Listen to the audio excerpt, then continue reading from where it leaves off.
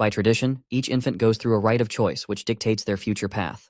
The boy chose the path of the patriarch. He thought he would enjoy a wealthy and rich life. But those dreams were shattered instantly because Jin lacked the basic swordsmanship required to be a Runcandel clan member. The world is ruled by the Runcandel clan, specializing in elite sword mastery. The heirs of the clan are granted superhuman abilities and the best swordsmanship to rule the world.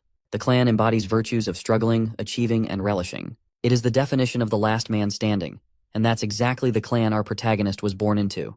Jin Runcandel is the youngest son of this clan. His people ridiculed him as the shame of the family and a disgrace to their legacy. Eventually, he was known as the worst swordsman in the history of the whole clan. If you thought your life was shit, just think about his. It's so bad that his fellow clanmates make fun of him for practically picking up a sword because he's so trash. These bug-eyed, bitchless loudmouths ridicule him for not being able to wield his holy sword Balasada. Poor guy has no choice but to ignore them. So his brother whacks him with a powerful kick to remind him of his shitty place. He tries to reach for his sword, only to get his hand stomped on. They don't want him to even try swordsmanship since he's so bad. His second brother makes fun of him for carrying notes to help his pitiful situation. To make the situation even worse, they snap his sword and tear apart his notes. This is done as a reminder to Jin that he will forever be the shittiest swordsman and a disgusting wench to their family. When he raises his voice against this unjust act, he gets bullied by his brothers who think they're doing him a favor. Jin's very own siblings tortured him every day, as if his talentless state wasn't enough, but he didn't care about that. He just wanted to try harder and harder to somehow and someday earn the trust of his family. So with that spirit, he gets back up, to make himself worthy of the clan. But unfortunately, he isn't getting a Zenkai boost in this universe. Bro gets disowned by his clan, but at least they spared him for trying. Jin was reduced to a vagrant, before inevitably crossing paths with his teacher, and realizing that he too boasted talent. He had a kind of power that was forbidden in his clan, the power to wield magic. 3 years have passed since then. Jin is a busy student hard at work when suddenly he gets swallowed by the shadows. He turns to find a giant entity called Soldaret, the master of the shadows. It's a lucky day for our boy as he's been chosen by a literal god to fulfill a contract. By forming this contract, he will be able to wield the power of shadow and become immune to curses. The god of shadows is surprised when he notices that Jin had been cursed from a young age, which is why he couldn't unlock his talent. The curse called Blade's Delusion suppresses the talent of a swordsman, which is basically a death sentence for someone in the Runcandel family. The god of shadows releases him from this curse and declares that he will become a swordsman with unparalleled abilities. Jin returns to his place and instantly grabs his sword to test out the theory. When he launches his sword in a clean swing, he realizes Soldaret wasn't just capping his powers. He's gained tremendous control over his sword. The worst swordsman of the clan doubles down by using magic and further enhancing his abilities. Finally, everything he had worked so hard for was coming to fruition. Or that's what he thought. Fast forward to his gruesome state, Jin was suddenly attacked and defeated. In his final moments, he wasn't able to make use of his powers and slowly fades away into nothingness. As he's crushed underneath the rubble, Jin wonders why he was given a second chance. The world goes blank before he reopens his eyes, shocked to see his clan members again. More so, he's in the same sword sanctuary where the Balasada awaits him. Baby Jin remembers this day, and realizes he's returned to his past by more than 20 years. The boy clutches his sword, earning the praise of his family. This time, he grabbed the weapon of his own will. 6 years after he chose the Balsada, the midget couldn't reach the top shelf. He's been in the Storm Castle for a while now and has to endure 3 more years before he's finally free. The boy feels caged when suddenly, one of the maids is horrified to find a dead bird in his room. Jin assesses the situation, realizing only 2 people could do something so audacious and brutal. The 2 people in question are his snickering brothers, the brats who have no regard for the poor animal. Daytona is 9 years of age, while the white hair punk is Haytona, sharing the same age. While they're laughing at the bird, Jin feels sad. These 2 clowns ended up becoming murderers in his original life.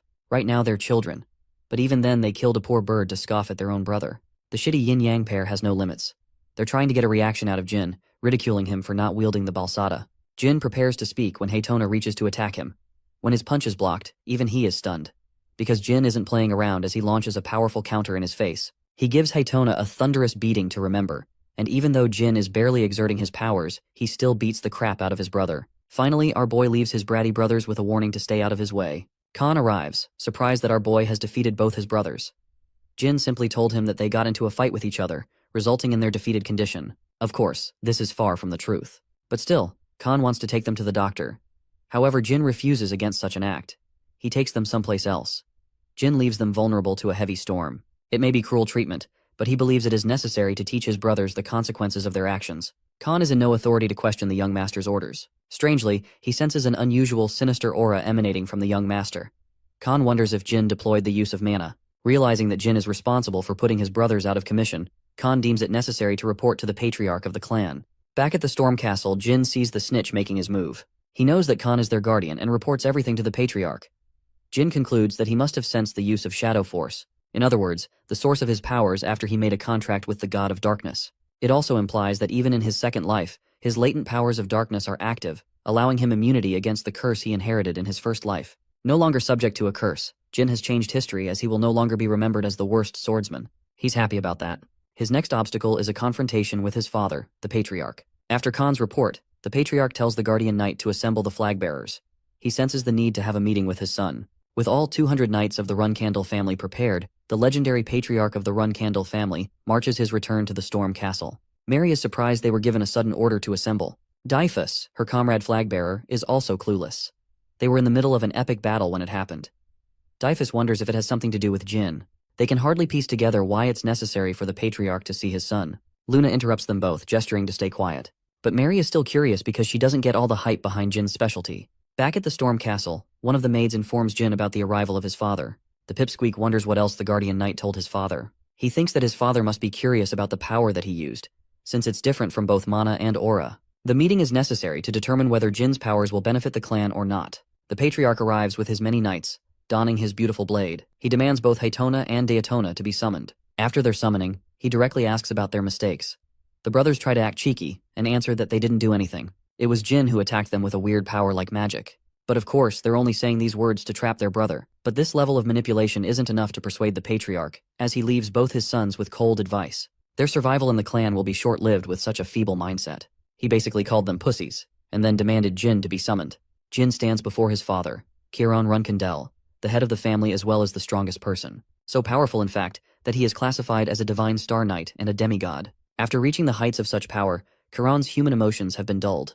The only passion he shares is an obsession for his clan's greatness and prosperity. In his original life, Jin was treated like a nobody. He had nothing to impress his father. But in this life, the boy walks with confidence and stride, knowing that he can no longer be underestimated. He makes his entrance as the flag-bearers glance at the boy, kneeling before his father. Ciaran questions why his son addressed him as the Patriarch instead of his father. The boy responds that he thought it would be proper to address his father with respect. The Divine Knight proceeds to ask the same question he asked his brothers. Clenching his fist with frustration, Jin responds that their only mistake was revenge. He espouses the principles of the Runcandel clan to always take revenge, no matter the relationship.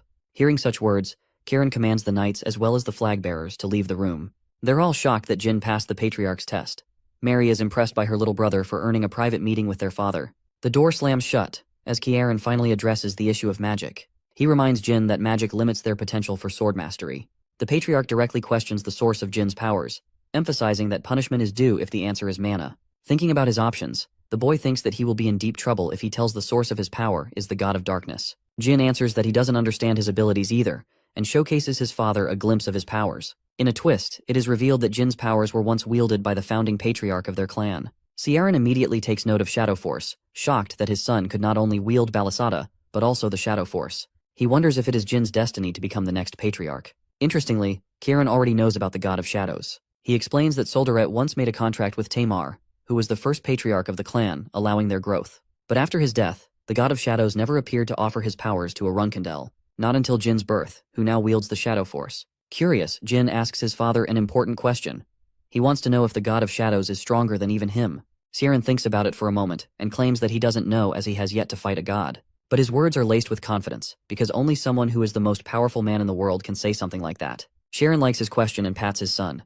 He's proud of the boy and questions how Jin will use his powers. The boy confesses that he will use them for the prosperity of the clan. Kiran laughs as he sees through the boy's deception. He knows that his son is brutal, as he not only beat up his brothers, but let them suffer the wrath of a storm. That kind of answer was a blunder on Jin's part, so this time, he proceeds to give an honest answer, declaring that he will use the Shadow Force for himself. Ciaran isn't frustrated with this answer, and even praises the boy for it. He would observe him for the time to come. With that, the meeting between the father and son finally ends. Jin is left exhausted but proud of the outcome. He no longer has to worry about concealing his powers, so it's a good outcome. The same boy remembers just how invisible he felt in his original life. But things were changing for the better in his new life. That night, his elder sister Mary brought him a special gift. She cooked him a nice meal as a parting gift. Jin doesn't remember her being so nice. When he opens the box, what lies inside is a burning heart of a phoenix. It's a crazy present to give to a 7-year-old boy, but Mary is just that kind of crazy. She's a flag bearer and a 6-star knight. She bears many names, but perhaps her most notorious one is the Madwoman of the South. Basically, she's your average Hello Kitty girl but on steroids. This gift is an invitation to her brother to quickly become strong and challenge her someday. Devouring a phoenix's heart is greatly advantageous as it grants total immunity to fire and excels one's growth. Jin wonders if he can become strong enough to summon a phoenix someday on his own. The maid, Jilly, brings him the prepared soup. But before he could dig in, Jin's two bratty brothers are drooling over the meal. They want a bite out of it too, but aren't man enough to admit their intentions. Jin offers them a chance to eat the soup in exchange for a favor. The favor turns out to be an annoying job. Both Haytona and Daytona have to dig a hole to search for something. But these clowns are ready to risk it all for some soup. What rests underneath the ground is an incubation chamber that holds a body of a mysterious figure cloaked in darkness. After a fuckton of digging, the boys are finally done. They return in a wretched condition for their well-deserved soup. However, Jin has already finished most of it. He has left just a teaspoon's worth for them to enjoy. This dude is a savage, while his brothers are seething over his shitty tactic. Jin arrives at the site where they dug a hole for him. He's impressed by their work and thinks a simple spell should be able to penetrate what's left. Jin is glad as he can finally use his mana, shattering the hollow wall. Lo and behold, the secret library of the Runcandel clan, a place that was kept hidden from him in his original life. There's a passcode that lets you enter inside. Jin feels confident and utters his request to console Murakan. The door opens after his chant. After dominating the world, the Runcandel clan preserved the relics of their fallen enemies. Only the flag bearers of the family are allowed to enter this area. And in his original life, he learned the phrase from Dyphus. It helped him unexpectedly in this life. But even Jin is surprised when he sees a murky figure preserved in a capsule. Seeing the man's scaly skin, he wonders if this creature isn't a human. Jin catches a sudden realization that this is the dark dragon Murakan itself. According to the legends, the dragon was defeated by the first patriarch before falling to a deep sleep. Jin stands before the legend and tries to search for the ancient books. After locating them, he begins his research by learning the secrets of the Kungan clan. However, the words are too difficult for Jin. He wants to take the book with him, but it would risk getting caught. The boy takes out his materials, deciding to copy the content. Every day, he would study at home and copy from the library. One day, things became complicated. Someone else decided to come to the library at an unusual time. But this isn't just anyone. It's the dark dragon Murakan who has suddenly awoken. Jin tries to remain calm as this monster is an ally of the clan. He tries to act polite with the dragon by calling him a dragon. But it goes to infuriate him as he viciously shouts at the young boy. Murakan feels angered that he was reduced to a guardian for the Runcandels. He sulks at his current situation.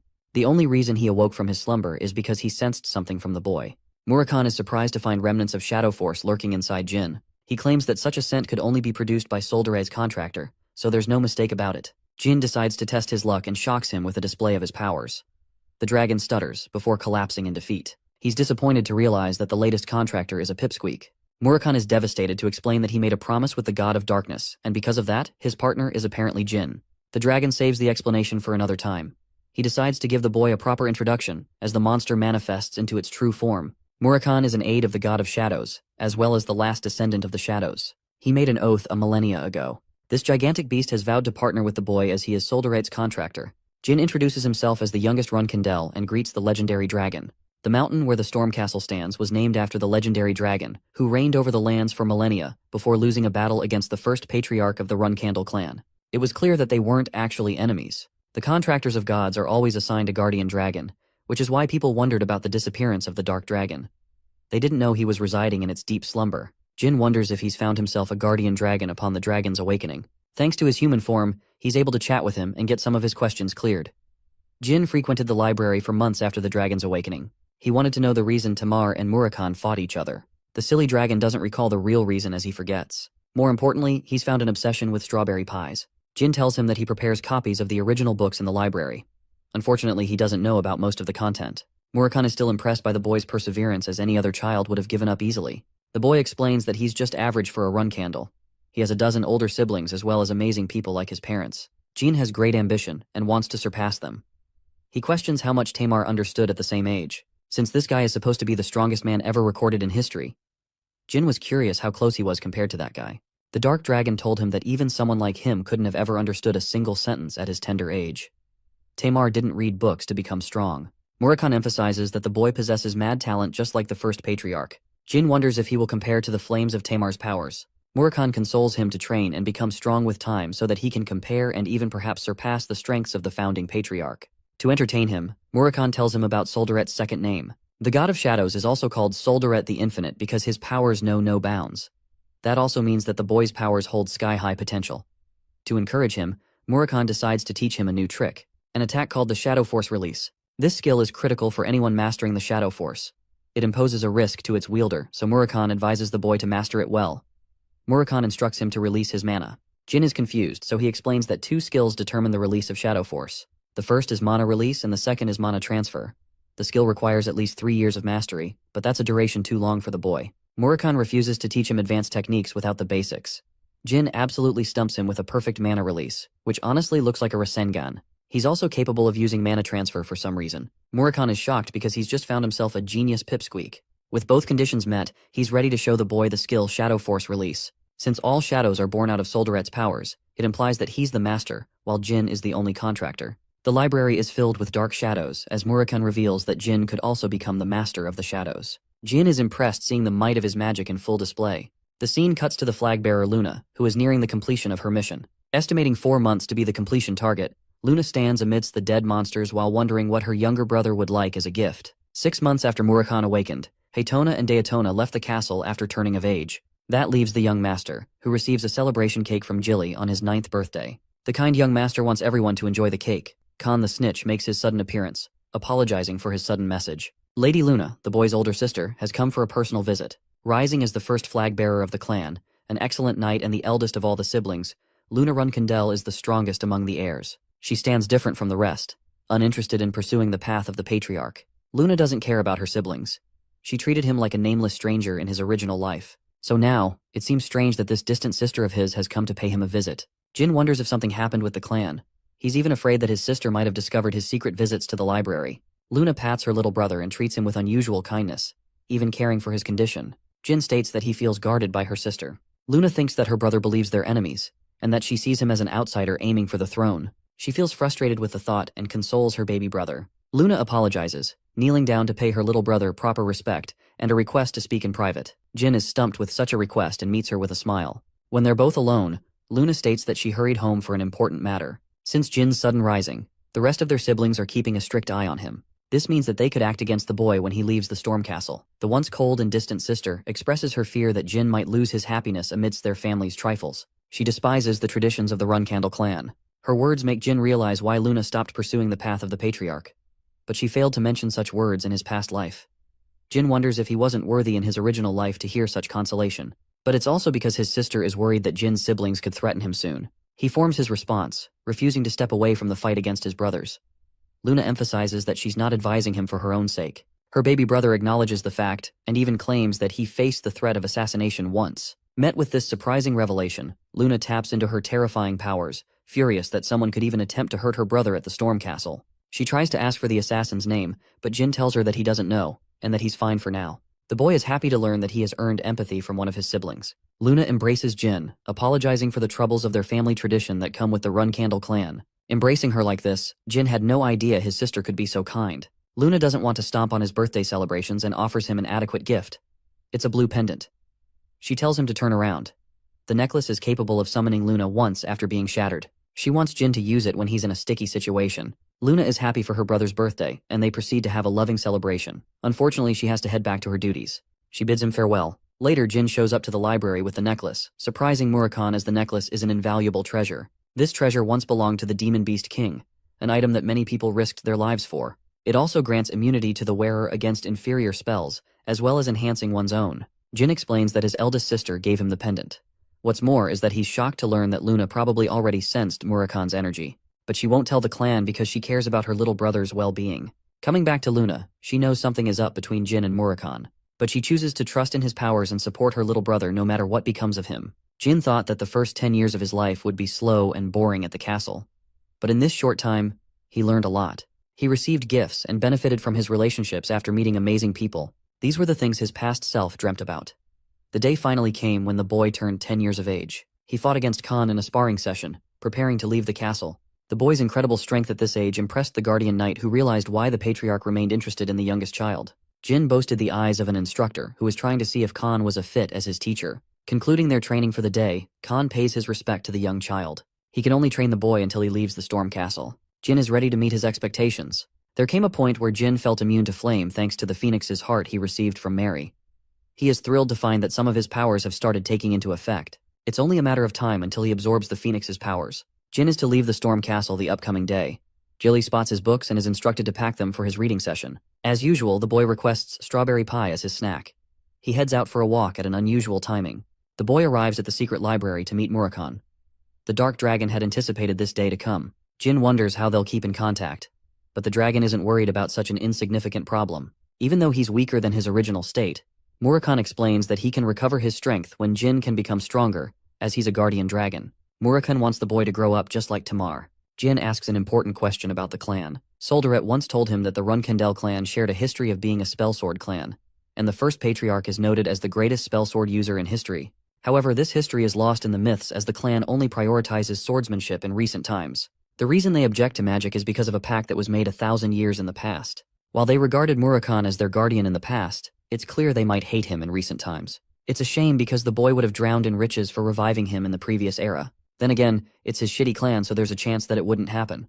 Murakan assures him that he'll track the boy no matter where he goes. As for his capsule, he's planning to keep a hallucination of himself. A hallucination so powerful that they won't be able to see through his deception.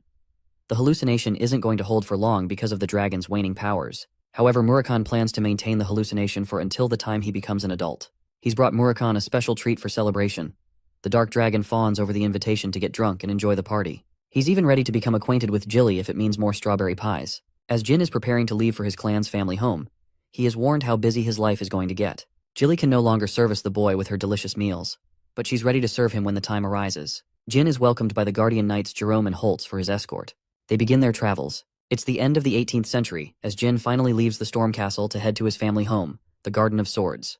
They're met with heavy snowfall along the way. Unfortunately, they won't be able to use a portal under such a condition. Suddenly, the carriage comes to an abrupt stop as Jerome and Holtz warn Jin to stay inside the carriage. The carriage is under attack, but Jilly is confident in the strengths of the 7-star knights who will guard them with their might.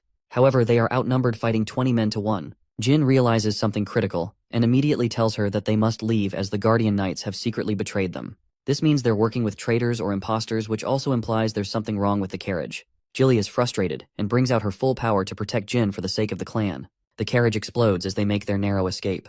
Jilly wants to take responsibility for this incident, but Jin reminds her that more important things are at stake, starting with the fact that the people attacking the knights could actually be their allies instead of enemies. Jin is surprised that they let them escape, which causes much suspicion on their intentions. The Yuta clan, as well as the sorcerers of the Mytel Kingdom, and the Black Mercenary Group are all here to guarantee the boy's safety. After locating the two of them, Vice Captain Murka explains his duty to protect Jin. As for Jerome and Holtz, they're struggling to fight such a number. This is because they are imposters who aren't even 7-star knights. As they are surrounded by the group, the devious man states that he isn't going to say a word to a Runcandel servant. Jin, being cold as always, commands one of them to be killed to make the other one talk. Jilly charges with incredible speed, severing one of the men with her sharp attacks. With him defeated, she precisely slashes both arms of the second imposter, inflicting him immeasurable pain. With both his arms severed, Jilly stands the victor of the fight and drags him before Jin. They underestimated Jilly's protective powers. Despite being a maid, she is a loyal 7-star martial artist. Whoever targeted Jin's assassination should have sent higher-level knights for the job. The limbless punk warns them that the age of Runcandels will come to an end. Surprisingly, Jin agrees with him. Because this midget is so full of himself, he cares about making a name for his own good instead of the good of the clan. The imposter blurts out his association with Zyphals, a sorcerer clan that rules a big part of the world. They're the rivals of the Runcandel clan, and they only strive to reach mastery in magic. After Tamar's death, the Zyphals clan forced them to sign a pact forbidding the use of magic. That ensured all magical powers of the family were permanently sealed. The Zyphal clan became the direct enemy of the Runcandels for more than 1,000 years. This clown imposter is one of their pawns. Jin doesn't think he's useful, so he lets Jilly handle the rest. The man is begging to be killed, but Jin isn't so kind. He's reflecting on what could cause such an attack. More importantly, the boy believes a Zyphal extremist attacked them instead of the clan itself. What's more is that Jilly was fooled by their disguise. It means someone else is involved in doing such dirty work. The boy offers his gratitude to the vice captain of the knights for saving his life. He's prepared to tell his clan everything so the man could be rewarded properly. Murka is stunned because the 10-year-old boy does not sound like a normal child. Thinking back on the boy's words, Murka wonders if Jin really wants to achieve the goal of becoming the best. He tells his men to behave around Jin. It is time to continue their journey. When asked about the imposter, Jin states that he wants his body to be a good reminder to his allies. Unfortunately, they have to travel 2 hours by foot to reach the nearest village. Jin doesn't want Jilly to share the blame of what occurred, as even Khan, who is a 9-star knight, failed to break through their deception. Jilly is still bothered about what happened and apologizes to the young master. For the Runcandels, their nanny is single-handedly responsible for taking care of the child. Jilly was the same in his past life. but unfortunately, they gave her slack for the talentless boy she was assigned to raise. Jilly was so kind that she never blamed Jin. She was expelled from the clan the same day he was, and even on that very day she apologized for failing him. She was the only devoted person he knew in his life. Jin wants to prepare her for the future to come. This woman can't stop blaming herself. So Jin takes a frustrated twist and emphasizes that she's the only trustworthy knight for his protection. Later, Jilly thinks about the boy's scolding. She recognizes that he didn't want her to feel bad. Fortunately, she's ready to perform at her best to impress him. Arriving at the village inn, Jin thinks that it's almost certain the Transfigurator got involved. Bubar Gaston specializes in exercising an ability of dragons called transformation. He performed a greater transformation ability than even monsters, allowing many crimes to occur throughout the world. Jin thinks that with that man's involvement, things could shape up to become problematic. He remembers Bubar's chaos coming to an end when he was arrested in his previous life. The boy wonders if he should try and recruit the man in this life, even though he was nearly assassinated by one of his schemes. Jin is exhausted and ultimately crashes in his bed. Jilly puts him to rest. When Jin wakes up, he realizes that it must be his harsh training taking a toll on his body.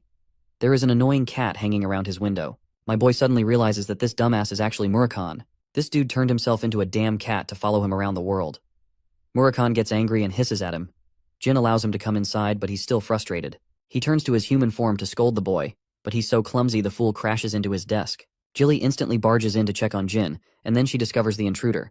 She's ready to kill this guy before our boy even has a chance to speak. Murakan suddenly remembers it was Jilly who baked him strawberry pies. Basically, he's just found his lottery ticket. Jin is out here dreading his life. He decides to take the honest approach with her, introducing Murakan as the guardian dragon of the clan.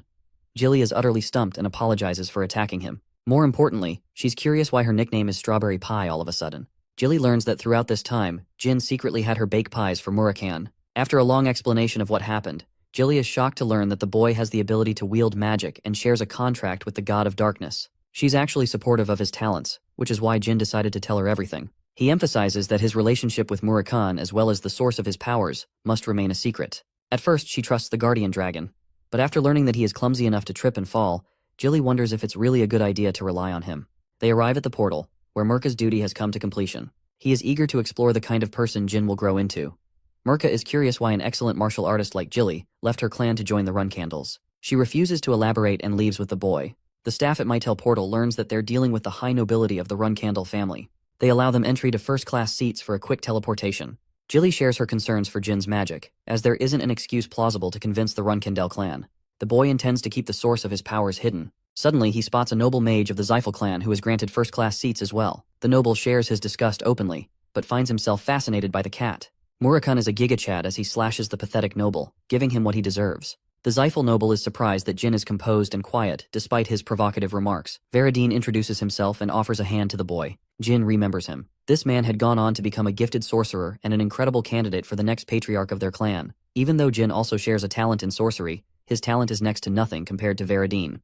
The boy is cautious of him and reminds Veradine that his men nearly pulled out their blades, and they would have been killed for that. He dishes out equal provocation as a joke, but Jin emphasizes that he wasn't just joking around.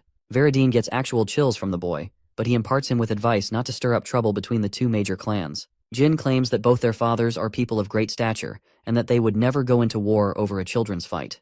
Veradine is impressed, but Jin is verbally abusing this man. He tells him to shut up for the rest of the portal ride. Veradine is almost enchanted and wants to befriend Jin, but it would complicate their clan's relationships. So instead he vows to make him his rival for the ages to come. As for Jin, he's surprised Veradine is maintaining his school even after his joke. It's almost as if the Zyphels are chaotic and messed up in their heads. Teleportation is underway. Before being teleported, Veradine expresses his excitement to meet Jin in the future, but the boy doesn't share his enthusiasm and doesn't want chances of that happening. Finally, Jin has arrived. Petrov, a second-class butler of the family, meets his grace, welcoming him to the Garden of the Swords and the home of the Runcandel family. The Garden of Swords is a sanctuary of blades for the most reputable members of the Runcandel family. To have one's weapon be marked in this garden is the height of honor for a Runcandel family member. The boy once shared the same goal, but with the weaknesses of his past life, he became naive and foolish. Now that he's equipped with a cunning nature, Jin believes he will have an easier time in the house. The boy meets his mother, Rosa Runcandel. Ciaron is alarmed by the cat he picked up on the way. The fact that he claims ownership over the animal is considered a proud quality. Jin has decided to name him Kitty Runcandel, but this kind of name is seen as offensive by his brothers, as it is an animal undeserving of their name. Ciaron asks why he did that. The boy counters that he wants to take responsibility for the cat, a creature that he claimed as his own. He wants to ensure he takes care of it, even though the Runcandel name is a heavy burden, as Jin will have to seek revenge should anyone bother his pet. The patriarch is impressed with the boy's ability to make quick enemies. His siblings aren't an exception. Jin emphasizes that he doesn't shy away from taking his enemies down. His father appreciates this kind of attitude and hopes his older siblings stay sharp and don't underestimate him. 4 years have passed since then. Jin is a 14-year-old classified as a 2-star knight. His training session is concluded with Garen, and his next training is scheduled with Luna. Jin doesn't want to share lunch with his family and prefers eating with the cats. Velop has brought him lunch. He's a commoner who is going to be expelled from the clan soon. Interestingly, he's so calm and always praises Jin's mightiness. Our boy tells him to stray away from the path of humility, as he often gets looked down upon. Jin encourages him to take some pride in his abilities, since he's also a Runcandel cadet. Velop sulks as he's got the lowest grades and his swordsmanship is trash. On the other hand, becoming a cadet of the Runcandel clan is a feat in and of itself. He might have the worst grades, but he's better than average. Jin really wonders how a meek and introverted boy like him could become a dangerous enemy in the future. What's more is that he ended up taking his own life.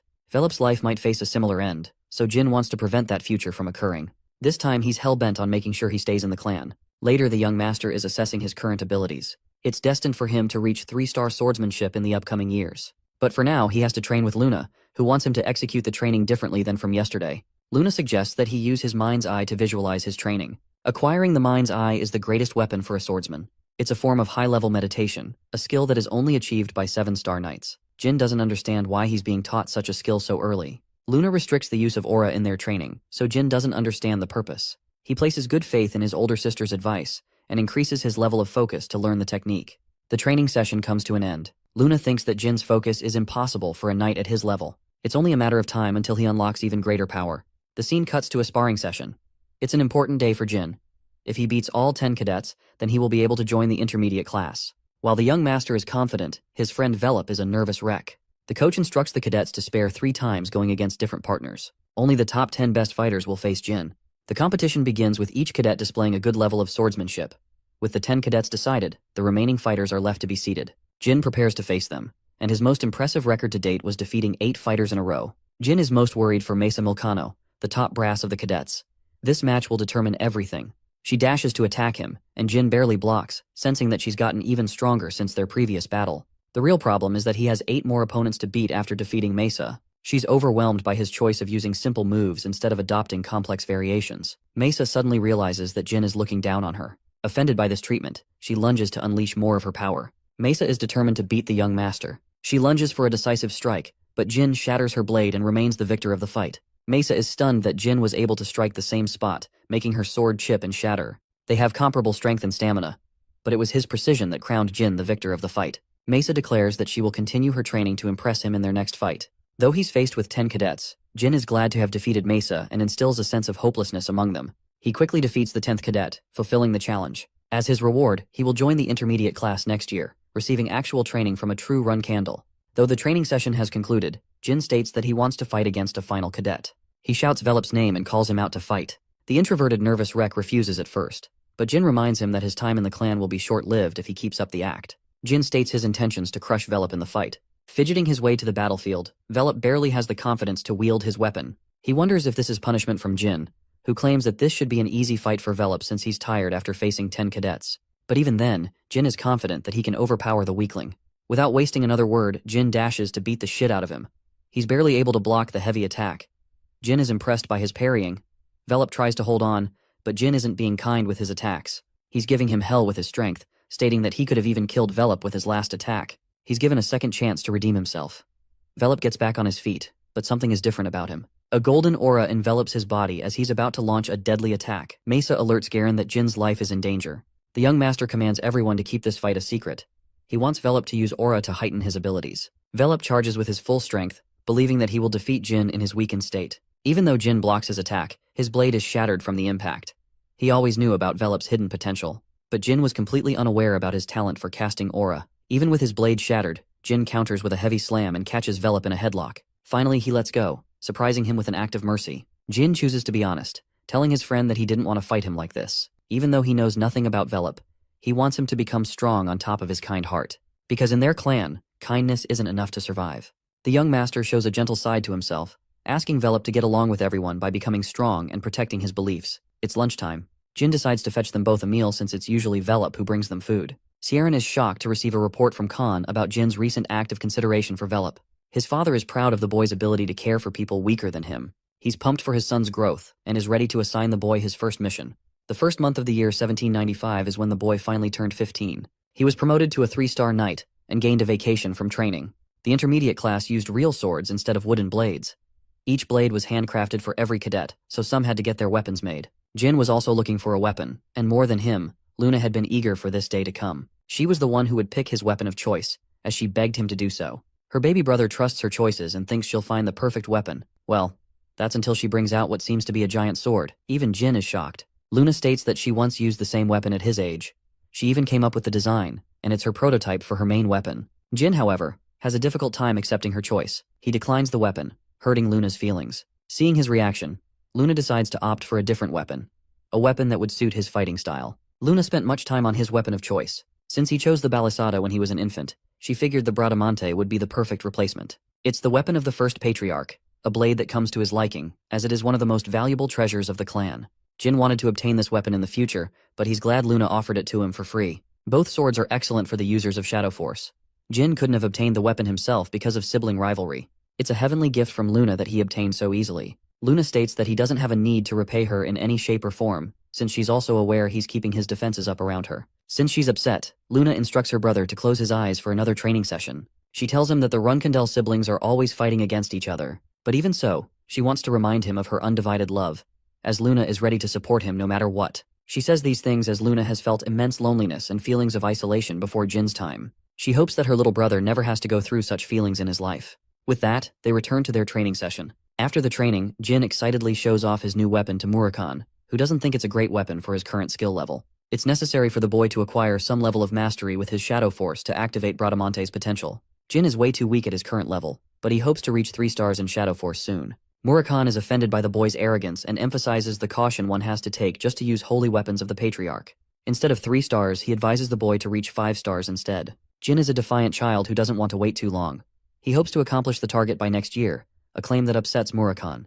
To further annoy him, Jin takes his book, threatening to rip it apart. Fortunately, Jilly comes to inform the boy about Garen, who wants to meet him for a briefing of his latest mission. Jin is surprised. He learns that his first mission will begin after the end of the break. Although he is glad, he doesn't understand why it has to begin right after the break. Jilly knows that missions are tough even for the intermediate cadets. Jin is intrigued and wants to explore the matter with Garen. He enters the room to meet Garen, realizing that he is to execute a mission with 10 novice class cadets. They will be split into groups of 2. The objective is to scout the border area of the Jian Kingdom. This kind of area is normally too dangerous for cadets of the beginner level. Jin thinks it will be tough, especially when you consider the fact that his teammates are weak as hell. The boy thinks his father has something to do with the mission conditions to be so strict. He wonders if Velop is related to the matter. Nevertheless, the boy is prepared to prove his skills to the Divine Star Knight, proving that his resolve is harder than steel. 4 days passed. They were on their mission to rescue Sember Bill of the Bill family. They took the initiative to set up camp near the border immediately, then they will commence operations. Each day, a group will be used to exchange information with their base camp. Jin is the leader and wants his allies to address him as such. Anyone injured will rest and take breaks plentifully to ensure the success of the mission. Jin learns that there aren't any werewolves in the area. He's impressed by Velop's insight, who is acting as the mediator for information. The group leader furthers the search on Area 13. Something about the mission bothers him. While it's true his father played a part in assigning the mission, everything is going comfortably smoothly. The boy wonders if his intuition had been incorrect about the mission. The land beyond Area 13 is called the Land of Halfmen. It's a dangerous area well beyond the skill level of the novice cadets. Jin wants a smooth victory instead of exhausting his resources. Suddenly, Velop comes with a striking development on the situation. Jin receives the alarming news of Group 2 succumbing to an enemy attack. He immediately prepares to move, and learns from Velop that they were attacked by 3 human assailants. It's possible there are more than 3 enemies. Jin tells his subordinates to return to the base camp. He leads the charge against the enemies while reducing their intentions. There are many questions troubling Jin, but he's prepared to exact his revenge against the enemy. Traces of blood terrify Velop. He fears Mesa's group got annihilated. However, Jin thinks there is hope, as there aren't any pieces of flesh around. It's possible only one assailant is attacking them. Jin comes to discover a bloodied bandage. With this discovery, he deduces that Group 2 switched tracks after sensing another threat near the vicinity. He wants Sierra to go with Eddington and David, while Jin is to pursue Group 2 with Velop. They both manage to find Group 2 fighting against their enemies, but Mesa is nowhere to be found. He commands Velop to attack the one on the left. Jin coats his weapon with Shadow Force, increasing its attack potency. He launches the blade, instantly killing one of the assailants. As for the second, Velop launches his attack, but Jin is quick on the draw and slashes him from behind. With that, both assailants have been defeated. Jin learns about Mesa's capture. He gives the assailant 2 choices, both spelling his doom. This terrifying 15-year-old is ruthless and promises to kill every person the assailant has ever known. The man doesn't want his family to face doom, so he spills information about his connection to the Kinzalo faction. They're a terrorist group who became responsible for killing the king of the Jian Kingdom in the original timeline. Under the guise of revolution, they wear a secret intention to conquer the world. Jin inquires about their intention. Unfortunately, the assailant is one of their underlings, so he doesn't have much information about their main base. He tells him about a different base that houses 20 martial artists and sorcerers. As for his final question, Jin wants to know why they kidnapped Mesa. He learns that it was their order to capture the female cadets for a political goal. After receiving this information, Jin lands the killing blow, refusing to be merciful to his enemies. 1 hour has passed since Mesa's capture. He wants his subordinates to request support after healing. Jin is prepared to tackle all 20 assailants himself. His comrades are against such a rash decision, wanting to provide them with their assistance in a dangerous mission. Jin emphasizes that it is his duty to protect the people of his clan. He believes in his strength to complete the mission, and doesn't prefer entertaining objections to his orders. Jin instructs Velop to be in charge in his absence. With that, the group leader dashes to save Mesa, hoping to reach her before it is too late. Jin has to defeat competent enemies stacked against his skill level. It's true that he's strong, but he's not strong enough to defeat all of them alone, so his plan is focused on rescuing Mesa instead of defeating his opponents in a head-on fight. Jin activates detection magic and pairs it with wind detection for even greater effect. This lets him uncover the enemy's tracks. Jin continues his rush when he is suddenly attacked by a bunch of assailants. The Runcandel young master shocks them with his ability to cast magic spells. He defeats one before getting his hand trapped by a mage. Jin slashes the assailant from behind and remains unaffected by the flames thanks to his immunity. The mage deploys the use of ice magic to beat him, but even that is rendered ineffective against this monster. Defeat is certain as the sorcerer meets his end. Jin wonders if the assailants are underestimating his faction because of their beginner-level experience. He understands the Kinzalo hierarchy and knows that Mesa won't be harmed until she reaches the officer. It's the only glimmer of hope he has to save Mesa. Jin intends to distract his enemies and casts flame magic to do the job. This will make them focused on the fire while Jin executes his next move. He comes to their base, slowly waiting for his enemies to make a mistake. Jin spots their leader who knows there is a culprit responsible for the fire. Unfortunately for him, Jin strikes him down when his men are far away. He obtains the keys and busts open the captivity room. There, he discovers a trapdoor and sees Mesa at last. She's shocked to see him in such a dangerous location. Jin frees her, but suddenly the entire structure begins shaking. Mesa begs to be left behind in case the situation gets difficult for them to escape. Jin cares less about that and focuses on saving Mesa. After coming outside, he comes to terms with a horrifying revelation. A half-man has just killed a bunch of enemies unexpectedly. This terrifying monster is none other than the white werewolf. Jin knocks Mesa unconscious so she doesn't do anything rash. The werewolf questions if Jin is responsible for the flames. Jin introduces himself as the son of the patriarch and stands to face the werewolf, who is impressed to find an underling of the Runcandel clan. Many days before the mission, Jin was trying to master his weapon, but Murakan always jumped him for being absurd. He warned him against preemptively activating the sword and overloading his body. Much to his annoyance, Jin stopped his pursuit. In the present, he is faced with his most difficult threat. Quazoidotruca is a warrior-class creature of the white werewolves race.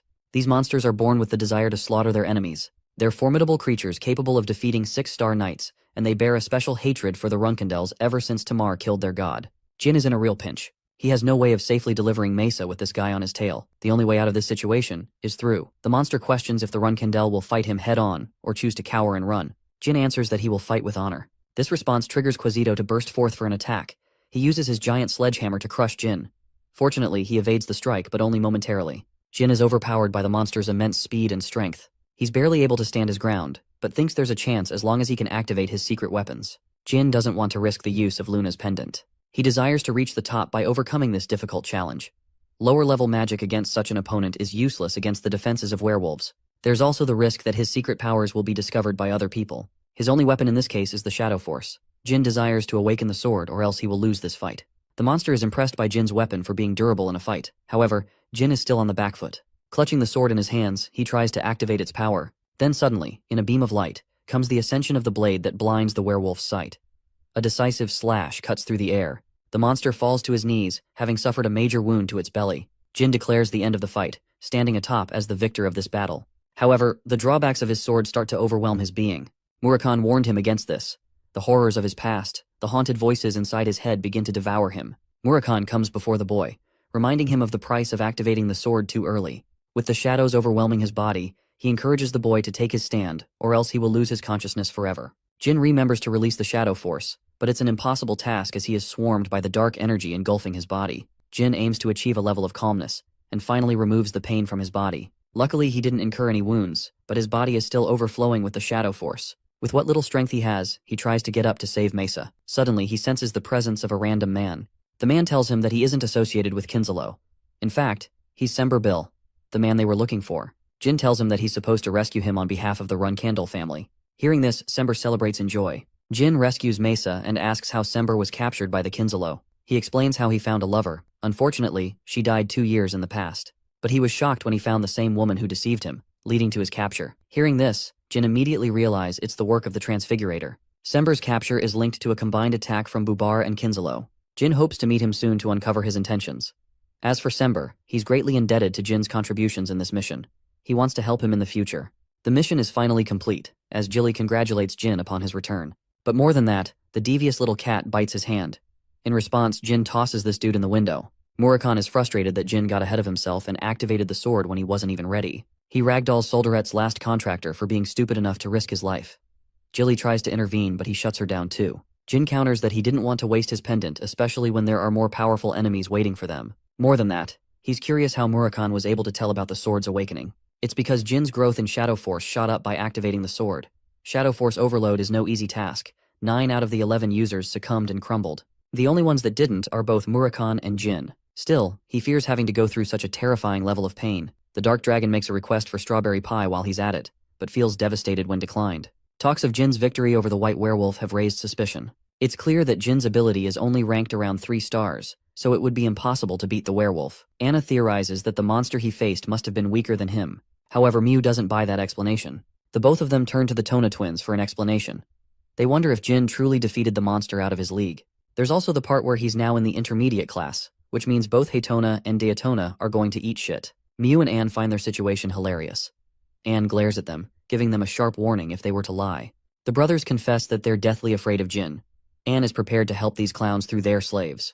The intermediate class thrives on the survival of the fittest. Only the best of the best remain from cadets of 3 stars to 5-star levels. As for both Anne and Miu, they've made a bunch of these cadets as their very own slaves. They're ready to deploy them to Haytona and Daytona to beat Jin. The perspective shifts to our boy, who has reached 4 stars in Shadow Force as a result of completing the mission. There's an imminent risk of using his full powers, so Jin wants to reach 6 stars swordsmanship within the next few years of his life. He hopes to become an exceptional swordsman before climbing to rank 7 as a master. However, the strongest swordsmen are all 8-star knights or above. In fact, there are only 100 brilliant knights of such level on a continent with a population of 2 billion. But there's even more. One class that exists beyond even 10 stars. The divine star level of the Patriarch Tieron, who has achieved the strength of a demigod. That's his goal. Jin aspires to climb the heights of a divine star knight to surpass his father. But for now, his current objective is to deal with the intermediate class. The Tona twins are going to pose him much trouble aside from the rest of his siblings. The novice class was easy and supportive because they were newbies. But when it comes to the intermediate class, things are different. The only measure of strength is power and skill. Jin's objective is simple. He will dominate the intermediate class and make his mark. He is summoned to a meeting with his mother, who congratulates him with the completion of his first mission. At the same time, she learned from her butler that Jin refused to stay in the new room. The special room is designed for the people who will become the Patriarch. The room has been empty, so she wants Jin to use it. However, her son declines the offer, stating that it's just a room and that he doesn't fancy spacious rooms. He's satisfied with what he has. Hearing this answer, she tells him to take his leave. Rosa is confused about the ambitions of the boy, not understanding if he is full of ambition or devoid of it. It was clear that he would have been treated with brilliant support after acquiring the room, but at the same time, Jin would become the target of his siblings. The offer was a test, and our boy aced it to his mother's expectations. Jin returns to inform the novice cadets about factions that are linked in an intermediate class. Since these fresh cadets will be considered a part of Jin's faction, they're going to face scrutiny and harassment. But their leader isn't going to sit around and watch. He hopes to conquer the intermediate class immediately. As caution, Jin advises them to stay on their guard and be always accompanied by an ally. The following day, Jin Runcandel, an experienced 8-star knight as well as the younger brother of the Patriarch, offers his speech to the cadets who are promoted to the intermediate class. Jed will not be involved in any serious events and exists only to evaluate their swordsmanship. He roars his message to remind the newbies of their cold motto. Strength is the only thing that matters, so anyone weak will be discarded from the clan. Jin senses that this is an attempt to intimidate the freshmen. He spots the Tona twins, and also spots an unusual-looking warrior next to them. For some reason, he guesses that Anne and Miu are operating from behind the scenes to intimidate the newbies. Mesa observes Jin, who is walking straight towards the Tona twins. He takes out his blade and slashes the man right next to them. To everyone's utter shock, The man loses his arm as Jin hopes to emphasize to his enemies that he's the one in control, instead of the other way around. When asked for his name, the cadet introduces himself as Kazin Romero. The Tona twins try to interfere in the matter, but Jin shoots them a warning to remember. One of the brothers gives in to anger and accidentally blurts out the cadet's allegiance to his faction. This is exactly what Jin was looking for. He further provokes them by stating he had a petty reason for slashing the man's arm. War between the Runcandel siblings has already started. Jed realizes that the twins' trap worked against them. With Kazin's allegiance to their faction, Jin's act is no longer seen as a selfish mistake.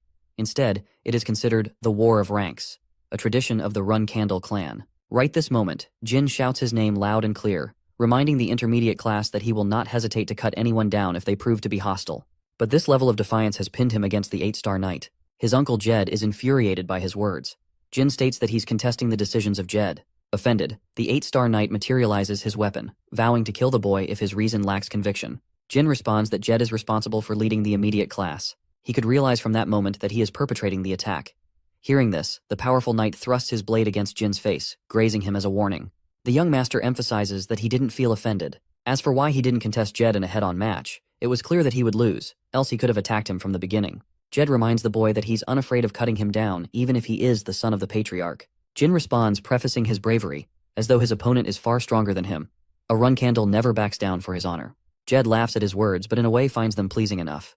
He acknowledges Jin's place in the Runcandel clan, and reminds the young cadets of the best example of what a Runcandel is actually like. The session is at last dismissed. Jin walks away, but departs with a piece of advice for the Tona twins. He reminds them that there will come a time where they will fear him more than their older siblings.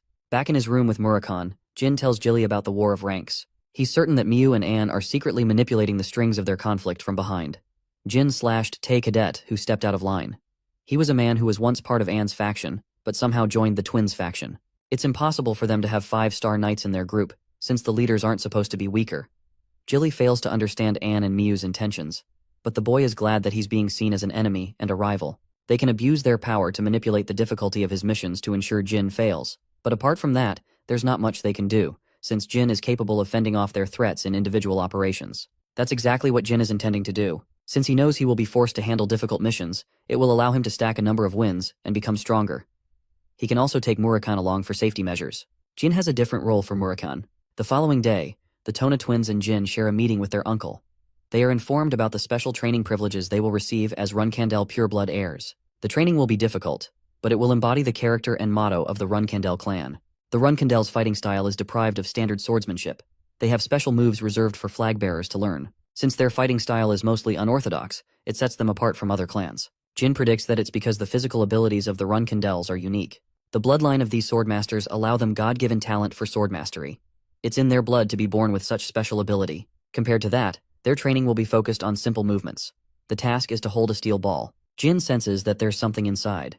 The steel balls are called singing stones. They generate specific sounds upon each strike. Jed demonstrates by striking the steel ball, which produces a sharp clang, deafening their ears. Then, the Commander Knight strikes a second time, but there's a twist. A beautiful melodic sound is created. Each sound depends on how hard the ball is struck. The objective is to strike perfectly to release a beautiful sound with each strike. Jin realizes that this is the most effective form of training for the Runcandels. But even so, it's still too easy and simple to be called a secret training method. Jed attempts to produce the third and final sound. Jin is curious. The blade hits the stone when he suddenly realizes the effects. Jin pushes his brothers away as the steel ball explodes to oblivion. The Tona twins are shocked while Jed is impressed by the boy's sharp senses. The stones will always explode when struck with too much power. This basically means their lives are at risk in the name of training. Jed explains that all of their previous siblings experienced the same effects of the explosion. Jin wants to know how Luna was able to dodge. Jed explains that she didn't even try to dodge, and succumbed to the destruction of the blast. But she was so powerful in her defenses that it didn't even hurt her. This response leaves not just Jin but also his brothers completely speechless.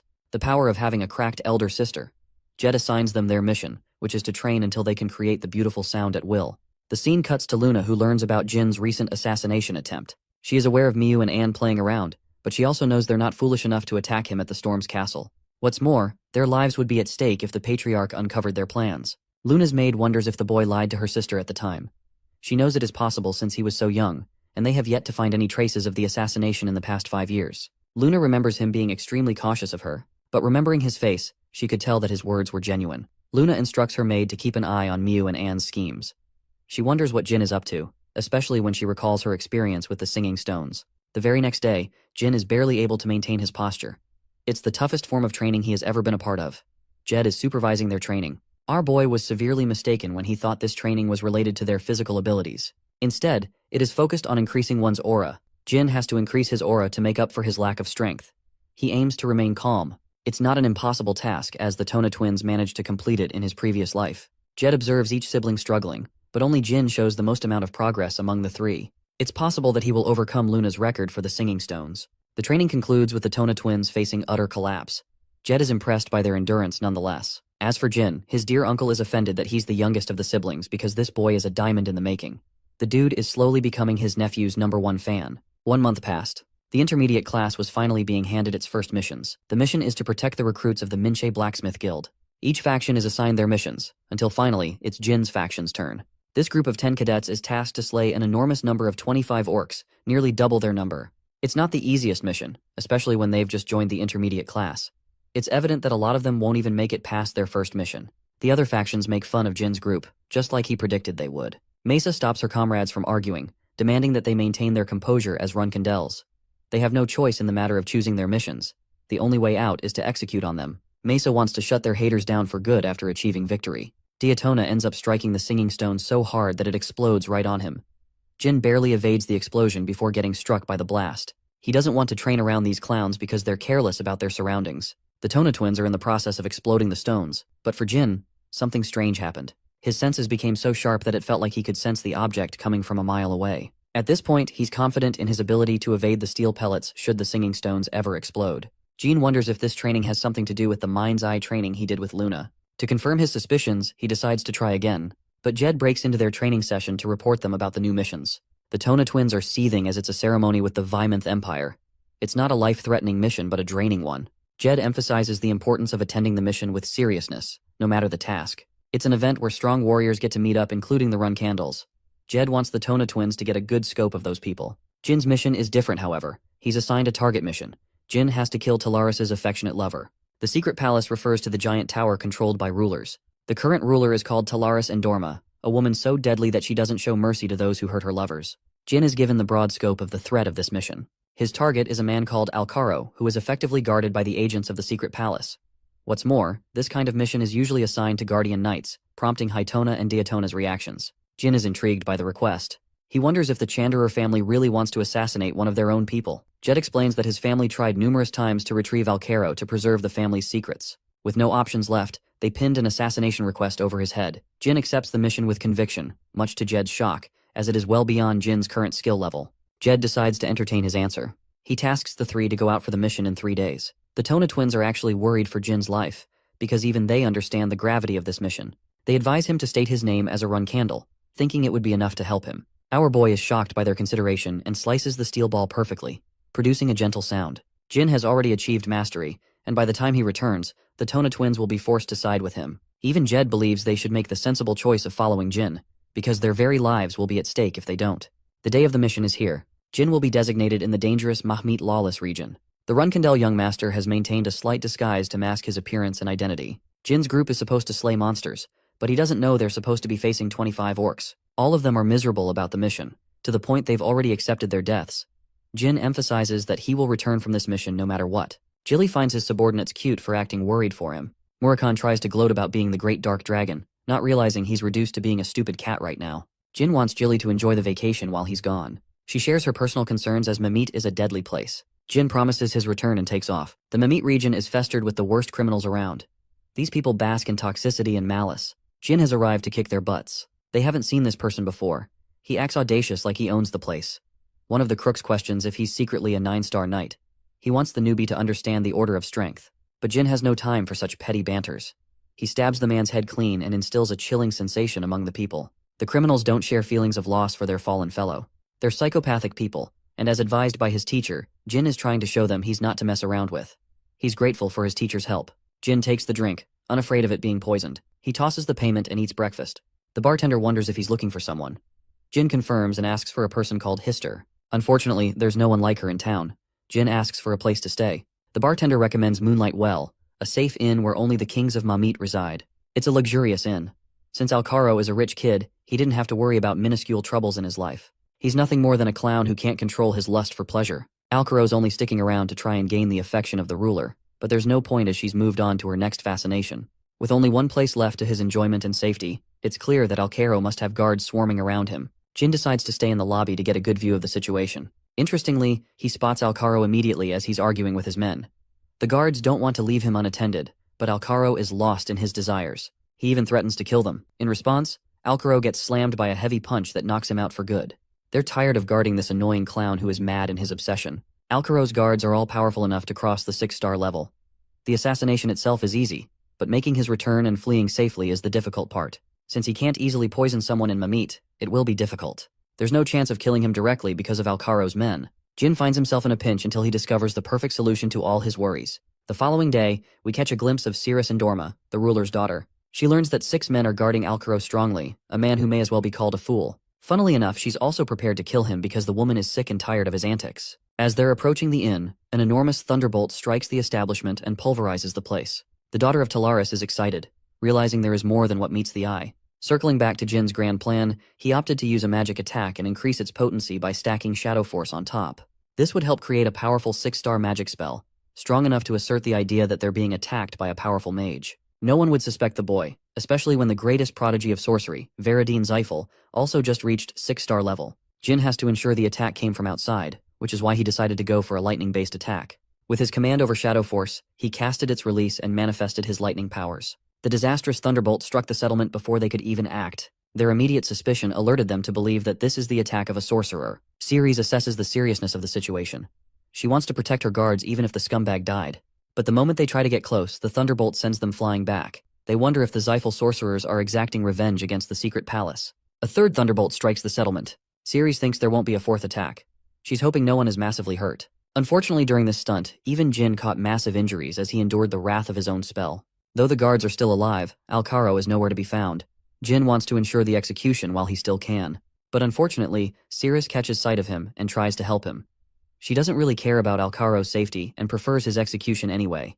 Cirrus also demands the capture of the sorcerer responsible for casting the spells. Jin is glad that he doesn't have to do the dirty work of killing Alcaro when she's here with a whole squad of her own. But there's bound to be trouble if she recognizes Jin's identity as a Runcandel. The guards come to inform Alcaro's confirmed death because of the lethal spell. Ceres gains control of the Moonlight Well as the daughter of the ruler Talaris.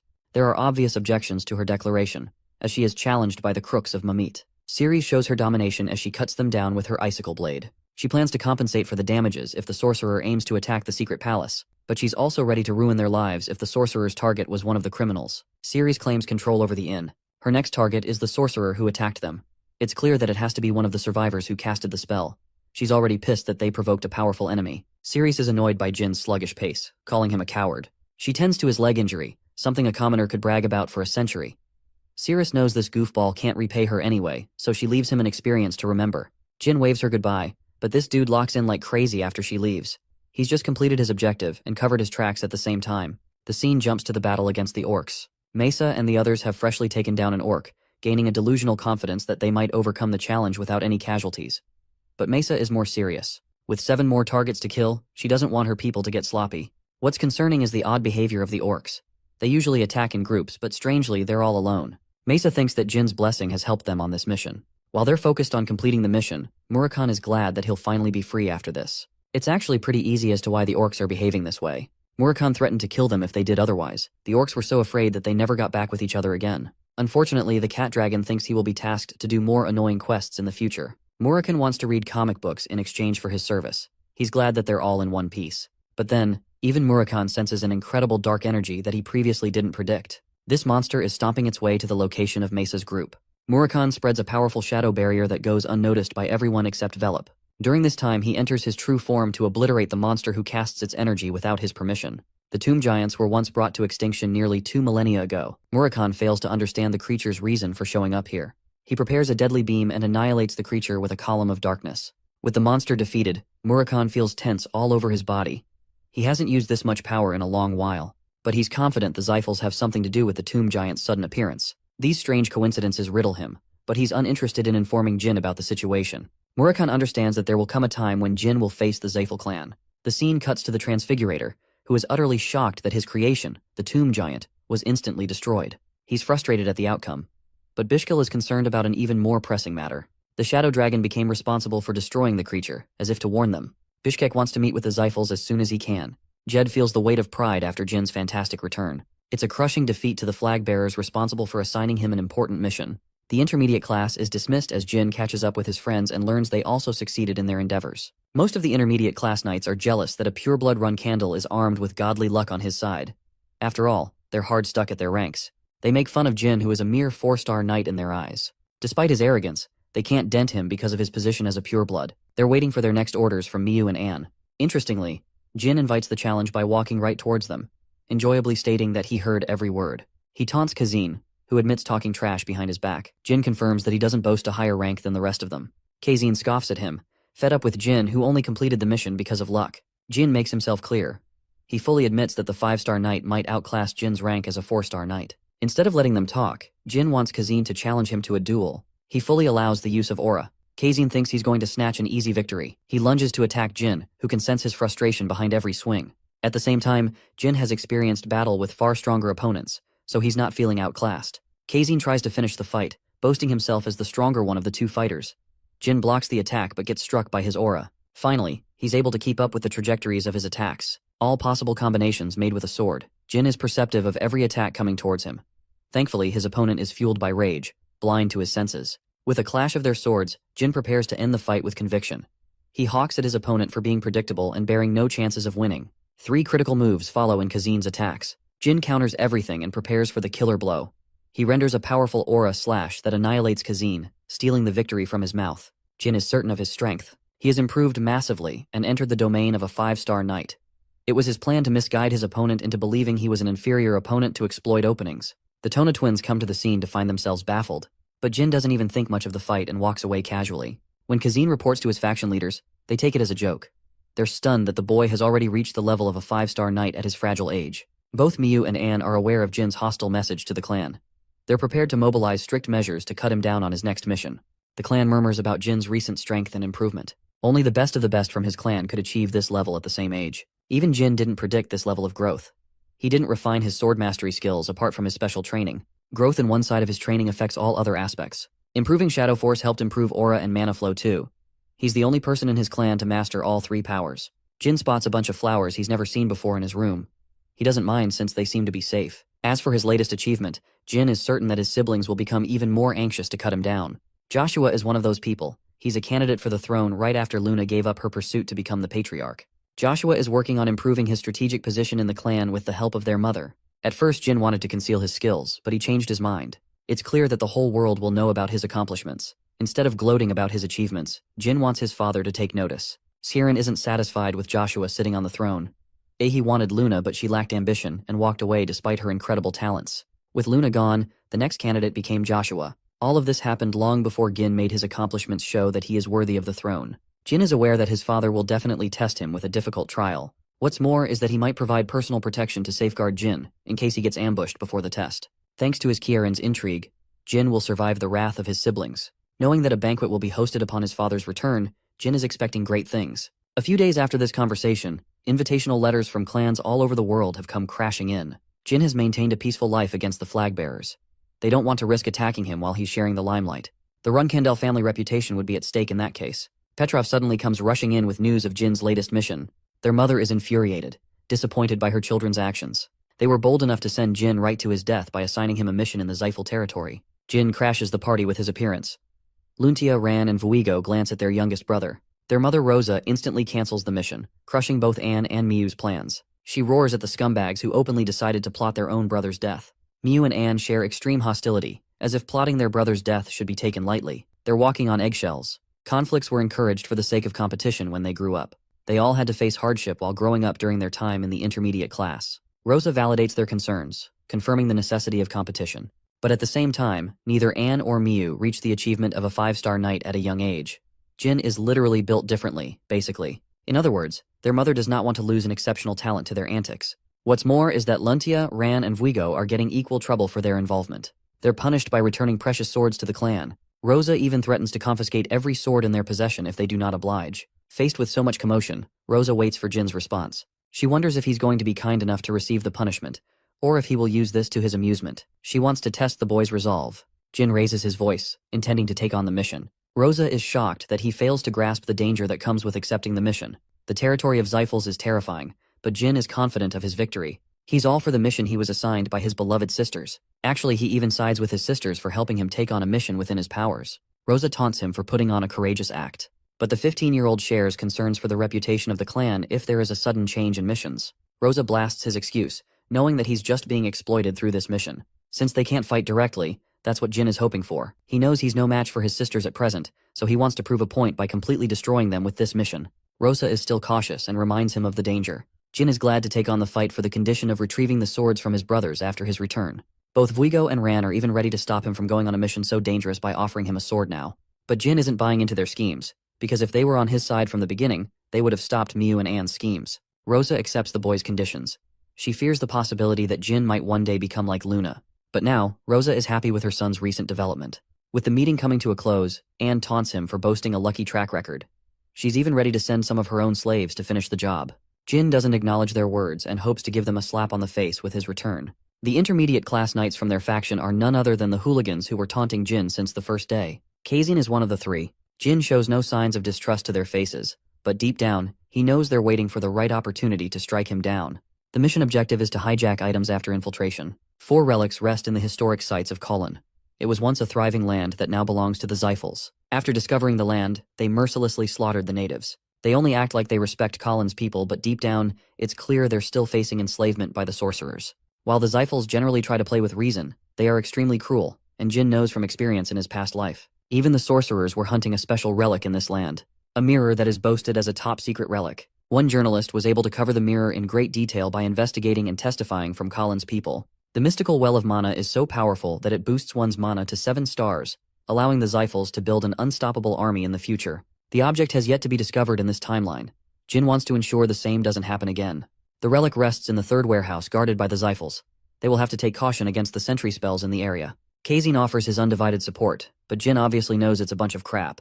Kazin's men recommend keeping an efficient approach on the journey, but Jin has different ideas. He's not in the mood to play around, so he spikes their food with a sleeping drug. Their bodies flop to the ground. Jin thinks it was obvious they were trying to kill him from the start. He advances forth to finish this mission all by himself. Our boy immediately throws hands and sharply dodges the enemy's attacks. With 2 low-class fighters down for the count, Jin inspects the ordinary-looking lock. Jin cracks it easily to find a magic circle marked on the ground. Rumors suggest that only those with specific bloodlines can transport via magic circles. However, that technicality only exists for demons or humans. Jin slices the defeated guard's hand to extract the necessary blood. He could have used his own, but that wouldn't cover his tracks. The magic circle activates after coming in contact with the blood, but suddenly, it reacted harshly, even though he used the blood of the guard. Jin turns to realize that the mob characters he just defeated are actually monsters. He falls back to inflict them with wind magic. Originally, Jin wanted to cover his mana, but he's forced to use magic against these monsters. With his blade, he stabs the demon with a sharp slash but ultimately gets pushed back. Jin unsheathes the holy blade, which scares the ugly twins. What's more is that they're capable of regeneration at an immense speed. Jin is confident that he isn't dealing with ordinary demons since they were humans only moments ago. The Xiphal territory is filled with sorcerers, and now there is the appearance of terrifying monsters with mysterious origins. The answer is clear, that they were forged biological golems. This implies that the Xiphals are using the people of Colin as their personal lab facility. These monsters only possess the speed and strength of a regular 4-star knight, so they're not impossible to beat. Jin narrows his focus on attacking the golem's core as they are considered the greatest weakness. Jin thrusts this dude's head clean, but it's not enough to kill him. The monster is even more enraged than from before. Jin impales the creature's abdomen, but it's still not enough to defeat the monster. The final spot is the creature's heart. Jin defeats the golem at last, pitying the humans who were forced to become such creatures. He kills the second golem in the same manner, and with that, both creatures are subdued. The pitiable remains of the human begged for a release. Jin eased his pain by dealing the finishing blow. It's clear to him that there is an outside evil force turning innocent humans into bloodthirsty monsters. His heart is filled with anger after discovering the horrors of the Xiphals. The swordsman wonders if his sisters knew about this fact. And yet, Jin's spirit burns to complete the mission. He has no leverage against the Xiphals even if he exposes their shitty schemes. Experimentation and creation of biological golems is a taboo, so it would put incredible pressure on the clan's reputation. Jin safeguards what little evidence he has to use against the Xiphals in the future. What's more is that the sorcerers aren't jumping him to attack, implying that it's just a regular warehouse. Jin observes guarded relics. He has to overcome their spells before obtaining them. First, he wanted to try and solve each spell, but with the discovery of the biological golems, Jin takes a reckless approach by combining Shadow Force with his flame magic. He obliterates the site in the hopes of delivering a message for the Xiphals to remember. Back at the Runcandel castle, both Anne and Miu are slapped around by their elder sister Luna. She is royally pissed that they sent him on a deadly mission. Luna questions if they're so bold as to wage a war against their youngest brother, who isn't even a flag bearer at his current level. Luna hopes they reflect on their shameful actions. Anne fights back against her sister, claiming that she shouldn't be the one to talk when she has never had an interest in ranks. Luna happily tells them the news of Jin's successful mission run. He has recovered the relics and reported its completion to their mother. That's why Luna was scolding their stupidity, as they've allowed Jin to seem even more capable than his rank. Before sending them away, Luna reminds her dear sisters that they're dealing with someone who loves to pay back double when it comes to revenge. She's literally fearing for their lives, knowing Jin could very well destroy them soon. Luna returns to her room after giving her sisters a verbal spanking of the century. Her maid shares the same concerns. If anything, Jin isn't the type to forgive and forget. He's going to become so powerful with his rate of growth that he will surpass his sisters, and probably even kill them. Luna asks for an update on the person who assigned Jin's assassination. It's clear that neither Anne nor Miu were responsible for such an atrocity. It couldn't be the Tona twins either. Luna shares her suspicions for Joshua, Daifus, and the others. They can't easily be investigated because of their rank. Luna recommends sitting back and waiting. Jin's growth is another reason she isn't too worried about him. Our boy has returned home at last. Jilly is teary-eyed because she was afraid of losing him. She loves him so much that she's ready to put down her life for him. Jin has submitted the report, making it seem like an outside force helped him this time too. More importantly, he shares his findings by presenting them with the heart of the golem. Murakan thinks he got way too lucky. But even the Dark Dragon receives a shock to his being when he learns that they were biological golems. Murakan fears the worst from the Zyphals, and seems confident that they're responsible for their creation. He insists on visiting the Kulin territory with Jin because he's got a bad feeling. Even though our boy is afraid of going back, he thinks it will be alright with Murakan guarding his ass. Jin hopes to arrange an excuse to venture into the Zyphal territory again. The 3 delinquents that he knocked unconscious returned after Jin's mission, but they were soon banished from the Runcandel clan. Jin's training continued as he mastered the singing stones. Jed wants him to stop training with the cadets as he's got a meeting with the Patriarch next week. The Tona twins are stunned. It's possible for him to become a reserve flag bearer to maintain his reputation until his role is officialized in the clan. Our boy was happy to operate on his own at last. He wears a happy smile as this will allow him to become even stronger. Kieran marched his army towards the Garden of Swords. He keeps coming back because of Jin's amazing progress. Khan admits that the boy's abilities were once exceptional, but now they're in another league of their own. Jin boasts the will to fight with ambition and determination. Siren remembers the day he provoked his dear siblings when he arrived in the Garden of Swords. He wanted to destroy his enemies in the long run. They tried stopping him in many ways, but the fact that he survived the Kulon territory proves that he can survive against his siblings' best attempts to kill him. He even fought a white werewolf and defeated the creature, not with the help of others, but standing on his own. Siren is proud of his son's determination to keep up with his promises. He's certain of the boy's ability to defeat the werewolf alone. He's still interested in asking how that fight went down upon meeting him. Kieran arrives at the Garden of Swords at last. Rosa welcomes him in kind, having prepared much for his return.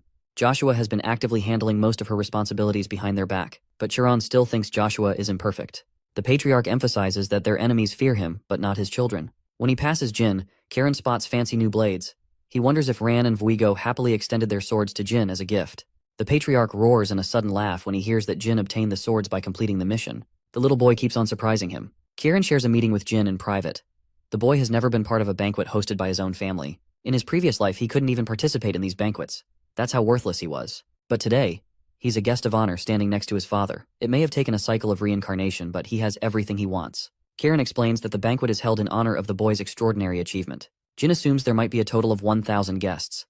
Kieran confirms that the number exceeds the previous banquet that was held 7 years ago. The Runcandels have increased their influence to the point every guest is known. Siren has been exterminating monsters in the Dark Sea while at the same time honing his skills. Even without his interference, the Runcandel reputation soars at an all-time high because of his demigod rank. The Patriarch fears that if he bites the bullet, the very people participating as guests could end up becoming enemies of the Runcandels. The Runcandels and the Zyphals are considered the strongest clans in the world. But everything will change when Siren is no longer in the picture. It's likely that the Zyphals will conquer the world in that outcome. Jin shocks his father with a striking confession. He declares to leave the Runcandel clan once they fall victim to the Zyphals. The reason is simple. It's because the blame would befall upon the leading Patriarch. Jin isn't interested in serving an unskilled leader. Jin returned Vuigo's weapon in exchange for obtaining secret information of the contracts that only the flag bearers are privy to.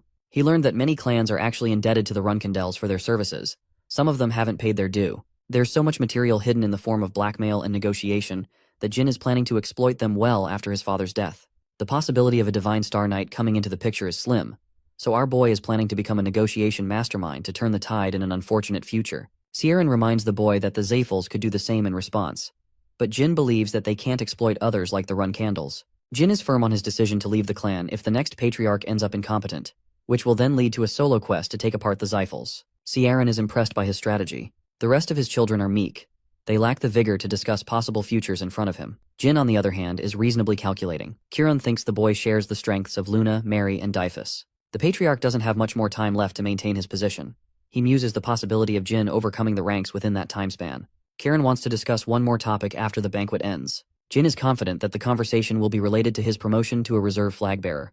He's very excited for that to happen. Suddenly, a Runcandel servant rushes to inform the patriarch about special guests who came uninformed. Sharon instantly realizes that it must be the Zyphals. 5 Zyphals have arrived along with the minor patriarch of the clan. Kieran accepts the others but refuses to welcome Andre's entrance. Jin is alarmed to see his father's humiliating response to the Zyphal minor patriarch, but he agrees that it is necessary. It's a smart order because Andre would be disobeying Kieran's orders if he forced his way in. This means Andre has to follow their command no matter what, unless he's interested in getting himself killed. Ciaran welcomes his guests as the patriarch of the Runcandel clan. He highlights Jin's exceptional progress as the reason for the banquet. The guests praise the boy's accomplishments. Ciaran explains that only 2 rules exist in the banquet.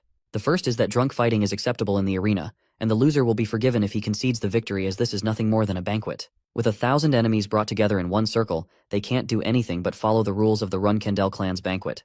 However, they can happily choose to beat each other in the arena as much as they please. It's a way of settling scores or accomplishing records. Even Jin thinks they're a battle-driven crazy clan. Shirawan tells the boy to enjoy his time fighting anyone who dares challenge him. However, he's only supposed to fight the strong instead of picking on the weak. Kieran emphasizes that if he loses even a single fight, he will be stripped of his privileges. It's a scary thing to say, and the stakes are high. Then again, Jin never shared the privilege of speaking to his father in his previous life. But now, they are closer than ever. Despite that, Jin doesn't hope to foster a happy relationship with his family. His lifelong goal is to surpass his father instead. Jin joins the banquet. The Tona twins merrily stick around him. They inform him of their progress with the singing stones. But Jin knows they're here to just steal some of his attention. The first flag bearer of the Ken clan extends his gratitude for the Runcandel prodigy. The Tona twins exit the scene, while Jin talks highly of Ken's accomplishments, viewing him as a hero. Suddenly, an arrogant imbecile interrupts their conversation. Ugur disrespects Jin, who maintains his calm despite the provocation. Despite being the asshole, he accuses Jin of a case of disrespect. Our boy confidently responds that what he did could have ended very badly for him. The flag bearers of the Ken clan, among others, treated Jin with immense respect. And then this nobody chimed in, acting like he owned the place. Ugur instantly realizes that he's making himself seem like a target. He does as he is asked, apologizing for getting ahead of himself. Jin forgives him promptly, while the gorgeous Luna comments how Jin loves making enemies. She wants him to take it easy, and wonders what would have happened if the man challenged him to a duel. For Jin, it doesn't seem like a problem. He was betting on Tuco clan's patriarch to stop his foolishness before that happened. Luna is impressed by his quick thinking. Jin emphasizes that he has to learn a fuckton of things to make sure he survives in the family, especially when he's the youngest of the bunch. He's a prodigious boy who was targeted even at the safest castle. Luna is curious about the identity of the man who tried to assassinate him. She doesn't fancy such parties and hopes to leave. She refuses to dance with her brother for now, calling our boy a short king. Before leaving, Luna dearly embraces her brother as a display of affection. This would make them fear interacting with Jin, since they're even more afraid of the legendary white whale of the Runcandel clan. Some of them grow furiously jealous. Bubare is actually a die-hard fan of Luna and simps for her like a creepy maniac. Bishkel is disappointed by this dude, while his sister Margiela is spoiling the man for having his type. Jin is most tired of his role in the banquet. He wonders what happened to the Zyphal intruders. In unexpected suddenness, Jin spots the icy Cirrus and Dorma. She greets him with conviction, as if she has already met him from somewhere. Jin behaves as if they're encountering each other for the first time. She thinks highly of his accomplishments for reaching 5 stars at a nimble age. Jin returns the compliment and thinks that Cirrus is doing well as an heir to the secret palace. She taunts him for having one too many siblings. Instead of feeling offended, Jin agrees. He's actually certain that Cirrus knows about his identity from the time he infiltrated Mamit. The sharp woman finally gets to the main topic if his leg is recovered. Jin simply smiles and returns the assertion that he remembers their interaction. Ceres wants to know the identity of the man who led the attack. The sorcerer was nowhere to be found. Meanwhile, suspicions rose regarding Jin's identity. The Runcandel prodigy uses his clan's reputation to imply that he can't possibly use magic. Ceres knows that, but she thinks he must have used an outside sorcerer to do the job instead. Ceres gets insistent in her demands, dying to know the answer. But she's misinformed and thinks that Jin targeted her guards instead of Alcaro. The Runcandel prodigy maintains his stance of innocence. Ceres predicted this would happen. She challenges him to a duel to humiliate Jin. In utmost savagery, Jin tells her that he can't fight opponents weaker than him, but he's happy to take on her offer. This man knows how to roast. The preparations for the duel are underway. Jin asks for 2 swords for their fight. The arena will be locked for the time being. Jin doesn't want her to suffer a humiliating defeat in front of the entire party. Ceres is hoping that he will spill everything about his mission when she wins. Jin places his condition that if he wins, she will never speak of their interaction in Mamit. The fight begins with Jin rushing to attack, but he's blindsided by the special ability of the Endorma bloodline. Ceres has brought out the big guns and the fight has only just begun. Jin is sad that he can't learn special moves of his clan because he's the youngest one in the family. Ceres goes on a heavy attack, but she's equally impressed to see Jin countering each of her blows impressively. But even so, Ceres is certain of her victory thanks to her Sword of Ice. While Jin specializes in attack and stamina, she is expecting to finish him with a counterattack. Acknowledging Ceres as an impressive martial artist, Jin figures out her strategy to deploy a secret move. He plans to counter with a secret move of his own when the time is right. Based on his knowledge from the ancient library, Jin has a weapon of his own that he has been hiding. Ceres finally activates the 3rd move of the Sword of Sea Ice. The avalanche catches him with its sharp burst of aura. Ceres is the embodiment of the harsh snow, but Jin confidently laughs in her face. He cuts through the avalanche with his sword, shocking Ceres as he barely missed her face. But that was the intent as it caused an explosion. Jin is worried for Ceres's condition, as he didn't anticipate such a powerful finishing move. He is desperately hoping she survived the attack. Jin finds her kneeling in defeat, completely lost and stripped of her confidence. She had just encountered death. Jin consoles her and even apologizes for getting ahead of himself. The 15-year-old dodged, but only because her opponent instructed her at the final moment. She's deeply scarred in her pride, and Jin acknowledges her feelings. Instead of getting angry at him, Ceres tends to the wound on Jin's face. She is humiliated that Jin had to save her life just now. Accepting her defeat, Ceres turns away, honoring their promise. The following day, even fewer people arrived than yesterday. All eyes are set on Jin, who is eager to get in touch with the Zeifels. They're supposed to be just as young, so Jin is curious how he stacks up against their prodigies. He's juggling his thoughts regarding becoming a flag bearer and investigating Colin with Murakan. There's also an incredible chance of his success if Murakan helps him locate the Well of Mana, preventing the Zeifel clan's growth. Speaking of the devil, Murakan enjoys being pet by Ceres. She laughs, realizing Jin named his dumb cat. An unexpected visitor comes to meet them. It's Veridine from the Zeifel clan. Jin doesn't even remember this clumsy fool, while on the other hand, Veridine thought of him every day. Jin doesn't remember the clown even with 2 hints. Veridine thinks our boy must have a serious case of dementia so as to not remember him. Jin breaks his teasing and emphasizes that he was messing with him. What he can't believe is this same guy ends up becoming a 9-star sorcerer in his prime and rises as the patriarch of his clan. And here he couldn't even find Jin after looking for him the whole day. Jin is disappointed because this guy can't even navigate in a small hall for the life of him. Veridine is impressed by his amazing achievement, but tries to one-up him by stating that he rose to 6 stars in his magic. Jin isn't actually impressed. Instead, he's disappointed. Because with the way his magic improvement is going, he'll even surpass Veridine's magic by the time he reaches 18 years of age. Jin is almost certain of the fact that he will become the strongest sorcerer in the entire world in his quest. Jin curiously asks why the Zeifels popped up out of nowhere. Veridine explains that he begged to come along to see Jin. The entire shit show at the beginning happened because one teenager wanted to meet another teenager. Veridine promises to welcome Jin to his clan's banquet without any harm. He doesn't care if Jin goes on to attack the Zeifel territory if that happens. Jin thinks he's being stupid for allowing his enemy such an easy advantage. More importantly, our boy has noticed Bubar secretly eavesdropping their conversation. Jin calls him out, so Bubar turns into a simp and asks for Luna's return. This man was writing love poems for her all night. The dude thinks he's Romeo, but all he needs to do is take a look in the mirror. Even Veridine spits out his drink. Jin is met with so much anger that he obliterates the present. He finds the man's very suggestion offensive. Jin orders the man to be sent to the arena for his insolence. Bubar feels mistreated. After all, he simply wanted to earn the love of the Runcandel family's beautiful goddess. Bubar shouts his complaints, but Jin is so pissed that he wants to beat the shit out of him with his own hands. The Transfigurator fails to understand what he did was so wrong that earned him such punishment. Bishkal and his sister are both stunned to see such an unexpected development. Ceres is annoyed that she can't fight Jin in place of the fatty. Veridine tries to butter up to her and gets told off in return. Unlike yesterday, this match is held before the eyes of the public. While everyone knows about Jin's identity, Bubar is a mystery. He begs for a chance to introduce himself. But before he could even state his name, Jin obliterates this meatball's face with a punch. Bubar shows a display of confidence by commanding his aura. Basically, Jin is facing someone a level stronger than his own. Bubar actually manages to punch Jin across the face. He easily gives in to arrogance, which becomes his undoing. Jin slams his fat ass to the ground before hammering him with hundreds of punches all over his body. The fight is supposed to be over, but Margiela fails to comprehend the Runcandel's actions. Bishkal explains to her sister that Bubar is actually pretty strong himself. She wants Bishkal to go ahead and defeat Jin in a one-on-one fight. He accepts to honor his sister's desires. Bishkek enters the arena with a confident star. He's a 7-star knight, much stronger than Jin, who is planning to use this as an opportunity to learn about his clan. Jin is even more shocked by Margiela, who is sacrificing her brother to get what she wants. Jin commends his display of affection for his dear sister. He feels the same about his own sisters and hopes that Bishkel teaches his underlings to keep their mouths shut.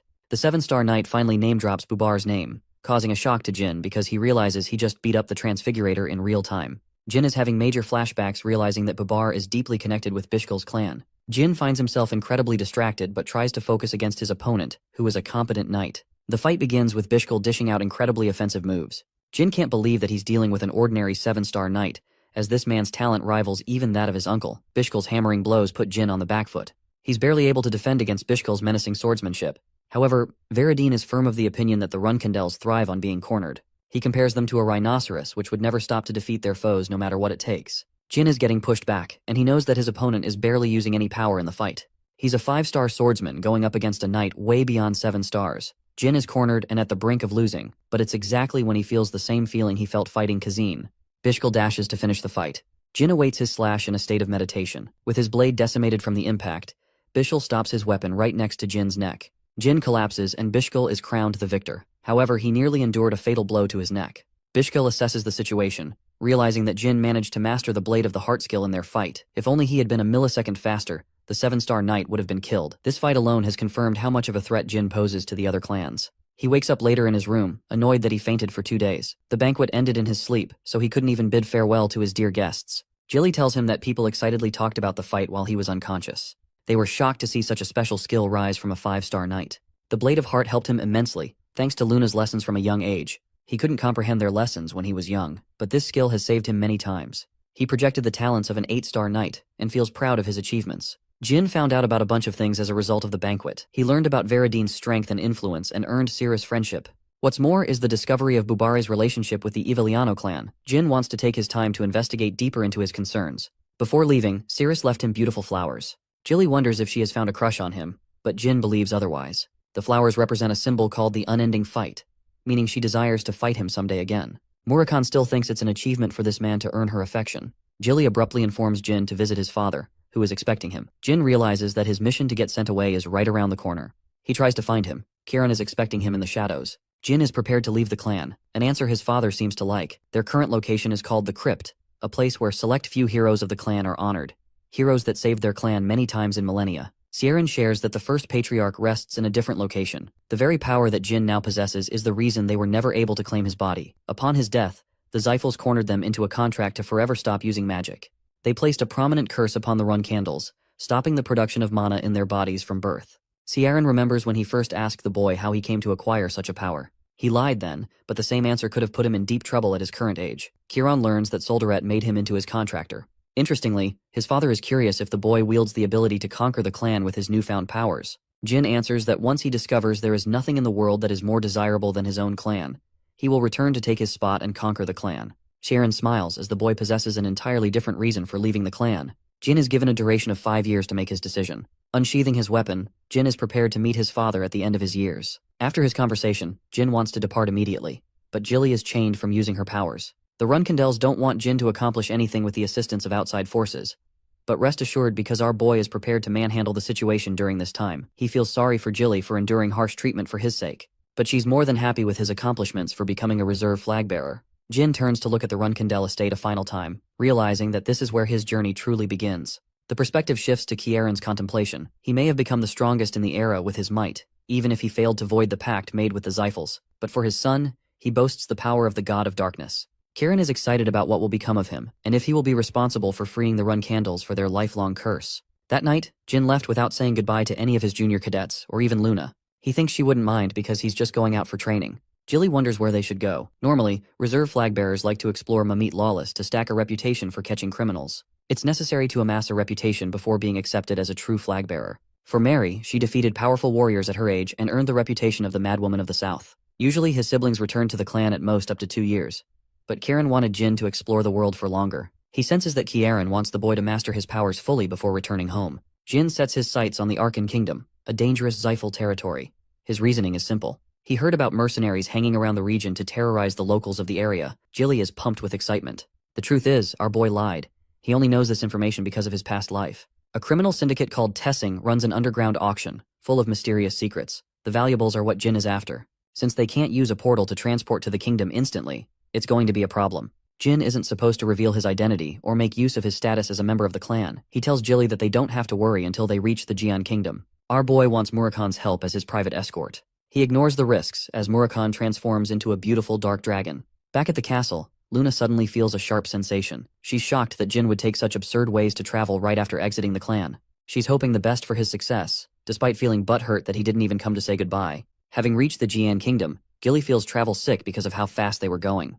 Murakan is deeply worried about her, despite being a dark dragon of mysterious origins. Jin goes out to collect money while Murakan is taking care of his nanny. Remember Semberbil, the dude he saved in his first real mission? He's sad that he didn't get invited to the Runcandel banquet. Fortunately for him, Jin is right here. He creeps him out with a silent entry and wants his help. Jin requests that he obtain a good amount of money for them, surprising Sember. Unofficial flag bearers are told off against revealing their true identities, because their mission is to survive with their own powers instead of using the Runcandel family's name. This becomes a major problem for them when it comes to obtaining wealth. They spend the first few months grinding out funds for travel. This way, they live through the life of poverty and experience what it feels like to be a commoner. In Jin's case, this never happened. They got a good head start thanks to the wealth Sember promised. He returned the favor in kind. As they're preparing to teleport, Jin hopes that Dragon Boy over here doesn't just throw up like last time. The reason they didn't just fly their way to the Arkan Kingdom is because the Zephals control many dragons of their own. That flight would become a declaration of war. Murakan is seriously annoyed that those pesky sorcerers have marked their control over the skies as well. The clan boasts powerful dragons as well as the gods that created them. On the contrary, the Runcandels have one dude with one dragon that not even his own clan knows about. The Zephals would have gotten an easy victory if Jin's father wasn't in the picture. In the midst of his contemplation, Jin reaches an epiphany. It's impossible to bring so many contractors and tie them into a single generation. His train of thought is broken when they reach the entrance. Jin has altered his identity to fit their travels. They await the teleportation to activate while Jilly comments on how impressive their clan's forged documents are. They're able to bypass any security with ease. The teleportation commences with Murakan being scared for his life. Jin recalls that it's been 15 whole years since his last visit to the Arkan Kingdom. They're here at last. Jin spent his final year in the same capital. Not much has changed since then. The people are lifeless as they used to be. Even Jilly senses the dark atmosphere caused by the crime syndicate Tessing. Jin prioritizes them to acquire lodgings before hunting down targets. They come around an ordinary-looking house. Murakan is salty. He chose a broken crib instead of investing in a nice apartment. Jin explains that he wants to keep low on his spendings for now. Murakan doubts his reasoning but ultimately accepts. As they enter inside, the lousy innkeeper is surprised that he received any guests at all. He presents them with drinks, welcoming his guests. But get this, here's the plot twist. The juice is spiked, and Murakan knows that. He smashes the glass in his face for pulling such a measly trick. Dragon Boy kicks him across his face for having the balls to mess around with his group. Murakan kicks him around mercilessly without remorse. Jetu, the information merchant, was actually a great buddy of Jin in the past. He helped him find a place when he was freshly thrown out of the Runcandel clan. However, Jetu was secretly a scumbag who betrayed Jin in his past life. He was tricked and lost all his wealth. It makes him frustrated just thinking about his stupid past life. That's why he's nonchalant about Jetu getting his ass beat by Murakan. He will squeeze him to get everything out of the guy. Jetu grows frustrated and shouts that he's a 5-star combatant. But Murakan legit does not give a flying fuck. He's just beating him black and blue. He had no plans of stopping either. But Jin intervenes as Jetu is nearing death, begging for mercy. Jin is in the mood to interrogate and emphasizes that he will kill the merchant if he fails to give an insufficient answer. Jetu answers Jin's first question, all the way up to the part where he reveals his disgusting business dealing in human trafficking. He begs to be spared to help them, as previously his plan was to take advantage of the newcomers by selling them off while unconscious. Jin stomps his hand, crushing his fingers as he reveals his association with the underground auction house. Now that Jin has gotten him to testify about Tessing, he's ready to work with the merchant. Much to the dismay of his friends, Jin wants to patch him up. He explains that they're dealing with a crime syndicate as well as an underground auction house. It's the perfect target to crush and make a name for themselves. They need an adequate guide working under their heels. Jetu happens to be that person, so Jin personally ventures out to get a healer for the snob. Arriving outside, he feels suffocated concealing information from Jilly and Murakan as they are unaware of his reincarnation. The doctor patches the merchant to health. He's incredibly annoyed and wonders what kind of person he's dealing with. More or less, Jetu doesn't want to betray Jin's expectations. Speaking of Jin, he wants him to lead the way to the auction house. Arriving in front of the grandeur of a beautiful estate, the guards are surprised to see Jetu with his so-called guests. They're given an easy entrance thanks to his name. Jin enters the house to find a bunch of musicians and waiters enjoying a premium party.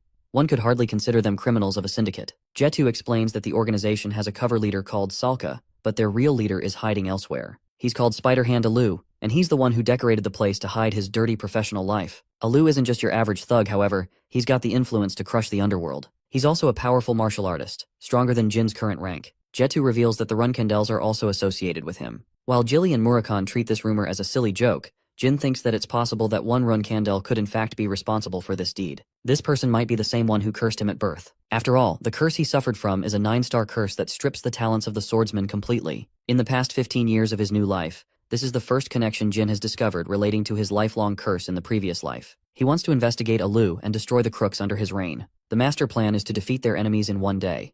Gilly raises caution about the skill of their enemies. There's also a problem that they're dealing with a platoon of sorcerers in the enemy territory. Jin still wants to take on this challenge. He has a plan. A plan that sounds so crazy that Murakan doesn't even understand it one bit. Gilly doesn't think it's a great idea since he's a Runcandel, but Jin is ready to drop the plan if their plans end up backfiring. Jetu leads them right to the underground auction house, which is undergoing its current trade of human beings. Jin sees this and realizes this dirty little Jetu wanted to knock them out and do the same. He's happy that there aren't any children among the people. Murakan is anxious, but Jin is playing out his plan with patience. He wants to wait for a useful auction item. The item he's looking for is a ring artifact. A week passed. They've been coming here all the same without making any purchase. Jetu states that it's necessary to buy something, or else the criminal organization might pose some trouble. Jin leaves that problem in the merchant's hands. Jetu accepts on the outside, but he faces immense internal conflict because Tessing won't forgive them for refusing to purchase. Luckily for him, a magic book artifact is presented at last. It's an invaluable item once belonging to the sorcerer who ruled the world. Jin immediately recognizes the fake artifact. After all, the Xiphals would never allow such a treasure to get traded openly. Everything in this auction has been the same. The items are always fake, but foolish sorcerers keep purchasing them anyway. But something about Chenmi's artifact is different. Even Murakan vouches for the valuable object and insists Jin to purchase it. Jin puts up 150 gold, an amount no one is able to match. After making his first purchase, Jin makes a second purchase for another relic. Murakan doesn't understand why he's playing for such an expensive purchase. Jin feigns ignorance, but he knows that the object belongs to the Hister clan. It's a memory of his teacher in his past life, so he wants to give it to her as a gift if they ever encounter each other. After the purchase, Murakan inspects the legitimacy of the book. He's pleased with the results, but he certainly can't understand the second book Jin purchased. It's in a special language that only a few people can understand. Jin immediately calls for his next objective. He wants to meet with the leader of the syndicate immediately. Jetu explains that it is beyond his powers to do such a thing. Jin comes up with a sinister plan, forcing the merchant to name-drop Veradine Xiphals' name, fooling him into a meeting with Jin. Jetu goes crazy because he thinks it's the real Veradine in the flesh. He happily crashes into Alu's place to tell him to meet Veradine. Alu's men come around to escort the so-called Veradine. Instead of complying, Jin bashes him with a punch before casting a strong fireball. The poor guard tries to clear the misunderstanding, but Jin blasts his ass for a case of disrespect. He wants Alu to come meet him in the open on his knees. The humbled boss of the crime syndicate did as he was instructed by Jin. He apologizes for being disrespectful. Jetu thinks he has won the jackpot, becoming accommodated with the Veradine Xiphal himself. Even the magic spell Jin used was powerful, and would be impossible for anyone to use at this age. 1 week prior, Jin explained his plan to impersonate Veradine. It was a crazy idea to fool Alu, who is influenced by the Xiphals and wouldn't want to mess around testing Veradine's true identity. But that wasn't Jilly's main concern. What she feared was their own clan discovering Jin's attempt at impersonation. He demands Alu to lift his head and presents him with the secret magic tomes. Alu apologizes for trading them without the clan's permission. Jin feels offended that Alu sold off many valuables of the Xiphals to ordinary people. The crime syndicate's leader apologizes as he is a martial artist who doesn't know how to deal with ancient artifacts. Alu offers to recover the traded relics, but Jin is so pissed that he demands access to the client logs, threatening that his clan will investigate the matter privately. Alu finds himself at checkmate. He thinks his life built inside the Arkan Kingdom is no more as the Xiphals have become furious of his actions. It's clear that the entire organization will cease to exist if the Xiphals become infuriated. Alu presents him with all the information necessary. He even offers to bring over highly confidential documents from his house. Jin immediately calls out his bluff, stating that Alu would use that time to plot something behind his back. With his plans uncovered, Alu finds herself struggling to utter even a single word. He turns around and instructs his men to keep them busy while he's gone. Alu is frustrated and becomes desperate in finding a way out of this mess. Gilly and Murakan scout the information logs. Murakan communicates with the boy through telepathy. Alu would soon discover Jin's real identity, but he isn't worried. Jin finally found the ring he was desperately looking for. Best Nanny Gilly is concerned for our boy's reckless methods, while the information merchant Jetu brings him a list of all the slaves Jin requested. Jin forces his way through Alu's guard, knocking him out in a single punch. Jetu doesn't understand his intentions, but Jin's mission with him has put him under major fire. So much so that he recommends the man flee to the Vymonth Empire because he's not surviving in the current place. Jetu wants to go along with Jin. He begs to stay by Veradine's side, thinking that he's going to steal all the glory. Jin finally reveals that he's not even Veradine himself. The poor informant's dreams are utterly crushed. 2 hours after that, Alu returned to confirm that the real Veradine boasts silver hair. This means they got heavily played by a bunch of no-name clowns. Alu learns that they escaped after retrieving information of all the slaves. In a fit of rage, he slams his own man in the nearest wall, killing him at once. Alu wants his men to find the imposters so that he can repay them for such humiliation. Meanwhile, Murakan is concerned the crime syndicate's leader will locate them. Jin emphasizes that he wants to confirm the rumor of the Runcandels working with the man. They've already acquired the valuables. Murakan is about to ask how Jin acquired the ancient ring, but before that, they have a fight to deal with. Alu has arrived, armed with his weapons to kill Jin and his friends. Unfazed, the 5-star knight simply tells him that they've reported the client list to the rest of the world, meaning his life is over. With that settled, it's time for the fight. Jin wants to solo his ass, and instructs Murakan to handle the rest of the goons. Alu thinks they're underestimating him and orders his sorcerers to attack. Murakan simply waits for them to come at him. He's strong enough to fend off each of their blows without even moving from his spot. Murakan annihilates the remainder of Alu's men, being a one-man army of his own. Alu tells them to attack Jin and Jilly with their magical spells. But the spells are all weak in comparison to what Jin can pull off. He simply blocks them all thanks to the effects of the stone Luna gifted him long ago. The Dark Dragon is annoyed by their pesky numbers and reveals its true power. In a fit of fury and rage, Alu starts slaughtering his own men, having lost his damn mind. The upcoming battle is for Jin to fight, as Murakan has already eliminated the small fries that could have caused trouble. The annoyed leader demands to know who ordered such a mission. He rushes to attack Jin, impressing him with his speed. Alu makes one thing clear: he's not going to die here. Murakan reminds Jin that this time, he's facing a true 7-star fighter, unlike Bishkal, who was clearly holding back in their fight. Alu thinks Jin is extremely overconfident for challenging him. The swordsman draws his blade as the first clash connects between the two fighters. Alu is shaken to discover that this guy isn't a sorcerer but a swordsman. He pressures Jin to go on the defensive, before clawing him with a bunch of heavy attacks. Jin tries to counter, but his opponent's speed is fast enough to inflict a shallow wound on his body. Jin realizes that he's dealing with someone way out of his league. Alu isn't concerned about Jin, but instead, he's wondering why Murakan is staying out of the fight, despite being leagues ahead of him in strength. Murakan is enjoying Jin struggling in this fight. Jilly shares her concerns, but the Dark Dragon emphasizes that it's necessary for Jin's growth.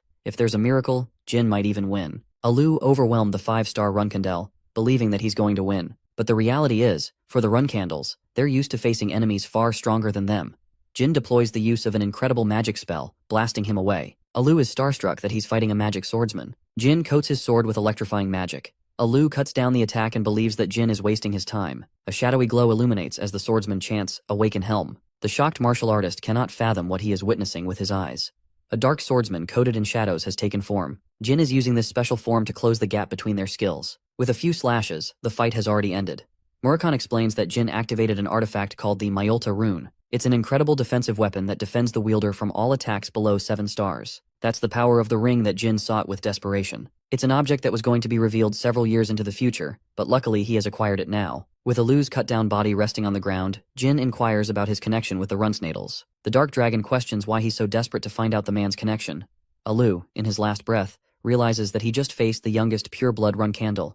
He seems to know about the assassination that took out Jin as a child. Alu leaves with an ominous warning to be fearful of the person he's looking for. Murakan still doesn't get it, while Jin figures that this guy's identity is more important than he thought. He's confident that he's connected in some ways to their family.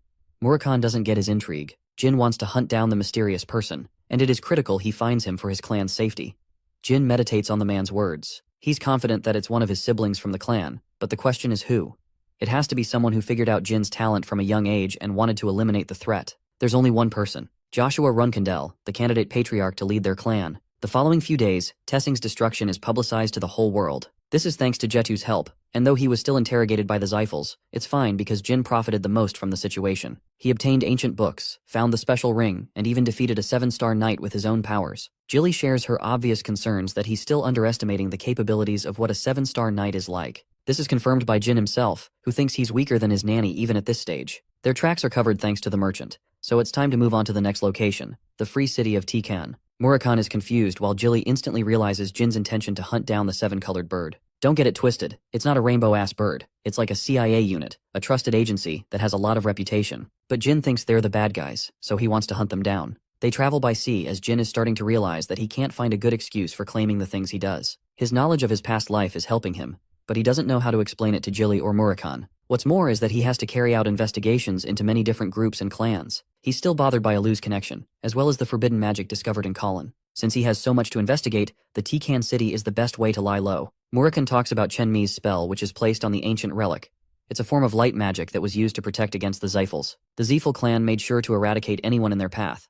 That's what happened to Chenmi too, and thus it will be the fate of the Runcandels if Jindones end up mastering Shadow Force. It's a heavy burden. Murakan insists that he learn a bunch of spells. He casts a shadow spell, causing confusion to Jin, who was expecting light magic instead. Suddenly, the room illuminates in a bright flash, blinding the boy's eyes as Murakan gets a great laugh. Blinding magic can be used offensively and defensively. It's one of the spells Chen Mi came up with, so Jin thinks it's a valuable find. Murakan is more or less curious about the second relic from the Hister clan. The code is beyond his understanding, so he doesn't think anything valuable can be found inside. Jin insists they keep the book for the time being and crack its contents when the time is right. A week of travel passed as the group arrived in the free city of Tikan, a beautiful place completely free from the influence of the Runcandels and the Zyphals. It is considered the perfect site for vacations. Jilly recommends looking for a place to stay. Dragon Boy is hoping he finds a lavish place this time. Murakan's sudden transformation attracted the attention of a little girl, who clearly saw a cat turn into a man. The girl wants to learn how to transform too, while Gilly and Murakan are stumped. Funnily enough, they try to gaslight the little girl into believing she was hallucinating,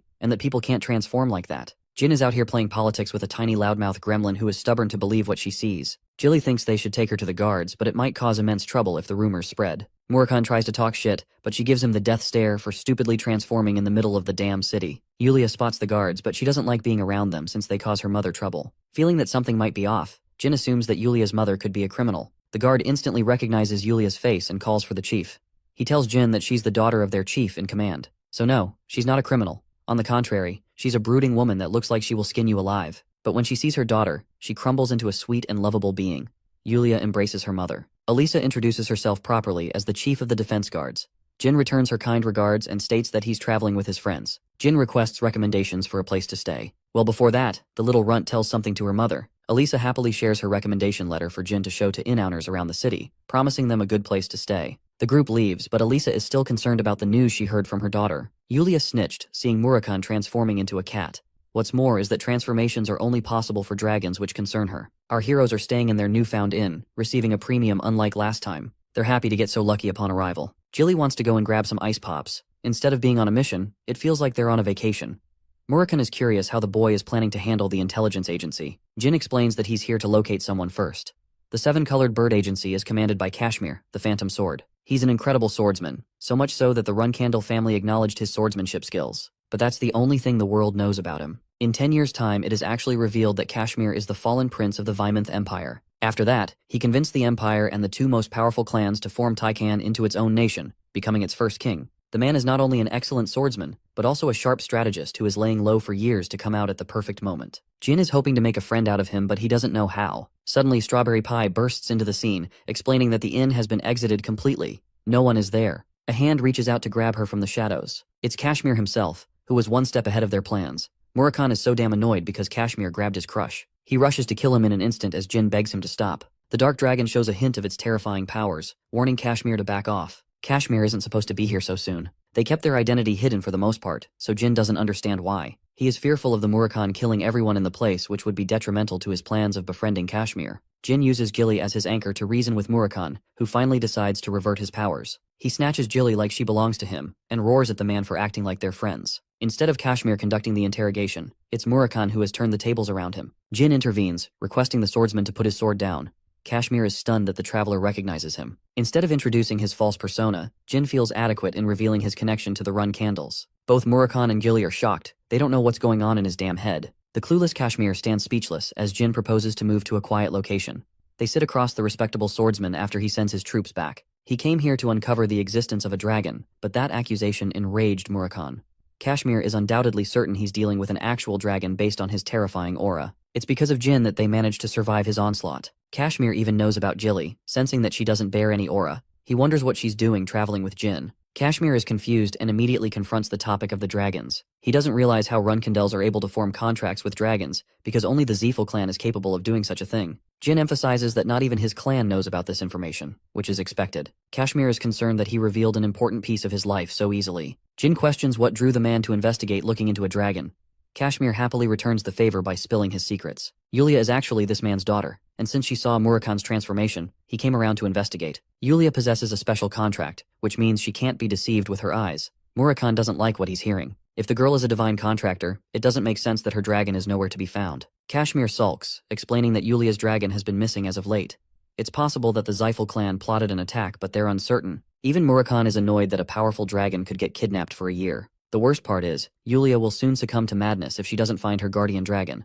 Kashmir is shocked. He doesn't believe what he just heard. Murakan explains that Yulia possesses the power to see the future, an ability that even powerful dragons struggle with. The only reason she hasn't divulged to madness is because of her young age. But if she stays like this for another year, Murakan is certain the girl will lose her sanity. When Jin asks for an explanation, Murakan adds that her powers are governed by principles of causality. If Yulia has seen the future, then she must operate accordingly. Bending this law will incur a massive punishment. The contractor that chooses not to abide by the future will suffer a future of destruction. In simple words, Yulia sees the world much differently, and she requires a guardian dragon to preserve her sanity. Hearing such agonizing news, Kashmir is overwhelmed. He cripples to his knees and explains that not even his connection to the seven-colored bird intelligence agency could help them locate a new dragon. The dark dragon reasons that Yulia was looking for them when they got there because the god Asmil wanted her to seek their help. Obviously, he turns down any request to help her since this matter is out of his hands. Jin uses this as the perfect opportunity to befriend the man by saving his daughter. He encourages the wavering man to regain his composure, as they will personally start looking for Yulia's dragon. It's the perfect crutch he needed to have a favor over Kashmir,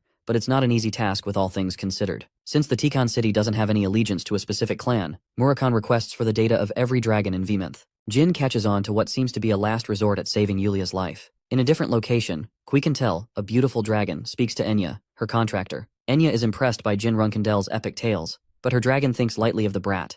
She believes Enya is more special since she was chosen by the god of time. Suddenly, a shiver runs down her spine. She realizes this bone-chilling feeling could only mean one thing and one thing alone. Signaling Enya to heed to safety, Reincarnation prepares to approach the darkness that has come to visit their land. Murakan in his dragon form intends to release all dark energy, calling out the rest of the dragons in the area. He wants Jin to keep hiding and conceal his presence. The dark dragon prepares to release the dark magic.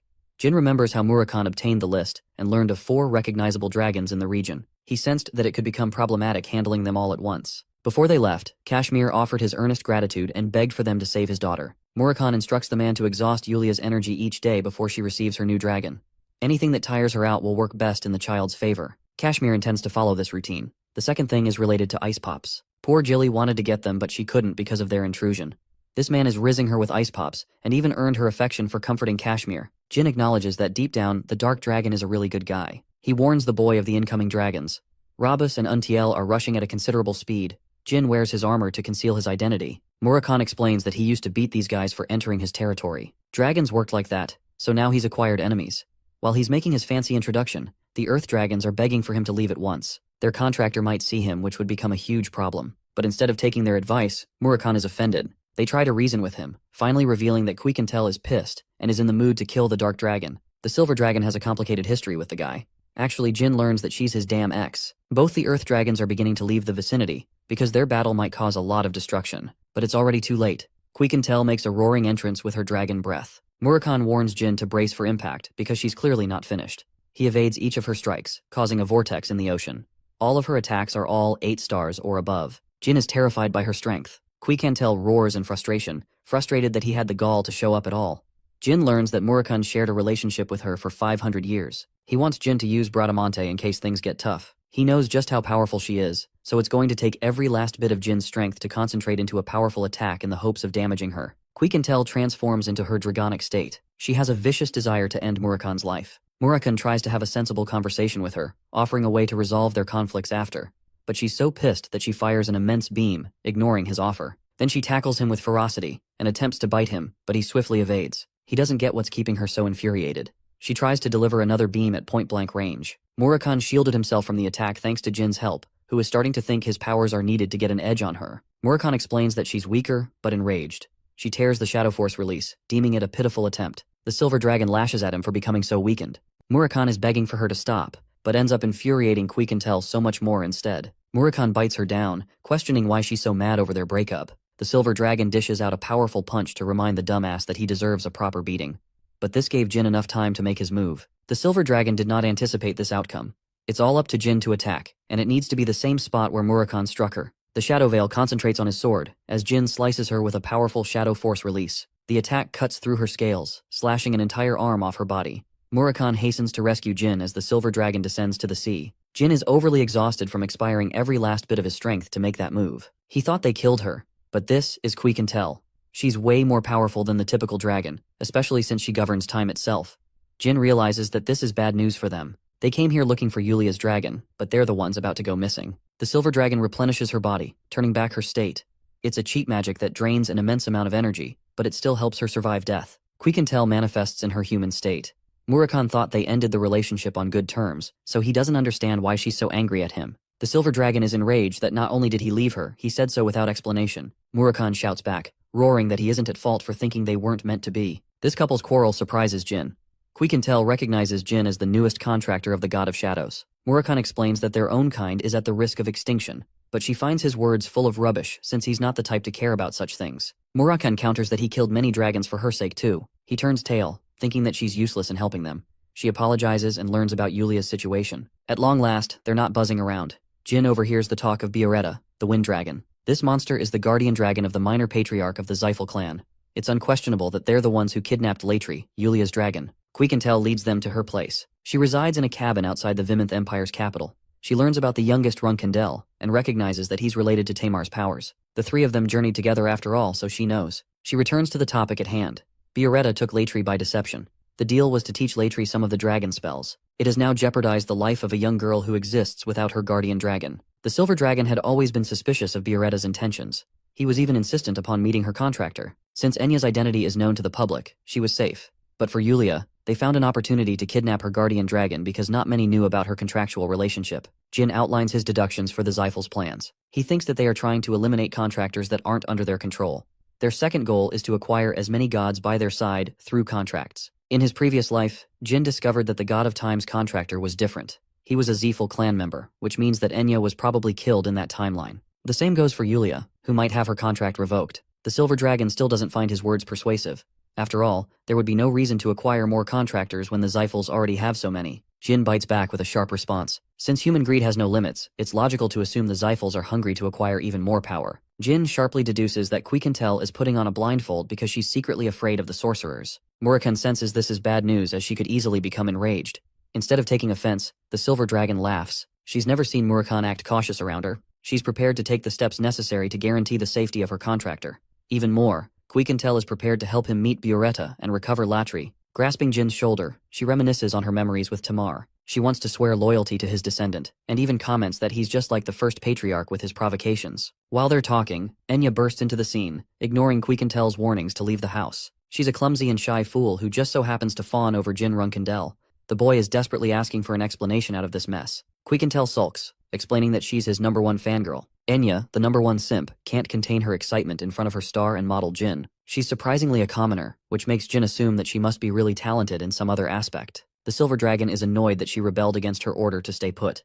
Reincarnation is barely containing her composure, while Jin thinks that Enya must have faced some serious bullying at the academy because of her rank. Jin states that he came to address Enya's safety. His kind and cooperative ask is enough to swoon the girl. She literally thinks her Prince Charming is here to rescue her from the bad guys. She's more than ready to go with him. That's just how excited this purple-haired midget is. Reincarnation whacks her unconscious. She's afraid that her obsession for Jin might take her to the ends of the Runcandel clan. The boy is shocked to learn that his own clan has dungeons and even dragons. As for Murakan, the dude is out cold. With the two of them alone, Reincarnation emphasizes that she's only helping out Jin because of her ex-boyfriend, especially when he's become a sorry loser compared to his original strength. He would get destroyed by the wind dragon at his current level, so Reincarnation wants to take charge if it ever comes down to that. Jin is curious about the Bioretta's dragon. Just how powerful is this dragon? Reincarnation explains that if Murakan regained his original powers, then they should have been annihilated in their battle. The silver dragon wants Jin to stick around in the cabin until they can locate the wind dragon. Jin is surprised by how much she cares about them in secret. He's ready to handle Murakan from his side. Reincarnation explains that Enya will soon regain consciousness, so he has to handle her carefully this time. Jin is stumped when he sees her actually wake up before his eyes. She's like a damn zombie for this man. After explaining the situation to Enya, she understands that she could be a potential target for the Zyphels. She trusts in his powers completely, and offers to leave tomorrow. Reincarnation instructs her to start packing. She will take care of the academy by calling in a sick leave for her sake. The only thing left is to take care of the wind dragon. Suddenly, a strange man calls out from outside. The silver dragon can't fathom how anyone would come in the middle of nowhere for firewood. Jin immediately realizes that it's a trap. He's confident that the guy outside isn't a nobody. In fact, he's a spy who has probably been keeping watch. Hearing this, Reincarnation instantly opens the door before lifting the man by his throat. She's ready to crush him if he dares not to speak. Then from within the cabin emerges another figure, the real perpetrator hiding in the shadows. He threatens to summon the entire task force if Reincarnation fails to let him go. But this girl is mighty pissed. She dashes headfirst to beat the shit out of this guy. Her thunderous punch sends a shockwave, but it's not nearly enough to even affect this man. He didn't move an inch and simply ate her attack. An incredible punch with the power of a dragon was blocked by this dude. It's clear that he's someone distinct, someone more powerful than the task force captain. He's the Emperor's right-hand man. Latz is another capable swordsman whose skill is acknowledged by the Runcandel clan. He's strong enough to pose immense trouble. Jin is lucky to have his identity concealed with his armor. Latz apologizes for his intrusion and states his true purpose. He came here to check on Jin and Murakan, who had recently entered their empire. Quincantel isn't one to let him off so easily. Latz swiftly threatens her, reminding the Silver Dragon that her contractor is out in the open, defenseless by herself. Even if she kills him, Enya won't survive the encounter. With that warning, he hastens to leave.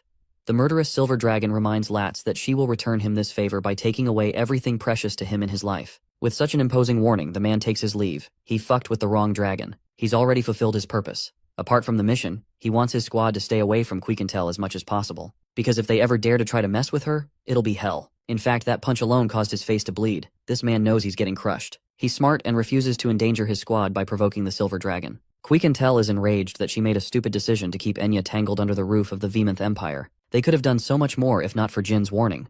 Thankfully, they can still make amends and evacuate her to safety soon. The next morning, Jin assures Quincantel regarding Enya's safety. They've made sure nothing happens to her, and Murakan is also there to secretly protect her in case things get worse. With her safety guaranteed, it's time to handle Buretta. They will await Murakan's return and make their move. 1 week has passed. He finally returned with a fine complaint.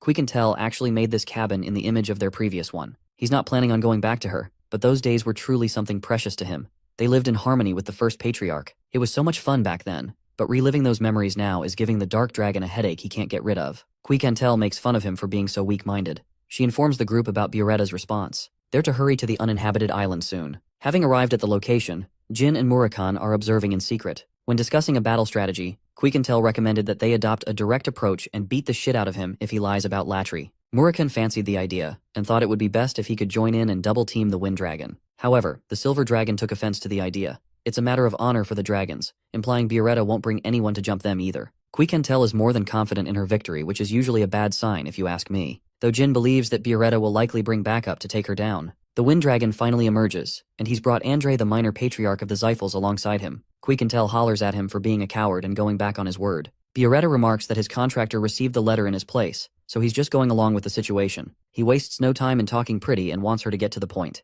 Quincantel immediately brings Latri to the discussion, which makes the Wind Dragon burst out in an uproarious laugh, almost if it is to ridicule her foolishness. Quincantel is further annoyed and emphasizes the seriousness of the situation. But the Wind Dragon isn't interested in giving straight answers. She's getting provoked to a corner with each response. The Wind Dragon warns her not to rebel against the Zyphals. Jin and Murakan are still hiding. Buretta is done with playing around and threatens her life. But of course, she has been waiting for this moment. The epic fight begins as the Wind Dragon unleashes its furious cyclones to overwhelm Quincantel. Transforming into her dragonic state, Quincantel commands a bone-chilling order to free Latri if he wishes to avoid suffering. The maniac Andre grows excited with her powers. Unfortunately for her, she's dealing with a powerful sorcerer as well. A 9-star sorcerer, in fact, the same minor patriarch who wasn't granted entry into the banquet. Jin finds this opportunity a learning experience for the future. Andre prepares to strike her down. Quincantel attempts to dodge, but all of a sudden, she has lost her ability to fly. This is one of the specialties of serving the god of the wind. They can negate flight of any creature at will. With Quincantel stranded to the ground, Buretta prepares a powerful beam to attack her. Not like it matters to the Silver Dragon, who is overconfident in surviving the attack. Andre pairs his powerful lightning storm with the dragon's beam. The attack is powerful enough to cause Jin to worry, but Murakan wants to believe in her strength. He knows that they're the ones who underestimated her true strength. In this pivotal moment, the Silver Dragon responds with her overwhelming control, stopping time dead in its place. She managed to stop the spell from hitting her, impressing Andre. What's more, she intends to rip him apart by the end of this fight. Andre orders Buretta to initiate his next attack, but to his shock, the dragon has been frozen in place. The Silver Dragon's incredible control has given her the upper hand in this fight. She beats the shit out of Buretta while he's still immobile, cutting him down limb by limb. Quincantel encourages him to talk more shit like he was doing just a moment ago. Buretta's wing is torn from its body as the Silver Dragon delivers her onslaught. She's prepared to kill his precious dragon before the sorcerer's eyes, but even Quincantel has exhausted too much of her divine strength. She is going to need her friend's help to stop the minor patriarch. Pushed into a corner, Andre threatens to use the Origin Stone, a powerful stone that was once destroyed ages ago. It's impossible for the Zyphals to possess this cursed object. The monster unleashes its wrath, shocking even the likes of the Silver Dragon. The Zyphal sorcerer commands the Age of Domination for his clan. The creature from the Origin Stone inflicts a major wound on Quiekentel's body. The Origin Stone is a safety measure created by the gods to prevent the destruction of the world. It has the shared power of all the gods combined into a simple object. The Origin Stone was destroyed because even they feared it could be used to destroy the world instead. Murakan can't believe that an item so ancient has resurfaced from its destruction. Quiekentel is severely injured and in no position to fight. Enraged, Murakan reveals his presence to protect the Silver Dragon. Since there are only 2 dark dragons existing in this world, Andre recognizes Murakan as the guardian dragon of the Runcandel family. Andre immediately recognizes Jin by his true identity as well. Andre thinks he's got a much bigger fish to fry now. The Wind Dragon regains its powers as the Origin Stone corrupts the dragon with its might. Even Murakan is shocked to see Byaretta's resurrection. Both dragons commence a head-on brawl against each other. Byaretta prepares to destroy Murakan, who counters with a punch. However, his attack is easily blocked by Byaretta, who mocks him and calls him an easy opponent. Byaretta is celebrating that he gets to take down the strongest dragon of the past. With their fight ongoing, Andre tends to the injured Silver Dragon with his Origin Stone spirit. While he's blindsided, Jin prepares to attack him with the light magic technique of Chen Mi. The spell blinds the sorcerer, who then gets his body severed by Jin's sword. Byaretta rushes to attack Jin and smashes him with its powerful tail, sending the teenage knight crashing. He's barely able to regain his stance when 2 more attacks come rushing right at him. It is at this moment Jin senses the absolute urge to use Luna's stone. The legendary white whale of the Runcandel family is summoned as the last to overcome her brother's greatest challenge. When Jin entered the fight, he calculated slim chances of survival against Byaretta, and instead made Andre his target. He was able to land a critical slash upon the 9-star sorcerer's body, but it wasn't enough to deal the killing blow. Jin wanted to finish the fight, but he unexpectedly got attacked by Byaretta before being overwhelmed by 2 godly attacks that he would never have survived. It was the best moment to smash the precious stone, summoning the monstrous warrior of the Runcandel clan. Even Andre is starstruck by her sudden appearance.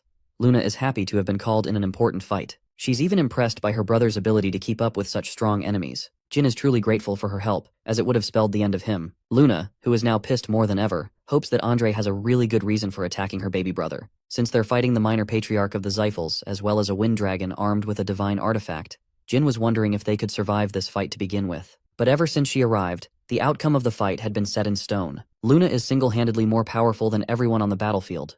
Murakan recovers Quiekentel and recommends that they stay away from the fight. He's thoroughly impressed by Luna's entrance, who saved him at the last second. Andre is happy to find a living proof of the Runcandels breaking their pact against the Zyphals.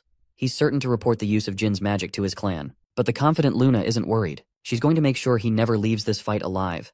Andre sends the cursed spirit to attack Luna. The result? It gets annihilated to pieces. Luna has had a wide history of fighting the Zyphals, and she's never been impressed by a single sorcerer. In a flash, she cuts down Byaretta's dragonic form. She's happy to have such an easy target, and inflicts so much damage that he's forced to return to his human form. Byaretta prepares to take the fight in combat. His powers are strengthened by the cursed demonic energy. Luna realizes that the Origin Stone comes at a cost of a recharge. She thinks it's pathetic to see the minor patriarch backed into such a corner that he has to become slave to a pitiful strategy. Byaretta rushes to attack her with his spear. The white whale swiftly dodges and happily counters without struggle. She tears apart Byaretta's defenses, sending him on the back foot.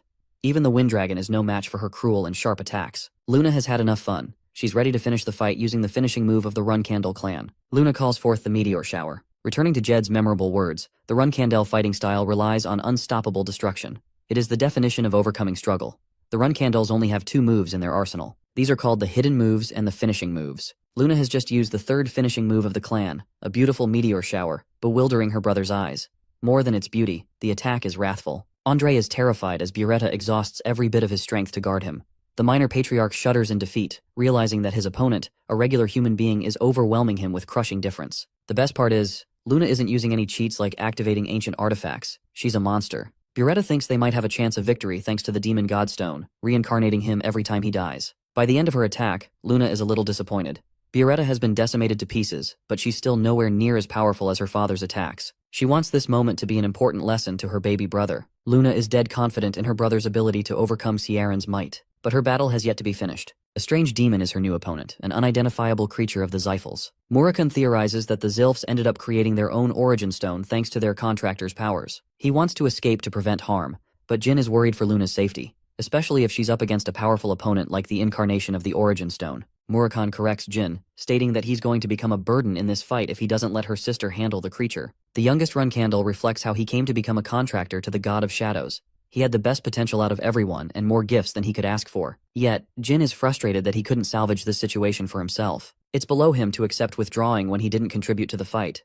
It's the same as how things ended for his previous life. His thoughts can only be summarized in one emotion: anger. He refuses to become weak like this ever again. Murakan is happy that the boy is festering his ambitions to become stronger and stronger. After all, it's this motivation of his that will lead him to climb the ranks above all. As for Luna, she's underwhelmed by the demon who somehow thinks he can beat her this time. However, she learns just how powerful the demon Andre truly has become when he unleashes a malevolent beam strike. Luna defends with her sword, while the demon ridicules her. Luna calmly responds that she needs nothing more than her sword to fuck him up. While she's uninterested in showing him just how powerful she truly is, Luna hopes to demonstrate true mastery over the sword. She's the first knight to have worn a red aura. Andre is arrogant in his demonic state, believing that he has an edge in this fight with his godly powers. He prepares to unleash a final attack, hoping to end the Runcandel. But Luna is unshaken, and before long the words Crimson Moon escape her mouth. A beautiful splash of red severs the monster in half, but the attack left behind causes a black hole of energy that draws everything near inside.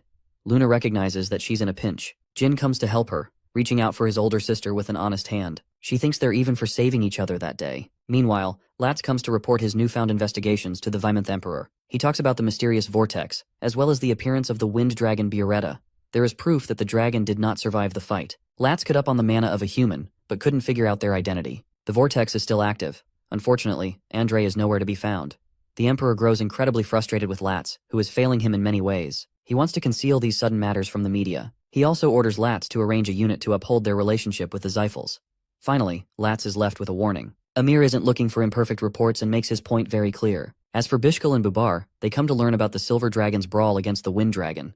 The outcome resulted in an entire island getting decimated off the map. The Origin Stone is also reported to have been destroyed. Bubar is annoyed that they ruined his most precious piece, hinting that he may be responsible for the recreation of the demonic stone. Bishkek reports that their leader is pissed with the way Zyphals are handling things, which means they will likely ignore their orders for now. The true patriarch of the Zyphal clan acknowledges Andre's fall, despite his overwhelming advantages. He wonders if an outside force intervened to defeat them. Talks of a dark dragon have reached his ears. Misha, the other dark dragon, as well as Murakan's sister, is actually so strong that she'd easily overcome the challenge. Hearing this, the Zyphal patriarch orders his guardian dragon Kadun to look for the shadow dragons. He doesn't show any signs of concern for the loss of his brother Andre, because he knew his brother would get killed someday. After all, that man was insolent enough to arrive at Kiran's banquet on his own whim. Kadun recommends they create more demonic stones as they're the only source of their power capable of defeating the Runcandel clan. Keliak Zyphal has grand ambitions to conquer the world and rise as the new god of the realm. Returning to our heroes, Jin and the gang arrive safely to return to Jilly. She instantly faints upon seeing the great Luna becoming a part of their mission. Jilly is concerned about Jin's safety. He's getting involved in more trouble than ever when he's supposed to be operating solo.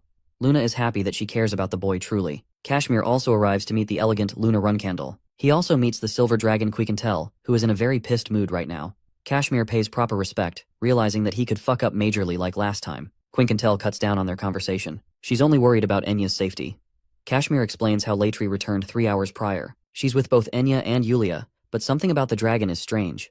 The creature doesn't remember how it went missing for an entire year. He doesn't remember past the time Bioretta took him away to teach him magic spells. Murakan realizes that the Zyphals wiped his memory to clear proof of their involvement. They don't want the world to discover their schemes. After a long-winded explanation of how things went down, Kashmir and Jilly catch up to speed with what happened. Murakan believes that the only reason to create a demonic stone is because the clan wants to create their own god. They're in the process of acquiring powers from each god in an effort to crush anyone who stands in their way. That is the goal of Keliak Zyphal. Quiquentel goes to check on Enya with Kashmir, while Jilly sees Luna for a second time before fainting again. This poor nanny and her stress levels. Luna learns of all of Jin's accomplishments in the short span of 3 months. She thinks it's hilarious he can't even add credibility to his own missions because he abused his powers. The Runcandels would never forgive him for that. Jilly is happy that Luna is planning to let them slide under the radar. Luna shocks them all by revealing that Kiran already knows everything by now. He's only moments away from uncovering Luna's involvement too. While Jilly is fearing for her life, Jin explains he has the perfect story. He wants to go meet his father with Luna. Sounds like a great plan at first, but it's actually crazy sounding to both women. They think he's taking his father lightly. Jin explains that he's just going to warn him about the Zyphal scheme to destroy the Runcandel clans. It's ideal that he knows about the existence of the demon creation stones too. Luna reminds the boy that he's going to fail the test automatically if he returns home before his term ends. Jin doesn't care much about that. He's hoping to score a deal out of his father. For the first time, Luna delivers her words with emphasis and bluntness. She actually fears for the boy's life. Jin thinks that she'll step up before that happens. Hearing such words coming out of his mouth, Luna approaches him with a menacing stare. Testing his conviction, she's pissed. Luna realizes just how worried Jilly must feel for him. She agrees to comply with his plans. They are to leave tomorrow. Confused, Jilly questions why Luna is accepting to help her brother. It's simple. She doesn't like the way of the clan and how it thrives on killing each other. Luna hopes to become a reliable sibling to Jin, his one form of defense. She's hoping he has something good in mind to win this encounter. The next day, both Luna and Jin return to Storm Castle. They're met with scrutiny and frustration. Jin's big sister owes him big time for doing so much for him. Vuigo and the rest of the Runcandel flag bearers stand to oppose Luna's decision strongly. They're all ready to confront so easily, which also implies Kieran is aware of their return. Mary is mad and pissed that Jin is halting his growth by choosing an early death. Luna explains that Jin returned of his own volition, but then her own judgment is questioned for being unable to stop him. Luna can't argue with Luntia's clever arguments. Luntia is shocked when she learns that Jin is personally going to see their father. The rest of his siblings even try to warn him that he's definitely getting himself killed. Luntia takes a breath and allows entry. However, she is quick to draw her sword against Luna, demanding her weapon. Kieran wants to see Jin in isolation. Luna ferociously rebels against the decision with her anger, so the rest of the flag bearers all gather to beat her upon the orders of Kieran. Jin assures Luna that he's here to inform his father about something important. He's unafraid of what is to come, so he walks away without any fears. As he's making way inside the castle, Jin reflects that not even one of his siblings understands the patriarch. He thinks it's possible to earn his father's trust, so long as he keeps a cool act. Jin takes a deep breath, gently knocking on the door. The result? Well, let's just say his aura alone decimates the door. For the first time, Kieran is violently pissed against the boy. Ciaran literally made a blade out of aura, just to demonstrate how powerful his sword skills could become someday. It's actually a learning experience instead of a demonstration of fear. Jin knows that he shouldn't apologize, and act boldly. The boy utters words that none of his children ever even spoke of, that he missed his father. Ciaran is affected by his sweetness, but still calls him out for being weak. Jin emphasizes his affection, but it doesn't get him very far. Ciaran unleashes his sheer intent to kill, overwhelming Jin from the very place he stands. Ciaran knows that he's here for a reason. Jin reports that the minor patriarch of the Xiphal clan has been defeated. He is honest about Luna's involvement in the situation. Jin tells him that he has more to state other than what he just said. Ciaran takes intrigue and allows his son the chance to speak. Kieran learns of the many adventurers Jin has had along his journey as a reserve flag bearer. He wonders if Jin was here to tell him about the defeat of the second most powerful Xiphal. Jin argues that Andre is far from the most powerful Xiphal they have, because despite Luna's strength, it's unlikely for the Xiphals to have been defeated so easily. The patriarch confirms the boy's suspicions, adding that there is someone who is even stronger than Kiliak, being more powerful than the patriarch of the Xiphal clan. But Jin has yet to mention the most valuable detail, the artifact that was used in his battle against the Xiphals. The Stone of the Demon God, a mystical replica of the Origin Stone which the gods themselves created. Ciaran interestingly mentions Murakan, revealing that he's always known about the Dark Dragon as well as the boy's ability to control mana. His father knew the depths of his secrets. He even laughs in Jin's face because he actually didn't know about Murakan and instead manipulated our boy to spill his secrets. Even Chiron can't help but laugh at the fact that the strongest dragon was reduced to a damn cat. On a more serious note, Ciaran wants to discuss the information regarding the artifact with Luna. It's a dangerous object, and he wonders if the kings of the Dark Sea are aware of its powers. He feels the sudden need to return to the Dark Sea to fulfill his mission. Ciaran emphasizes that Jin's return will be forgiven, but it's clear that the boy is seeking something for his accomplishments. Jin makes his words clear. He doesn't want any Runcandel to ever step foot in the city of Tikan, because it's the place where he will settle down and execute his missions. Before he can, however, Kieran lays a condition. He wants the boy to succeed in cooperating with Kashmir and win him over, and if he does, then he will make sure to uphold Jin's wish. But Kieran doesn't even know that Jin has already done that part too. He brings Kashmir, who looks like a lost puppy, in front of the patriarch. Kashmir realizes that he's facing the most powerful knight in the entire world. He feels immense pressure just being in his presence. Kashmir strengthens his resolve and pays his respect to the Runcandel patriarch. Jin takes a moment to explain that they both know each other well. Since he is clearly invested in a cooperative relationship with Kashmir, Jin's part of the deal is fulfilled. Poor Kashmir is devastated, thinking that the Runcandels might try to conquer Tikan at this rate. Jin basically lucked out and passed the test without even trying. When Kashmir learns about Jin's condition to forbid any Runcandel from entering Tikan, he's shocked and even happy. Since Kieran has a bunch of other things to discuss with Kashmir, he tells Jin to take his leave. Poor Kashmir is terrified of this man, barely able to talk. Meanwhile, Jin strolls around the manor. The Tona twins are surprised to see him in one piece. He asks the twins for a favor to look after his cadets in the time he's gone. After his leave, they both can't believe that he's fearless even after a discussion with their scary father. Jin returns outside in one piece, shocking the rest of his siblings. He tells Luna to go and chat with Kieran, even mocking his siblings by keeping the information private. Kashmir does return outside, but this man looks like he had the worst time of his life. Miyu is upset that an outsider entered the Garden of Swords without approval. Luntia doesn't want her to keep yapping since they've already done their part of the job. Jin sincerely apologizes to his sister for the trouble. He's going to leave again and prioritize his training. He bids his siblings farewell. A month passed. In the underground training hall, Elisa Badger is training this man like crazy. He's taken 30 losses against this woman in a row, but his ambition and spirit to fight has yet to be quelled. He's ready to eat his 31st defeat. The Xiphal clan publicly addressed the deaths of both Andre and the Wind Dragon. They didn't focus on what caused the death, but many rumors spread regarding his assassination. The most convincing rumor was believed that he fought and lost against the Runcandels. Of course, many thought that a war was soon to follow. Many factions were offering favors to the Runcandels, bestowing them with gifts for their requests. Sieran is such a gigachad. He turned down the gifts and accepted the requests anyway, because he's playing the long game. Unfortunately, Sieran has to deal with Jin's mess because of his proactive moves. He tells Khan about his return to the Dark Sea, but it seems that Kashmir is in an important conversation with the Patriarch, so he wants his messages delivered even if he's fighting the monsters in the Dark Sea. Going back to Jin's training, he's sharpening his swordsmanship. Even after swinging his weapon 10,000 times, this man still can't find himself facing Luna. Even though he's reached 5 stars in both swordsmanship and magic, Jin is unimpressed with his level of strength. He is working himself to the bone to get stronger. He wishes to overcome his siblings in the 5 years he's been given. Kashmir is worried for his overtraining despite his talents as a Runcandel swordmaster. Enya is also here for a surprise visit. She's concerned about Jin's swollen and bleeding hands. Kashmir reminds him that his enemies will be much stronger in the future, but it's likely that he will harm himself by overtraining through impatience. It's basically like ego lifting above his level. Jin admits that he's in the wrong here, even though he can't stop himself from giving his absolute best. Kashmir thinks that he should be proud of his current level of effort. He wants to contribute by adding something fun to his training routine. He was then given the recommendation to spar against a powerful foe. Jin thinks Kashmir is inviting him to challenge the swordmaster. Though he acts like a coward in front of him, Kashmir is actually crazy strong with his sword skills. It's a reason they call him the Phantom Sword, and why he was recommended as a Runcandel instructor. Kashmir wants to fight him when he's ready, but before he gets to that level, Jin has a different opponent to face. That's how his wife, Elisa, came into the picture. Jin was given 6 months to try and defeat Elisa. He was granted permission to use every single skill without holding back. Yulia was scared because the little girl didn't want her mother to fight, but Elisa welcomed the opportunity. Initially, our boy didn't have a great impression of Elisa apart from her impressive physique. Well, that is until Yulia dissed him so hard by calling him weak as hell, especially when you know she is physically incapable of speaking lies. Elisa was okay with challenging Jin every day for 6 months straight. She didn't think of it as a burden. 2 days passed and Jin found himself challenging the physical powerhouse before him. She explains that her only rule is to never go easy on anyone. Elisa is hoping Jin won't lose heart after taking his first L. It was here when he realized that the challenge to defeat her in 6 months is realistic. When the fight began, one single punch from Elisa took everything in Jin's arsenal to block. She was impressed that he could counter the move. Jin followed by using light magic, momentarily blinding her. Then he lunged forth to strike, exposing himself to a huge opening.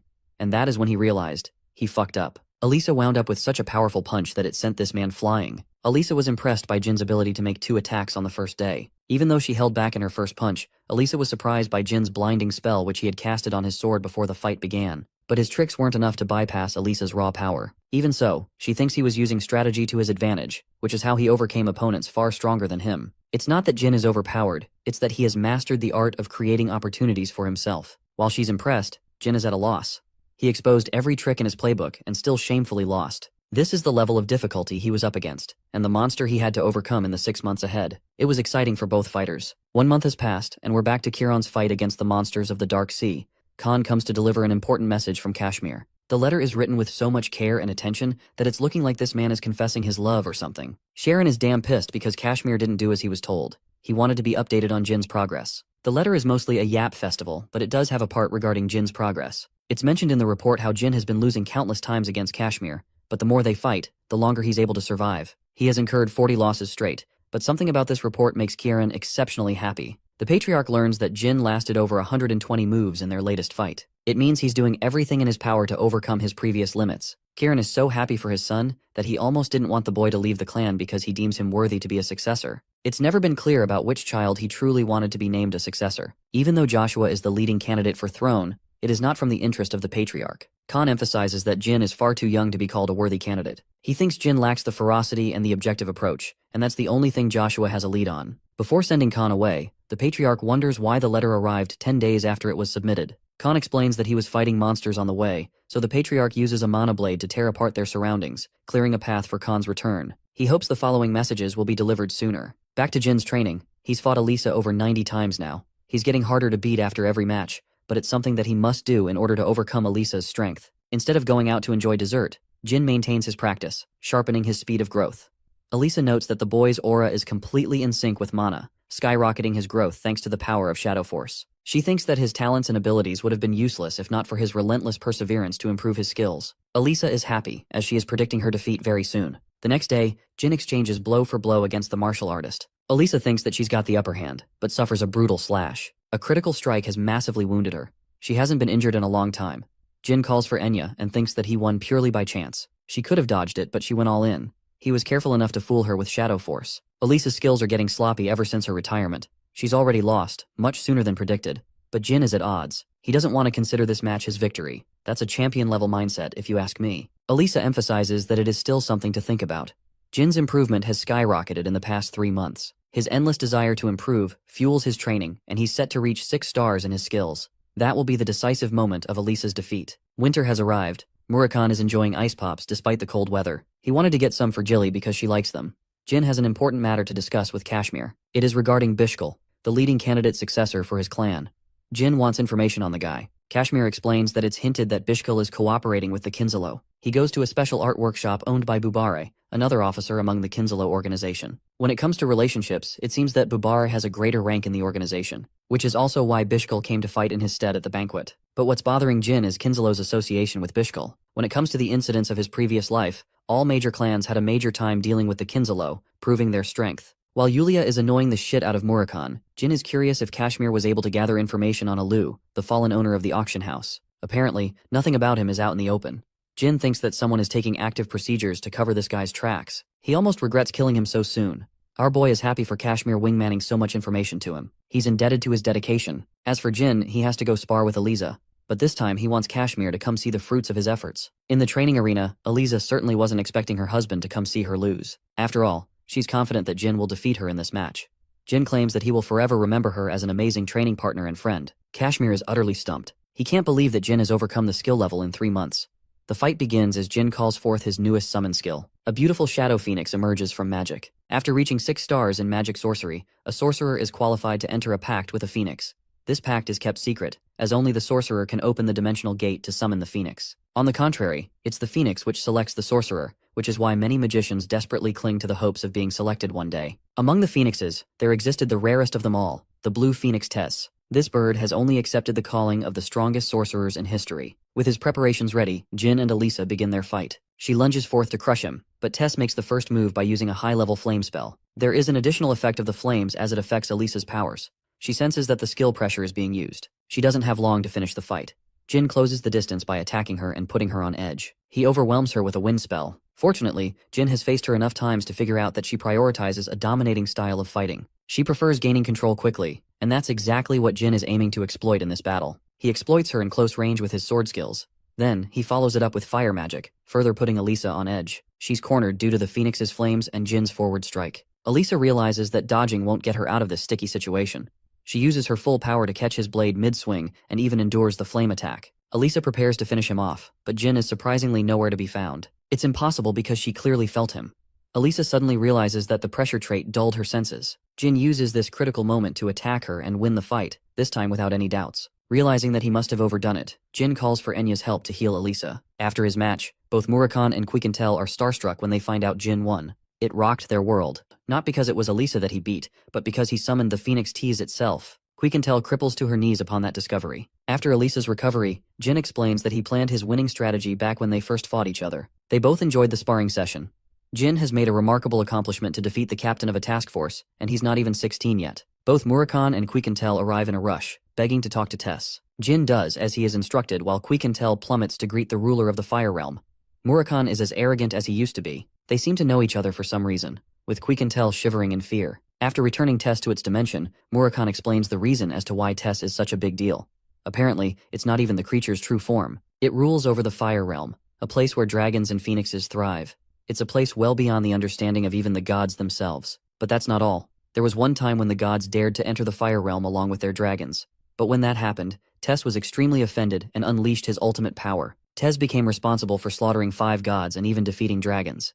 Jin is stumped to discover its true power. Unfortunately, he can't deploy the full use of its powers in the real world. Even if Jin became the peak of power, it would be impossible. It's a penalty for crossing over to the other dimension, which is the same reason the gods proved useless against Tess in the Fire Realm. So the same can be said of its powers in this realm. But even then, the Phoenix is powerful enough to turn anything to ashes. Murakan emphasizes that all the dragons are scared shitless of that monster. He does share that Tess has taken a liking to Jin, who contemplates how powerful Tess truly is. It means that he could use its powers to defeat the Zyphals one day. A month passed. Patriarch Jin Runcandel learned that his son was chosen by the god of the Fire Realm.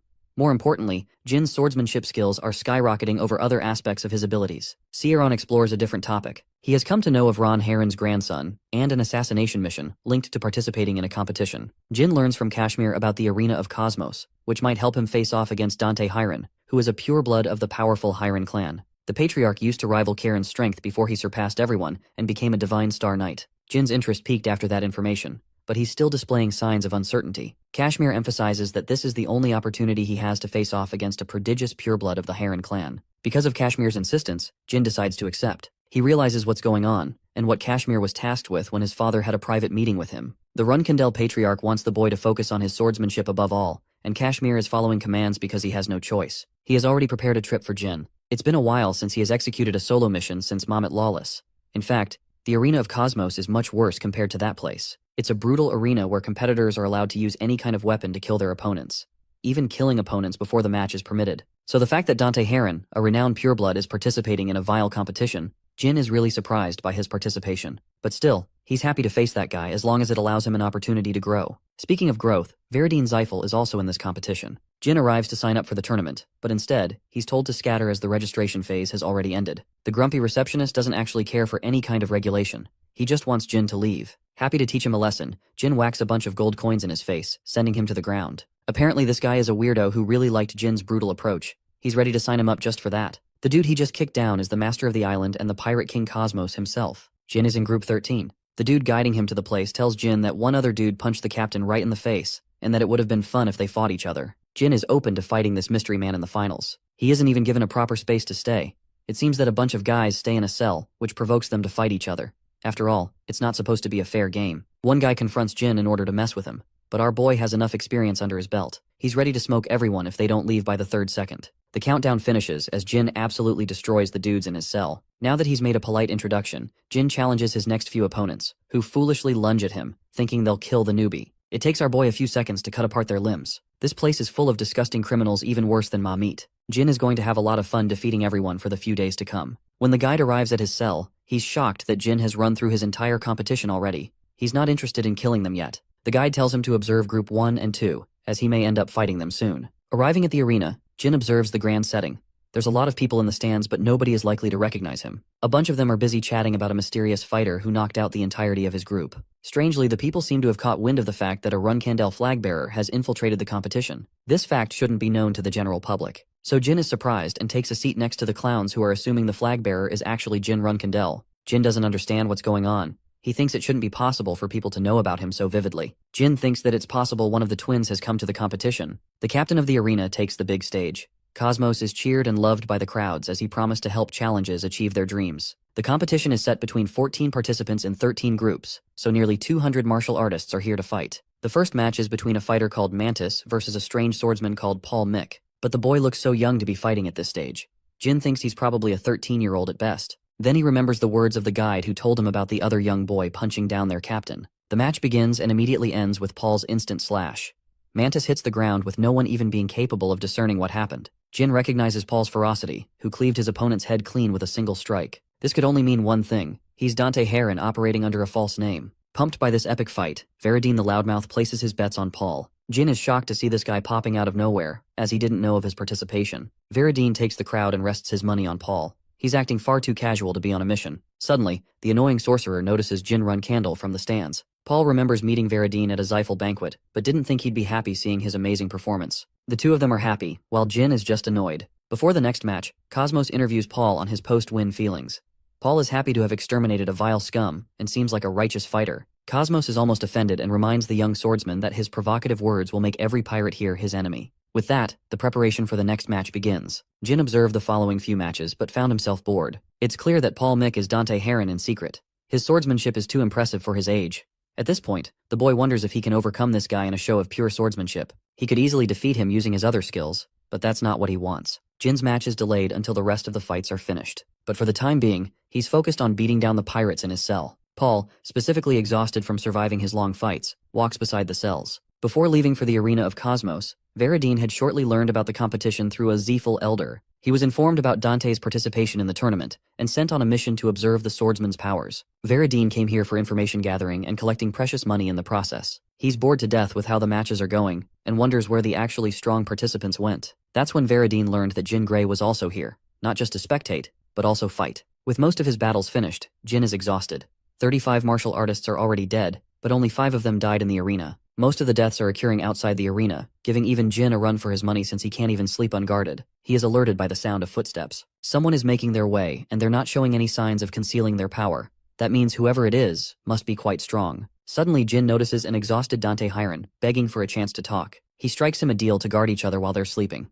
He has observed Jin's skills, so he knows he's quite capable. Dante collapses without being able to say another word. Jin thinks it's shameful that the Hiron clan doesn't train its warriors to survive sleepless nights. But it's not just because of that, it's because Dante has been a part of so many battles that he can't possibly go on any longer. There's a few pirates tailing him to strike him down, but what they didn't expect was Jin Runcandel popping out like Slender Man and cutting them down. He threatens their life if they dare to approach the cell. One of the pirates tries to explain that they didn't come here for him, but rather Paul Mick. Jin catches a poisonous spear with his bare hands. He's pissed more than ever that they were targeting a young boy to death. By the time Dante woke up from his slumber, Jin had already carried out his share of the battles.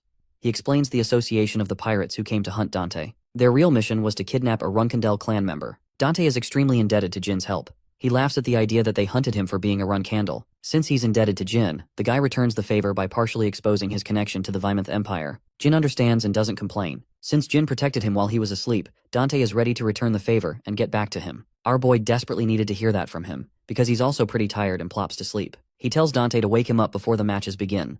Without another word, Jin goes right to sleep. Dante's impression of him is unique, as he may seem unapproachable on the outside, but is kind on the inside. The crooks of the arena are all slashed to pieces by Paul Mick, who keeps winning his fights with just one attack every time. On the other side, Jin is marking his impressive line of victories. The crowd finds itself cheering for him, and some of them wonder if he's stronger than Paul Mick. In any case, both Jin and Paul are being cheered as the favorites of the crowd.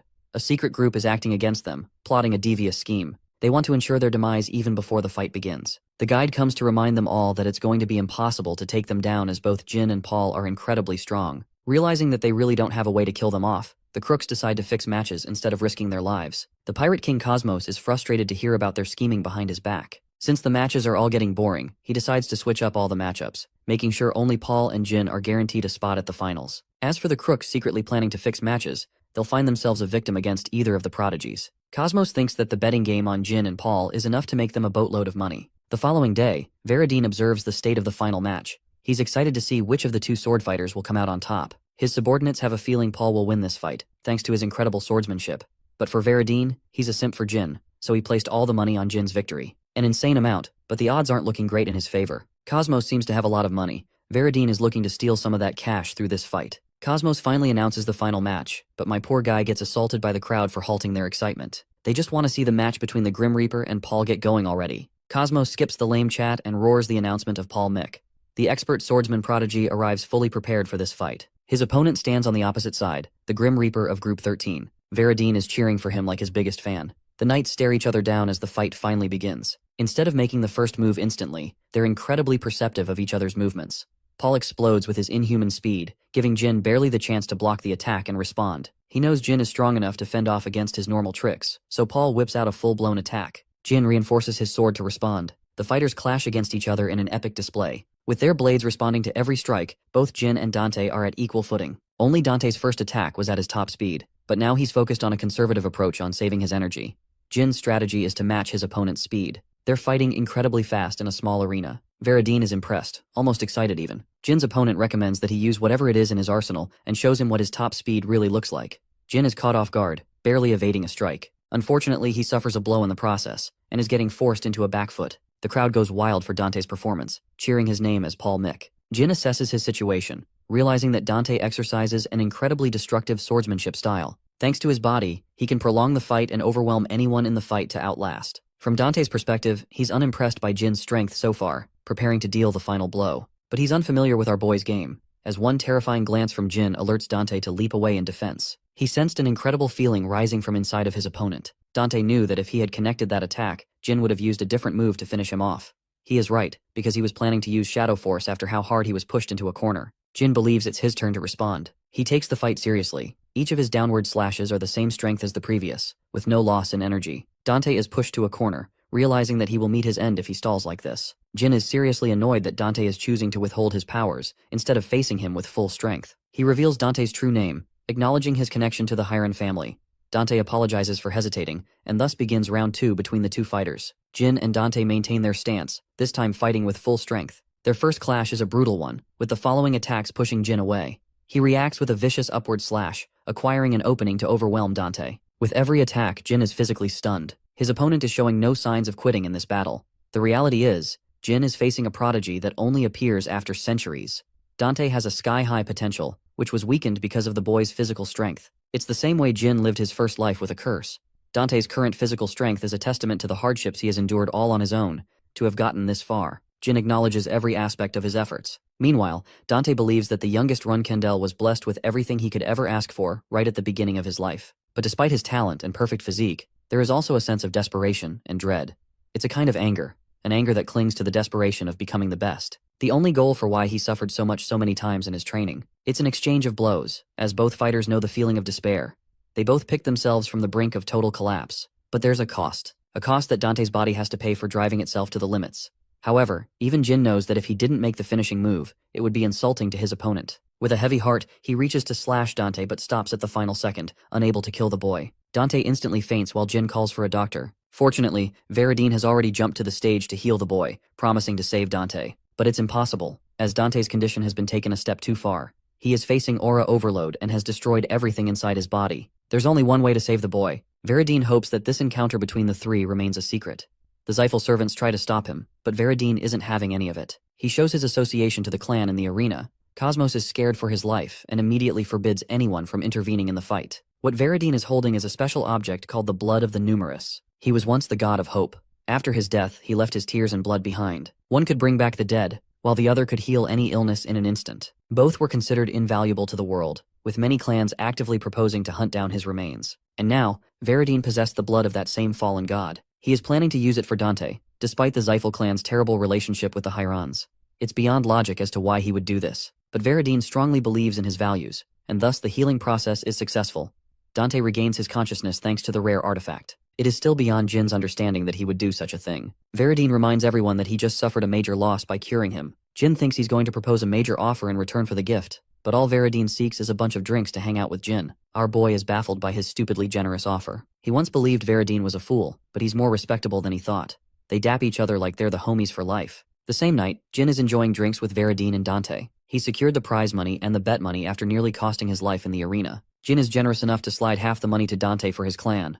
Poor Veridine is jealous as hell that he doesn't get to have a gift. Jin opens the treasure box and finds a map inside. He tosses Veridine an empty box for the keeping. Jin shares his annoyance with Dante, who ultimately decided to hide his strongest move. But Dante thinks it's fine because Jin was hiding his abilities too. He welcomes the opportunity to fight again, this time without holding back.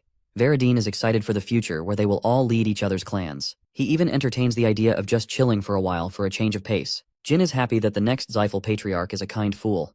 Veridine is offended by the remark, but it is true. All three of them may be enemies, but they will someday have to face each other. Jin wonders what will become of their relationship. Suddenly Veridine remembers to bring up something important. He's heard of the rumor of someone impersonating his name. Dante is shocked, questioning who could even have the balls to impersonate such a high-ranking member of the Zyphal clan. Veridine doesn't know either. He doesn't want to blame Jin, but clearly he doesn't know that our boy was indeed the culprit. Jin asks what their initiative is to capture the impersonator. Jin recommends they stray away from pursuing the rumor. He thinks the people will make fun of the Zyphal clan for chasing an impersonator. Veridine is somehow persuaded by this simple suggestion. Jin hastens to make his leave because he has a bunch of things to take care of. Before leaving, Veridine calls him a friend. Jin pauses, smiling in acceptance. Circling back to Kieran, he's annoyed reading long letters of Kashmir every time. In this letter, he finds that Jin won against Dante and finally climbed to the 6-star swordsmanship level. The patriarch is agitated with Kashmir and hopes to have a one-on-one conversation with him soon. Back at his castle, Kashmir feels a cold feeling embracing him. He realizes some bullshit is going to catch him by surprise. Kashmir requests seeing the map he acquired from the competition. The map confuses him as he's never seen something like it before. It's unclear and imprecise in its destination. Yulia sparks an interest with the map and points to a strange location on the map, sensing something so tragic and horrifying that it forces her to cry. Kashmir is alerted as Murakan realizes her powers are experiencing a sudden overload. The guardian dragon is necessary to calm her down. Latri rushes to find her. The young dragon helps calm her down in her state. Even a worried Elisa comes rushing to the scene. Fortunately, Latri was able to calm her down to a state of sleep. Murakan is interested in learning what the girl saw in her vision. Latri explains that it was a hint of the past. It happens when a contractor of Asmil looks into an object filled with feelings. It could have been much worse if Latri didn't hurry to the scene. Latri describes the vision Yulia saw. On an ancient land, lived the natives who served their god and stayed away from the outside world. But then, certain people, namely the Zyphals, arrived and approached the locals. The magicians began asking for more and more from the locals, until one day they killed a child. After the killing of one child, the Zyphals killed many natives in search of a divine artifact. Jin, overhearing this conversation, connects the dots in his head. He requests Latri to illustrate the design of the artifact. He explains that it looked like a silver mirror, which confirms Jin's suspicions. It's the object from his future, the Well of Mana. The Zylphs intruded Colin for the artifact, driving its people into hard labor. Jin even discovered how they made biological golems out of those people. This means the map is actually pointing to the location of the artifact. Jin is lucky to have obtained an incredibly valuable map from Cosmos. Murakan observes his interest and asks if he knows something. Jin feigns ignorance and apologizes to Kashmir for what happened to Yulia. Of course, it's not his fault, as she's a divine contractor. Latri is going to stay by her side to ensure Yulia's recovery. Kashmir recommends that they move on to find the object. His organization will first interpret the language of the map to understand proper directions. Jin knows that it would be impossible since most of the natives of the land have already been killed by the Zyphals. The people who know the language are confined in Colin, so it's a real guess if they'll be able to obtain the Well of Mana before the Zyphals are able to. 2 weeks after the incident with Yulia, a drunkard collapses in the middle of the night. Jin helps him out, offering him another drink for a conversation. Our boy uncovers information from him while he's defenseless. The man explains that his tribe is in a place far away, which is as big of a hint as any. Jin whips out the map, requesting him to read and translate. But when he spots the symbol at the top, the man spirals out of control, realizing that he's been set up. Jin freely exposes the identity of the two dragons. Murakan is offended that he slipped up so much information with such ease. The guy is assured that he's not dealing with the Zyphals, but still shocked that they were able to pin him down. Jin explains how they came to learn about the tragedies that took place in Kolon. They wanted to find someone to translate the map, and coincidentally managed to locate this guy. Of course, even that dude knows it's not because of sheer coincidence, but he's happy to introduce them to his sister. The woman in question had been anticipating their arrival. Even Murakan finds it strange that Raosa has been waiting for them in advance. She's the definition of divinity, a person of significance from her land. Raosa proves her powers by cleverly writing out Jin's powers, and even knowing about Murakan and Latri. She has an aura that transcends all. Jin immediately realizes that he's dealing with an actual god. Raosa emphasizes that she is but a mere vessel, and that if she truly were a god, Colin wouldn't have been lost to their invaders. Murakan spells her doom, as her powers are not going to last for much longer. Raosa confirms this fact, confirming the Dark Dragon's observation.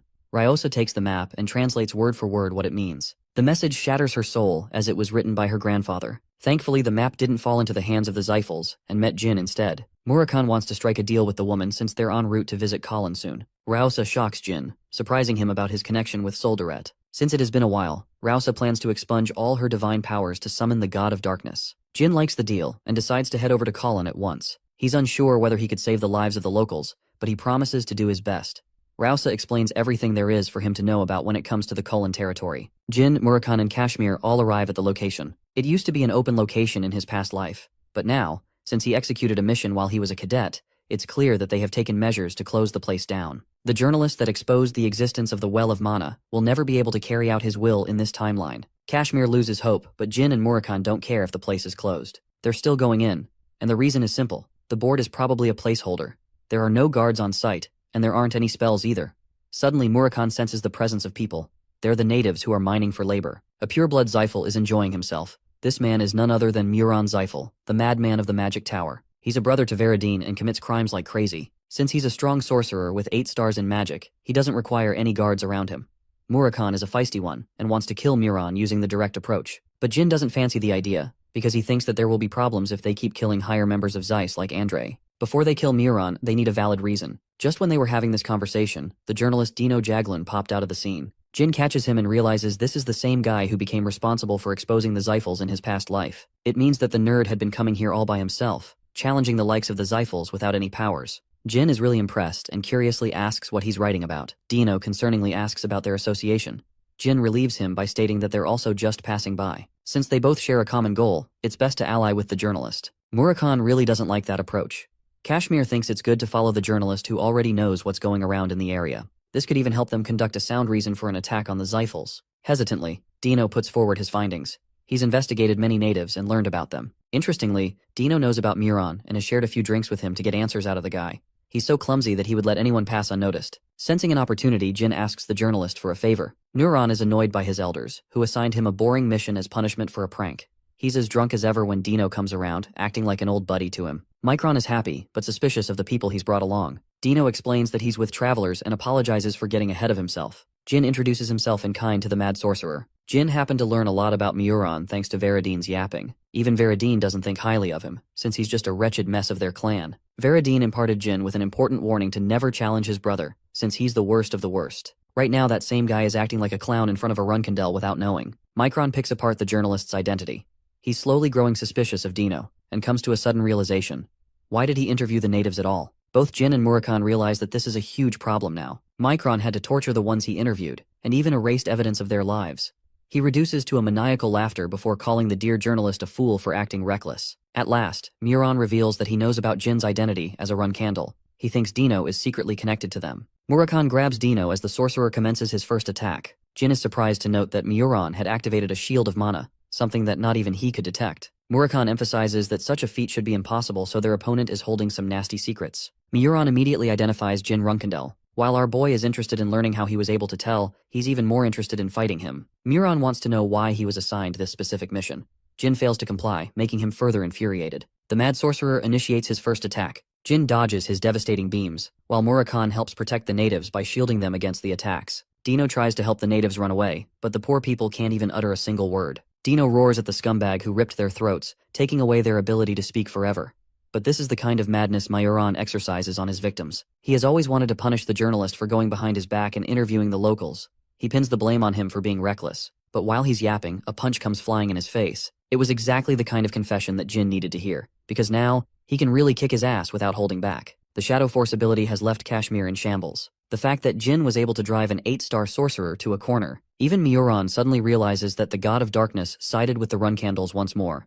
It means they broke the pact, which could jeopardize the existence of their clan. Jin and Murakan can't sense anything from Murakan's attack, making it hard to dodge his strikes. Murakan doesn't really care about beating Jin. Rather, he's enjoying himself feasting on the misery of the locals. Jin wastes no time hearing his yap festival and charges to strike him down. With his super speed, he dodges Murakan's wind magic attacks. To the point Jin is able to dash behind him, surprising the Zyphal again. The sorcerer panics and attempts to widen the distance, but Jin is simply cutting down everything in his path. He's nullifying magic thanks to the effects of the Shadow Force. But before Jin is able to pin him down, Murakan engages him with his spell. Jin breaks free of the chains, impressing and exciting the Zyphal. He's happy to use everything in his arsenal to beat down Jin, who is exhausted and can't imagine a future where he safely escapes every spell. Both Murakan and Kashmir are trying their best to help evacuate the people, but it's not going to help because the mad sorcerer has filled the entire landscape with his terrifying spells. Having them right where he wanted, Murakan is happy to enjoy his fight with Jin Runcandel. Total destruction is unleashed as Jin makes his way through dozens of spells, but even he is caught off guard by the eroded land spell. Stepping on the land will siphon his magic energy. The only way out is through since he can't go back. Jin concentrates the bulk of his magic energy and counters Murakan's spells. But there's something clearly wrong about his opponent, who can inexhaustibly use so much mana without draining his energy. What Murakan has analyzed is that Jin knows a thing or two about magic, because he is carefully avoiding stepping into traps. From this analysis, Murakan deduces that Jin Runcandel must also be a spellsword. The mad sorcerer isn't worried as he plans to overwhelm Jin with an even greater surge of mana. Mana backflow is the worst condition for a mana user to experience. It overwhelms their body and destroys organs from the inside. In a fight between two sorcerers, the inferior one experiences mana backflow, immediately determining the victor between the two. Since Runcandels don't have mana, they aren't overwhelmed by this ability. But for someone like Jin, it's basically an exploitable weakness. Murakan is extremely confident, but that's exactly what Jin wanted by luring him in. He has prepared light magic to blind the sorcerer in the critical moment. The spell takes off as Murakan is completely blinded to his senses. He can't see anything and realizes that Jin's next attack will likely be the finishing blow. But just in the nick of time, Murakan is able to cast his escape at the expense of losing his hand. He mocks Jin for possessing both the powers of light and the dark. Jin is impressed by his opponent, and while Andre has more mana, Murakan is the trickier opponent of the two. His battle experience indicates that Murakan can use more tricks than just relying on mana backflow. The sorcerer chuckles, before admitting that the both of them are one and the same. Jin thinks he's trash-talking at the worst moment, but Murakan is dead serious and reminds Jin that he's not going down anytime soon. Jin loses his patience and questions what the mad sorcerer is trying to imply with his words. Murakan is happy to inform him about the source of his powers, and how he is able to use more mana than a typical 8-star sorcerer can. The reality is, this psychopath has been using the locals as his mana amplifiers. He's draining their energy to fuel his spells endlessly, So if Jin has to truly make sure Muran is defeated, he will first have to kill those people. That's exactly the intention of the mad sorcerer, who wants to prove to Jin that their methods are one and the same. But one girl, a native, calls out the sorcerer's lies. She explains that he's actually using a divine artifact to increase his powers, instead of siphoning their energy. Jin is still surprised, because he wasn't expecting Muran to discover the well of mana too soon. The woman whines as she confesses the sorcerer's brutal ways of torturing her people. Muran is angered by her every word as she pleads with Jin Runcandel to kill this sadistic psychopath. Enraged by her words, he concentrates a spell to kill the woman, incinerating her body before his eyes. He's mad that she ruined his entertainment. But while this is happening, Dino calls out to Jin and highlights the importance of saving Tika, as she's the only hope of the colonites. Unfortunately, she's currently being incinerated by the secret spell of the Zyphals. He once heard about this spell from his teacher. The blue flames are impossible to extinguish once they're set off. Its only weakness? You burn the blue flames with an even more powerful flame. Remembering his teacher's words, Jin Runcandel unleashes the flames from the fire realm. Tess destroys the spell and helps secure the woman. Muran Zyphal is utterly baffled, seeing Jin's command over the legendary phoenix. The mad sorcerer is speechless. What lies before him are the flames of a phoenix that has only chosen the greatest sorcerer of its time. So for the phoenix to choose a Runcandel spellsword, instead of someone from their clan, means that he's the one bound to become the greatest sorcerer of his generation. The woman opens her eyes, realizing that the flames are protecting her body instead. Jin is happy that she ratted out the sorcerer. She reminds him that Muran is still using the divine artifact to his advantage, but he's yet to acquire its full power. He only learned about certain activation phrases thanks to torturing the people. She even knows that Rausa sent Jin to help the colonites.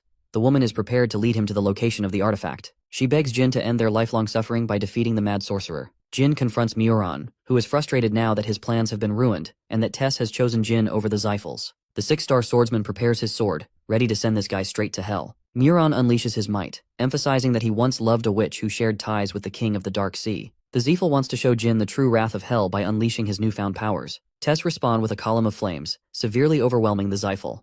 For some reason, Muran's sudden transformation has enraged the phoenix. Murakan joins the fight after having evacuated the natives. He explains how fucked their current situation is.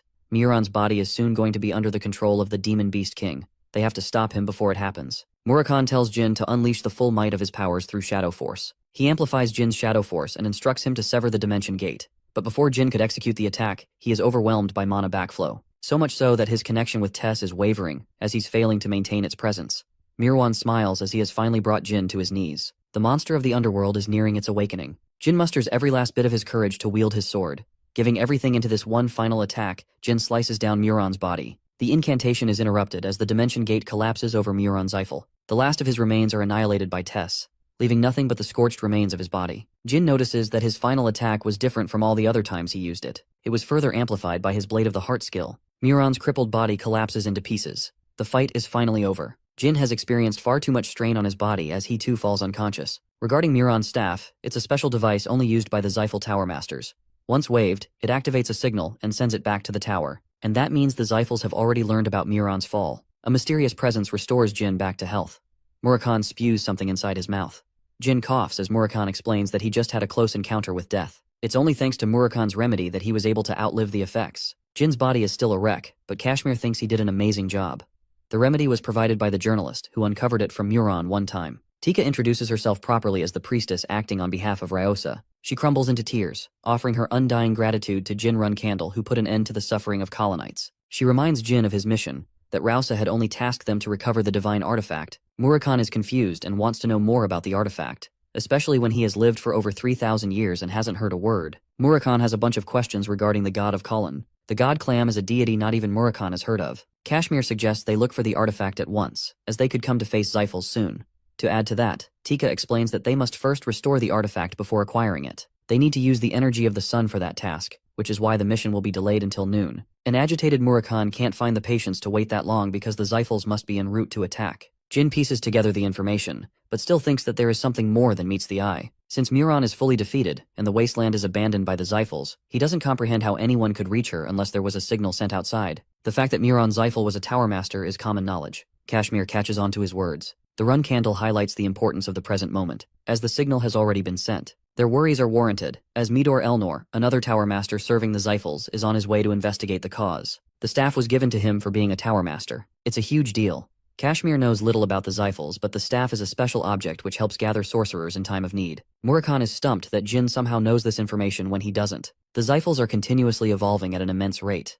Jin excuses what he heard from Luna, when in reality, he remembered thanks to his teacher's memorable words. Nearly 100 sorcerers exist in every Xiphal tower, and a lot of them are around the 8-star level. Engaged against them in an actual fight when they also have to defend civilians, it's going to be a brutal battle. Jin inquires how long it would take them to arrive, and he learns that it's going to take a minimum of 2 hours. Given that time limit, he requests Kashmir for a favor in the time of need. Kashmir is alarmed as Jin's secretive plan could end up killing everyone involved. He wants Kashmir to relay the message to a person immediately, or else they are all doomed. The man accepts the condition and begs Jin to make it out alive. Murakan and Tika are in preparations to restore the divine artifact. The locals have gathered, but Jin's condition is stagnating. His body reacts harshly as he's driven himself to his absolute limits. Murakan is pissed that Muran refused to remain honorable in his defeat and instead called the sorcerers of the watchtower. Jin requested for Luna's help last time, as she was their only hope. Murakan is worried about Kashmir failing to reach them in time, because if he really doesn't, then they'll have to struggle and survive for as long as they possibly can. The minor tower master and his troops are on their way.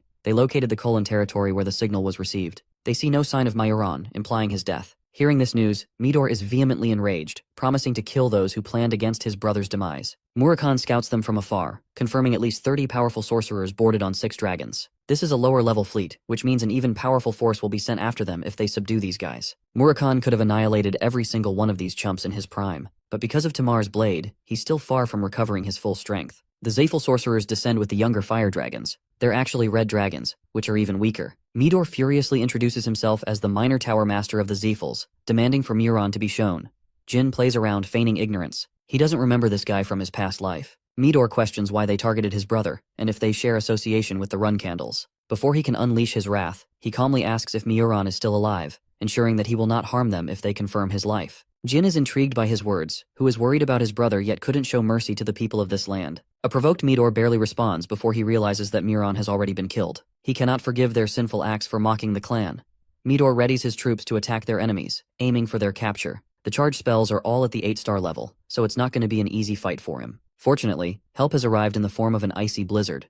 Midor is shocked as all 8-star levels were interrupted. The one who is here to protect them is Talaris, the beautiful ruler of the secret palace, as well as her daughter. Her terrifying ice magic easily froze their spells. The Xiphals immediately recognize who they're dealing with. Thankfully, Kashmir sent them help just in time. Murkahan is impressed. Talaris has summoned the legendary snow-toad Mott. She helps create an icy wall to talk to Jin. After all, Sira's mother is intrigued by the boy who gave her daughter a hard time. She's astonished to witness his critical condition. Talaris wants to know if he's the one responsible for killing Alcaro. This is bad news, because it means Cirrus ended up ratting out the information to her mother. Talaris reminds the boy that she bears no ill intent towards him. Instead, she's looking for a different lover, like Murakan, for example. They're out here flirting with each other while Jin is near the brink of death. Talaris tells her daughter to look after Jin while she's wiping out those fools. Also, she's a strong believer in her daughter's love interest for Jin. She teases him endlessly, and leaves Jin with a reminder that if it weren't for her daughter, she would not have arrived to save him. Jin is left speechless, barely able to stand on his own 2 legs. Ceres catches him just before he hits the ground. She expected them to fight each other, but didn't know he was going to be this busy behind her back. Kashmir took the flowers and handed them to Talaris, as if he was desperate. He was clinging for his life to seek help from Talaris. Jin is happy to receive so much support from the kind people who have always helped him in the time of need. Jin coughs out dark blood, adding more concern. Ceres helps him with a medicine, unable to comprehend why anyone would go this far to fight. She almost feels embarrassed for him like this. Back to the fight against Midor, Talaris learns that he isn't a pureblood at all. Midor knows that he's in deep trouble, and the only way he will survive is by stalling for reinforcements. Talaris doesn't take kindly to their words, and has no intentions of backing off from Xiphal territory. With a glimpse of her power, she kills the Elder. The sorcerers deploy a bunch of barriers to help survive her wrath. Talaris takes care of the dragons with her ice magic. She's impressed that they're still keeping up with this farce, thinking that they'll be able to defeat her. Midor is confident that the Xiphals will come after the secret palace after his death. He activates a spell in point-blank range. Midor has been granted divinity to control high-level flame magic. But despite his spatial explosion magic, Talaris is unimpressed, and happily decides to remind Midor what the secret palace is really about. She commands the technique of the Endorma clan, the same sword of sea ice that Cirrus used against Jin. Talaris launches a strong gale storm. It freezes the sorcerers to icy statues, crumbling Midor's resolve. The monster approaching him has just crushed their cute barrier. At the same time, she ripped an arm off of the Xiphal half-blood. That's how easy it was for her to defeat him. Talaris mocks him for being a stupid martial artist who can't even look at their opponent. Midor realizes that this woman is crazy enough to kill every single one of his reinforcements after they arrive. He contemplates the thoughts of death, when suddenly a portal opens from underneath, interrupting their fight. She is confused at first, but then realizes what just happened. More sorcerers from the Xiphals have arrived just in time to save the minor tower master. Talaris's barrier fades, but she's pissed more than ever. The Zyphal clan has brought along a giant battleship for Murakan and Midor. Jin realizes that this situation has gotten much worse than he intended. Way too many of their important figures have been killed. While the battleship is a problem, the crew boarding the ship is an even bigger threat. The White Knight is an elite unit of the Zyphals sent for missions just like this. Talaris assesses the situation and recommends a retreat. She doesn't want to fuck around with those guys either. She's ready to help the natives leave the land, but Jin emphasizes that it's necessary for them to complete the ritual. Talaris does not take his response lightly. She has issued a strict order for them to follow. Jin tries his best to explain that they'll never have a chance to stop the Zyphals if the ritual is incomplete. He begs for Talaris's help on behalf of all the natives of the colon. She accepts his offer, assigning him an hour to hold off the White Knights. More importantly, she wishes to speak to Kieran after the fight ends. Whoa, looks like things are getting spicy. The ritual is underway when Jin begs Tika to complete the ritual at a faster rate, since they won't have time to survive the attack for the ship. Tika instructs the young Runcandel to leave the battlefield, especially in his dire state.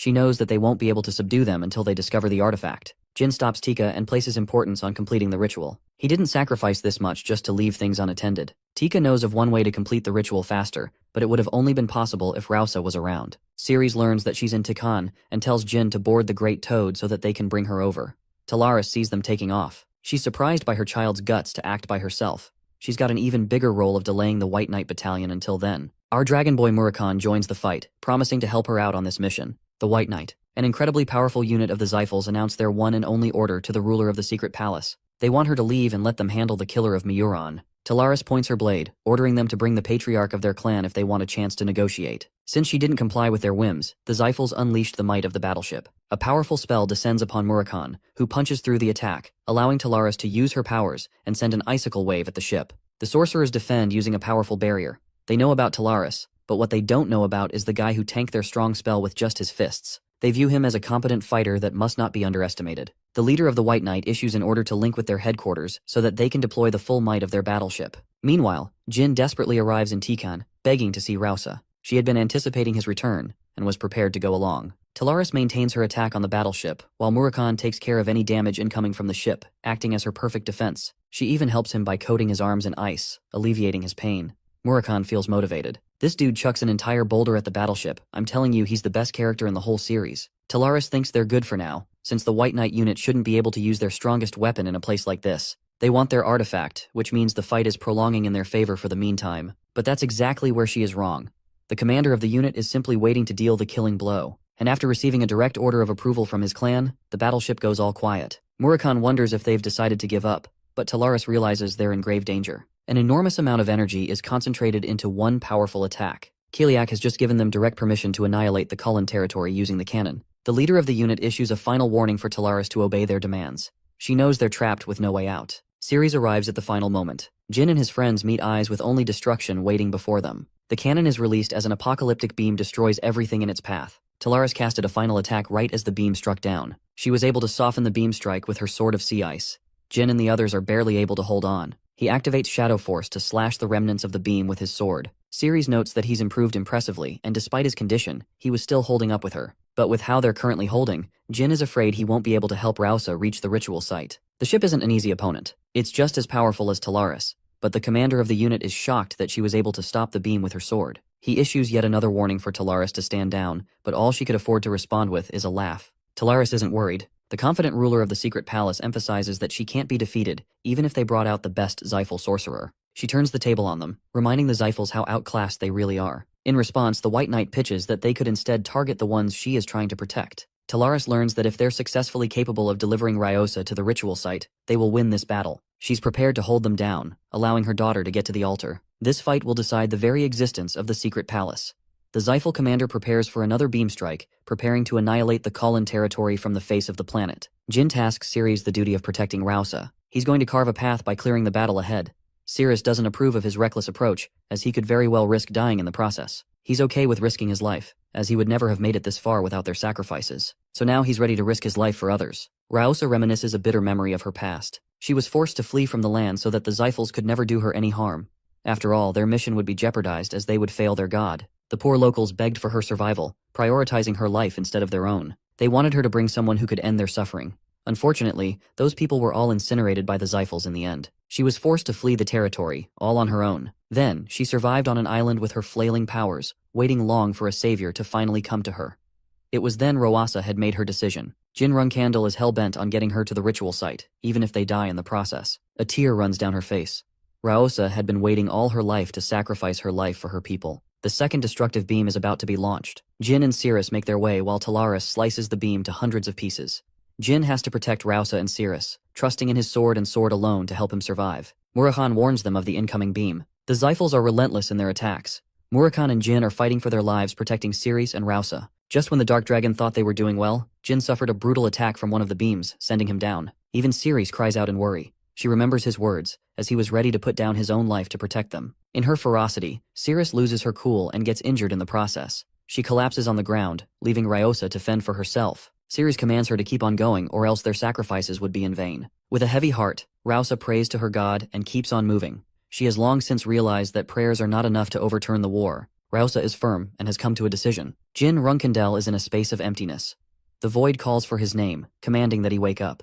When Jin opens his eyes, he bears witness to a future where Cirrus has been killed. The Zyphal sorcerers won the war with the help of the blazing fire dragon. Murakan was also killed by Khadun's hands. The patriarch of the Zyphals unleashed an all-out attack where not even Jin himself survived. Then, the penetrating voice of a god comes to welcome him, reflecting his choices to keep the battle going even after coming this far. He asks the boy if he is filled with regrets after involving so many people all at once. Despite his wavering resolve, Jin claims that he has yet to regret the decisions he made. His anger stems from a feeling of hopelessness, that he could not help influence the future, and that all of his friends fell to ruin because of his helplessness. He thinks of himself as a powerless warrior. The goddess likes what she hears, and reminds him to maintain this mindset. She cleanses the future and at last introduces herself as Clam, the god who has waited many years for the boy's arrival. Jin fails to comprehend the meaning behind her words. The benevolent god explains that they don't have time to discuss. The path that lies ahead for the boy is full of pain and suffering. Jin in his anger realizes that the future he fears has yet to come to light. He regains his consciousness, and wakes up after another headache. He was scared at first, but then he saw Cirrus all alive and well. Murakan smacks him for giving them a damn jump scare. The boy feared the worst, but it was all for nothing. Talaris is impressed that Jin was able to invoke the presence of a god. He still doesn't get what is happening. Raosa helped call forth a goddess with Jin's powers. It led to the destruction of the battleship. The White Knight sorcerers were defeated the moment she arrived. Now that she's using Raosa's body, she has donned a new appearance with longer hair and milky white eyes. Raosa sacrificed her vessel-like body to bring forth Clam. She offered Jin a glimpse into the terrible future as a lesson. Basically, she pranked our boy. Murakan isn't having any of it and inquires what her true goal is. Clam manifests the well of mana in her hand. She is the god of mana, and once nearly destroyed the world when the god of darkness helped her. Soldaret sealed her powers into the divine artifact. Murakan is clueless about her divine origins. To prove that her words carry weight, Clam shows them the seal casted by Soldaret himself. The seal has since become weaker, so Clam continually helps maintain its power. The well of mana is basically access to infinite magic. It's powerful enough to destroy the entire world. The people of Cullen exist to prevent that reality from ever coming true. Murakan is pissed because those poor natives sacrificed so much in their lives just to protect the artifact. Clam reveals that she couldn't help them when she was sealed, until today, when Jin Runcandel helped in her manifestation. Both Cirrus and Talaris are shocked to learn that the boy is actually a contractor of the god of darkness. She offers Jin the invaluable object. Now that he has Soldaret's powers, paired with this artifact, he has gained an ultimate weapon. Clam entrusts the faith of the colonites within his hands. She clarifies that the well of mana was always a weapon Soldaret intended for the boy to use. Soldaret created the seal at the height of his powers. It's a direct reference to his divine existence. While Jin is happy, he remembers Raosa's reward. She promised to help him speak to his god. Clam knows it's impossible to make it happen, as the god of darkness wouldn't speak to the boy even with Murakan by his side. Jin accepts, as he wasn't looking for a reward. As powerful as she is, not even Clam knows that the boy is reliving his life. With her mission completed, she returns to her spiritual form. Thanks to Jin's actions, Colin is free at last. Clam is indebted to the final contractor of the god of darkness, who helped free them from their chains. Talaris is impressed by what she saw. It's not ordinary for a god to be thanking a human. She recommends they make their escape soon, since the Zyphals could attack at any moment. Raosa, who is now a part of Clam, realizes that her god couldn't answer her prayers because she was sealed within the divine artifact. Clam apologizes as the woman had to sacrifice her body to save her people. The pain that she endured helped free them. Raosa thanks the deity for answering their call and preventing a dark future. She's the happiest she can ever be. Clam is satisfied to be serving the people of Colin in return. She awaits Jin's strength to help free the world of suffering. After all, if the mirror had fallen into the Zyphals' hands, then all their sacrifices would have been in vain. Tika is immensely happy that it all worked out in their favor. Jin is grateful to the sacrifices made by the colonites, because he's the only one who really knows the destruction the Zyphals ended up unleashing in the future. The Runcandel prodigy is prepared to reward the people of Cullen by offering them a place to stay. Since he's incapable of helping them directly because of his mission as a flag bearer, he has given the journalist a note to seek Luna's help. There's the possibility that the Xiphals will retaliate and threaten more lives. But Jin is prepared for that. He wants the journalist to publish all his findings to gather many supporters and fend against them. His career as a journalist will illuminate with success. After that, Jin meets an acquaintance of Talaris, properly without all the fighting going around them. She's so chill that she called their mission easy. Jin is worried that the Xiphals might come to hunt her down, but Talaris isn't worried. She believes the Xiphal Patriarch will instead act with caution. After all, he doesn't know about Clam's manifestation, which means he is under the impression that Talaris wiped out the White Knight unit all by herself. Jin is happy to hear that, but Talaris reminds the boy that she didn't just help him out of goodwill. She treated him as a client. And now it's time for a hefty reward, especially from someone who is a legendary spellsword and the contractor of the God of Darkness. Jin waits in anticipation, wondering how big her request would be. In a hearty laughter, Talaris lets him off with a freebie. She thinks she has acquired enough information, and even teases her daughter for it. Jin is utterly stumped that she's not asking anything. The ruler of the secret palace prepares to make her leave. Cirrus wants to settle her score with Jin next time in a real fight. Her mother thinks she's still stuck being a hard ass. She's making a fool out of her own daughter by messing with her. And now, since we haven't revisited Jin Runcandel in a while, it's time to come see him. Talaris Indorma has personally stepped into the Dark Sea, all for the sake of a marriage proposal for Jin. What a queen this woman is. Over to Luna's place, she learns about Jin's incredible adventures, taking on incredible adventures like Murakan and the White Knight fleet. Like the caring sister she is, Luna asks how her brother is faring. After hearing that he's okay, Luna turns to Tika, wanting to know if she's got some skills. After all, she can't promise a good stay if the people of Colin aren't promising to work. She tasks her maid to help the Colonites settle and find work for themselves, which is much better than receiving a favor. As for Diano the journalist, Luna is interested in supporting him fully so that he could execute Jin's wishes to the best of his ability. 1 month after their epic battle, word of the Colon genocide was published, terrifying the world. They were told that a bunch of travelers ended the conflict and pushed back the Xiphals. Even the Runcandels came to hear of the news. The Xiphal clan pinned the blame on Murakan for the incident, since he was no longer alive. But some remnants of the battleship cornered the involvement of the clan. It enraged some kingdoms while others remained unaffected.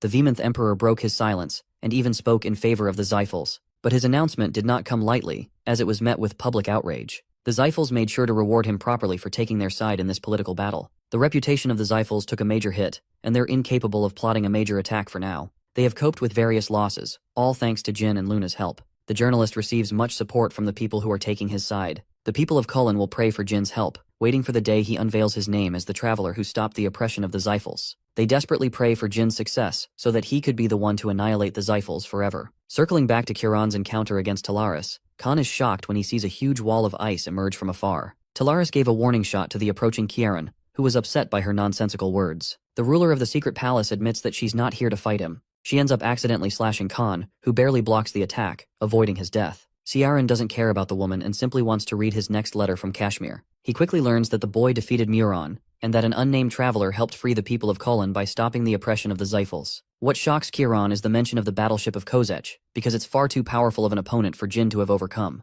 That's where Talaris chimes in, because she took it down. She's surprised to learn that Kashmir has been mailing him letters. Kiran is furious that he didn't mention one word of her involvement. Talaris counters that the man deserves praise for taking Jin's side, favoring him over the fate of the Runcandels. The Patriarch accepts this suggestion and realizes that he could have made a mistake just now. Siren wants her to just fuck off with the marriage proposal. Talaris somehow sees the two of them as the perfect couple. Jin feels a sudden chill run down his spine, and for appropriate reasons. Jilly thinks it's probably a side effect of obtaining more mana, but Jin doesn't believe that to be the case. He improved in strength and ability, having reached 6 stars in swordsmanship and 7 in his mana. All he has to do is maintain the object in his hand to achieve a surplus of mana. But Jin doesn't want to risk using it too much because it would risk breaking the seal. Kashmir's assistant informs him about an unexpected visitor who wants to work for him. This mystery man even knows about one of his bases, so it's clear that he's someone important. Jin is curious just as anyone, until he sees a familiar face. It's the same information merchant, the dumbass Jetu. Jetu may have ruined Jin's life in the past, but it wasn't the case anymore. He was spared and came before him. Kashmir is intrigued how he came to discover the location of their bases. Jetu explains his former association with the Akin kingdom. Kashmir realizes that this guy is connected to Jin and helps bring down the auction house. He still wants to know how he came to find their base. Jetu tries to skip around the specifics of how he managed that. Kashmir is enraged, which causes Jetu to blurt out information on Alu. Intrigued, Jin wants to know more. When Jetu turns around, he is stunned to see Jin Runcandel, calling him a fraud for betraying him so much. After all, he did impersonate Veridine. Kashmir is infuriated by his accusations and nearly cleaves his head off. Murakan barges in, extremely annoyed that he didn't receive his ice pops. To the Dark Dragon, his ice pops are more important than any investigation. He's even more pissed when he sees Jetu, remembering how he kicked his ass black and blue. Jetu is stunned that they're closely related to Kashmir, and realizes that Jin supersedes everyone among the group. He apologizes by smashing his head on the ground. Jin is looking for new information on Alu. Jetu reveals his real name, a former Runcandel cadet. Jin is somewhat familiar with the name Marius, but Jilly knows for certain. After all, they share the same surname as Luna's nanny. Jin's face grows pale. Alu belongs to the kingdom of Delki, one of the many kingdoms of Huster. He was a nobody who passed the test and trained as a cadet. That was the last time he used his real name, before dropping it and never using it again. Jilly confirms this. Kashmir put his blade next to the merchant's neck, suspicious of his words as the commoner couldn't have taken a test to become a Runcandel cadet so easily. While he's pestering him, Jilly explains that it's possible someone from within the clan helped Alu serve his cause. Jin suspects that it has to be one of the purebloods, or even the nannies behind their backs. After all, the nannies are more capable than their simple task of caretaking. They've got influence of their own from within. When Luna Runcandel boasted the top rank, she was referred as the leading candidate to lead the clan. At the time, her nanny had a major influence in the clan. So if Alu and Taimyun are related, then it's actually possible that Luna cursed him in his past life. But such a thought is inconceivable. Jin thinks Taimyun is on her own without sharing any involvement with Luna. Jetu confirms the validity of the information, prompting Jin to use him as a bait for Delki. He wants to scavenge more information about Alu and Timian. In the kingdom of Delki, a delinquent is bullying a commoner when a woman donning purple hair kills him with an agonizing death. The commoner begs to be spared, thinking that they're heroes of some kind.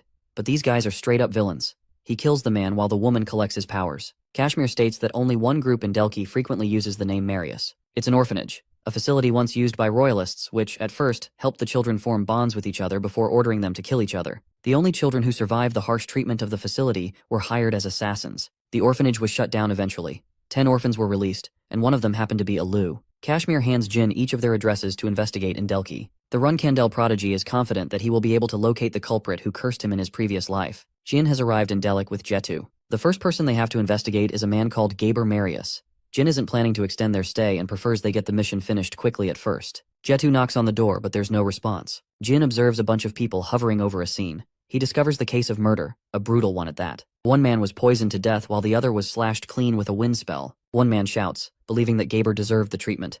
Jin uses him as a lead to ask questions. The man states that he and his friends discovered the corpse at night. The guy who owed Gaber some money died in the process. Jin is certain that their real target was Gaber, and in order to leave no traces, they disposed of the witness with a magic spell. He wonders if the criminals were hasty and botched their operation. Jin comes to a sudden realization and asks Jetu for their next target. He senses something dark behind the scenes. Jin's suspicions are confirmed when they arrive to find their second target killed via poisoning. The man was disposed of only a while ago, and the method of poisoning is the same. Jin believes that someone is specifically targeting the survivors of the orphanage to erase evidence. They rush to their next few targets, all of whom are decapitated and killed in brutal ways.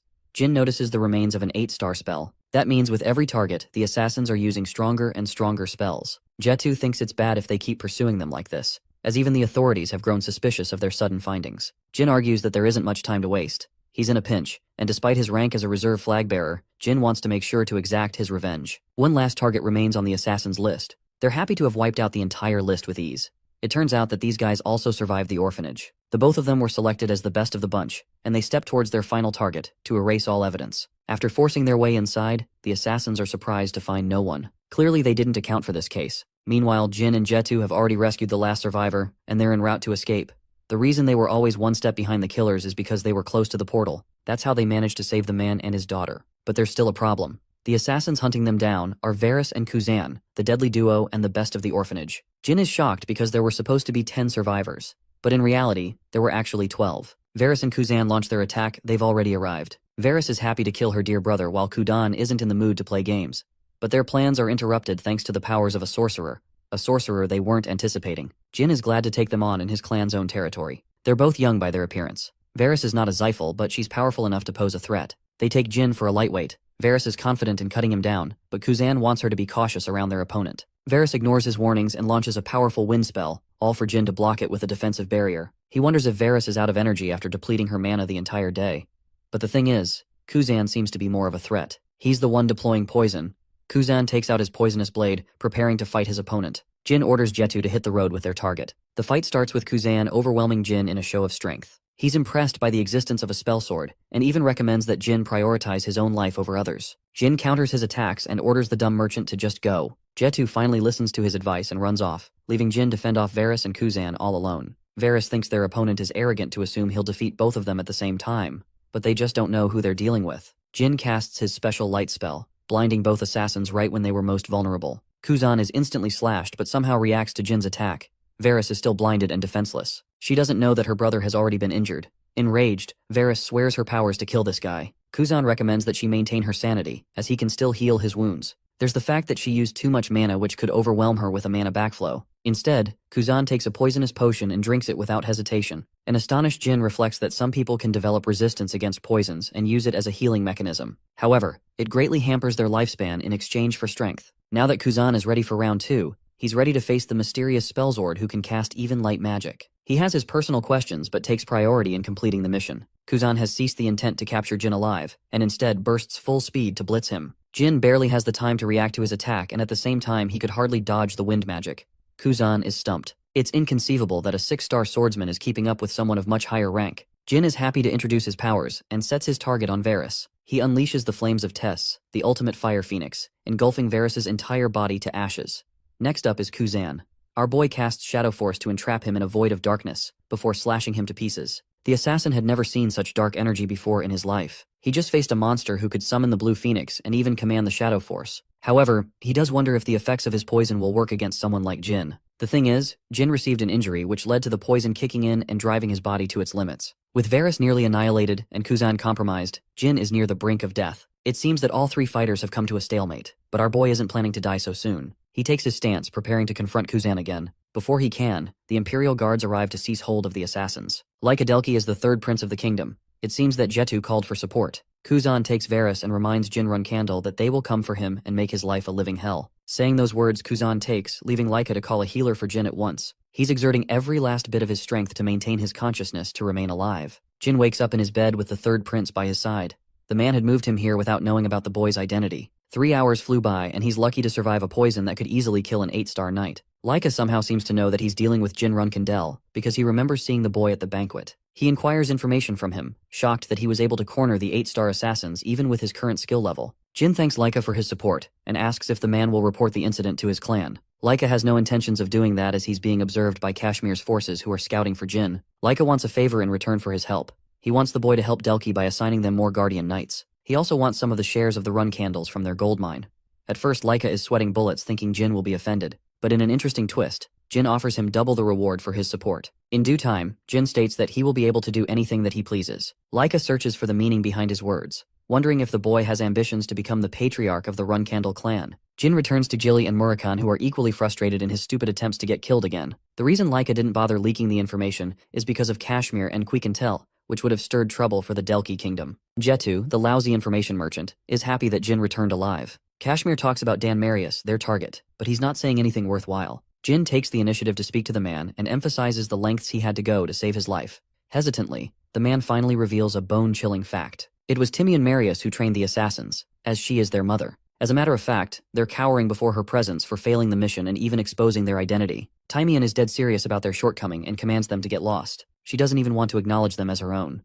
Vera begs for her mother's consideration, apologizing for having failed her. She doesn't want to be abandoned, yet that is all the cruel nanny has to offer. She kicks them out and reminds both of her failures to never come back. Kuzan wishes for her health, almost as if he's praying for her downfall. Timian goes outside, reflecting that they definitely fought Jin, who used Shadow Force. Now that the boy has ensured a connection back to her, it's clear that he will come looking for Luna.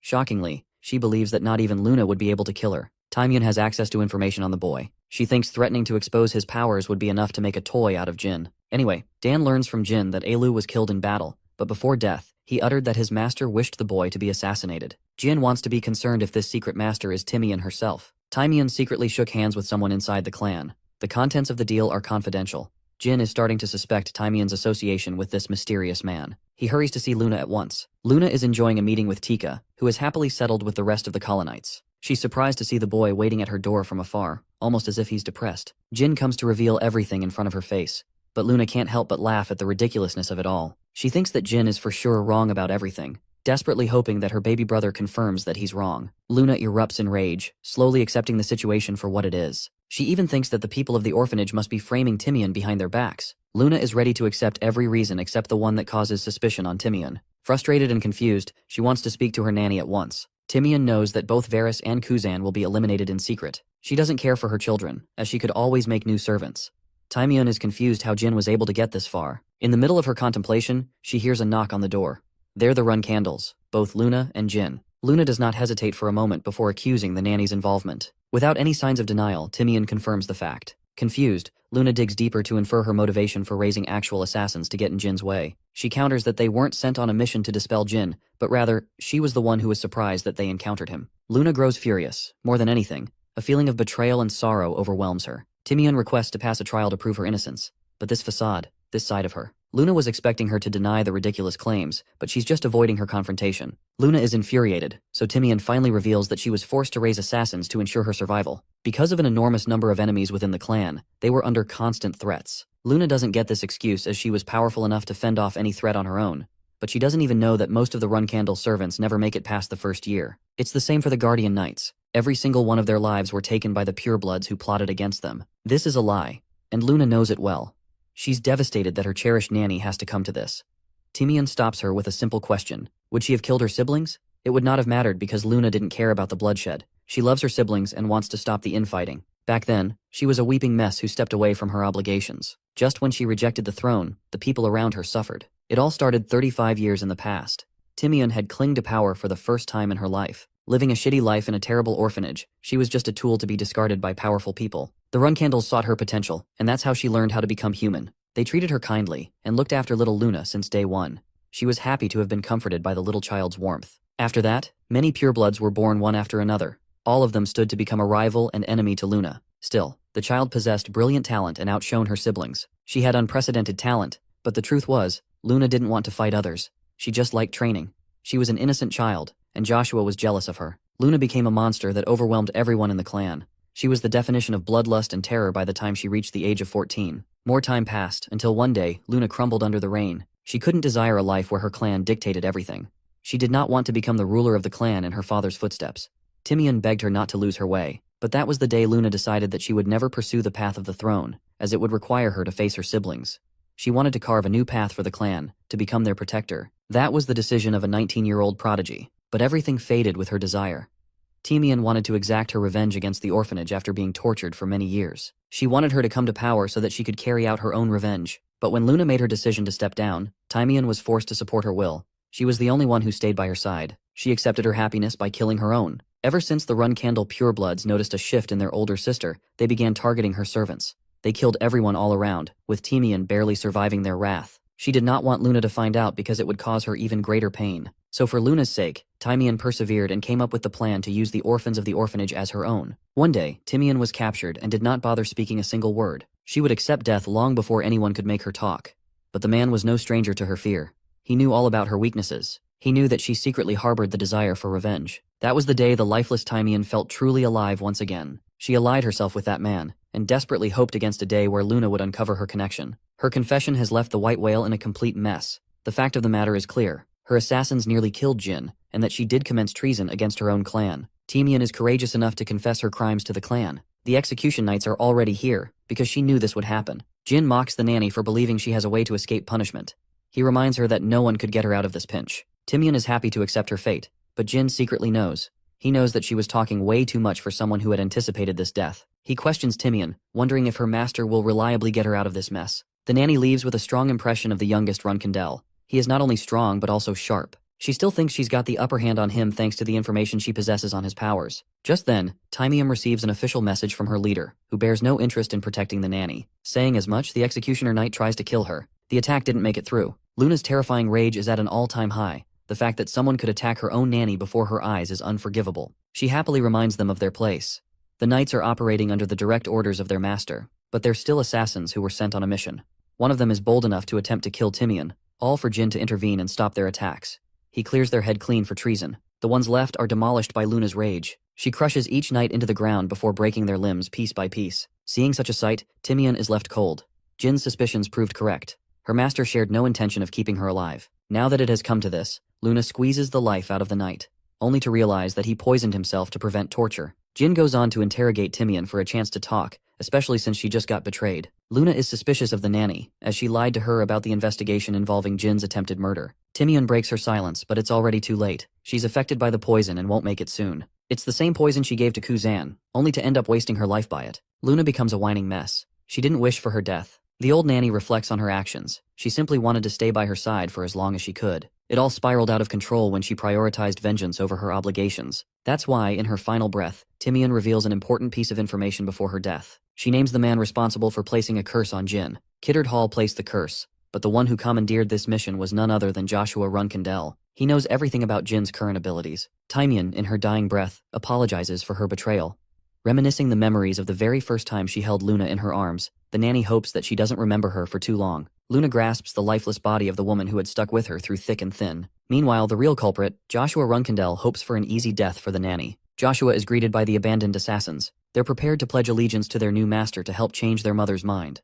Varys is desperate for her mother's attention, and is prepared to do whatever it takes. Rising from his seat, Joshua approaches the hopeless assassins. He tells them that Timian rejected them for a reason. It was the only way she could save them. Joshua then pins the blame on Jin Runcandel as the man who killed their mother. He makes himself act as a hero who sent his knights, but it was of no use. Enraged, Varys wants to kill the spellsword responsible for bringing down their mother. Joshua confirms Jin's contract with Soldaret. Kuzan is confident to find their mother's killer. He wants to avenge his mother at once, but Joshua knows that their blind outrage will lead to nowhere. It's clear that Jin will try and hunt them someday. He becomes their benefactor in kind, and at the same time recruits them on his team. Joshua makes fun of them underneath, and even feels indebted to Jin for helping take care of the nanny. Joshua instructs Kuzan and Varys to leave, as he's got something to tend to. That something is actually the outrage of Luna Runcandel. Furious as she is, she trashes Joshua's place, demanding his presence. She breaks the rules of her clan, and commands the knights to stand down. While they're hesitant, they still choose to rush into battle to attack her. In response, Luna unleashes a powerful energy wave that drops them dead without even using her weapon. Joshua comes out in the open to meet his sister, clearly provoking her with every word. He knows what he's done. Luna calls him a pathetic man hiding behind the Black Knights. But Joshua is still feigning ignorance to the matter, acting as if he's uninvolved in their affair. It's her intent to kill, and that's exactly what Joshua wants. He wants her to become enraged and act recklessly so that the Runcandel clan takes his side. Instead, Luna chooses to react with patience, claiming no intention of killing Joshua. Instead, she's here for a final warning. Luna tells him that Jin will slaughter him the next time they encounter each other. She recommends that Joshua heed her advice, but he makes light of the situation and even provokes Luna. But he doesn't know, she's the queen of trash talk. She thinks of him as no more than a little boy. Joshua, on the other hand, wants Luna to stay like this. After all, her powers are necessary to stop the Zyphals, but when he's taken over the Runcandels, he will make sure that she bites the dust. After the confrontation, Luna meets up with Jin, who is worried about his sister's health. She only held back because Jin instructed her to. After all, that was Joshua's plan from the beginning. Jin hears about the Black Knights guarding him. They're the finest warriors among the knights of the Runcandel clan. They actually work under Sieran, so it's strange that they're bothering to protect Joshua. Jin is convinced that his mother has played a part in permitting Joshua the usage for such an elite Runcandel unit. Both Luna and Jin stand to commemorate Timian's death. The vulnerable older sister of the family is devastated that someone so close to her could betray her to that extent. Luna takes responsibility for her personal faults. Timian became her loved one while her own brother became her enemy. Luna is feeling a gush of emotions no one could understand. She confesses her hatred for fighting among her siblings. The wretched tradition of her clan disgusted her. Jin commends her for helping safeguard her siblings and protecting them from causing each other harm. But her naive approach didn't last for long. All she did was run away from her responsibilities instead. Luna declares that she no longer cares about protecting the clan. She has sworn her allegiance to her baby brother Jin, and she will be unafraid to cut down his enemies. Instead of serving her father, Luna surrenders her sword to Jin Runcandel. This is the only way to make amends with her actions. She doesn't care what happens to her siblings, as that is the cost of her hypocrisy. In response to her bold declaration, Jin swears the same to her sister. He wants to share the responsibility and the suffering of her sister. This time, Jin is the one who comforts her with his undying support. Embracing his older sister, Jin promises to protect her once he claims his spot as a flag bearer. He's the only person who understands her, so Luna's final desire is to create a future where Jin seizes the throne. It's been a while, but Murakan is back to his ranting. He trash talks Joshua for going to absurd lengths against his own brother. Even Jilly is disgusted. They swear at him, pouring insults until their hearts are satisfied. Jilly analyzes Joshua's desperation to assassinate Jin back at the Storm Castle before stopping. It's unclear as to why, but Jin is almost certain that Joshua is aiming to obtain his contract. The Zyphals have already found a way to steal divine contracts, but even so, Joshua can't possibly be working for them. Jin wonders if there's another way to strip a divine contract. Kashmir has found reports on the man who placed a curse on Jin. He's a sorcerer who is hiding himself under an alias. Since Jin has a personal matter to settle, he requests all of his friends not to pursue him for the upcoming 3 months. The man is enjoying his drink at the bar when Jin Runcandel arrives with his own disguise. He acts like a member of the Zyphal clan and locates his target. Jin introduces himself as a student of magic, drawing attention from everyone around. Amel throws a fit and empties the bar by threatening the people. With no distractions left, Jin's disguise is ripped apart. Amel can see that he's got an immense amount of mana paired with brilliant physical ability. Amel accuses him, but Jin, since he's perfected his disguise, has no reason to fear his new identity. He adopts the name of his teacher's clan as part of his alias. The name Hister rocks the Elder's world. He can't believe that this man is the descendant of the same clan that were once wiped by the Zyphals. To prove his identity, Jin comes up with a concrete excuse of his past. He even shows him the invaluable book written by the Hister clan. Jin refuses to let anyone touch the object. He opens the book before Amel, and with the flip of every page, Amel's nervousness climbs. He expresses the desire to study the scripture and takes Jin right to his laboratory. Now that they're alone, the Elder wants to know how someone like him could survive the extermination of the Hister clan. Once again, Jin comes up with an elaborate excuse based on the information he knows about the Hister clan. But in any case, it helps add proof to his powers. Amel emphasizes that if he truly is the last descendant of the clan, then the Zyphals aren't going to let him rest easily. They'll place an incredible bounty upon his life. Sensing the man's despair, Amel makes him a deal. He offers his tutelage and reveals his real name as Kiddard Hall of the Backflow Magic. Jin acts shocked, claiming that he's the sorcerer who climbed to the 9-star level without receiving any outside help. He even helped teach some of the Zyphals. He's a master of the mana backflow technique. Amel emphasizes his offer for the final Hister to become his pupil. The Histers possessed incredible amounts of magic. The man had endlessly spent his life digging up information about them. Until one day, this nobody called Huel Hister popped out of nowhere. He wants to ensure that his legacy lives on in the form of Huel Hister. Having acquired a basic understanding of the backflow technique, Amel is ready to teach him advanced levels of the same magic. Of course, it's not like he's doing it for free. He wants to obtain the scripture from Huel. Amel is furious and states that he could easily adopt the forceful approach, and yet he refuses to do so out of his respect. His words have come out of his impatience, so Amel apologizes for getting ahead of himself. Jin offers him an exchange. He's okay with handing over the scripture as long as Amel trades it for his book. Amel is tempted by the offer and accepts it. He wants to go and retrieve it at once. Jin is prepared to wait for him until the time comes. Amel thinks he's struck a golden deal. After all, he was going to offer him the book anyway. What's more important to the man is the magic of the Histers, which could help him get ahead of the Zyphals. While he's getting ahead of himself, Jin is happy that everything is going according to plan. Amel does return and comes to find that Jin has already mastered the advanced backflow spell. Amel is happy to have stumbled upon a prodigious pupil. Jin retrieves the backflow scripture and hands over the relic of the Histers. Jin has no intentions of reading the book for now.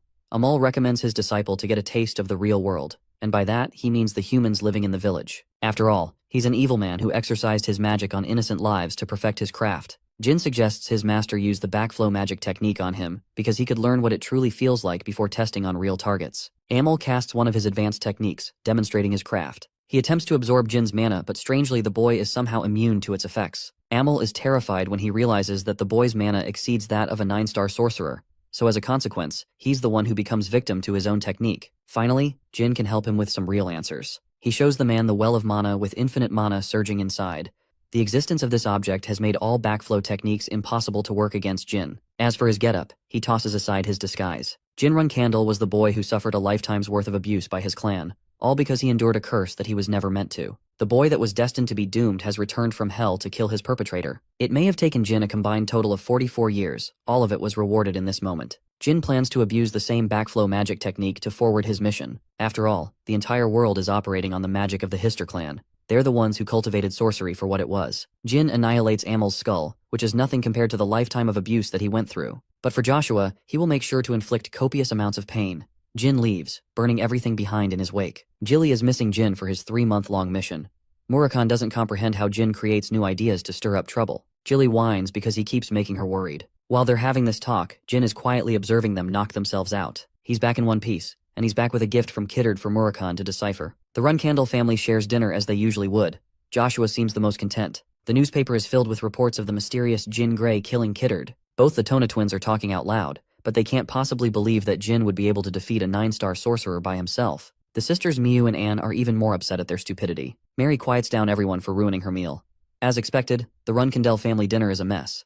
Joshua takes charge and addresses them to stop. He forwards his suspicions to Jin killing the 9-star sorcerer, but it's clear that it would have been impossible without outside support. Basically, he's accusing Yona without reason. His siblings rise to contest his baseless claim. Joshua tries to control the situation by emphasizing that he was just guessing. It's possible that the group called Anonymous was involved. They're the most powerful assassins, so Joshua thinks it's possible Jin hired them under his name to clear missions. Mary is still pissed that he's taking his hatred for Yona this far. However, Miu is on his side, because she's arrogant enough to believe that her brother could never complete the missions by herself. In response to her incredulous words, Mary knocks the living crap out of Miu before reaching for another punch in her face. She's barely able to contain her anger. But of course this is exactly what Joshua intended by his provocations. He's playing them for a fiddle. Mary understands her rank in the clan, but she leaves Joshua with a warning to not mess with Luna, or else Kieran will make sure he suffers. He's advised by his siblings to just defeat Yona in a one-on-one fight and make a name for himself. That's how he could prove his strength and make others follow him. But of course, Joshua is a coward who isn't ready to take such an approach. In this tense atmosphere between the siblings, the Tona twins are missing Jin's presence. Talks of the 9-star sorcerer's assassination roam everywhere and reach even the likes of Dante Heron. Veradine wants to go and find Jin with him. Talks of their mission have reached Vymonth. There are speculations that the Zyphals were involved in plotting Amol's death. They've been secretly rewarding clans who are helping them benefit. Lars doesn't care if the information is true or not. He just wants the news to reach the ears of the media. Knowing that the Zyphals aren't impatient, he wonders if they're backed into a corner. As for Jin, he's leaving Tikan again, much to Yulia's annoyance, who doesn't want him to leave. Even Jilly is sad that he has to go on yet another mission without rest. Jin's next destination is Samil, the place of the anonymous cult. He wants to retrieve something from that place and meet up with an important person. Jilly realizes that he's talking about Yona, who is waiting for his arrival as a reserve flag bearer. Kashmir also has to take care of a certain mission away from Tikan. Specifically, this man has to speak to Kieran directly. Jin knows but chooses to remain ignorant. Murakan barges in, having decoded the document. Next, he helps Jin learn the incantations by imprinting it on his body. Now he's gained yet another powerful magic spell to his inventory. It should allow him to take care of all 7-star or weaker sorcerers without much of a problem. Jin activates Shadow Force Release and uses the technique. Enya is accidentally drawn to the pull of his powers, having barely survived the backflow. Jin is just shocked, while Queequentel is here to retrieve her contractor. She's getting annoyed that Enya's simping is progressing worse by the day. She has the hots for our boy, unfortunately. Queequentel heard about Jin's journey to Samil. She wants to warn him about the training ground where many tourists secretly get assassinated. While Jin is pretty strong, it will be tough if he's up against the best of the best assassins around. Even a capable fighter like Luna struggled surviving against the anonymous assassins. So as a token for his safety, Queequentel gives him an object that will help him when he's cornered. She just wants to support our boy so that he can bring about the best outcome possible. With Jin prepared for his next mission, he leaves. After a long journey, he arrives at the southern entrance of Samil. Jin shows his entry card and states his purpose of visit. Before entering the city, he asks the city guard if the rules of the assassins apply outside the city. Why? Because the guy who literally brought him here lunges to kill him. Jin beats him with a single elbow, which means that the rules of the city apply even outside. He recommends the coachman to look for another job since he's terrible at assisting people. As for the city guard, at least he's not trying to harm Jin and allows entry. The Runcandel paves his way to find a beautiful city full of people donning the color white. It's a representation of the assassin's skill to kill without leaving a single trace. Instead of being dazzled, he's creeped out. The new visitors are almost always treated as fresh targets for the assassins. So it means Jin is definitely going to die if he stays at a lodging. It's going to be a similar fate to the arena of Cosmos. He looks around for a suitable inn and comes to rent a room. Staying at an inn is dangerous after all. He leads the boy inside and isn't even bothered if Jin doesn't pay any money because he's basically gambling on his life. The man ensures that the boy won't be killed in the room upstairs. Inside, Jin wonders if there are any traps waiting to creep up on him. His composure is shaken when he hears an unexpected clap. Jin prepares to fight, but no one is around. It's impossible to detect their presence. One person is eyeing him down while he's blissfully unaware. Jin knows that he heard someone clap. It's his very own senses that are playing against him now. Yona is impressed by his skills. She was tailing him around to confirm his identity. She's certain that this man is indeed Jin Runcandel. Jin grows restless and eyeballs every speck of his room because he's cautious. Yona is stunned because for a mere few seconds, Jin was able to detect her presence. She excitedly observes his confused reactions. She wants to play a game with her little brother to sharpen his senses and make him stronger. 4 days have passed since the event. The man wants him to leave, and he doesn't seek any payment from the boy. He's tried everything in his playbook to assassinate the boy, but nothing has worked. He knew from the beginning that he belonged to a known clan, but he wasn't expecting the boy to be this capable. Jin isn't worried about this guy. Instead, he's put off guard by a familiar presence who keeps creeping up on him. The man wants him to leave, and he departs Jin with a piece of advice when he fights another assassin. The easiest way to beat an assassin is to treat him like a magician, as they're capable of pulling off the wildest crap. Jin thanks him and hastens to leave. He's getting a bad feeling all of a sudden, because just outside, Jin is met with numerous claw traps. Of course, they're nothing more than a distraction for the assassin to attack him in secret. Jin responds just in time and chases after his opponents. He meets 3 assassins, who deploy their traps from the ground to overwhelm him. The traps latch onto his weapon, which means he won't be capable of using it to attack. Sensing their opportunity, the assassins lunge forward to strike him down. But these idiots were unaware about this man's raw physical strength. He casually slaps them away. Jin goes for a finishing move, destroying the man's place while defeating 3 assassins. He leaves a bunch of gold as payment for the damage. The assassins he beat were advanced trainees, and Jin just took care of them without breaking a sweat. Next, he's prepared to hunt down a veteran. Jin shatters the poisonous arrow, but the first one was just a teaser. There are hundreds of arrows raining down on him, forcing Jin to evade their wrath. He's cornered, not knowing where his enemies are attacking him from. When he takes the high ground, the assassins collectively jump on him. Since this is Jin's best opportunity to strike, he kills them all. Jin is confused because way too many of these guys are attacking him for no reason. Meanwhile, Yona is happily enjoying the sight. She's impressed by his skills in combat, and hopes that he develops his mind's eye fully after this training.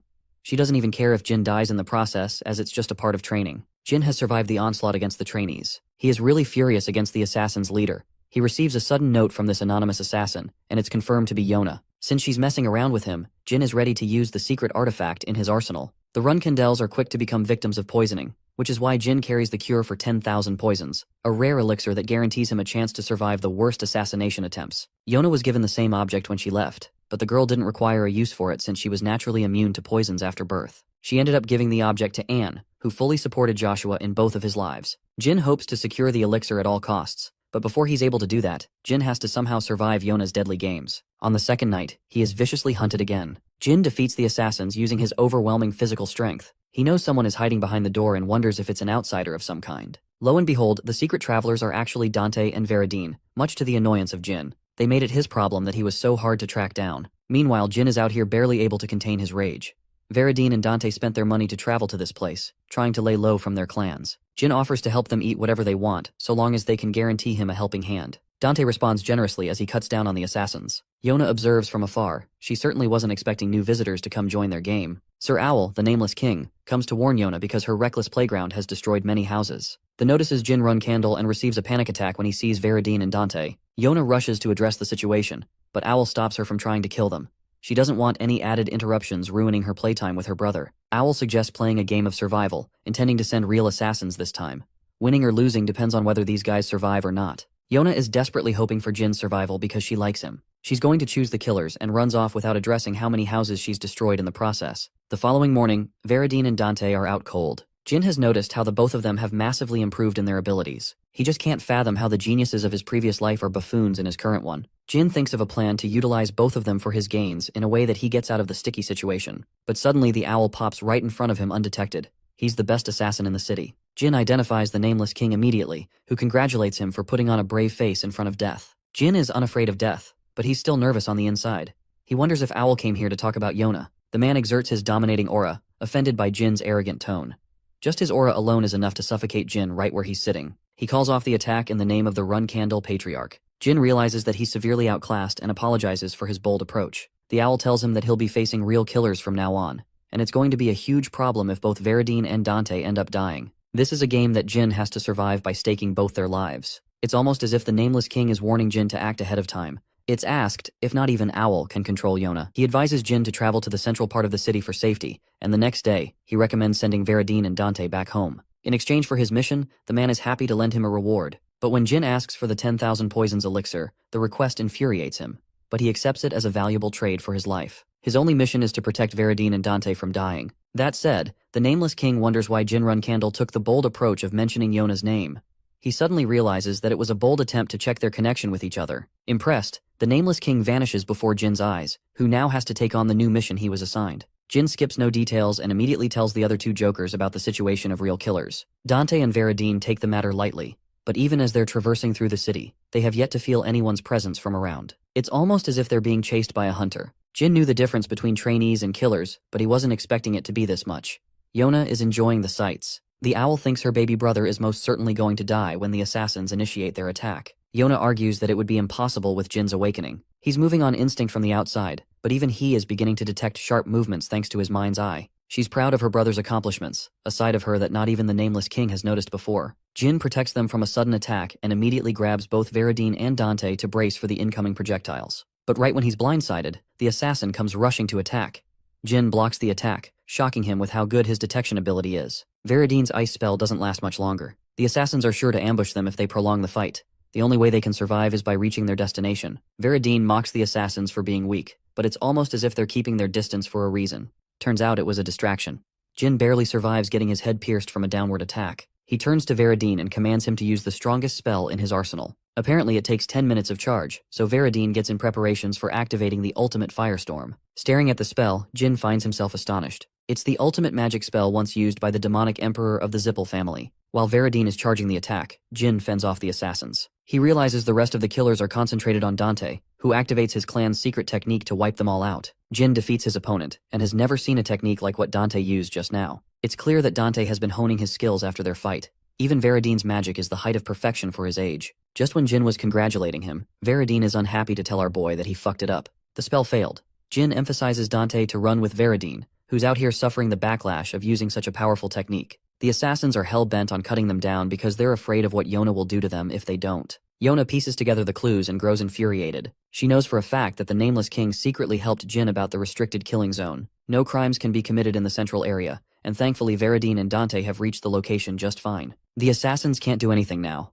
Yona confronts the Nameless King, who tries to feign ignorance and attempts to lie. Since he broke the promise, Yona will personally step down and take all three of them on in their next fight. Yona is like a daughter to the Nameless King. Her talent goes beyond any assassin in the world, often considered the god of murder. Some say she possesses a blade stained with chaos. That's the level of threat Jin and his friends are up against. The owl can't do anything to interfere in this fight since he broke the terms. He's hoping his best that Jin finds a way to get Dante and Veridine out of this place. He is hoping for Yona to pull her punches when dealing with Jin Runcandel, since she happens to develop a liking for him. He thinks that if Jin follows his orders, everything will be fine. Or that's what he thought, because Veridine is knocked out cold in the face of their biggest possible threat. Yona is happy to exploit them when they're most vulnerable. She's most pissed that they had to interfere in her game against her brother. Yona gets frustrated when she sees Jin holding a certain object in his hand. The Silver Dragon's Claw, the same object that Reincarnation gifted him to use when he is outclassed. Jin is surprised no one is reacting to this. But our boy doesn't know both assassins are standing behind, with a presence so light that he can't sense them at all. Yona is barely able to look at her brother. Jin pretends to greet the owl for the first time to conceal their connection. Jin had already fed his friend sleeping pills, so that his conversation with Yona wouldn't be interrupted. The Nameless King questions how he obtained the object. Jin explains that he merely obtained it from a friend. It's an item of reputable importance, and will always protect you if waved in front of a nameless killer. Before he gives them the gift, Jin wants to know why real killers were used instead of trainees. He thinks that Yona must be attacking him just like his other siblings, but that's not the truth.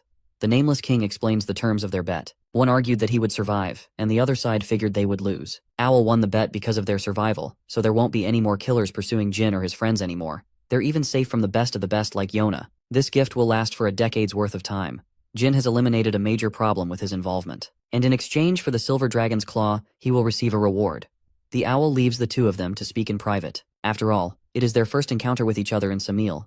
Yona is an Omega-level introvert with how shy she is. Meanwhile, another group is operating in secret, working for Sir Joshua in order to frame Jin and Yona. Since they're not allowed to kill Jin so far, they have to watch and observe. Back to Jin's conversation with Yona. She clarifies that she's not here to kill him but rather help him improve. She asks about his friends, and quickly learns that they're members of the Zyphel and Hiren clans. Jin is scared that Yona will report them to his family, but she genuinely cares for her baby brother, and doesn't want him to get hurt. Unfortunately, the fact that she sent killers after him has shaken his trust in her. Jin confronts her, asking if he's a toy for her to play around with.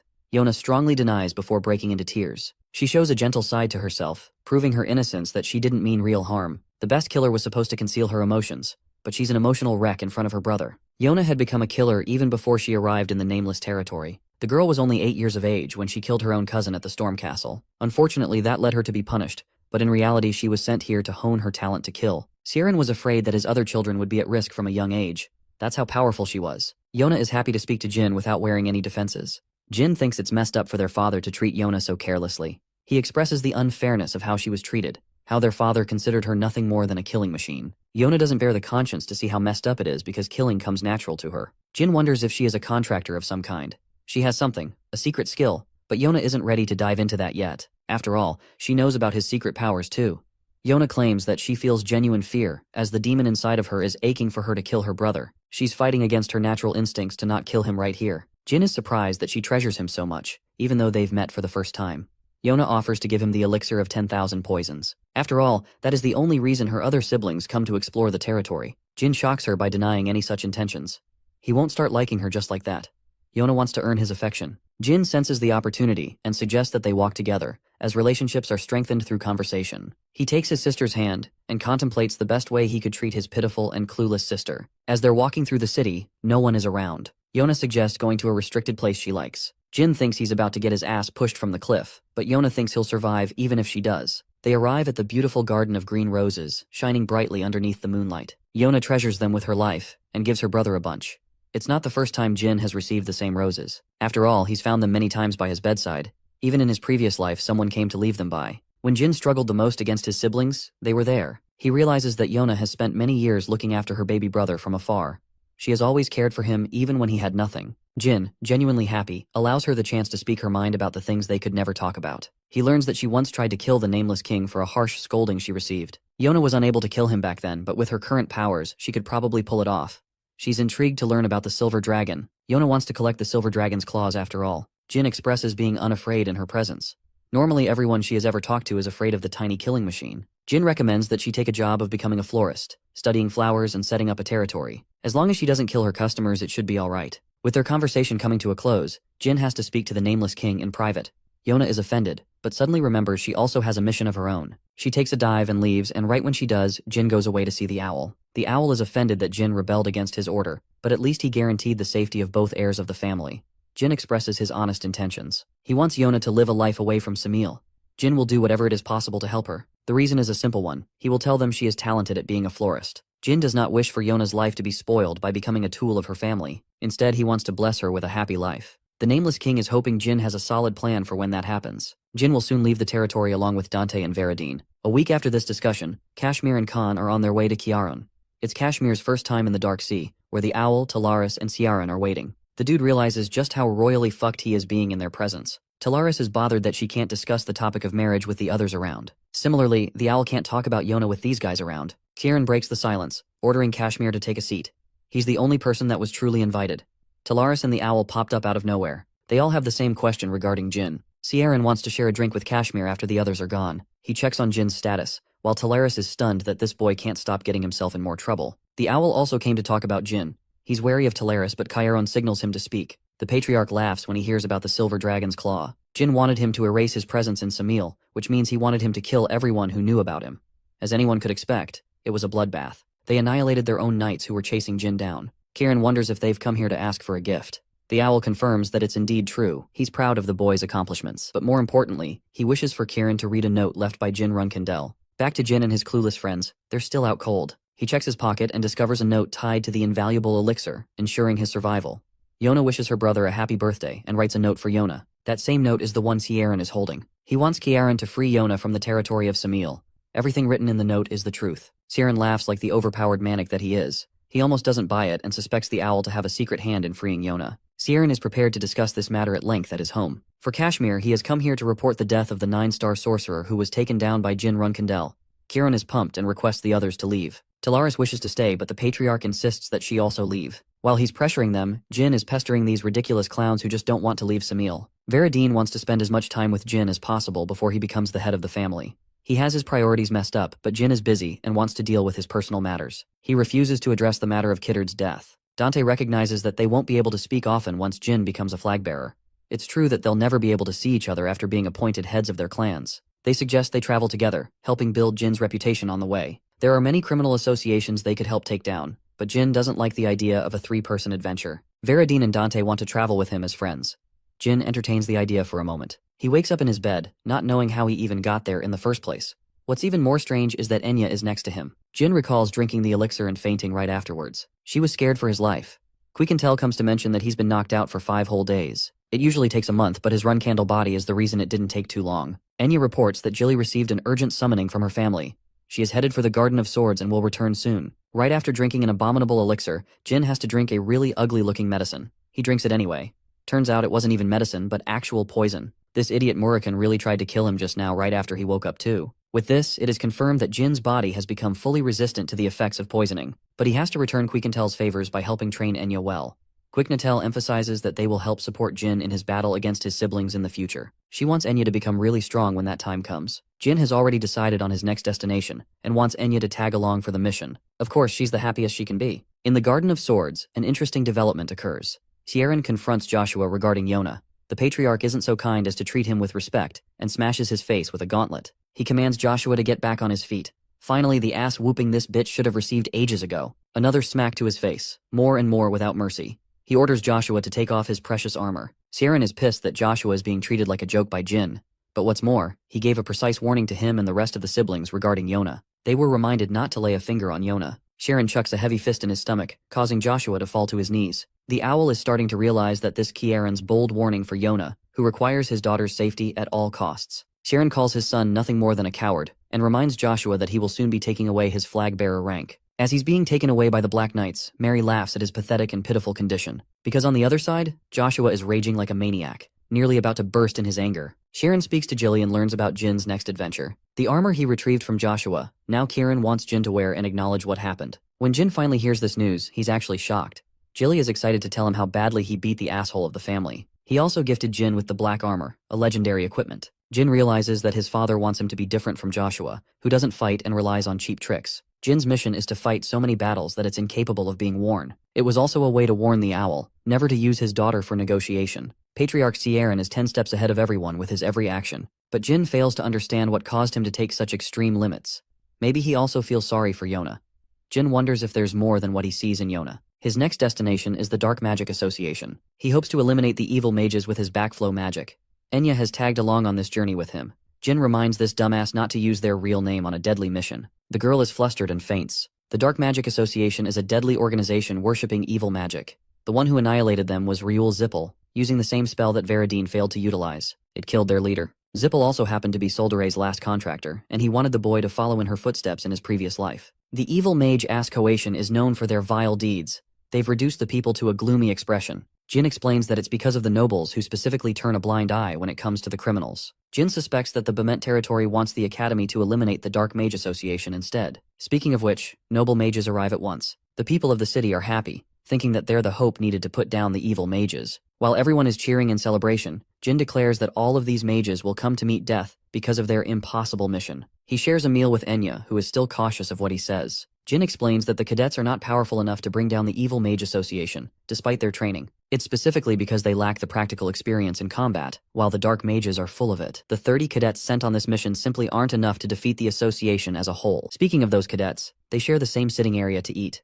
They're amateurs, and Jin can see that with one look. Jin wants to leave with Enya, but she is traumatized remembering that these punks are the same ones who mistreated her at the academy. Unfortunately, they happen to catch Jin staring at them. While Enya is shivering to respond, Jin replies, meeting the cadet's offense. He comes to threaten the commoner. The restaurant owner tries to pitch in, but he's attacked for no reason. Agitated, Jin punches the shit out of the guy for failing in his duties. He walks away with an imposing warning for the cadets. Jin pretends to be a higher mage and instantly dismantles them with just a little bit of his magic. He can't believe that these are the weaklings who bullied Enya. Jin turns the tables on them and threatens to interrogate the cadets for their arrogance. He tasks them with a mission, and they have no choice but to comply. With his expert acting skills down, Jin states that it's time for Enya to shine. She roars at the scoundrels to clean up the place. 5 days after the incident, the cadets prepare for an all-out attack against the evil mages. Jin suspects the presence of nearly 50 enemies, and yet the cadets are acting far too relaxed. An unexpected orc comes flying at them, screwing over their defenses. Fortunately, it was taken down almost immediately. Jin orders Chip to obey his command and warn the others of a potential ambush. Scared, the coward forwards this suggestion. Jin fails to comprehend how a low-level orc could be hiding out in the open. What's more is that a 7-star mage has yet to catch on to the details. They have their suspicions on Professor Orton, who was caught eating meat despite being a vegetarian. Jin picks up on this small detail. The cadets are instructed by Orton to form groups of 2 and enter the cave. They're all acting relaxed, believing in the powers of the 7-star sorcerer. Or that's what they thought, because yet another orc comes crashing out of the wall.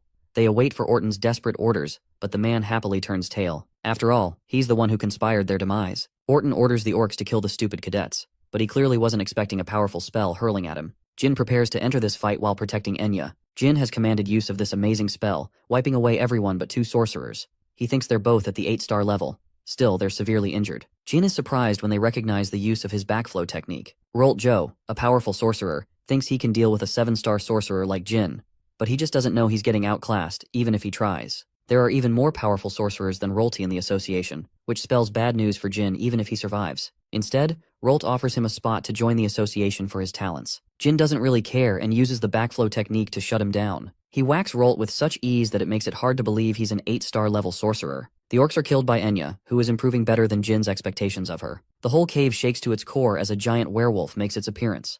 He's happy to meet a really powerful mage who isn't even terrified of the monster. Excited, Goltef reveals his name and commands the warrior to fight him. Interestingly, this guy offers him to join the Kinzello faction. Jin is surprised to learn that the Dark Magic Association is working in close proximity to the Kinzello faction. Goltef wants Jin to join the ranks, as he will be granted a high position almost immediately for being a talented fighter. Jin would have entertained the idea, if not for the fact that his opponent is weaker than he is. Offended, Goltef fiercely attacks Jin, nearly shattering his barrier. Enya tries to jump in with her wind magic, but he's clearly uninterested in fighting her. While Goltef is distracted, Jin has already sliced him with his sword, surprising the werewolf with his dual fighting abilities. Now, he's even more pumped to fight the spell sword. Jin is having fun exchanging vicious blows against the werewolf. He clearly overwhelms him despite not even revealing a hint of his true abilities. Goltef understands that Jin is way more powerful than he lets out to be. Through combat he learns that Jin is a Runcandel. To make it a fight of honor, Goltef learns his name and prepares to fight Jin with his tribe's name on the line. Jin prepares his special incantation, the same one he used to take down Murakan. One slash is enough to take him down. The White Wolf does not wish to be spared. He values honor and roars their tribe's pride. Jin responds with politeness. He will treasure Goltef in his memories. Jin slices him down with a definitive strike. The fight has ended. Enya wasn't afraid and became an even bigger fan of Jin's abilities. This werewolf was without a doubt much stronger than the one he fought in his cadet days. Yet Jin didn't struggle even a little bit. He wonders if Enya is okay with seeing so many deaths. She has come to a realization. She doesn't want to hold him down as a burden. Jin reminds her that it's okay if she doesn't fight. As for Chip, he's barely clinging to his life. Enya reveals her true self and emphasizes that she could take him out of his misery right now. She tries to be cool in front of Jin and vows to help her comrades. As for the imposter Orton, they've captured him after turning the tide. The man thinks that Jin is a student of Kiddard, but it's not Jin he's talking to. It's someone who has uncovered his disguise and isn't afraid to give him a real beating. Elisa is going to enjoy killing him while retrieving information out of the man. After the interrogation, she found out their secret base is in Oterium. It was once the capital of Vankella, but after a demon invasion, things changed. The demons invaded the place to retrieve a relic. The Runcandels and Zippels joined forces to take down the threat. It's the only war where two clans allied themselves to face off one threat. They succeeded in defeating the demons in the war, but since it was impossible to restore the capital, the kingdom decided to switch their capital. Oterium is just a breeding ground for demons at its current state. Jin has a bad feeling about this, and curiously asks why the demons made it their hideouts. Isa explains that at least 3 9-star mages are known to be found there. It's worrisome that such powerful warriors exist in that area. The Kinzello are a true force to be reckoned with. It's not safe to jump in without a plan. There's also the fact that they possess transformation magic, allowing someone to wear Orton's disguise. Of course, Bubar is the one responsible for these atrocities. Bubare is also linked to the Iveliano clan. Quicantel has never heard of human transformations since it is a gift of dragons. Elisa explains that not even the culprit knew about the transformation. Bubar's methods are secret. Jin adds that he once encountered imposters when he was young. He thinks it is time they confront the Transfigurator. Jin intends to use someone to get to him, and wants Kashmir's help to investigate the relationship of the White Wolves and the Kinzello. 1 week after this discussion, Dante Heron and his father, the Patriarch, learned that a few of the competent cadets died on their mission to eradicate the Dark Magic Association. However, 2 survivors, namely Jin and Austin Gray, survived and successfully defeated the Dark Magic Association. One of them used magic, while the other used swordsmanship. Of course, Dante already suspects Jin's involvement. What's more, is they uncovered a weapon from the White Wolf. They see a sharp cut that only an expert swordsman could make. Dante laughs, as even someone like him couldn't make a sharp cut like that. It's a skill of a swordsman at the 8-star level. The boy humbly confirms that he has yet to reach that level with his strength, so their investigation proved baseless. He's extremely impressed by Jin's incredible growth, and feels the urge to speak to Veradine. Lots can't see anyone but Dante deploying a precise cut like that, aside from Dante. But he is fooled into believing that Dante is hiding his true powers. A month passed, Jin was waiting at the teleportation portal, concocting his plan. While he's busy contemplating, the woman next to him looks at the swordsman with intrigue. Jin arrives before Bubara's hideout. Bubara is worshipped as the greatest transformation sorcerer of their time. Dudes literally have a statue of this man, tempting Jin to annihilate it to 1 billion pieces. He knocks on the door and finds Bubar shocked. It's been a while since they met each other. The man is pissed, of course. He doesn't want to welcome Jin, who embarrassed him at the banquet. Bubare lunges to attack him, thinking the results will be similar to their previous fight. But Jin isn't playing around. He knocks the shit out of him instantly. Bishkel sees Jin walking. He's astonished to find Jin when he's clearly in the middle of his mission as a reserve flag bearer. Bubare begs him to kill Jin, but Bishkel is frustrated by his antics. He doesn't want to become an enemy to Jin for pointless reasons. Jin apologizes and states his intentions. He came here to commission a sculpture for his father. Bishkek finds it odd. It's as if Jin has changed, or maybe he's here for something else. Jin wastes no time, claiming that the real purpose of his visit is to meet Bishkel. He wants to fight him, but Bishkel is uninterested in fighting him. Just as he's about to speak, Jin feels a sharp cut, slicing off his hair. It was a test to check Jin's reflexes. Bishkek thinks he's still too weak to challenge him. Jin leaves without causing more trouble, but nearly kills Bubar in the process. He does not condone spewing dirt on the Runcandel family name. Bishkal is forced to fight him, to the point he's even warning Jin that it may be the fight that ends his life. Jin is prepared to suffer the consequences as long as he maintains his family's name. It's Bubari's stupidity that has escalated the situation to such extremes.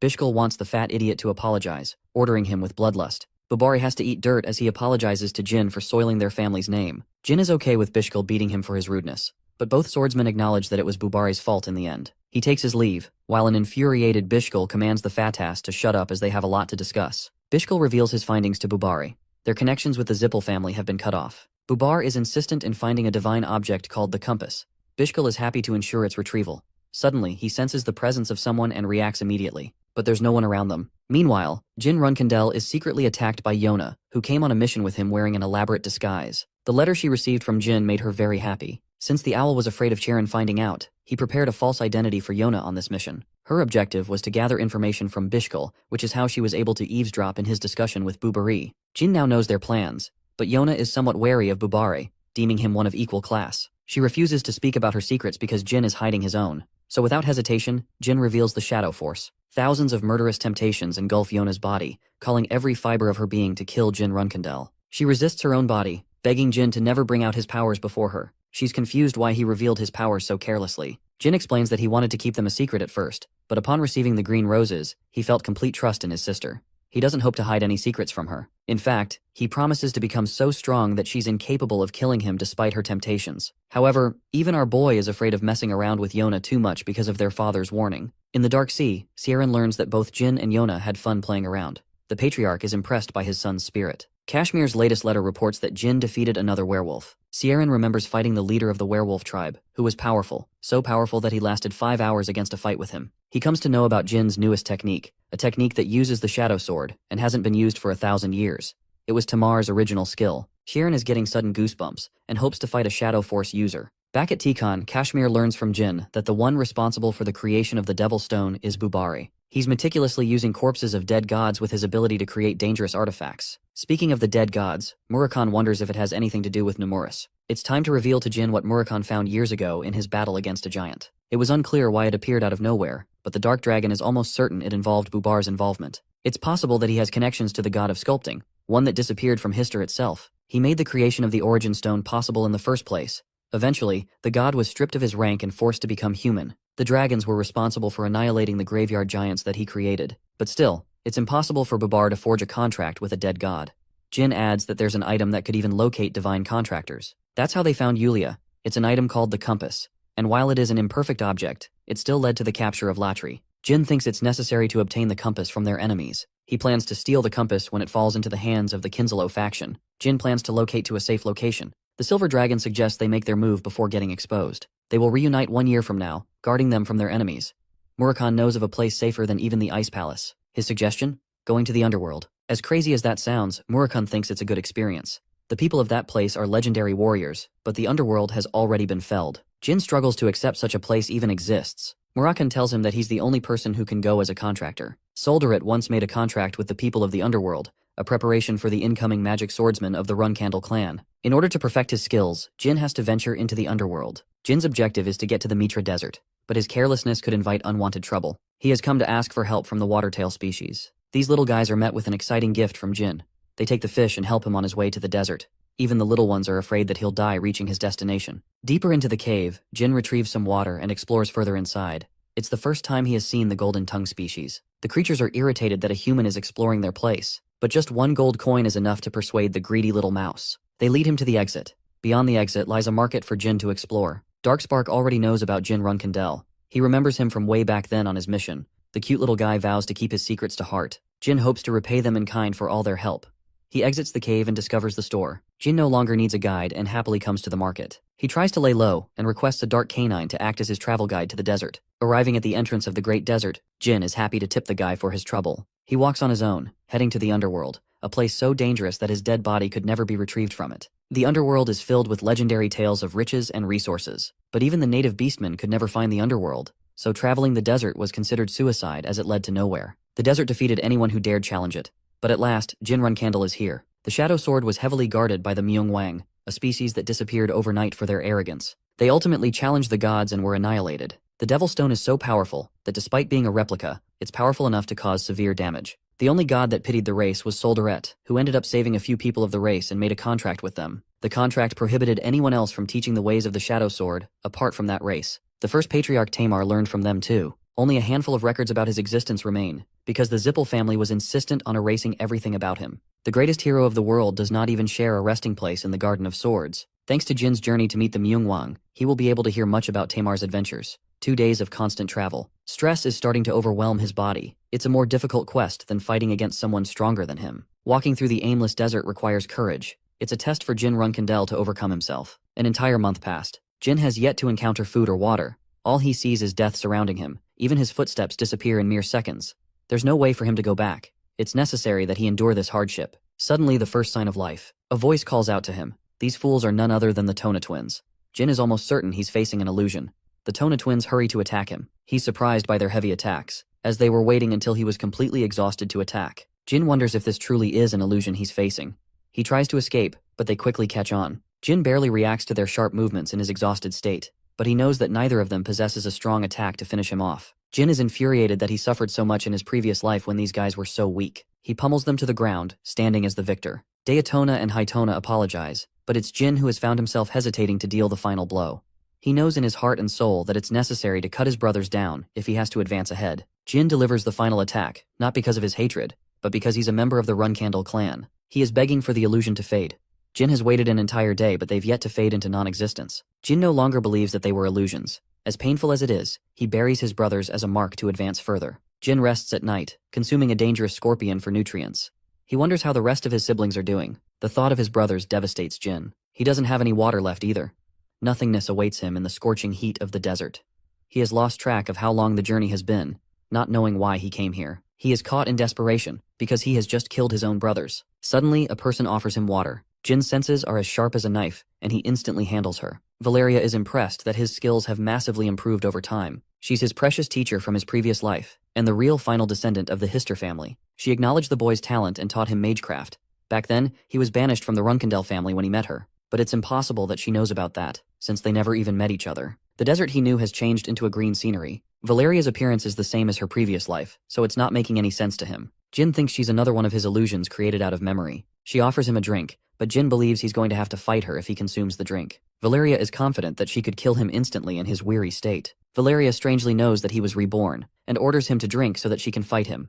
She calls him her only student. Valeria's words comfort him, but more than that, she just wants Jin to overcome her using every skill in his arsenal. Jin wants to challenge her on the basis of magecraft. She represented everything to him in his previous life, so he hopes to give her a show. Valeria is unafraid as she rains down an incredibly powerful thunder attack. The spear follows him, which makes him realize that Valeria isn't holding back. They fought many times before, but Jin never won, and now she's fighting him on the basis of killing him. She likes his evasive maneuvers, while Jin plans to wear out her mana. Valeria, of course, knew that it's what he was hoping for. She recommends that he use the sword to fight her, because there's really no other way he could defeat his teacher. Jin activates backflow magic, thanks to the teachings of Kittard. Valeria is a little upset, and says things that would stir his heart. She knows it will affect him. Jin hopes to meet her expectations. He has to use an advanced technique and plans to endure her wrath. 3 minutes of dodging are required for the move to execute. Jin endured for a while, but he wasn't expecting Valeria to catch him from the ground. She traps him with a giant magic circle, while at the same time maintaining her electric spears.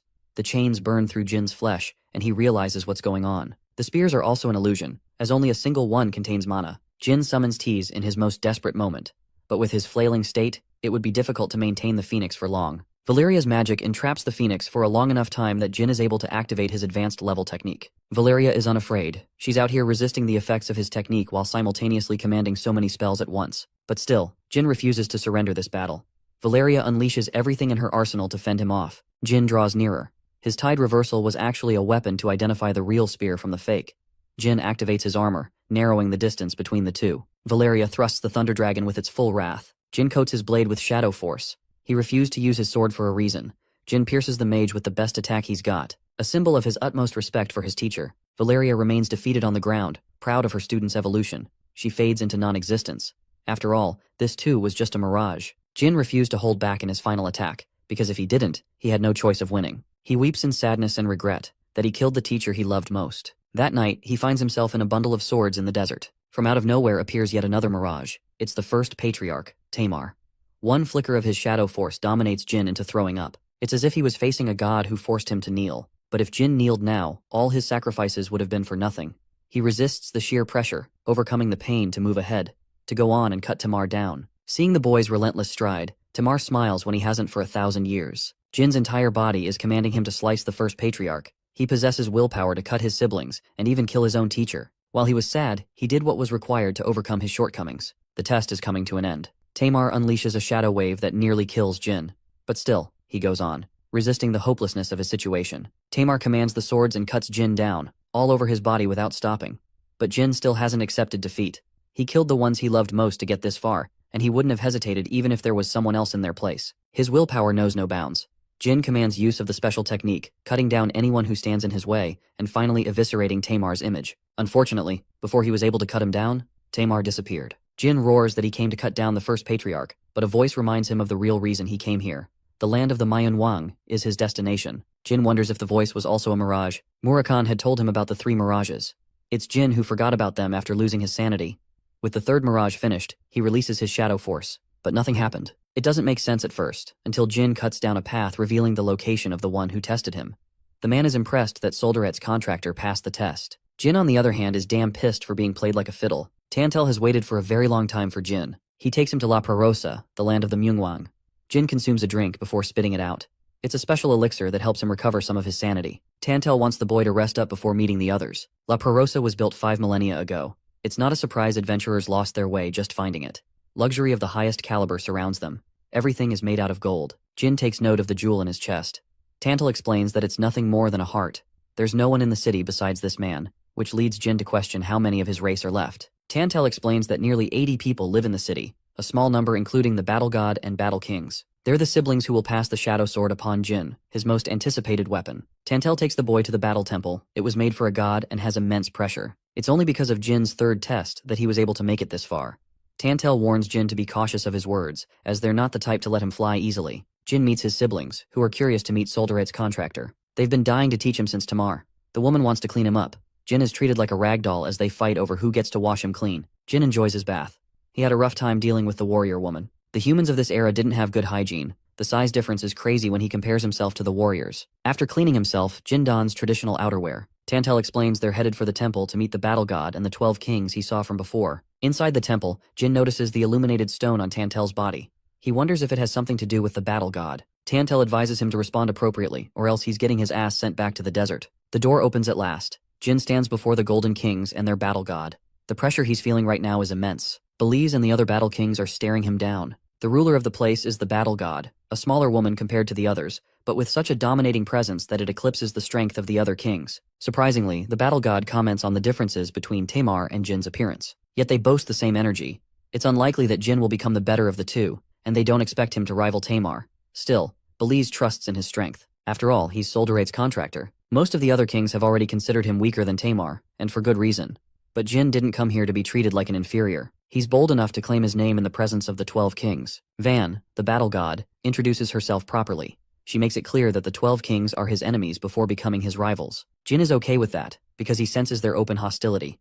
The problem is, he can't get a read on their intentions. Van will conduct his test tomorrow, and until then, she tosses him her own sword to fight. Jin calls it an ordinary sword, but then it immediately absorbs all of his shadow energy. It is drawing out every last bit of his shadow energy. Van tells him that Tamar overcame the shadow Asbring sword, so she expects the same from our boy. Jin is bold enough to try and back his words. After the meeting is dismissed, Belize argues that it's too soon for Jin to overcome the shadow-absorbing sword.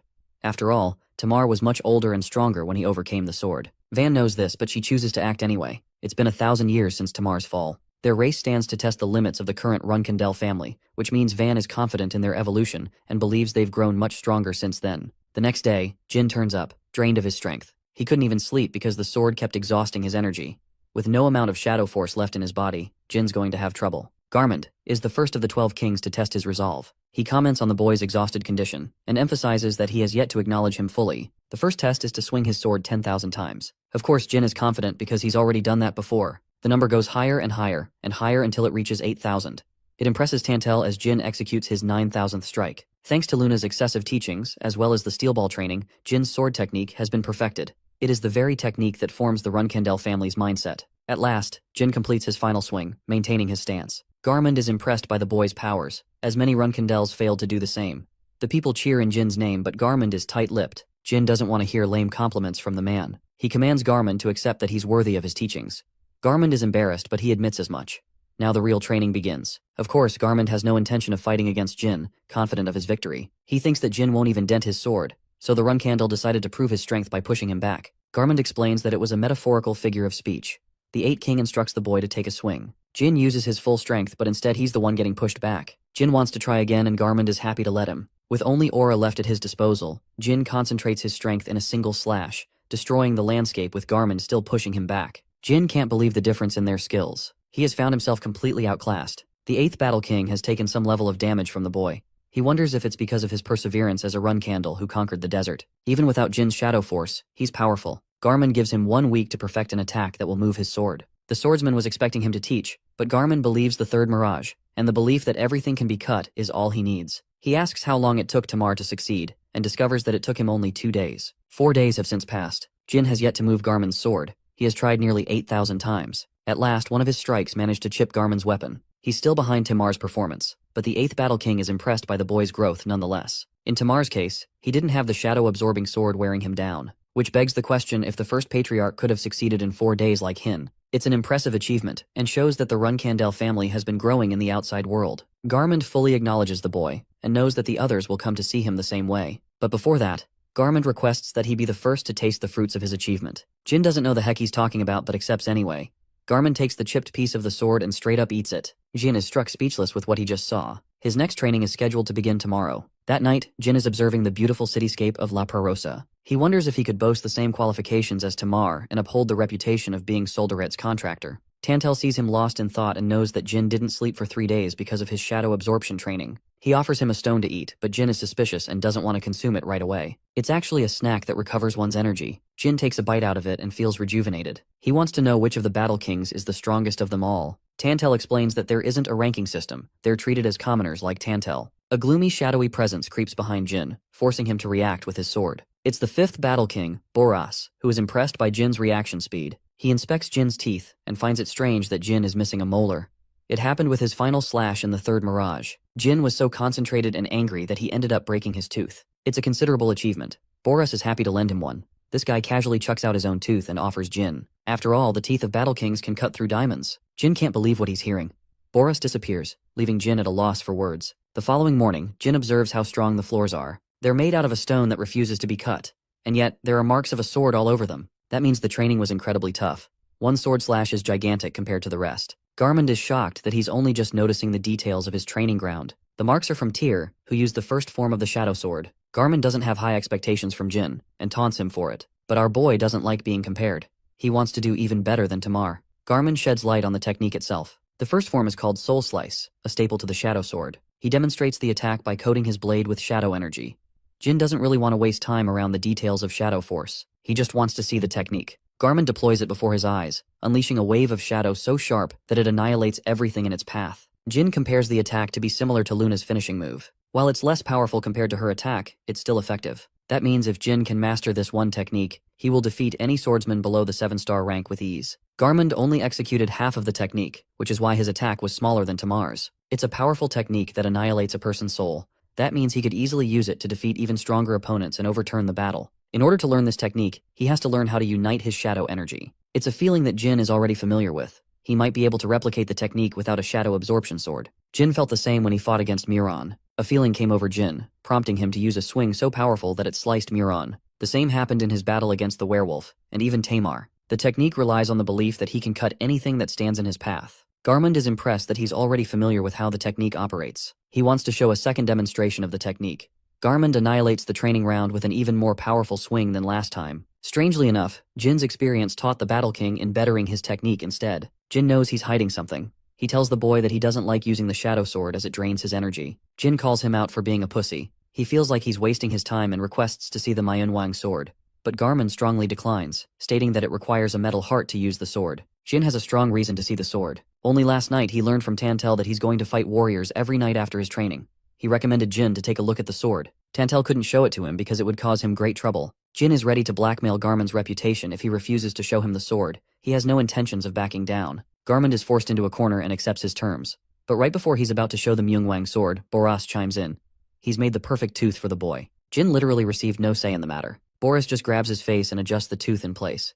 It's weird for Jin to be accepting a nasty gift like this. But the moment he receives the tooth, Jin experiences the effects of memory transplantation magic. He learned about it from Valeria in his past life. The Hister clan used a device to exercise the use of such magic. Every bit of information about the Myungwang sword is currently being instilled in his memories. Boris chooses to keep his secrets, but confirms that what he received isn't related to magic. Magic is nothing more than a term of humans. In reality, mages don't exist as a race, and the people who use magic merely become blacksmiths. Boris is one of those blacksmiths, the most skilled one of all. They keep yapping about each other while Jin is contemplating how this civilization could use magic half a millennia ago. It's even more advanced than their current magic. Jin thanks the legendary blacksmith, who didn't just offer him the gift for no reason. Boris wants the boy's second achievement, that not even he himself knows about. A month passed as Jin finally managed to learn Soul Slice. He also honed his abilities thanks to Boris's, allowing his body to be faster and precise. The techniques of the blacksmith helped him unlock amazing levels of power. It took a while, but Jin eventually became capable of forming an aura heart. At last, he could nearly even execute the Myungwang sword. Boris is happy with his development, as he formed an aura heart that not even Tamar did.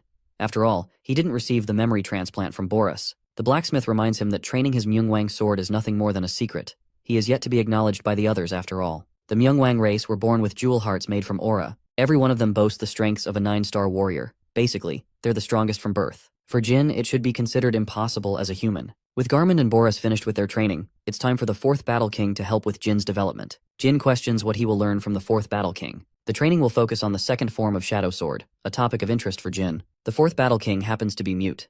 Although not entirely, she considers it a form of training which started when time stopped for the city. She's finally here, the only Battle King whose presence is undetectable among others. Garmund and Boras have their peculiarities, but she's different. Jin politely introduces himself, but he wasn't expecting to get attacked right away. Rinfa is even faster than Boras. She annihilates Garmund with a show of her strength. Garmund, now enraged, comes to attack her. Even Boras steps in, launching her sword and kicking her away.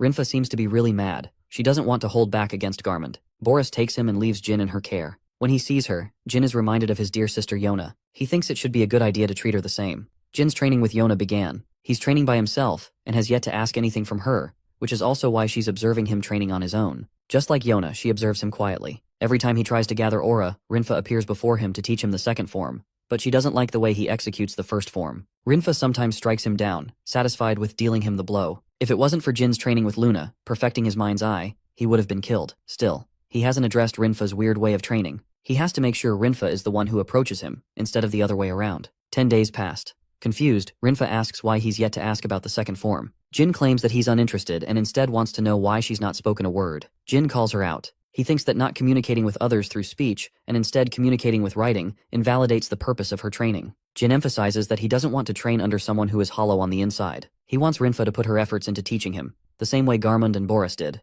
After his bold words, he offers an apology and returns to training. For the first time in hundreds of years, Rinfa breaks her silence. In order to show her sincerity, she prepares to demonstrate Jin an incredible technique. Rinfa executes a beautiful dance, different from the 1st form Jin learned from Garmund. Each strike resembles a reflection of itself. It's an attack that cuts both ways with one sword. Jin is astonished to witness the miraculous 2nd form. Rinfa completes the beautiful attack after executing it with elegance, impressing even the likes of Boris and Garmund. She asks for his thoughts. Jin is left amazed, and is really happy to earn her trust as the techniques she showed days before was just a fake. Boras wants to break the news with the others. Jin performed a feat not even Tamar could by making her talk. The 2nd form is called Scissors, which befits its nature to interlock the shadow force. Jin's mission is to copy the technique, but even he knows it's going to take him a while. He also doesn't feel confident with the shadow absorption sword, constantly draining his magic. Rinfa explains that the sword doesn't absorb energy but instead refines the quality of his shadow magic. It's more of a cover, a sheath for his blade. This will further allow Jin to use shadow energy with refined consistency. Rinfa is hoping for our boy to overcome the shadow absorption sword. She loves to over-explain, and Jin likes this side of her. He wonders why she stopped talking. It was actually a punishment she gave to herself, something Rinfa couldn't share with the others. Jin acknowledges her feelings, and understands that she must have struggled so long on her own. He's happy to lend her an ear and hear her out. Rinfa ends up telling him everything. She faults herself for the failings of her people. She unnecessarily blames herself for stopping the arrogance of her race from challenging the gods. Rinfa was able to move past this hurdle after Jin's conversation. She thanks him, and believes Jin possesses a unique quality to transform others. News of the 4th Battle King reaches the ears of the commoners. They're here to celebrate, and Jin is most happy that she can communicate freely with others. Boris confronts him. He not only knew about her story, but he also knew that Jin Runcandel would be the person who could finally make the fourth Battle King break her silence. The fourth Battle King, the mute Rinfa, began talking once again ever since she started training the Runcandel warrior. Under her tutelage and training, Jin Runcandel sharpened his understanding of his sword skills. She helped him overcome the Shadow Absorption Sword, taking away his powers, and taught him how to control its energy. Apart from that, Jin was taught the Shadow's sword's first form as well as the second form, both devastating attacks that he could now release after constantly learning for 2 weeks. Jin's rate of growth was impressive, and he could at this point only use the ability instead of perfecting it. It was an incomplete technique, but he thought about consistently practicing and getting used to both forms first. Perfection comes later after all. The Shadow Sword is a real problem obstructing him from doing so. A month passed. By this point, Jin had conquered the shadow-absorbing sword at will and retrieved his own sword. He's surprised to receive his precious weapon again. After all, at first he was told that his sword won't be used in the temple. Tantel confirms that from this point forward, it's crucial for him to use his weapon as part of his training. Right after he finishes up his training with the fourth Battle King, the real battle begins. Jin will have to face against their kind in actual duels in the form of sparring matches. It's been a while, but it's finally going to happen. Tantel confirms that the first few matches will take place in the afternoon, and people will come to see his strength. Currently, the first Battle King is selecting a suitable opponent for Jin Runcandel's skill level. Jin is excited to finally come face to face with a Myungwang member. Their kind is exceptionally more powerful than average humans, so he has been itching to clash his swords against them ever since he first came here. Tantel worries for him, however. He thinks Jin is taking on a challenge far too difficult for him at his current level. He's right, because the Myungwang are overpowered from birth, and Jin is nothing compared to the strongest of their race. From his words, Jin is able to piece together the fact that he's getting destroyed in the upcoming exhibition match. He was originally thinking that his opponent would be equal to the level of a member of the White Wolves. But this oversimplification and underestimation of the Myungwang makes Tantel laugh, who confirms that only one of their members is strong enough to beat the average warrior from the Red Tiger tribe, which is even tougher than the White Wolves. It's a short way of telling Jin that he's got 0 chances of victory in his upcoming battle. There's also the fact that the first Battle King, the one selecting his upcoming fight, really doesn't like Jin at all. It's almost certain that his opponent will have a tough fight. Jin admits that the typical Myungwang member is at least 9-star level when compared to humans, which is just overpowered as hell when you really think about it. Without a doubt, any opponent that gets picked is going to give Jin a tough fight. Tantel is supportive of Jin, however, and is prepared to support him no matter the outcome of his battles. He wonders if Jin followed his advice, the advice to watch the Myungwang sword at least once. Jin remembers going out of his way to do just that, even behind the backs of the Battle Kings. Jin contemplates that he learned about it from the memory chip he received from Boris, and now, he's going to see the real deal in his upcoming duel. Tantel is glad that he followed his advice. The next thing is to wait for the duel to come. So he leaves Jin to rest until the afternoon. Some time passes and the fated time arrives. Boris comes to check on Jin's preparation for the fight. Jin isn't worried about making any special preparations, probably because it won't help him much anyway. His only mission is to focus on defeating his opponent. The other Battle King confirms that his strength is commendable, so much so that it is difficult to call Jin Runcandel a human being. He has faith and confidence in Jin's abilities and thinks he will fare well in the upcoming fight. But Boris is worried, because he thinks failing once can be really demotivating and discouraging for the soul. Rinfa argues the same, but all 3 of his teachers are hopeful for Jin's learning progress. They want him to use this as a learning experience and hone on his mistakes. Jin really doesn't like their pity party circling around him. He knows from Tantel that he's already going to lose, and yet people are treating him like he's already dead lost before the fight even begins. Boris explains that they're worried for a reason. In fact, they're worried that Jin's reaction will be the same as Tamar's, the first Runcandel. This is an interesting piece of information that catches Jin's reaction. He learns from the Battle Kings about Tamar's undefeated record in the outside world. While Tamar was unstoppable in the outside world, he faced limitations in La Prarosa and lost many times. Curious to assess his strength, Jin questions how strong Tamar was at the same time of their first duels. Rinfa claims that he was still stronger than him at this level, but even he couldn't defeat the average Myungwang for a long time. Right after his first hard defeat, Tamar's soul took a hit. He stopped eating food and felt like a failure. He wallowed in despair, never knowing what defeat felt like. They assumed that Jin had the same trait as the first Runcandel patriarch, but that's actually wrong. Jin's mentality is far stronger and refined than even Tamar's. He doesn't get why it's a big deal for someone to react in this manner after losing once. Jin isn't the type to lose his morale and give up on his mission. He's already lost many times at the hands of capable warriors and knights before. Defeat isn't a new experience for Jin Runcandel, who has previously lost countless times in the name of training and growth. What's more, Jin's situation was even worse. He was defeated in his original life and lost his very life. Throughout both of his lives, he has experienced what it feels like to lose. Hearing them out, Jin assures them that there's nothing to worry about as he's not going to end up like Tamar. This confession shocks the Battle Kings, who assumed he was just like his predecessor. Anyway, it's time for the fated duel to take place. It's a special one as duels didn't take place for 1,000 years until Jin arrived. The Colosseum is filled with people placing bets on the underdog challenging the Myungwang warrior. The audience is cruel as they're open about Tamar's disappointing defeat in the first battle, who apparently couldn't even survive a bunch of hits before being taken down. The warrior he's facing is a man named Shaku, known and adorned for his lightning-fast speed. He's a tall figure with long hair, and apparently he's a favorite of the crowd as they cheer his name. Shaku politely addresses Jin as the successor to the first patriarch. The underdog has only one request. He wants Shaku to give it his absolute best to try and kill him.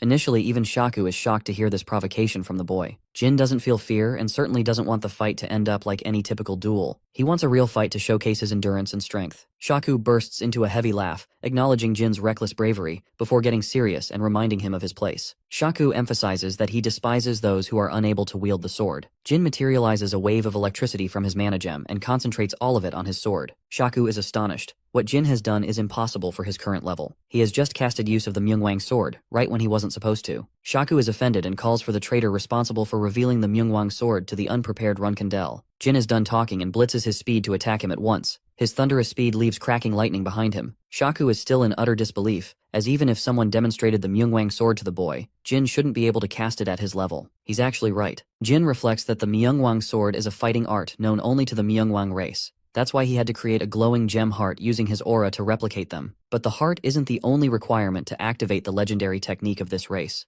The answer lies in the memories Boris shared with him. The molar he obtained was the key ingredient. Jin practiced the Myungwang sword in secret, exerting himself every day to gain control of its power. He refused to give up until he could cast it. Now, he concentrates his full strength in an obliterating blast that destroys the arena. Or that's what he thought. Because even as he used Myungwang's sword, Shaku merely blocked his attack effortlessly. The man roars for the fifth Battle King, offended to find Boras as the culprit responsible. Shaku takes a breath and casts an energy wave of his own. Before long, he releases a powerful wave of aura. A wave of power falls upon him. Shaku is pissed that Jin deployed the Myungwang sword in battle. He wants to pay him back dearly for disgracing the technique. Shaku isn't letting this one slide, and Jin can only prepare for what's coming at him. He props up a spell and tries to summon Tess. To his great shock, Jin can't even access or summon Tess into this dimension. He wonders if it's because the La Perosa dimension was created by Soldare, hindering the Phoenix's access to the dimension. Shaku sees him wide open for an attack and blitzes past Jin, who is barely able to respond by dodging his vicious attack. Shaku follows up with a second attack while Jin responds with an attack of his own. The attack slashes Shaku, but doesn't have any effect on the man. He merely releases an energy wave, sending Jin flying back. None of his attacks seem to be working in this battle. Jin lunges forth to try again and attack. Their clashes are almost equal in speed and power, but Jin is slowly getting overwhelmed with every attack. Not only is his opponent extremely fast, the man also boasts an impenetrable defense. There's not a single opening he can exploit for a counterattack. It all seems hopeless for Jin, while Shaku is confidently hammering him down. In this pinch, he decides to make use of a weakness of the body that can never be strengthened, no matter how much training. Jin plays dirty and pierces Shaku's eyeball with his finger, but to his utter shock, he breaks his finger instead. He had massively underestimated Myungwang's strength. Shaku explains that his cheap trick won't work since their eyes are as tough as their hearts. He only had one chance and he blew that up too. Jin is really in a tough situation right now. He's starting to realize why these guys are called the strongest species on Earth. The fact that there are hundreds of people like Shaku who are all similar in strength is terrifying. Jin wonders how a powerful race such as this face collapse. Shaku is enjoying himself. So far, he was merely toying around with Jin, but now, he's going to use a special technique. Jin's present condition is one of fear and shock. His body can't even bear the confidence to wield his sword properly. Shaku chimes in with a confident punch, explaining how he just used an ability called weapon oppression. Just like its name, the Myungwangs have the ability to imbue power into other weapons, forcing it to stop moving even in their opponent's grasp. Jin's face is wide open to eat a powerful punch coming full speed right at him. In this critical moment, he takes the initiative to dodge the attack, which causes a shockwave on impact. Jin can't afford to use his sword anymore either, since weapon oppression will kick into effect and work against him. He optimizes to gain distance and leverage a long-ranged battle, but Shaku doesn't seem to be worried at all. He sees Jin running off like a bird and merely catches up without any problems. Jin needs some time to execute the Shadow Sword's first form attack, as it's the only move that could prove effective against Shaku. He exhausts his body's limits to run as fast as he possibly can. Having gained the distance he needs to execute the attack, Jin charges the Shadow Sword's first form, engulfing his weapon in a column of shadows. But as he's chanting the slash, Shaku catches up and stops him from executing it. He catches Jin's sword with his own, preventing him from using the slash at all. Shaku then tosses his weapon away completely, before grabbing Jin's clothes and dishing a really strong jab to his face. So powerful in fact that it launches Jin away. But the torture doesn't end here. Shaku catches him and decides to give the Runcandel a taste of the real Myungwang sword. He stops Jin's foot into the ground, preventing him from moving. Now that Jin is completely wide open, he eats hundreds of punches from Shaku, one after the other, in endless punishment. Shaku releases a final attack with a frontal kick, stomping Jin's entire body into the ground. Then he lunges forth for another charged kick, sending Jin flying into the air. Jin's lifeless body plummets into the ground, all battered and bloodied from impact. At this point he's incapable of battle. But Shaku isn't quite done. He grabs him again, before catching his blade and preparing to deal the final blow. As punishment for Jin using the sword before his time, Shaku intends to slice off his limbs, hoping that he isn't as arrogant in their next match. Jin's pitiful state renders him unable to respond. And just like that, Jin Runcandel loses his legs in painful punishment. After his disgraceful defeat, Jin ended up knocked completely unconscious. Vaughn wanted to use his blood to cure Jin's condition, even though the risks involved were high, as humans cannot handle the blood of the battle god usually. Jin could regain his consciousness in this fickle moment. He couldn't figure out what they were talking about. The battle god was fine with the treatment, recognizing Jin to be different from the average human. The blood transfusion process begins with Jin receiving whatever blood he can get from the battle god. After coming in contact with his body, Jin's nerves electrify from the sudden changes. Since he's a human and not a Myungwang, his body reacts abnormally and grows tense under the pressure. A voice calls out for him, confirming that the Runcandel can no longer hear the voice of the god of the darkness. There's a clear error, because if Jin cannot survive the blood and eventually dies, then that spells utter doom. The battle god has previously confirmed that Jin's death implies the complete annihilation of their race. His survival is critical. The battle god Vaughn speaks to the boy in his memory's consciousness, confirming that his death would mean the death of everyone. Jin at this moment is reminded of his miserable past life, and how he faded during that time too. His senses become sharper and more pronounced. The elixir of 10,000 poisons that he acquired from his sister is working itself to maintain Jin's survival. The elixir is so powerful that it will make it impossible for any assassin to kill Jin easily. Jin fights against his body's negative energy, refusing to give up right here and now. He has many objectives under his belt to accomplish. Failing here would be the end of it all. Most importantly, Jin has many people to protect and has to endure this suffering for their sake. Instead of the Myungwangs deciding his fate, Jin takes it upon himself to be the one who decides what happens to him. His mana heart strengthens, and after 1 month of remaining unconscious, Jin finally wakes up again. The very fact that he was able to wake up means that he survived the blood of one of the battle kings. He gets up, acknowledging that a month passed. Still, Jin believes that he's wasted too much time like this. He has to be done here by May, and it is March already. In his contemplation, Jin confirms that the only reason he survived is via the effects of the elixir of the 10,000 poisons. For some strange reason, he feels an immense energy and light coming from inside his body. Jin glances at the mana crystal in his chest, which is beaming in a flash of light. He can't believe that he has actually acquired the real deal. Jin had no idea that he could obtain the Myungwang heart after receiving a blood transfusion. Since he's now awake, Vaughn comes to visit him on her own, wanting to know if he's alright. Jin can't fathom what to believe or expect. He acquired the molar from Boras, and then he formed a Myungwang heart thanks to her blood. She acted without even asking for his opinion. It's a surprising objection from Jin, who literally could have lost his life anyway if Vaughn didn't offer her blood. Jin is annoyed that he didn't have any right to decide his fate. He also didn't know he would end up developing a Myungwang heart as a consequence. Vaughn apologizes for acting without permission, but Jin isn't worried about it. All he's concerned about is his new heart. He's trying to understand what's been going on. After all, he received blood from a literal god. Vaughn is surprised that he isn't complaining instead. Jin would have things to say if she was an enemy of some kind. He's worried that having acquired the Myungwang heart means that he has now become a part of their race. He's also unsure about the reaction of the Myungwang people, because people like Shaku might as well kill him for that. Vaughn doesn't deny his words and thinks that's exactly what will happen. Faced with this situation, Jin asks a curious question. He wonders if he would have gained any acknowledgement from the Myungwang people and the Battle Kings without Vaughn's help. Vaughn observes his reaction. She can see Jin's fist tensed up in frustration. She counters and asks if he will destroy the heart if her answer is yes, because it is a power that Jin didn't obtain on his own. The Runcandel confirms that he's frustrated, but in the end, he also helped create his new heart. It wasn't something he wished for, but at the same time, if Jin failed to meet Vaughn's personal standards, then she wouldn't have decided to offer her blood. Vaughn believes that is required for Jin's succession to become complete. She questions why he wishes to oppose what she has done for him. Jin explains that if it's a heart that he created, then he can always create it again when necessary. He doesn't share any intention of eliminating his new powers if they can be used for good, since they would serve a greater purpose. Vaughn confirms that even if he didn't take her blood, Jin's performance would have gained acknowledgement of her people. Happy with her response, Jin intends to use his new heart to his advantage. He tells Vaughn about his departure in the month of May, as he's also got things to take care of. But he will return to La Perosa after that, so he wants the battle god to adjust and tune the rate of his training with this trip in mind. Since there are only 2 months of training for Jin to use, she alters his training schedule, commanding the warrior to train with the 7th Battle King in the morning and in the afternoon. He will train with the man who put him in critical position, Shaku. 50 days passed in the blink of an eye in Jin's training. The Myungwang clearly opposed him, and grew even more hostile than before, ever since Jin obtained his new heart. But after a while, when they learned that it was against Jin's personal choice in the matter, they came to stop hating him. The Myungwang race is unquestionably fierce and dominant. While normally, Jin would have wished to become just as strong as them without having to utilize his new heart.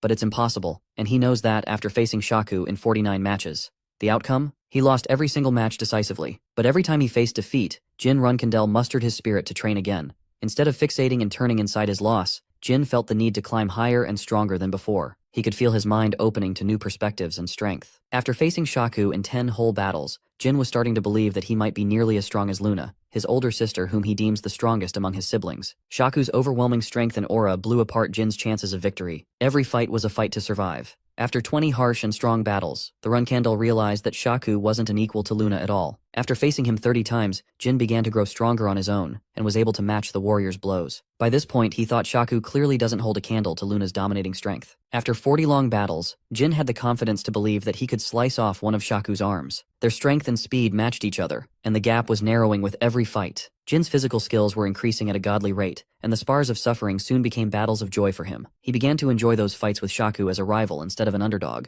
Despite his struggles, Jin still had to seek outside help from the 5th Battle King Boras. Why, you might ask? It's because after every fight, Jin's body would be mutilated and sliced apart. After a while, Myungwang stopped talking about Tamar, his predecessor. In fact, they were starting to cheer the underdog on more than ever. Now came the day for the 50th duel, where Jin was cheerfully supported by the people. He observes Shaku's stern and annoyed face and mocks him for fearing an incoming loss. Shaku explains that he's actually grown attached since they trained together every day. With every battle, it's gotten harder and harder for him to slice Jin's body. But that's not the kind of man Jin wants to face. He wants someone dead serious and strong coming right at him like they've got a grudge to settle. Jin recommends the man to fight him seriously without any brotherly feelings. Vaughn is eagerly watching this fight take place. She comes to hear from Tantel about Jin's scheduled departure from the land of La Perosa. Tantel makes a quick suggestion. He wants the rest of the people to also have the chance to fight Jin, as Shaku has had enough chances of his own, and fought Jin for too long in their training. The other battle gods also confirm that Jin has gained a positive audience of supporters who spectate him eagerly, waiting for the chance to fight the successor. Vaughn draws to a pause before requesting the permission of the people. Before their fight begins, Vaughn announces Jin's departure in 2 weeks. She thinks it's time they all accepted him as one of their own, allowing them the chance to spar with him without any problems. Vaughn asks if anyone has a problem with what has just been discussed. Some of the Myungwang are still on the fence about accepting Jin Runcandel as one of their own, but seeing Garmund, Boras, and even Rinfa support Jin in his journey of growth has influenced their hearts. He has impacted the lives of the Battle Kings in his short stay, and he didn't even have an arrogant attitude despite receiving the Battle God's blessings. Even though his limbs were severed each day, Jin had the tenacity to return the next day and fight again. His undying persistence earned him the praise and recognition from the Myungwang.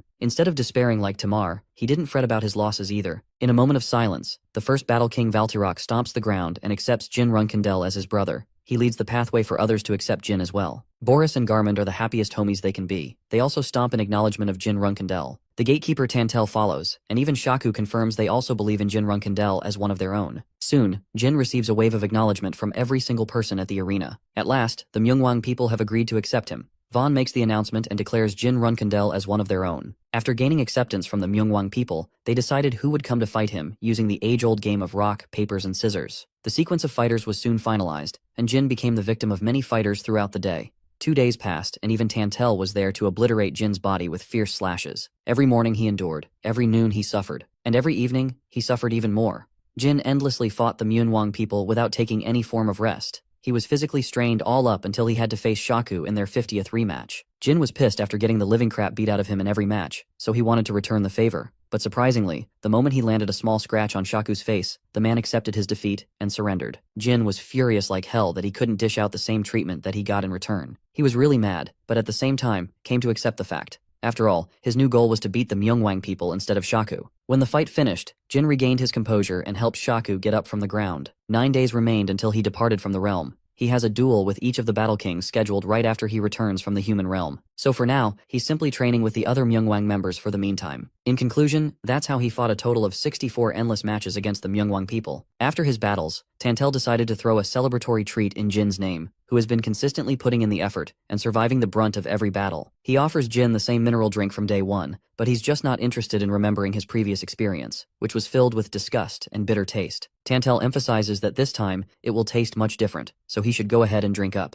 Jin is surprised and suspicious, but he decides to trust the man anyway. He chugs the drink down, and this time, Tantel wasn't kidding around. The drink does taste different. It packs a powerful, rich flavor now. The 5th Battle King explains that the change in taste occurred ever since Jin acquired the Myungwang heart. Jin is pleasantly surprised it's possible to influence his taste. Shaku has become best buddies with him and offers his drink too. Jin has no choice but to accept his drink in kind. They both chug it all down like old rivals. The rest of the party shares a drink with Jin too, pouring him a damn tub of alcohol to drink. This man Jin actually gulps down all of it, impressing his fellow brothers. They even toss him in joy and happiness, celebrating the moment to its fullest. After the party, a drunk and defeated Jin returns to the roof. There, he finds one of the battle kings waiting for him. Belize's surprise appearance made him wonder why she came here. She draws a wide smile, realizing how happy Jin is while enjoying the company of her people. She came here to enjoy the beautiful night sky. The dimension was once reproduced by Solderay, but it's actually the same as the original place they belong to. Belize can't help but admire the purple hues of the sky. Jin curiously asks if she's interested in the outside world ever at all. Belize explains that since time has forever stopped for the Myungwang people, they merely accepted their fate and no longer possess the desire to return to the outside world.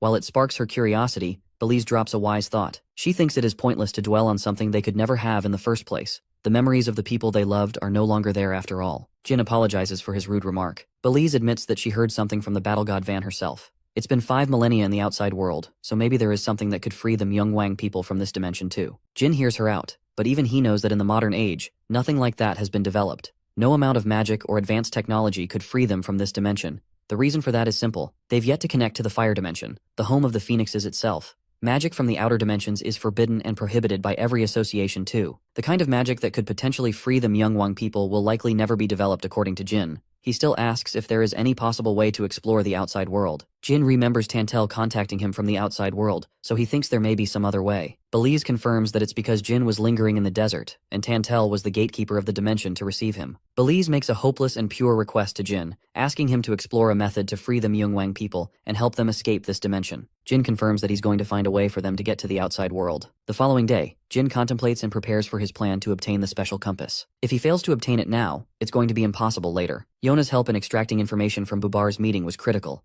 Something like that won't happen again, so Jin doesn't want to waste this opportunity. His only goal is to succeed in his mission no matter what. Vaughn comes to find him in a distressed state and asks what's keeping him busy. Jin tells her that he was just on his way to talk to her regarding an alarming matter. Vaughn inquires if it has something to do with his departure. Jin confirms that he wants to leave and execute a plan with his friends, but he's still unsure if his current strength will be enough to take on the mission ahead. Vaughn finds it rather hilarious that he's still uncertain in his strength. After all, he's fought one of the toughest people on the planet who are even stronger than humans. They've all reached divinity in their own ways. Jin confirms that he wouldn't have anything to worry about if he actually defeated any of the Myungwangs. The problem is, he's still falling short in every fight. He's unafraid of receiving injuries in battle. What Jin is really worried about are his friends, who aren't as strong as him and won't be able to survive tough blows. Vaughn senses his shaking confidence and encourages Jin, reminding him that he's the only human on the planet that can become their salvation. That means, if the current Jin is finding himself uncertain, then the very fate of the Myungwang tribe will flicker in his uncertainty. She hands him a brand new weapon as a gift. This sword is the Phoenix Thunder Sword, slightly adjusted by Boras for Jin to use. With whatever time he has left, Vaughn wants Jin to fight against her and improve his strength.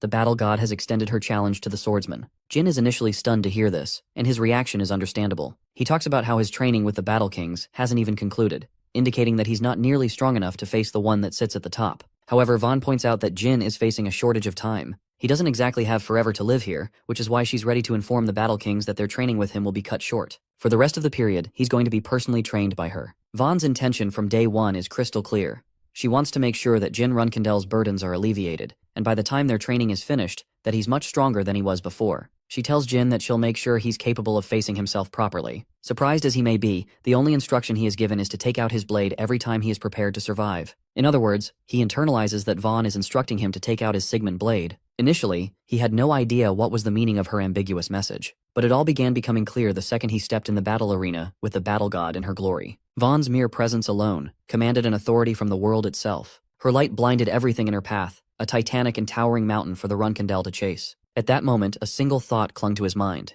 Despite his fear and discomfort, Jin Runcandel realized that he was going to rip to 1,000 shreds the second he unsheathed his blade. He could see himself getting annihilated just being in her presence alone. Despite thinking of numerous different strategies to face her wrath, to perhaps in some way outsmart her, or maybe closing the gap between the two. But unfortunately, it doesn't work that way. You just can't gulf a power gap that massive, even if you've got the brains of Light Yagami. Jin Runcandel simulated many different outcomes in his mind, poking around solutions to his most prominent problem yet. But there wasn't any way of surviving the ultimate outcome.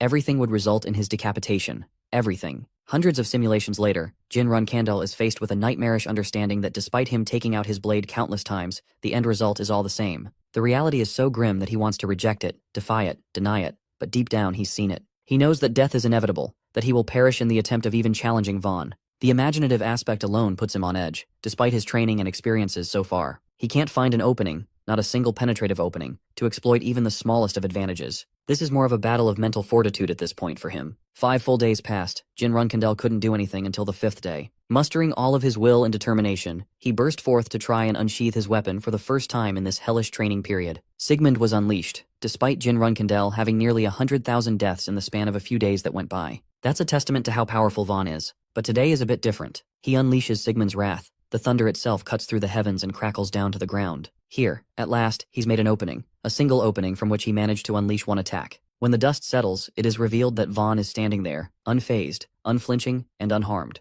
All she had to do was catch his blade with a single finger. Despite the minimal effort it took for her to catch his weapon, the battle god still commends the Runcandel prodigy for his valiant effort. It was better than all the attempts he made in the past. The only question that leaves her confused is why didn't he do something like this sooner? His hesitation became his own undoing. To that, the exhausted Jin replies that the only reason he even managed to get his blade out of his sheath is because he saw a slight chance that he wouldn't die in this instance. At the same time, despite his attempt, he still failed to land a strike on her. The wise battle god encourages him not to lose heart, as there are countless people in this world, although they may have been powerful, were never even able to lift a finger against Vaughn out of fear. This woman is the literal embodiment of aura. You just can't do shit in her presence. The intriguing part is pointed out and emphasized by Vaughn.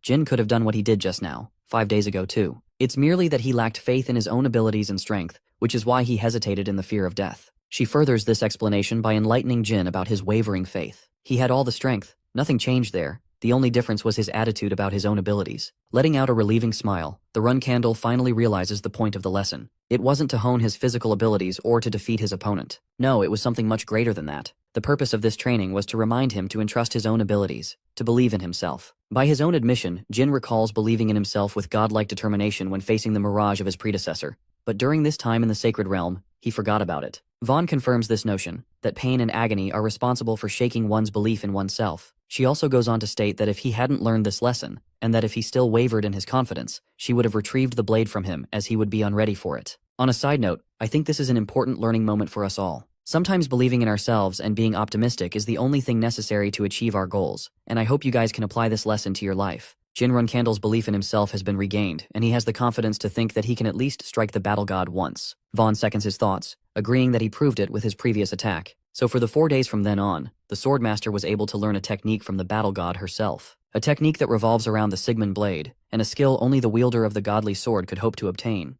With the training period finally finished, Jin Runcandel sheathes his weapon, stating that he can finally relax for a while. The mesmerizing battle god agrees and hopes to face him again the next time their fates cross each other. The rest of her tribe is waiting in the hall, and she allows him a chance to say goodbye to them before returning. Feeling endlessly grateful, Jin bows his head, thanking her, but she stops him, grabbing his face as she shares that kindness isn't something to be given, but an ordinary custom to their tribe. If anything, she's best pleased after his achievements in his short training period in her land. She'll wait for Jin, and actually treats him as one of her own kind by calling him her brother, wishing the best for his travels. The scene is actually heartwarming and makes the Runcandel really happy as the scene comes to a close. And so, on May 17th of the year 1797, Jin Runcandel bid his farewells to the Myungwang tribe, and finally left La Prarosa, recalling his goal of what to do next. The good thing about his departure is that they even allowed him the opportunity to take some objects alongside him. Of course, he couldn't do anything for the freedom of the tribe itself, however. Jin ended up taking some teeth, a few blotches, and a robe personally handcrafted by the Battle King Boris. He also took a jewel drink and some cacto for his travels.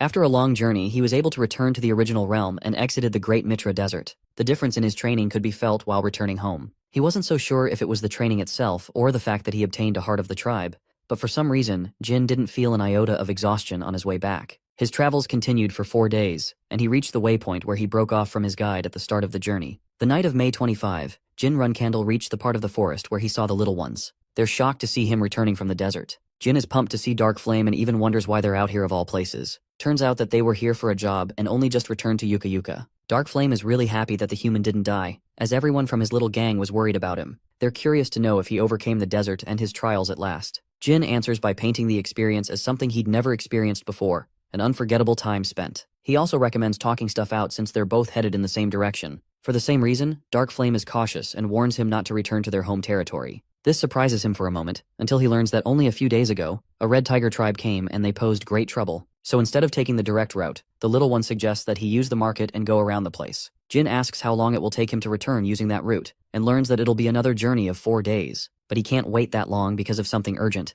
so he asks for a secret passage that could help him. Dark Flame states that there isn't, which gives our boy enough of a reason to just go and confront the red tiger tribe. The adorable one warns him of the danger, but let's be honest, after that whole ass training arc, bro is way too confident and promises to take care of the threat for them. It leaves the little one perplexed, but yeah, in the end they end up returning to Yuka Yuka. Spying on the tribe, Dark Flame recommends that Jin aim for his own safety and not get tangled up in their troubles. I'm starting to really like these little considerate fellows. The Swordmaster instructs them to go on ahead, while he'll take care of the rest. Poor Dark Flame is really sad and worried about him. Meanwhile, the brooding Tiger Tribe warriors welcome the Watertails and the gifts they've brought. They even bully the little guy by slapping him on his head. Jin decides to reveal his presence right after witnessing the scene, questioning why the bastards had to hit them even after stealing their money. Seeing a human walking up to them from a distance, the Tiger Tribe warriors laugh in arrogance, believing that this guy can't do shit against them. They're just happy to steal all his belongings. That's until Jin unleashes a golden aura, showing him his menacing presence as he commands that, on the contrary, it is what they'll be doing instead. With a frightening order, he commands them to give back everything they stole from the tribes while his patience is allowing them to live.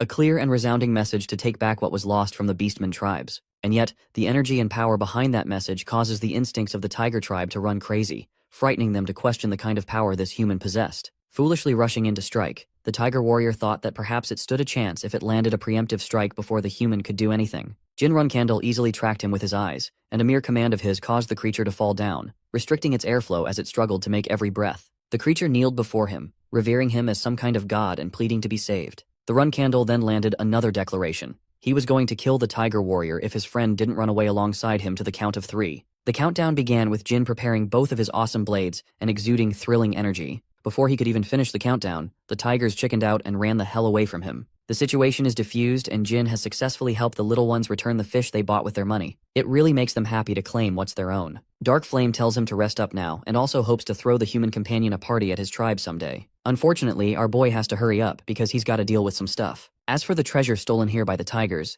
Jin leaves the responsibility up to Dark Flame to return them. As he's leaving, the rest of the Watertails celebrate in pure joy, hoping that he will savor a meal with them. Seeing the open invitation, Jin realizes that he's actually hungry from his travels, so he decides to stick around for dinner. They sit by the fireplace, enjoying the delicious fish, while Jin inquires if hair dye is sold in the tribe. Dark Flame is pretty shocked that he's asking for a dye out of nowhere. The Runcandel tells them that he's got to run a disguise and enter a territory. That's why he wants it. For that, the little one offers him an even better solution, recommending the usage of the Golden Tongue tribe, known for their specialty in disguise spells. It's way better than anything a dye could pull off. In fact, the little one even offers to travel along with him to the tribe. Fast forwarding ahead, we get to see yet another cute one who celebrates Jin's return and learns that he's in need of a disguise. Immediately, the member of the Golden Tongue tribe puts out his pricing board, startling Jin and asking if he's interested in only hair color. The little businessman understands that maybe the prices listed here are premium, but then again, it's a job that they excel at compared to other species. They utilize a natural essence from the extracts of herbs,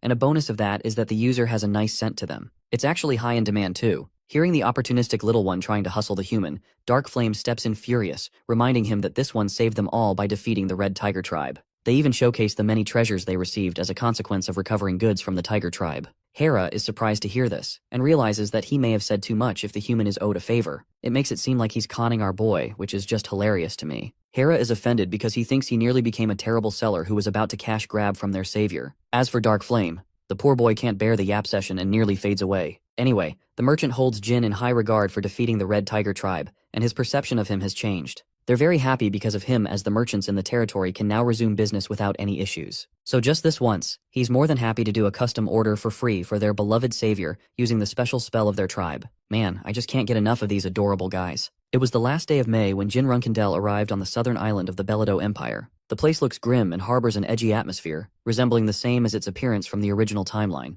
Here, the blonde warrior clad in a badass black outfit has arrived, recalling how this place is still swarmed with trash merchants and the poor, miserable people. Some of them are those who bet their entire savings on the arena tournament and lost it all. Aside from that, the northern region of the same island is lavish, and distinguishably different from the misery of this hellscape. That place is enjoyed by the aristocrats and the nobles who love gambling, and it's also the same exact location where the compass trade will happen. Meet young Master Bommerl, in other words, Jin Runcandel, under the special disguise spell. I have to say, that merchant wasn't kidding around. He did a better job than any hair dye would. Spotting a man in the distance, Jin wonders if this snickering man went psycho after going to the arena. But as he's walking past the guy, he is stopped by the clown, who hands him a small paper. The resemblance is familiar until you realize this idiot is actually the idiot Jet from before. Extending his kindness, the swordsman leaves him with a bunch of coins, receiving blessings from him. Also, what Jin has noticed in this brief interaction is just how convincing Jet's disguise actually is. His ability to execute well is the reason he recruited this guy, even though he was conned by him in his previous life. Inspecting the piece of paper, Jin learns a bunch of important information that's going to help him in his mission. The coordinate is the Birdbeak Inn, so he follows that and asks for a room. Well, he's quickly told to fudge off because they have no more rooms here. But then, Jin reveals the secret password, catching the receptionist by surprise as he allows them the keys to go to room 203. And so 203 it is. Jin is pretty impressed by Jet's attention to detail and finds a letter in a secret spot. He takes a moment to comprehend the situation. The letter reads that Jin's friends have already arrived and set up spots in different inns. As for the problematic Kinzello clan and the Zippel clan, they've yet to catch on. As for the events that transpired, here is what Jet has to say. Firstly, the shadow organization Kinzello is being led by Archmage Chukon Tolderer and 5 8-star magicians under him. They also have access to 3 white tigers on par with the level of assault commanders. That tells you all you need to know about how powerful this team is. Apart from that, they've made sure to place plenty of assassins and archers all over the place. Though Jet is confident of Kinzello's side, he has no idea who the Zippel family sent from their side. It is as if they're intentionally hiding themselves until the day of the trade. Finally, Jet warns him of his suspicion, believing that both sides must have people scattered around in disguises to blend in with the surroundings. The mission timing is still the same. The exact location is the gambling house in the Grand Estate. Normally access would be restricted, but it's thanks to the special ticket Jet has left behind in the red box for Jin that he can safely enter the estate without any trouble. Lastly, by the end of the mission, he wants him to escape using the departure location they've already talked about. Jet also decided to write down important information at the back of the letter, including the locations of the inns where our boy's friends are staying. Based on the agreement between the Dark Dragon and Sir Kashmir, they've decided to allow Ceres to take part with them on this mission. The reason is simply because of her vast experience in covert assassinations and guerrilla warfare, making her an excellent tool in the plan. With the content of the letter settled, the merchant intends to return to Tikan and hopes that they succeed in their plans. Assessing the information he just received, the Swordmaster understands that he's up against a 9-star mage as well as 5 8-star magicians, not to mention the powerful white tigers. The fact that the Kinzello family sent such a powerhouse of a team means that the Zippel family would have to send people of equal caliber. Jin predicts that the same despised playground of the pirates will end up as a pure battle of the stars in just one day's time. Funnily enough, right in the next scene, Bro is out here trying to gamble for his life, only to get his ass beat consistently by a confident young woman. The rest of the players are worried for the young man, who has already spent and lost 1,000 gold in amount. You can just see Bro's devastated expression. Clearly he wasn't ready for this kind of loss. June broke dawn's morning in the gambling house of the Grand Estate. Our boy had just made his fresh entrance inside, and immediately he was being eyed up by noble young women. Bro is a straight-up chick magnet with the way these women are horny for him. The curiosity of his identity makes them want to approach this heroic young man, and they all wish to stay with him for the rest of the night. As he walks past everyone, a fashionable black-haired woman calls him out for being a new guy, and yet his mere presence uplifts the mood of the people around him. The funniest part? This is actually Ceres in secret, but she introduces herself as Zelaya here. As for the stupid cat in her arms, that's our boy Murakan. And honestly, he's the only reason our boy even recognized her disguise. Showing respect, the nobleman greets her. Even though Ceres' disguise isn't as commendable as the Transfigurator Bubare, it still holds impressive weight for being produced straight out of the Ice Palace. Well, Ceres thinks it's about having a fun time playing roulette. It's his first time here after all. Murakan eggs him on to join along too. Our boy, being wise, rejects the offer as he plans to look around first. Because in his mind, he knows for a damn fact that he'll get ripped off by the greedy bastards. Ceres shows a hint of her personality, and agrees to help him scout around some games before playing. They communicate using code language. On the surface, it looks like they're talking about the dice game, when in reality, she's telling him that the Zippel and the Kinzello family are sitting at the table in front. She offers him a chance to sit at the roulette table, which in reality means that he should see for himself. Jin agrees to her suggestion, and Ceres emphasizes that he should make haste so that they can set their plan into action quickly. Our boy nervously agrees to the idea, but you can tell he can catch a bad feeling from her implication. In the next scene, Jin is parsing through the information he received by Jet, recalling how the Kinzello people could be hiding in plain sight. But that's not the part that worries him right now. What worries him is actually the mage family of the Zippels, who definitely put in a lot more effort into their side. Apart from the fact that they're proud of their work, they've also done a splendid job at disguising themselves as gambling addicts. It makes him wonder if they're all in the caliber of the special class as they predicted. Suddenly, something provokes one of the White Tiger warriors, as he smacks his drink on the table and harkens Jin for his attention. Realizing that they're calling him out of the blue, it makes him wonder if they somehow sense the energy of the Myungwang from him, even though he did such a good job concealing it. Immediately switching personalities, the Runcandel acts like a young noble who is amused to see a white tiger for the first time in his life. He admires and cradles the muscular body of the beast, revering the white tiger and respecting its beautiful hair. But apparently kissing their ass doesn't work because the beast only gets pissed and demands that he take his hands off him. It makes the beastman question his own senses. At first he thought that this blonde bastard was dangerous from his scent, but now he just seems like a damn fool. Jin apologizes for not keeping his hands to himself and inquires why he was being called. Instead of bothering him with any questions, the disappointed white tiger turns tail and tells him it was just a false alarm. Though Jin successfully deviated the threat, things could have taken a really bad turn here if he got caught. Right here and now, he establishes one of his primary mission objectives, which is to eliminate all 3 of the beastmen from the Kinzello side. Deciding to head right back, Jin ends up finding Lady Zelaya, or in this case, Ceres again. The girl is out here destroying people at the roulette wheel and finds herself delighted to see the young man here. Caressing his face, she apologizes for not knowing his name any sooner. When asked for an introduction, Jin notices that Murakan is spitting out the secret message for this exchange, which reveals that the compass will be exchanged at the central poker table on the 2nd floor. Deciding to fuck around with Murakan while he's still in his cat form, Bro squishes his face with the note inside his mouth. And he extends his pleasantries by giving a peck on the lady's hand, introducing himself as Ba Meryl. Ceres then tells the young noble to sit alongside the table so they can enjoy playing all night. As he's making himself comfortable, our boy glances at the 3 people in front of him. They're all of his friends disguised excellently thanks to the help of the Ice Palace. The dude dressed like a nervous pirate is Kashmir. Then there's Enya, who is writing down math equations on her notepad. And finally there's Alicia, who looks embarrassed having to take on the disguise of a man. And I would be too. Ceres looks the most stellar of them all, and starts off the game by rolling the marble. The roulette wheel swings its wonders, and then we come to the exact scene from last time. Ceres is out here kicking the young noble's ass by winning every game, while Kashmir remarks that our boy has already downed 1,000 gold. Jin is struck with despair, but refuses to back out, believing his pride will be tarnished. But in reality, this is actually a clever saying. Let's switch positions and move to a different game. Ceres is glad to hear that and allows him the opportunity to choose the game of his choosing. The young noble confidently suggests a game of poker, believing that in that game, she won't be able to best him. Once again, if you guys remember from the scene earlier, the trade will take place at the poker table, so Jin is smartly alluding to that. Ceres catches on and tells him that the table is on the 2nd floor, once again going closer to their destination. Inspired by their epic clash, a few people want to follow them and see the conclusion of their duel. As for the 3 hooligans,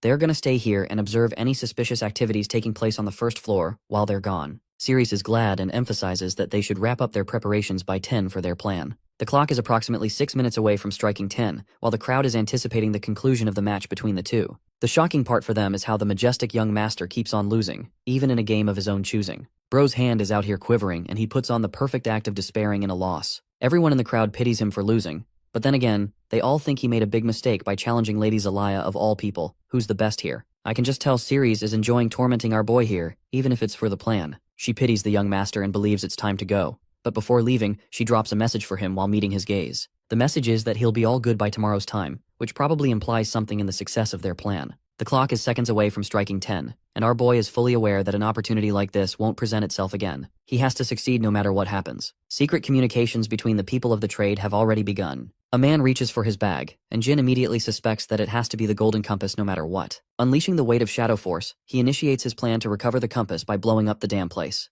Let's go back 5 minutes before the clock struck 10. A group of individuals made their way past the young master who kept on losing his little games. While he was busy losing, they were busy meeting with a prominent figure who greeted them upon arrival. This man is none other than the Zippel family's representative, Karl Zippel, who was sent here for negotiations. Now, the Kinzello organization doesn't really give a damn about having introductions of any kind. The 9-star magician on their end is peeved by the senseless commotion in the crowd around them. This guy, who looks like he never had a happy day in his life, is actually the representative of the Kinzello clan, Chukan Tolderer. Karl Zippel tells him that they can't exactly stop the commotion in a gambling house, and urges them not to pay attention to the crowd's chatter. Seated in place, the man from the Kinzello's side talks about how he's chronically pissed off because of his advancing age. Yup, that about sums up the boomers of the generation. Anyway, he suspects the Zippel family right away, accusing them of planting thieves among the crowd. Karl basically tells Chukan not to get his panties in a twist because the idiots around them are nothing more than gamblers who can't help themselves. Then there's the fact that the Zippel family wouldn't go to such lengths just to keep the item after the trade. Knowing that the arrogant Zippel representative is taunting him,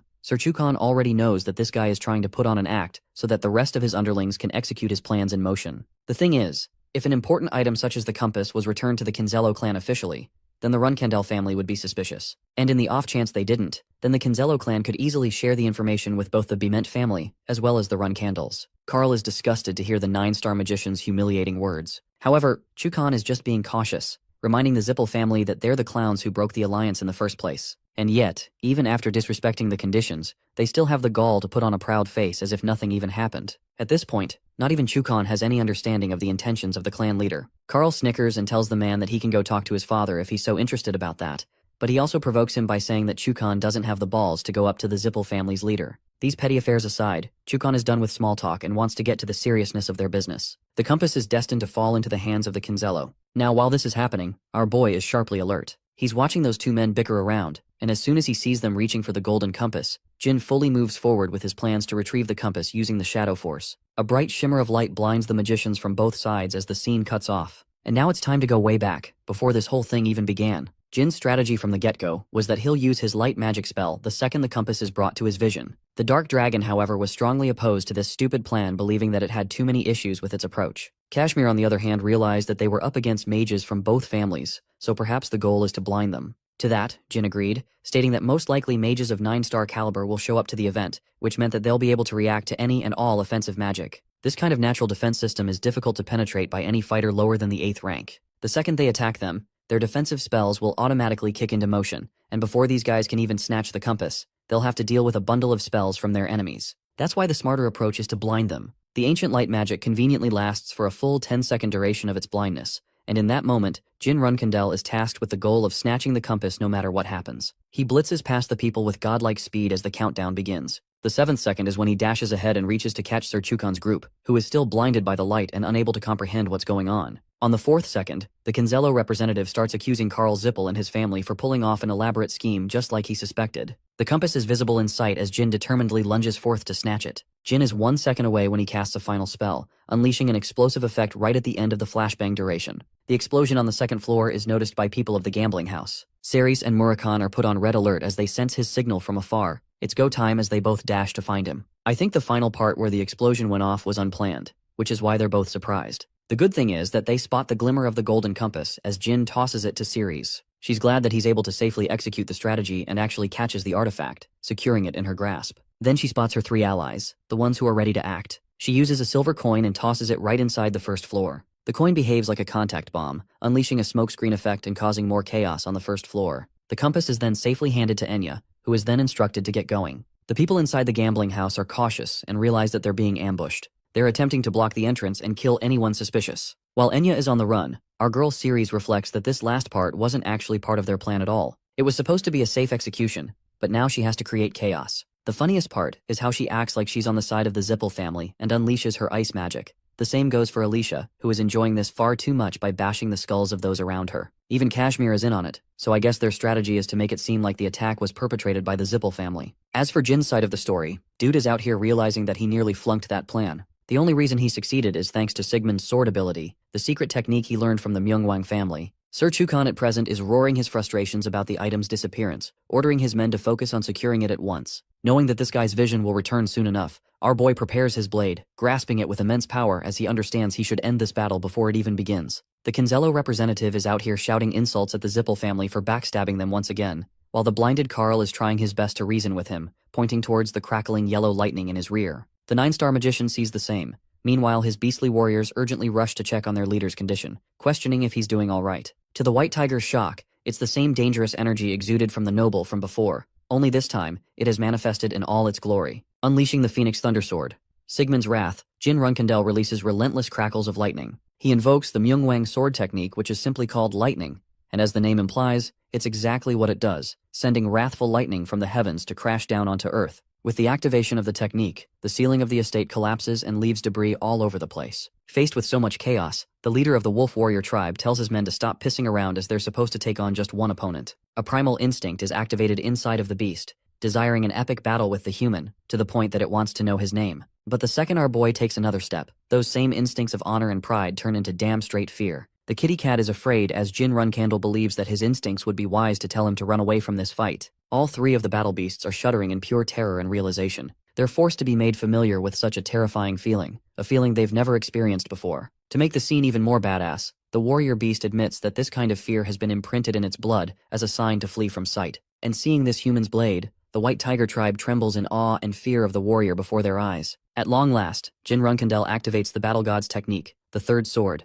the very embodiment of the fear of death. Roaring condemnation. The shrouded swordsman releases a thunderous slash that makes its way to the three beasts. Even the warrior tribe knows that they can't block an attack of this magnitude, so the leader tells them to dodge at once. But he's far too late, as the moment he turns his attention back to his comrades, they've literally been vaporized out of fucking existence. Bro, literally Thanos snapped them out of here. The despairing sight makes the White Tiger leader sulk in shock and horror. At first he tries to deny the situation, but then he remembers Sir Chukon and checks to see if he's okay. Realizing that Jin is about to slash the 9-star mage down while he's still blinded, the White Tiger warrior faces his fears, adopting the responsibility as a warrior. And so he rushes in blindly from behind, shocking Jin on his way. He has to counter the beast warrior's attack, so he lets out the authority of the Myungwang tribe and stuns the monster with a zapping effect, tossing him further away from the field. Luckily for the White Tiger, it is able to regain its footing, but to his horror, his prized weapon has been heavily chipped from the blow. It's impossible to think that a weapon made to last has been reduced to such a state. Unfortunately, during that small window, Sir Chukon managed to regain his sight and wondered what's going on. His eyes widened at the sight of the shrouded swordsman clad in black, who was aiming his blade right at him.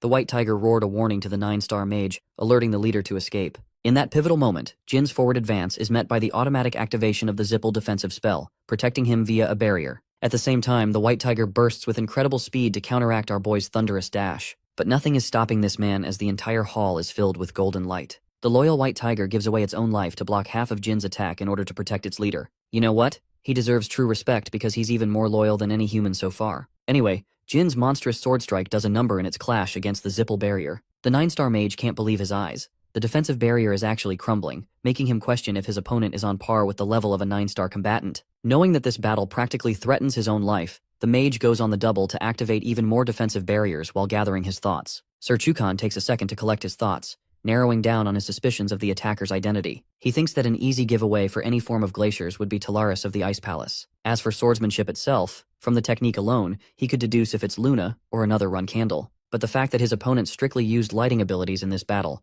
knowing that neither family wields the element of lightning, confuses Chukon. In fact, the only family capable of wielding the element is the long-lost Hister family, who has not only lost the ability, but has also gone mostly extinct. So then it makes him wonder if the Bemet family is behind this, and if their horrific experiments actually ended up creating a monster of some kind. Right now, the situation is too blurry for him. He genuinely can't tell. Chukon pleads with the assailant to inquire about his intentions and what family he represents. Of course, anyone would be the stupidest man on the planet to reveal that to his enemies. The Shrouded Knight questions if they're so curious of his identity. The 9-star mage of the Canzello clan finds himself pissed off, especially since he hasn't been humiliated like this in a long while. Not only that, he has zero knowledge of his attacker. It makes him question if his opponent is some kind of magic swordsman. To that, Jin Runcandel argues that it would barely make a difference whether he was or wasn't. After all, by the end of this battle, not a single one of them will be left alive. Hearing that only provokes the Canzello magician even more as he casts a spell and threatens to kill the knight if he doesn't surrender quickly. But before he can do anything, Karl Zippel shows up,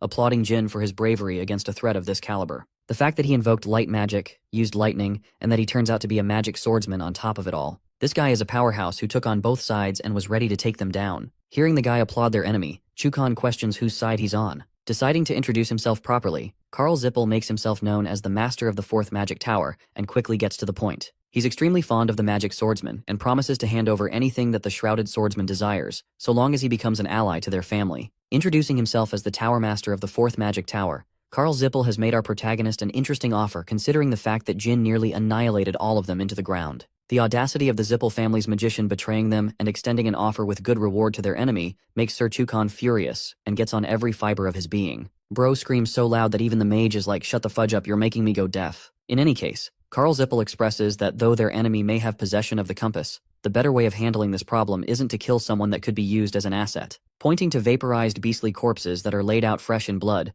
Karl believes that there's hardly a chance that they pose a challenge to this swordsman. Instead, the best they can do is clear the misunderstanding and resolve the conflict by making their enemy a generous offer. For the first time ever, a villain has decided that fighting their way out isn't a smart choice, and I actually commend that. Let's go over to Sir Chukon's reaction, who is still out here raging like hell, calling out the magician for his nonsensical claims. But Karl stands resolute, stating that if his words are offensive or against the Canzello family's interests, then he could simply make a similar offer to the swordsman. Breaking his silence and letting out a small laugh, Jin finds the offer entertaining on behalf of the Zippels. After all, these guys are prideful as fuck, and yet they're offering to recruiting the same man who brought upon their downfall here. Reading the room, Jin smartly assesses that the flying ship and the Zippels' ultimate weapon, the Kozek, is probably far away from this area, which lowers their chances of survival even more. Hearing the shrouded swordsman talk of the flying ship's existence stuns Karl Zippel, as he realizes that this man knows way too much about their family. Not only that, the confidence in his words makes him recall the same incident that nearly left the flying ship destroyed. Moron Zippel's crippling death is a quick reminder as memories flash in his mind. Karl quickly theorizes that this shrouded warrior must be the same man responsible for both of those incidents. The same man that the Midor Elner and the White Knight spotted. Instead of using that as a reference not to fuck with the guy, Bro goes ballistic instead of remaining diplomatic. Karl unleashes his wand and questions why Jin went to the Kalin territory. With his magic staff, he conjures an icicle spell, unleashing his fury as he questions the wealth of knowledge that this warrior possesses upon his family. Within seconds, hundreds of ice spikes are aimed at the shrouded swordsman from the sky. The situation has clearly escalated further, but Jin doesn't give a damn and doesn't even share any information with his enemies. He simply prepares his neon blue sword, ready to fight. Before jumping into battle, he does the Kinzello commander a favor by offering a choice. First, Jin tells him that the compass isn't in his possession, not to mention the fact that the most competent bodyguards, those being the white beasts that he just downed, have all been reduced to waste. This puts the 9-star magician in a pinch. In other words, it's actually an offer that he's making to Chukan, a way for him to vent out his frustrations against the Zippel family. Karl hears this and becomes overwhelmingly angry, releasing the fury of his spell in an effort to prevent any kind of alliance from forming in his presence. Those same ice spikes rain down like a meteor shower, but our boy stands there fearless as he commands use of the Mayung Wang sword's thunderbolt technique again. Ripples of electricity bluntly destroy the ice spikes as if they never even posed a threat. Then, Jin Runcandel swoops right in, declaring how even the master of a magic tower is pathetic and doesn't meet his expectations. It makes him wonder if Karl is acting recklessly without thought. Also, while this is happening, Bro has already sliced the mage's arm and shattered his wand, releasing a pang of pain and a spurt of blood. The wand hits the ground, while the weakened Karl pathetically glances at the swordsman of his undoing. Jin playfully taunts him, stating that if he even attempted to activate the rune script here to call for help, it's them who will get in trouble by their own families. Jin then asks for Chukan's opinions on the matter. Despite being a boiling potato when it comes to his temperament, the 9-star mage actually reflects on how intelligent Jin's strategy is. He's slowly taking care of each of his worries. After all, the second the rune script is activated, reinforcements would come bursting directly from the magic tower. But if that happens, their whole idea of keeping the negotiation a secret from the Runcandel and the Bement family would end up in flames. It's as if their enemy is reading their minds and countering them before things even stride into motion. However, despite that knowledge, Chukan thinks that the swordsman has underestimated the experience of the mages. The one thing about Karl Zippel is that he's capable of commanding magic even without his staff, something that Jin Runcandel probably doesn't even know. To add an additional worry, he's only just beginning to show a hint of his powers. Karl hasn't been going out, but now he's going ballistic and he's pissed at his humiliation. He kind of reminds me of Alexander Anderson from Helsing. Do you guys see the resemblance like I do? Anyway, Karl is out here yapping every insult known in the English dictionary, stating the many ways he'll incinerate the swordsman's body. But suddenly he sees a wing of blue flames. Feathers of a phoenix, the brightest creature in the dimension of fire. A creature that leaves both Karl and Chukan at a loss for words with its very appearance. The wielder of the blue flames and the overseer of the flame dimension, Tess, and it's right there aiding the magic swordsman. The creature's presence puts fear in Chukan. At first, their enemy had possession of an unforeseen lightning sword, and now he has the literal ability to summon Tess at will? Be honest, anyone would be crapping their pants in their position because no one gets paid enough to deal with all of that in one day. Karl Zippel, funnily enough, went from hurling every insult to now quivering in his boots and begging Chukan's help.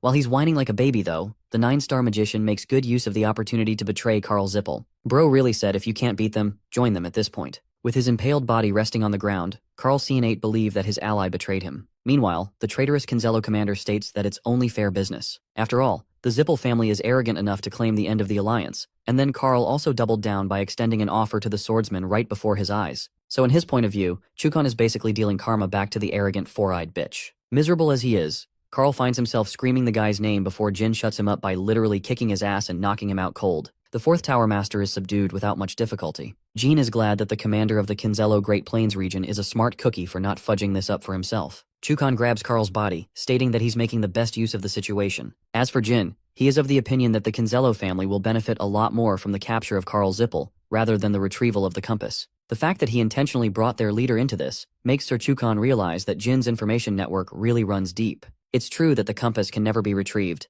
and then there's the fact that he lost 8-star magicians under his belt, as well as the amazing white wolves under his command. The only way Sir Chukan can get out of this situation in one piece, and yes, the one piece is real, is if he surrenders Karl Zippel back to the Kinzello clan. The commander has already prepared himself a boat full of products handmade by the Transfigurator Bubar. From the events that unfolded today, no one could have predicted any of it, so he's hoping that his leader will understand some of his explanation. From then on, it's their leader's job to do the rest. Chukan is fully aware that the second he brings up the Shrouded Warrior's abilities to his master, he will definitely send his men out to find more about the guy. The good thing is that Chukan has acquired a good lead and a lot of information on the warrior based on his abilities to narrow down his search. With those thoughts in mind, Chukan disappears into the mist, stating that their meeting is concluded until next time. Right after the dude disappears with Carl's body, the dark dragon, or should I say the tiny dark cat, comes rushing to find our boy. Murakan is incredibly shocked and happy for the kid's growth after his training period. He saw everything unfold before his eyes and he's genuinely proud, like an older brother figure for him. He even thinks the kid's nanny will be impressed. While he's ruining Jin's hair,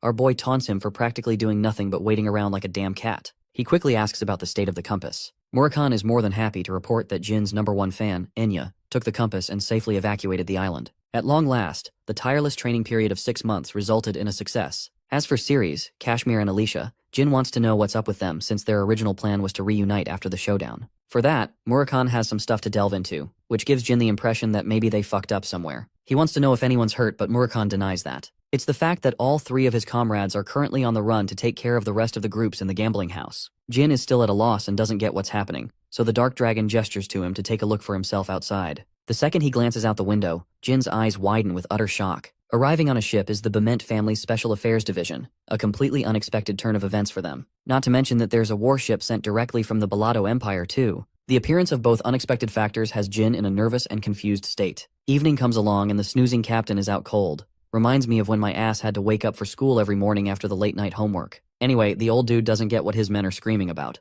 That's until he hears the mention of the Imperial warship from the Balado family suddenly popping up out of nowhere. What's concerning is that more are coming from where that one came from. The captain is at first surprised, but then he goes into a state of entertaining laughter. Dude is ecstatic that they can finally execute their plan with this opportunity. The ships owned by the noble families have already begun fleeing from the island because of the dangers imposed.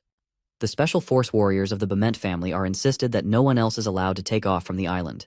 After all, they've only just heard that some foreign parties are planning to group up here for a meetup. Before the Balado family comes around fully, they want to gather some evidence and arrest the people involved. Witnessing the scene from afar, Jin realizes that his family is also involved with the way they've sent their knights. The Runcandels probably caught on to the information from somewhere, and it's possible that some of their own spies were here waiting all along among the chaos in the gambling house. The good thing is that Enya was able to evacuate the island long before this shit went down, because this way, they've practically erased all proof of any important meetings. The one thing that's left for them to do is escape undetected from this damn place. The pirate people are out here ganging up on the 3 Runcandel knights, believing that this fight will be a piece of cake. Their sole purpose is to protect the ship and to prevent the knights from seizing it. It represents everything to them, so to lose this ship would pose a greater loss to their dignity and pride. As the men are charging with bold confidence, Jin is out here questioning where the hell these guys are getting their confidence from, because they're up against the guardian knights of his family. Crashing into his party, Ceres and the others successfully manage to sneak their way in. They're so glad that Jin is secure, and he's happy to see them too. He alerts them about the current situation, concerning how their planned escape route has been blocked.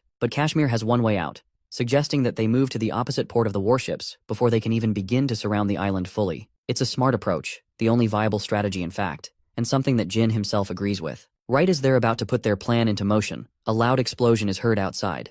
The boats docked around the island are being annihilated one by one, sending people flying like birds from the impact alone. Murakan and Jin are terrified, because these guys are genuinely serious about blocking every exit way off the island, preventing people from leaving until the investigation is concluded. From the way things are going, Alicia thinks it's too dangerous to rely on the strategy to get to the opposite port, because even at their fastest, it's going to take them a minimum of 30 minutes, and by the time they've arrived at the port, the ships will probably already be destroyed. Knowing that any methods of normal escape is impossible, Murakan quickly suggests that they ride on his back and escape as they're cornered for options. At the same time, Jin points out the obvious that the Dark Dragon revealing his true form here could become risky, as the people will begin to target him right after. The Dark Dragon chooses to act defiantly anyway, unleashing his shadowy powers and concluding that there's just no other way. But right as he's initiating his transformation, Kashmir stops him from doing so, which gets on Murakan's nerves funny enough. Kashmir then points to the cage in the sky. Yes, the literal damn island has been fully caged by the Bement family's Great Link Barrier, a hexagonal trap initiated by the warships to prevent anyone from escaping via aerial flight.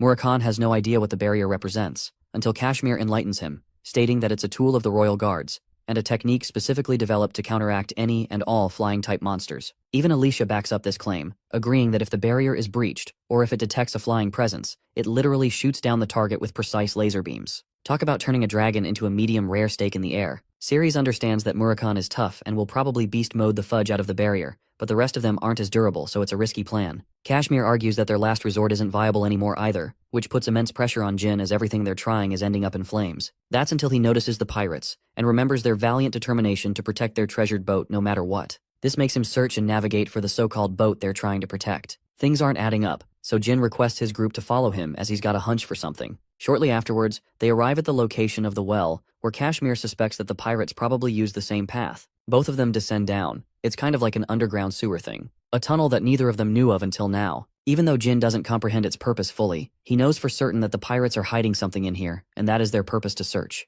The scene switches to the pirate group. They're all murmuring and whispering to each other when the room goes quiet, upon hearing two warriors emerge from the entryway. Both of them are immediately deemed as the enemies of the pirates, and they want to kill the invading intruders. However, their captain has other ideas. He knows that the voice of the warrior is actually familiar to someone he's met. Jin smiles and asks if he's really speaking to the captain. Instantly realizing that it's Jin Grey the bastard, the captain roars at him in fury and happiness. Pretending like the diva that he is, Jin acts like he has no idea who that guy is. But the enraged captain isn't so much of a fool to forget about his voice so easily, especially not when he's the reason bro went into debt. Jin won the battle against his opponent, and won a crap ton of money, leaving the pirate king over here in shambles and loss. The fucker Veridine ruined them with his bet placement, causing the captain a world of pain. Seeing the dude crash out like this even has our boy laughing, because he knows that Veridine is definitely the type to do that type of stuff. Anyway, he comes clear about his identity, and doesn't keep up the act anymore, making his existence known. Anyway, Jin has an issue to confront Cosmos with. Both of them are aware of the situation taking place outside. The warships are destroying every single boat there is, making their escape difficult if not impossible. To that, Captain Cosmos frustratingly reminds Jin that he isn't going to help his ass no matter what. He then commands his men to kill the guy so they can escape. But before this fight even begins, a thunderous punch is hurled in the guy's face, knocking Cosmos and his ego down and sending his men quivering in their boots. Grabbing Humpty Dumpty's head, Jin emphasizes that he'll pay the guy handsomely for the escape, so it's less of a request and more of a deal. Jin whispers that he's even willing to get rid of all the debt accrued on Cosmos and even add money on top, which honestly is the best deal ever. It's too good to be true, making Cosmos question Jin's loyalty, suspecting that he'll kill the pirates after escaping. Realizing that he's got to convince Cosmos, Jin drops a bombshell. He's not Jin Grey, but rather Jin Runcandel, and the family of swordmasters always keeps its word. Cosmos can't believe that he's been fooled to this degree. Jin even goes as far as to express how Paul Mick's identity is Dante Heron, and that their meeting in the tournament wasn't just any coincidence. The captain finally understands why the mage of the Zippel family went as far as to help out the two of them in their final match. It just wouldn't make any sense otherwise. But with the knowledge of Jin's ties to the Runcandel family, the pirate captain now trusts him. Accepting our boy's offer, he instructs them to follow his command. A little bit of walking later, they were shown the beloved treasure of the pirates, a majestic ship that no one knows about, the secret ship of their escape. Cosmos is happy because with this, they'll be able to make their escape. But Jin is still in wonder of their super secret plan to escape. He's questioning their methods, especially since the pirates don't seem like a coherent team. The funny thing is, in the very next scene, bro is out here scared for his life because the ship is going so damn fast. Jin is genuinely sweating with the way Cosmos is commanding the ship. Kashmir and Alicia are screaming while Ceres is the most horrified I've ever seen her be. Perhaps the funniest reaction comes from the cat. Bro can't even hurl his insults because they're getting drowned out by the chaotic rumbling of the ship. Let's go back a few moments and see what really went down. Cosmos instructed our boy to get on the ship because that's the only way to make him understand how they're gonna escape. The ship is also docked and loaded with important cargo, consisting of barrels and crates. Now Kashmir has his own troubles regarding these pirates, believing that it may be a bit unwise to trust the pirates. The fact that there's barely enough water to make the ship float is one problem already. And then there's the issue that they have to navigate a massive ship into a deep underground pathway, which could be dangerous for them.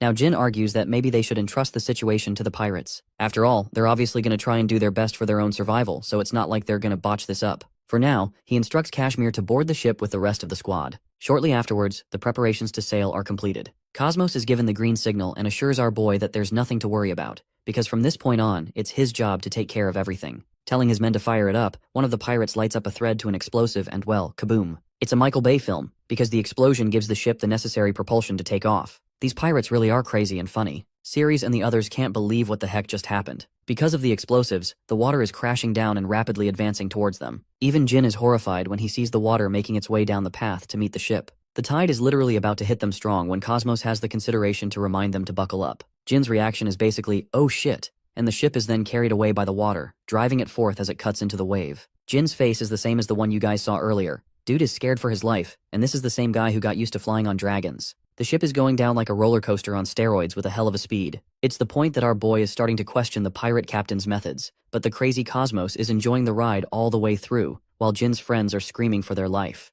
Curses shouted all over by the cat are contrasted by the pirates who are having the time of their lives. The ships are guided by the water and make their way to an exit way from the opposite side. Seeing the glimmer of light, Cosmos laughs his ass off like a maniac and celebrates creating the order. The ship ejects out of the giant stream and literally stuns their enemies. The men on the warships can't believe what they're seeing. They're all left with the same Saitama Ak expression, as Cosmos is out here having the happiest day of his life. The ship is literally flying by this point, mind you. Or well, it's not exactly flying, but rather it's a really long jump, which means it won't be affected by the link barrier by a way of technicality. Cosmos emphasizes this point as the ship manages to cut its way past the aerial barrier. But this is the part that gets troublesome for them. They're about to have a landing, a really mean and abusive one. The kind of landing you only get after your dad's belt becomes your demise for an F on your report card. As the ship is descending, the people of the Beament family are furious and on red alert. They want to move their ships back, but it's going to take them so much time to catch up that the Pirate King over here is confident that they're clear of trouble. The sails are released as the Pirate King's endless laughter echoes into the sea as all of them successfully escape the surrounded island.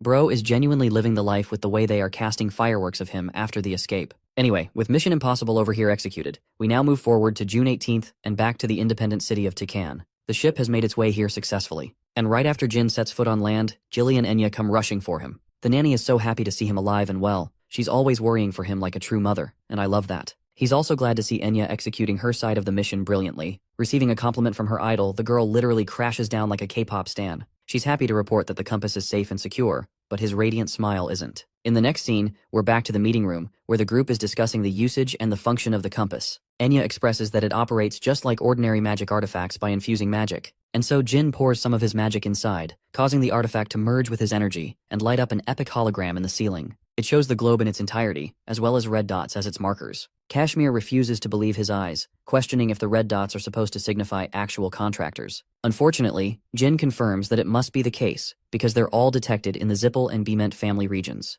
The surprising part? There aren't any signs of contractors in the Tikan region, as pointed out by the Dark Dragon, even though there's literally 3 contractors sitting in the room. To that, Enya expresses her theory. She's done a few experiments and comes to the realization that for some reason, the contractors of the Tikan region are seemingly hidden even on the compass. But especially for Jin's case, it's even weirder, as his location was ambiguous and undetected even before his arrival in the city. Murakan thinks it's nothing to be surprised about as her idol is literally a contractor of the God of Shadows. Enya is fangirling over him so hard after hearing that it's just another one of his great abilities. Still, Reincarnation has issues to raise, as other than Jin, they've still got Julia and Enya's issue to take care of. This means it's less to do with them and more to do with the region of Tikan itself. Suddenly, the Runcandel brings out his leading suspicion, the magic mirror. Murakan and Reincarnation also wonder if it's the reason. After all, it's the only object that holds the properties of the God of Magic as well as the seal of the God of Shadows. This only makes Enya even more of a fangirl because it's thanks to Jin's contributions that their city is blessed. Apart from that, Kashmir is just happy that they're doing good for the time being.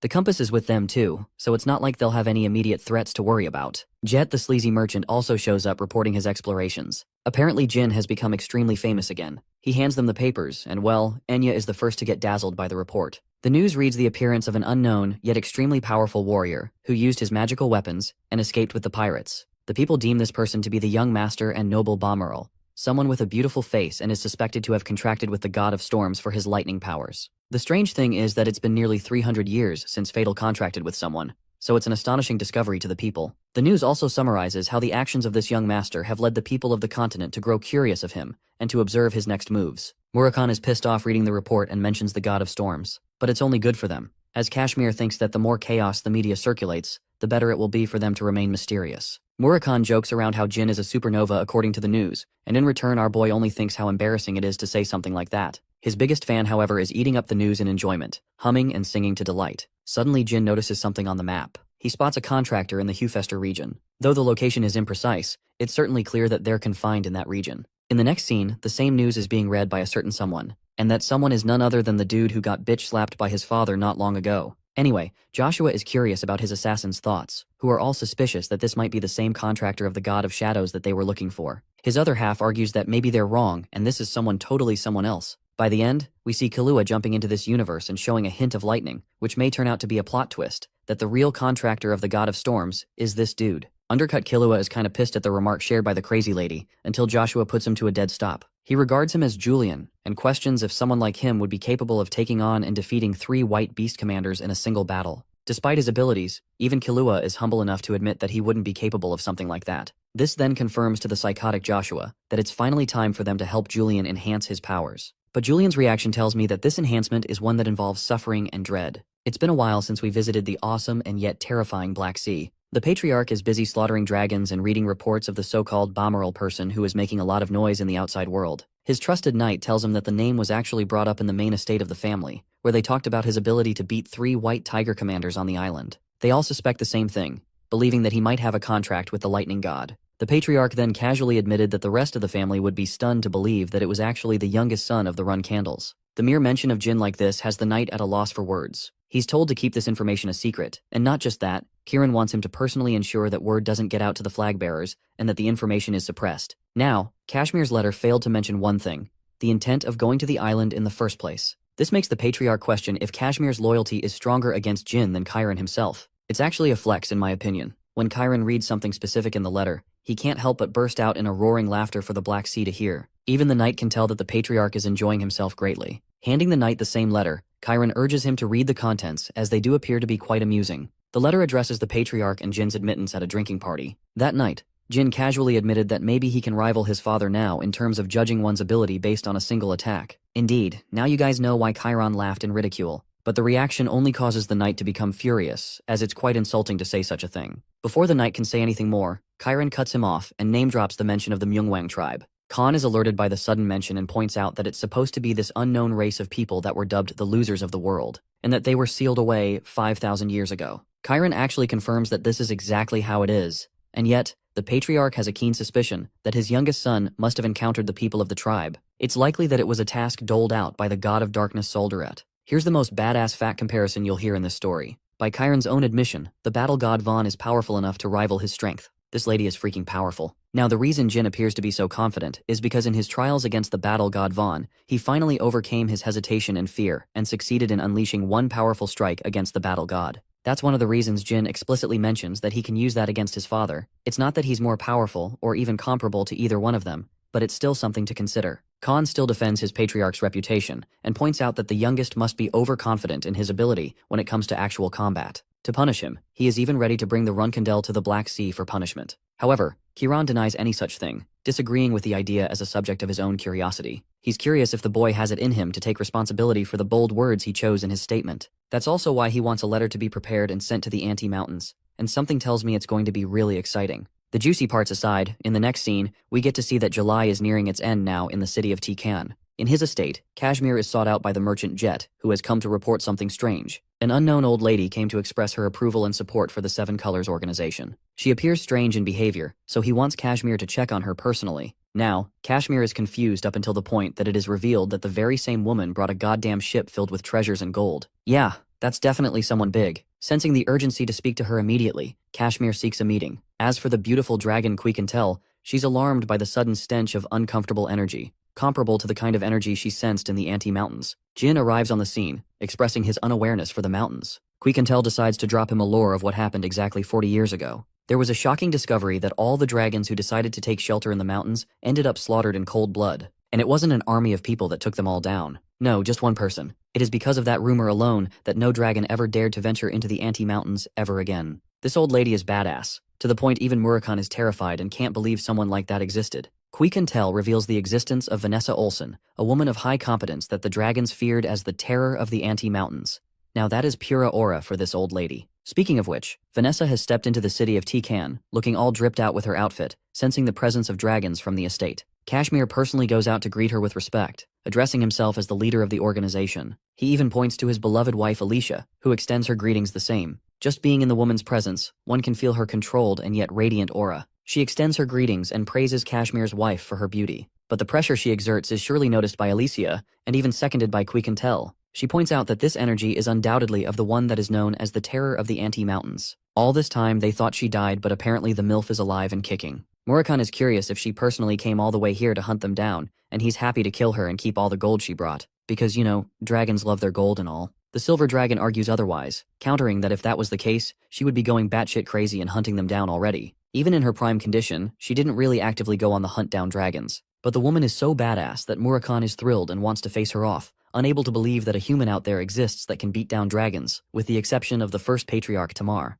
Reincarnation does her best to alert him that he's no longer in his prime, and it's best he forgot about those times because in his present condition, he's literally going to get demolished even if he had a second life on him. Murakan is still arrogant and states that one can only learn from a proper battle, seeking the approval of Jin Runcandel. Our boy actually disagrees with the Dark Dragon too, supporting the Silver Dragon's wise words not to provoke the one woman that can fuck him up for life. While Murakan is out here ranting a response to Jin, our boy on the other hand internalizes that Vanessa is probably the person that his father personally handpicked to inspect his new skills. This also makes him suspicious of Kashmir, and whether or not he ended up sharing the same little party fact in the letter when reporting to his father. Things get even more spicy when the merchant jet reports that Vanessa is exclusively waiting for Jin in the garden. And if what the Runcandel suspects is the case, then this could get really ugly for our boy. In the next scene, we find the three important people sharing a meeting with one another in the mesmerizing garden. Kashmir passionately talks about the exquisite dessert that's been a favorite of the people lately. He's hoping it appeals to the madam's palate. Vanessa sarcastically notes that she doesn't have to worry about paying for anything anymore, considering she dropped a massive donation on them. Even Kashmir laughs and agrees that he's grateful for the support. She's hoping that it will be helpful to the organization.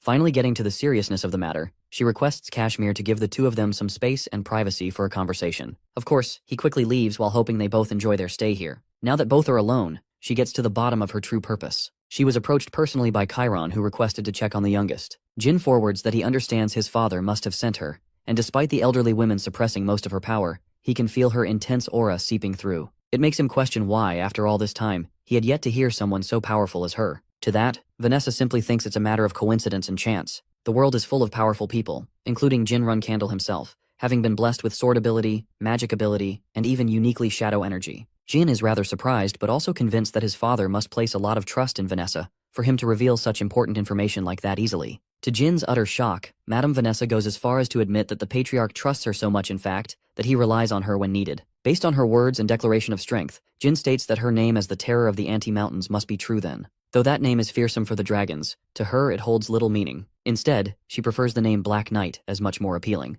And you best know it, at the time she looked like a goddamn amazing knight. Her appearance in her prime reminds me of how Igris from Solo Leveling looks. Knights will never be not cool. Time to flesh out the concept of Black Knights. You see, a Black Knight is actually a category from the Runcandel clan. After becoming a knight of this caliber, they are known to erase their existence entirely in an effort to serve the family fully. Their contributions are so damn noteworthy to the main family that their names are etched in the Runcandel mausoleum for remembrance and honor. In the entire history of Runcandels, the Black Knight previously was known as the strongest. This one Black Knight actually teamed up with the Patriarch, alongside the strongest humans in the entire world, in order to face off against the Black Sea. And you know it, Madame Vanessa is that Black Knight. She's mega overpowered. Realizing that he's meeting someone of such high stature, Jin bows down in proper respect, deeming himself as a mere reserve flag bearer who greets the great sword of the family. She's glad that the kid is groomed to have good manners, but let's be honest, that's not what she's here for. Vanessa orders him to get his weapons quickly. On her way coming here, she saw an island, and that island will be the place of his punishment. Oh boy, as strong as our boy has gotten up to this period, I think he might get his ass kicked by this auntie. The scene cuts to the beautiful sunset as the two warriors set foot on the island. Jin Runcandel has strapped himself with both of his blades, questioning if this punishment is supposed to be a matchup between the two. Vanessa agrees with his thoughts, but she is curious about one thing, the same as us. She wants to know if the boy is aware of his sin that caused her to come all the way here. When Jin says he has no clue, she admires the child's honesty, but because of the child's honesty, she is going to punish him. Now for the good part. Remember when he said he could strike his father at least once? Yeah, well, that's exactly what she asks him directly as a question. To her, and probably everyone in the family, it's the height of insult and ridicule. Even though Jin is just stating a fact from his point of view. Back to the actual scene, he internalizes his correct assumption. It's all because of Kashmir that this is happening now. Unsheathing her blade, Vanessa offers the boy a way out, a way to prove his innocence. And that way is simple. She points the blade at the Runcandel and demands that he unleash the fullest of his power. That is the only way he can redeem himself for his arrogance. Jin fully understands that this duel isn't one to the death, but a confirmation to assess his current level of strength. First off, he asks her clearly if the condition of this fight is to actually defeat Vanessa in a straight matchup. The fact that he even amused the possibility of winning over her makes her laugh out immensely, so much so that she believes it will be a victory for him if his weapon makes contact with her body. Of course, Jin is one fast bitch because the dude literally pulls up with immense speed to make her eat her own words. Using the neon blue blade of lightning, he aims to cut her down. Vanessa finishes up her words, and without even moving from her spot, she waves her blade and deflects Jin's attack, causing him to go back and reclaim his ground. But he's not just done yet. He bolts with super speed and this time attempts to go for a swing from behind. The slash is clearly aimed for her neck, and it makes sense that holding back against a powerful opponent would be a death wish for him, so he's going all out. Vanessa is really impressed that he's using the Myungwang blade to his advantage. Her inhuman speed allows her to counter his attempt with another deflecting slash. What's more, she's really curious to see how powerful his shadow energy and magic abilities have become. The Runcandel is really astonished that she shares extensive knowledge about his Myungwang sword, which only proves that his father didn't hold back on leaking his secrets. By the way, Jin is actually visibly struggling. His opponent is using an ordinary sword, and yet her slashes are so intense and fierce that he's having a hard time keeping up with her. Vanessa reminds the boy that the patriarch trusts her fully, and her words are complemented by the truth of her raw strength, as she deflects the lightning sword like it's no big deal. An explosive clash of numerous sword hits takes place back to back. Vanessa finds herself entertained witnessing the Myungwang blade of lightning, especially since it's being used by a Runcandel now, who specialize in sword ability already. She's also impressed by the boy's usage of deceptive magic. Why? Because in that moment where she was focused on clashing her blade against his, Jin casted magical spells to deter her from behind. Jin has been secretly casting magic with his free hand. From these factors alone, Vanessa has acknowledged one part of the Runcandel, that he knows how to actually fight someone, that too to an impressive amount. She evades one of the spells and blocks the other. So far, it's like Jin is her toy because she's really hoping for him to show her new things with each instance. Vanessa goes for a retreating motion, and Jin Runcandel isn't giving her a break, quickly dashing after her. Just like he fools everyone else with his ancient light magic ability, Jin tries to get the best of her by blinding her with the spell. Even the Black Knight admits that she hasn't seen such an ability in a while. By the way, the spell actually connects. She's blinded to her sight but unafraid.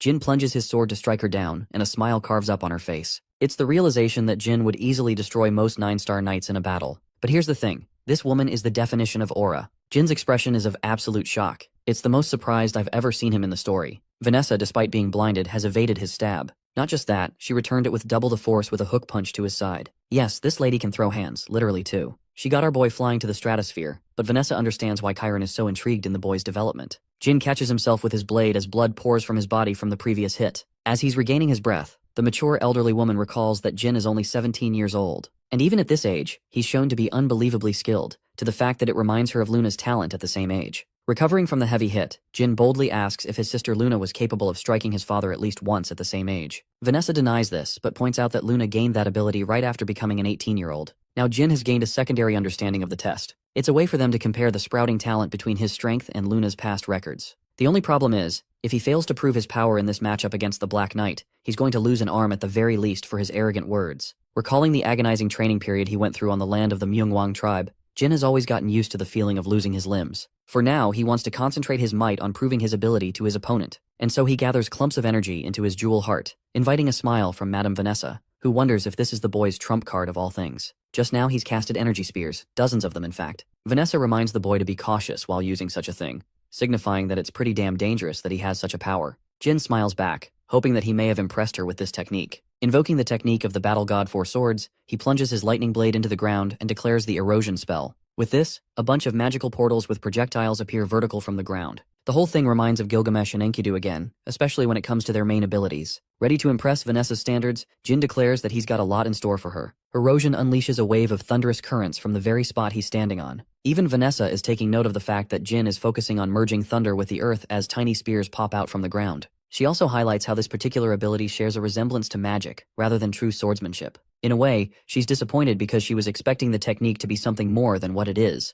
especially coming from a tribe of people who ruled the world 5,000 years ago. And yet, the technique appears underwhelming in its image. But just as she's admitting her disappointment, a gigantic bolt of thunder descends upon her from the skies. She managed to step aside just enough to avoid getting hit, but you see, this is exactly the point. All of a sudden, Vanessa finds herself intrigued by the special use of his technique. My guess is that the little spears or blade-like energy points are supposed to attract and focus lightning. Anyway, Jin wastes no time and rushes with full force, recalling how his technique is far, far inferior to the one the battle god personally showed him. However, that's not what it's for. Jin ignites the presence of the blue god of flames Tess. I think he's trying to go all out with this one forward lunge, especially with how many variables are at play here. There are lightning points himself, and then even Tess. The same tiny spears actually begin to conduct electricity, which means a ton of thunderbolts are on their way to strike his opponent down. But that's not all. Even if the Black Knight is capable of evading all of them as they're coming down, he can still find an opening against her in that vulnerable moment. Tess concentrates its descent alongside the barrage of thunderbolts. But here's the thing. Jin greatly misunderstood his opponent's next move. Vanessa calmly questions if he was hoping for her to dodge, blowing his expectations out of the water.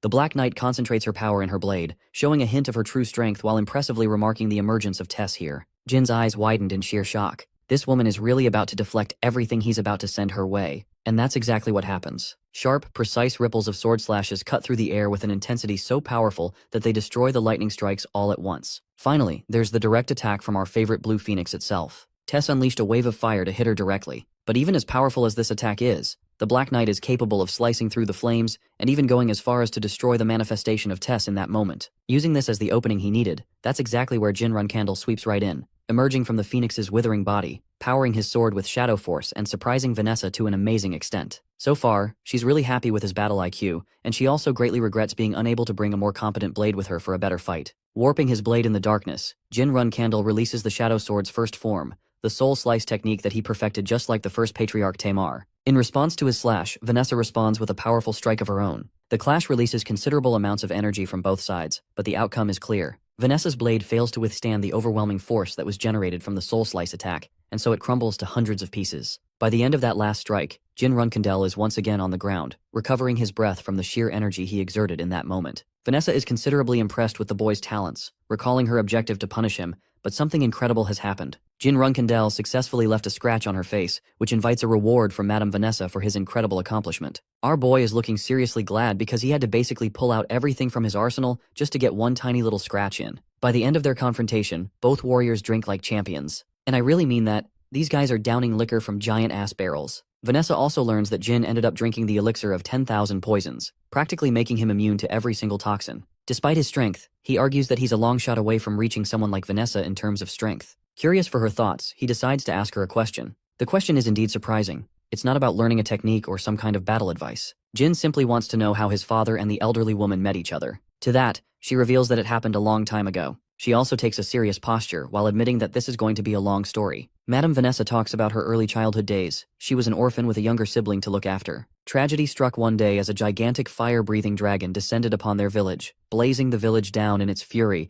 and unleashing destruction everywhere. In that instance, she lost her precious sibling. Fueled with unfathomable revenge, she went on an extensive journey, traveling the Anti-Mountains, knowing that the dragons lived there. Because she was on a quest for revenge, this mad lad destroyed every single dragon in the mountain range on her own. And yet, even after all of that, she still couldn't discover the beast that destroyed her village and took from her, her precious sibling. Eventually, she decided to set up a base in the mountains. The moment she confronted a dragon, she demolished it without remorse. But it didn't stop there. She did the same when it came to people. Basically, she killed everyone in her way. Vanessa admits that she had gone fully insane, mad in the pursuit of revenge. Her kill count for dragons reached over 100, which is freaking insane considering their caliber of strength in this story. And yet, even after all these years, she's been unable to track down the one that destroyed her village. 15 years passed after her mad pursuit until one day, the patriarch Chiron decided to personally find her. From the second she laid her eyes on him, she could sense immeasurable power. The only man on the planet who managed to defeat Vanessa in a duel, even after she had gone crazy for 15 long years. After taking her first L, Chiron then personally escorted her to the location where the wild beast that killed her village resided. It turns out that this bastard was actually a guardian dragon that descended from the family of mages, the Zippels. To make it even more interesting, the dragon descended from Kadun's own bloodline. Of course, the creature wanted to protect its bloodline, so Kadun stood by him. What ended up happening was that Jin's father decided to face off with Kadun while she decided to take on the bastard dragon who slaughtered everyone she knew. Having suffered a really powerful slash from Chiron, Kadun flew away like a little bitch. It's only because of that, she managed to kill the fire dragon and completed her cycle of revenge. Shortly after the incident, she loyally swore to become Chiron's personal Black Knight. This woman gets more amazing with every panel. Such a refreshing character. Jin is amazed and yet at a loss for words. Madame Vanessa emphasizes that there's no point focusing on the past anymore. Since she's been yapping for quite a bit, the elderly woman decides it's time for him to receive his reward. It's a special map that was entrusted to her from Chiron. Long ago, he instructed her to give the map away to any one of his children who became competent enough in her eyes. The Runcandel is honored to receive such an impressive gift and has no idea what the map represents. Here's the kicker. It's the map charting out the location of the Black Sea. Here's the deal on why this map is so goddamn special. Jin points out that the Black Sea is teeming with high-level monsters, to the point not a single nation ever bothered to carve a map of it. Yes, that even includes the prideful Zippel mages. And yet, the Runcandel family has already accomplished this feat. It was once a confidential mission on behalf of Chiron, who led his forces alongside his knight. Having obtained this map, she tells him that he'll have to endure a new test after using the map. It makes the Runcandel question what this is going to be like. The only remarkable place on the map is highlighted with red. That's the spot where Jin is tasked to kill the monsters. These monsters aren't your average high-level beasts either. Rumors have it that they were raised by a powerful witch called Hellerum a long time ago. Okay, side note, I find it really hilarious that this reward just ends up being yet another test for the guy. Poor Jin. The very next day, it can be seen that Vanessa is returning home to the mountains. You can even see a skeleton of a dragon being used as a decoration piece, which is honestly so in character for a monster like her. Interestingly, the Black Knight notices that her door is unlocked, and when she makes her way inside, there's a clear intruder drinking something.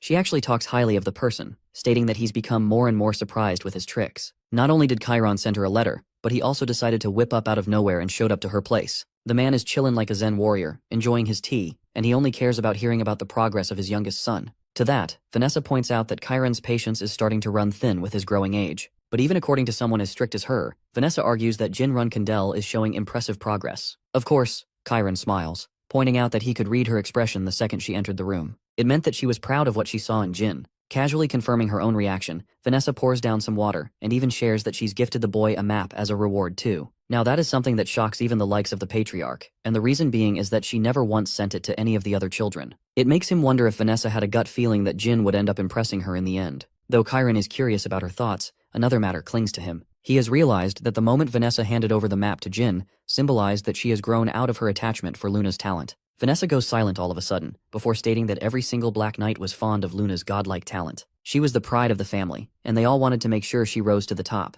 Unfortunately, Vanessa thinks that it's because of their carelessness that the eldest sister abandoned her interests in rising to the top, showing no interest in pursuing the rank of matriarch of the clan. Vanessa also reasons that the family's troubles could easily be handed over to Luna, and from then on they wouldn't worry about focusing on their own duties. Throughout her speech, Chiron is silently observing her words. She tells him that it's necessary for them to ensure that Jin Runcandel doesn't become another Luna, which is why she will take extra care for the boy. Also, she has a gut feeling that Joshua is also looming over behind the scenes and observing everything go down. The patriarch counters that Jin isn't the type of person that requires care or consideration like Luna did because of her past, especially because Joshua appears to be troubled and watching Jin's every move. Chiron strongly believes that if his youngest son is unable to control his family's troubles on his own, then he will be worthless against his enemies. To that, Vanessa entertains the possibility of Jin Runcandel becoming yet another Luna, questioning what would happen in that case. But interestingly, Chiron terrifyingly puts that it's the reason she handed the boy the map in the first place, signaling that the boy's upcoming test will be a test of his integrity to the mission. Speaking of which, Jin Runcandel is already speeding his way to the location thanks to Murakan's flight speed. August 15th is when they finally reach the devastating Black Sea, the only location on Earth that no one dares to enter. Following the coordinates given on the map, they successfully find the pillar they were looking for. However, the Dark Dragon corrects the boy's false observation, pointing out that it's actually the nest of Kolkia, a structure that is formed by a species of flying monsters. Now I don't know about you guys, but that sounds epic with the way it's shown. Anyway, these ugly flying creatures clearly don't take a liking to any invaders, so they're strong on the offensive. But really, what can they do against the might of the Dark Dragon himself? Murakan considers it a bold move on their part to even try and unleash a powerful column of breath that nukes the flying creatures, eviscerating their very molecules as they're caught up in the full range of the blast. The creatures are purely decimated. This show of strength astonishes Jin, as he even comments how Murakan has regained more of his power from the looks of it. The Dark Dragon laughs, countering that it's still nothing to the meteoric rate of improvement Jin has experienced in the past few months. Jin tells him that it's still a ton of improvement, taking into consideration that originally, Murakan lost his power because his heart was shattered in a fight. The Dark Dragon is still unimpressed with his current display of power, believing that he is a long way from becoming whole. He's also desperate to find another means to replenish his lost powers. They make their landing as the Dark Dragon reveals how flight won't help them anymore, so it's best to step down. At first you guys must be thinking that it's just an excuse, but here's the issue. The atmosphere up ahead is coated with clouds of poison, so deadly that they can easily tear through and melt a dragon's scales. However, it adds to Jin's confusion, and the reason is simple. How the hell were those freaky flying monsters flying without any problems? Murakan transforms to his human state and points out an interesting fact. Every single creature that is the inhabitant of the Black Sea has poison running through their veins. It's safe to say that everything here is poisonous, so they have to tread carefully. In the next scene, they're walking their way through a path when Murakan talks highly of the current patriarch's strength. It's insane that someone actually came here and carved a map of this location. The Black Sea is so hellish that not even powerful dragons come here. While reading the map, Jin agrees with Murakan, questioning what the hell his father has been doing in a place like this of all things. Changing topics, the Dark Dragon points out that they've got to annihilate the monsters that the witch Hellurum created. Everything to do with the witch invites trouble according to him. Murakan's knowledge of Hellurum surprises the Runcandel as he pries for more information. The Dark Dragon reveals her background. Apparently the witch was known for one thing. She had a love for all diseases that troubled both gods and demons alike. The most Jin has heard of her is from the history books, and there it is said that Hellurum literally raised all kinds of calamities. Even Murakan confirms this fact, pointing out her human appearance, even though she was a half-demon, adding on to her lifespan thanks to her demonic self. It can be said that her very existence is a curse, so much so that every time she was awakened, the gods preferred to avoid their contractors out of fear. The impressive part? A demon king called Orgel actually once decided to take the toll of her curse entirely when they were together. It is something so impressive that even Murakan holds it in high regard. He even warns Jin that though he has a resistance to curses, the best course of action would be to avoid Hellurum as much as they can. After all, she might hold a grudge and exact her revenge. Jin interestingly points out how odd the behavior of the Dark Dragon is. Never before did Murakan fear the idea of going up against an opponent exacting revenge on them. Of course, the Dark Dragon suppresses the humiliation session and emphasizes just how bad things can really get if they end up pissing her off. While they're bantering, a bunch of creatures of hell are making their way up to them. This wolf has brought dozens of his friends along too. Here's the part that worries Jin the most. Even though his dad and Vanessa clearly knew about the location of Helurum and all the trouble that comes along with her, they still didn't decide to kill her, or kill the creatures for that matter. The Dark Dragon is baffled all the same, almost offended that Jin is asking the question. The hungry wolves that were eyeing them down realize that it's the perfect time to strike down a distracted prey, so a bunch of them quickly make the jump in an effort to strike down the Runcandel. But Jin responds beautifully with a barrage of electric slashes that cut the creatures all down and leave their nasty poisonous blood trailing on the rocks too. This is clear-cut evidence of what Murakan said earlier. These monsters really do have poison running in their veins, and it's so dangerous that it's grilling a rock. Sometime later, they actually reach the part of the map that was marked. From here on out, Jin doesn't want the Dark Dragon to follow or intervene with the test, because it was a task specifically entrusted to him. The Dark Dragon understands that, but still worries for the boy, questioning if he'll be okay to navigate all on his own inside the thorny cage. The Swordmaster strides courageously ahead, displaying no signs of fear as he steps into the domain of the thorns. As he's made his way inside, Jin notices Murakan from afar and turns his attention to a beautiful butterfly. Its color is a distinct purple that is foreign to the outside world, and for some reason, Jin assesses that the place feels different inside compared to the outer world. Among the thorny structures inside, Jin notices a tangled mess of thorny vines, questioning why it's so large in size. As he's trying to comprehend the situation, a little furball pops out of the vines. It's a cute kitty cat that appears alarming to the Runcandel's eyes, because this cute kitty is numerous times larger than even the human. If dangerous, then why is a friend shaped? Seeing the creature, Jin begins questioning his senses. He has no idea if he's supposed to take down this monster or not, and it's the first time he's laid his eyes on a mythical creature such as this one. From its adorable and harmless appearance, Jin quickly grows fond of the creature's innocence and even shows kindness by saying hello. Instead of responding to him, it pounces away using the vines as a means to escape, much to the Runcandel's surprise. It's surprising to him how a creature of such size can run away like that, when ordinary monsters would be quick to attack. Since it's the only thing keeping its interest, the Runcandel decides to chase after the giant pillow to find where it went. But he's a bit lost himself as he can't tell where it went. Suddenly, Jin hears a rumbling noise and becomes terrified when he sees a giant ball of thorny vines bolting down with rapid speed. The ball actually leaps over his head, and before things can get any more predictable, the Runcandel decides to slice it down 3 times, cutting the structure down. From inside launches the giant cat, which actually hits him at full impact. Not just that, it smashes him against the vine cage. Yeah, I know we were all thinking that he's found a friend, but apparently not. This cat is a straight-up menace. It launches away again while Jin Runcandel is in tatters. He's never been reduced to this condition before, not after his training arc. He now understands the purpose of the creature that tried to lure him. Its mission was to take advantage of its territory to strike down the Swordmaster. Despite the tricky battle, the Swordmaster can't call it quits so early, especially when Vanessa tasked him with the mission. At first, he was figuring out a way to capture the cute thing, but he's done playing around. His next approach is to force the creature to reveal itself. In order to do that, the Runcandel unleashes a flame spell. The spell is called the Fire Wave Gale, and as the name implies, it burns everything in its surroundings. It's the perfect attack against a creature that utilizes the thorns as its environmental advantage. Faced against the towering flames, the cat shows an expression of annoyance. The flames are burning down everything around. I think this will really piss the cat off even more. But Jin thinks it's a good way to lure it out, stating that he's going to burn the whole place down otherwise. In the end, the furball decides to reveal itself from the shadows. Here, Jin whips out his thunderous blade, declaring a real battle between them. The funny thing is how bro is challenging a goddamn cat to a fight. The even funnier thing is how this cat pretends to be the most adorable thing ever and plays cute in front of him to get pity points. But Jin ain't falling for the same trick twice and calls out its bullshit, causing the creature to wince. Deciding to go fully serious, the cat stretches and becomes really fucking huge. Like this thing is the size of a small whale. The cat stops holding back and uses some kind of hypnosis ability, stunning him with the memories of his first life. The same life where he was humiliated and beat down by his brothers, bullied relentlessly back to back, and even when he was clinging to the edge of his life. While Jin is hypnotized inside his own cage of traumatic thoughts, the mythical creature takes advantage of the situation and uses its sharp paw to cut him down. But to its shock, Jin responds by slicing the creature's paw, even though he was supposed to be hypnotized. The Runcandel reveals that he's grown used to mind control magic, and he despises illusions, so it's going to be tough to get the best of him. Dark energy exudes out of the severed limb, regenerating the mythical creature's body. Jin internalizes his shock. He always knew that a certain type of high-level monsters boasted the ability to regenerate parts of their bodies. To counteract the attempt, the Swordmaster wastes no time and plans to finish off the creature before it can properly regenerate. Using the Myungwang sword, he throws down lightning bolts to finish off the creature.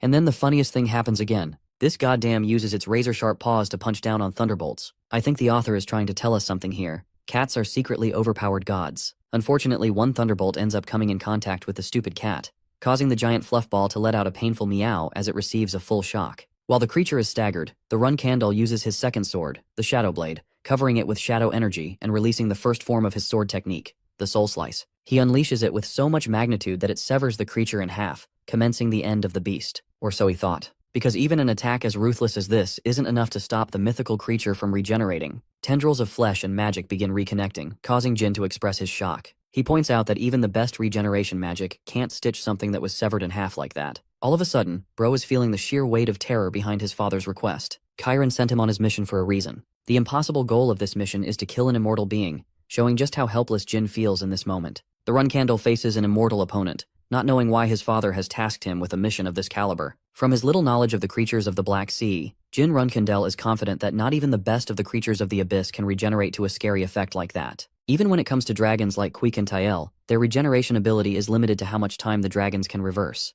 This means that what he's seeing may not be an effective display of talent or skill, but something entirely else. While his confusion grows, the surrounding flames wither away as Jin grips his blade, factoring that what he's seeing isn't a regeneration ability, but a hyperactive curse. And to that effect, Jin asks if the witch Haluram has placed the curse of immortality upon the creature, and if that is the reason it cannot die. The fluffy creature weeps in agreement, making Jin sense its great pain. It shows how the creature must have been alive all this time for many years, and it has lost the will to even fight anymore. Now that Jin has already burnt down the entire forest, there's no place for the immortal creature to be anymore. The sad little thing appears speechless. Its devastating look even invites an apology from the Runcandel. Jin feels guilty for having brought so much pain to the creature, and justifies that it was behalf of a test. The boy emphasizes that the children of the Runcandel family have to follow the patriarch orders to a strict degree. Hearing the word Runcandel actually elicits a surprising reaction from the creature as it stands back up in intrigue. It leaves Jin completely confused because the cat is going on, meowing its way, but Jin simply doesn't understand its language and explains that he's lost on what it's trying to say. The creature meows again and turns around as if to say, "Follow me." Jin senses this and decides to tag along. After a while, they end up arriving at the mythical creature's house. But strangely enough, there's a mystical alcohol bottle in here that snaps the warrior's attention. This is actually the sign of royal liquor, and it's basically the reward for Jin after he successfully completed the test he's been assigned. Grabbing the bottle and popping the lid, the Runcandel sits next to the curious fluffball. To entertain his new friend, he talks about how the royal liquor is actually brewed by fairies. The interesting thing about this liquor is that once consumed, the owner of the bottle will tell a story that will be played inside the person's head. And so following his knowledge, Jin puts the liquor in his mouth, wondering if his father is trying to tell him something. His mind plays the story. A mental imagery forms vividly inside his mind, revealing that the liquor was actually for Luna's sake, who was long destined to come here. In the end, Luna didn't end up taking the mission, which left the immortal cat all alone to herself. It waited many years for Luna to show up while guarding the liquor. Jin's fascination for the cat grows even more, causing him to help the cat out by making it enjoy some of the liquor. The cat's story is just as remarkable. It is told to follow the Runcandel who discovered the bottle. And well, that's how the trial ended. Meanwhile, the catified dark dragon is out here sleeping like a log. Jin calls out to him and scares the life out of the guy when he sees a huge cat right next to the guy. Murakan reveals that the creature's name is Shuri, and even Jin is surprised that they know each other. The dark dragon talks about how Haluram's personal pet Shuri is actually quite famous. Speaking of which, Shuri takes a liking to the dark dragon right away and cuddles the crap out of him. He struggles to talk about how Shuri is supposed to be a mythical creature known as the Red Jade. It is originally supposed to be a gift from the Demon King to the witch because of her inability to ride horses. Jin is intrigued and questions how it ended up becoming a familiarity. The hilarious bit is how Murakan is practically begging to be freed from its grasp and simultaneously shouting at Jin for not noticing how familiar it's currently being. The fact that Shuri followed Jin all the way here implies that it has discovered its new owner. Jin is still a bit surprised until the cat suddenly remembers something and spits out the Red Jade. The Dark Dragon expresses that after infusing this item with his mana, the Swordmaster will become the official owner of it. Jin Runcandel does exactly that, pouring an essence of his own mana into the jade, igniting a connection with the mythical creature. It even takes its giant manifested body and stores it inside the Red Jade itself. This marks the completion of the possession process, allowing him to summon Shuri at will at any time he pleases after infusing his mana.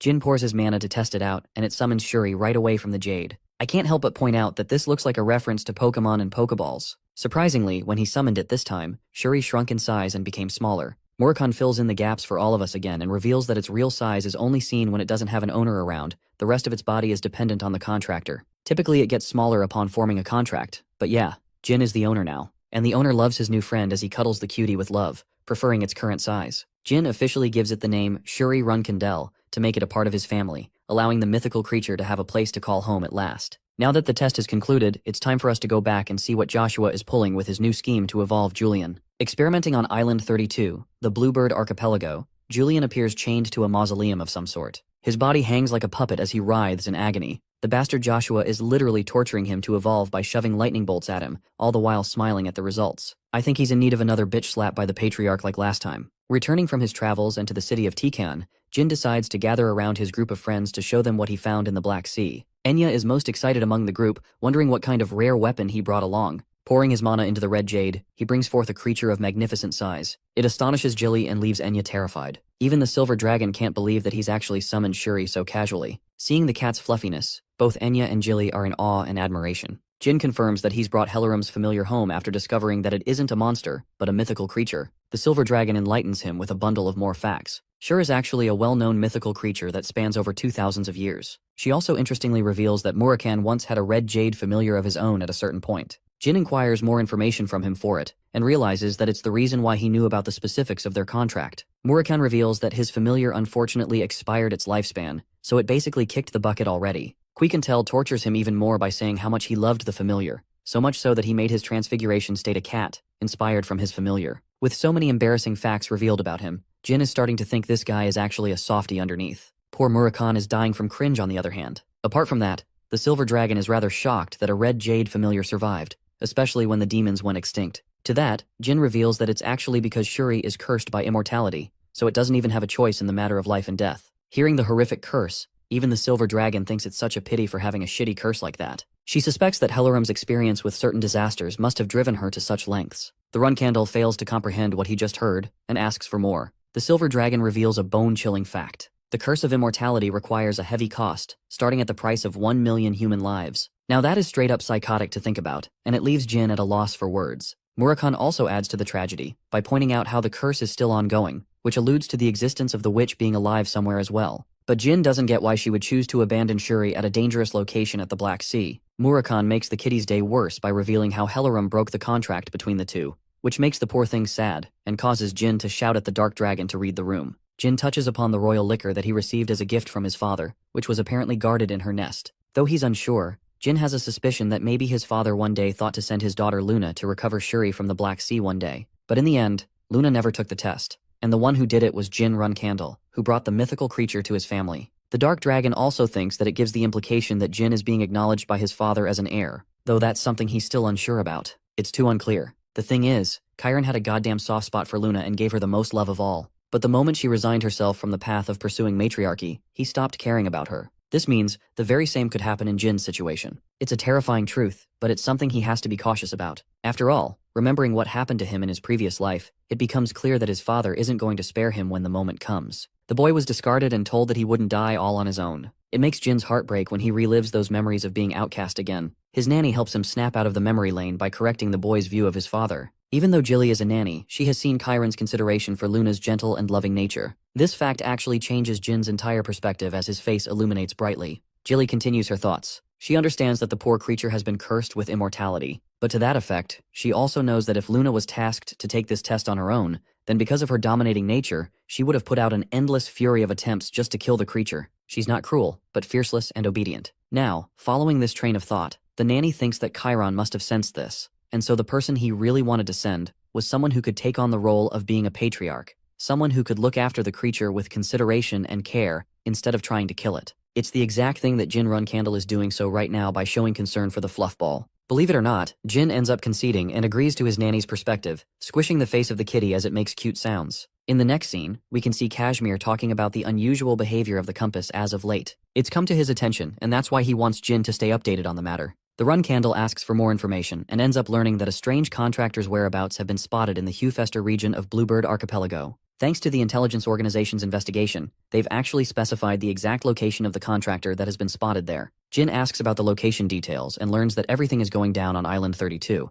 and reports of the investigation conclude that at least one of the Runcandel family members have been spotted. Not just that, the report also lays out the confirmation of having spotted Joshua Runcandel as the flag bearer and guardian knight. And from the looks of it, they're under the assumption that Joshua actually owns the entire island. The very mention of Joshua's name has Jin going serious and asking about the details of the contractor on the island. If his brother really is hiding a contractor there, then it means it's a place that needs to be checked out properly. Fast forward to Jin and Murakan journeying to the island. The only problem is, the weather is going ballistic with literal thunderbolts raining down into the turbulent waves. Jin learns that the seas surrounding this specific island are always like this for some reason. The place is completely uninhabitable for humans because of the raging storms as well as frequent lightning strikes. The fact that the island is known to be dangerous makes it a more alarming matter for Jin, because he thinks that Joshua's intention of hiding a contractor here must be serious then. The funny thing is how Murakan is having an even worse time than him. Jin checks up on the guy's motion sickness and questions how the hell dragons can be so damn weak to sailing. The dark dragon fires back a snappy response, stating that his condition could be related to his sudden increase in power or something else.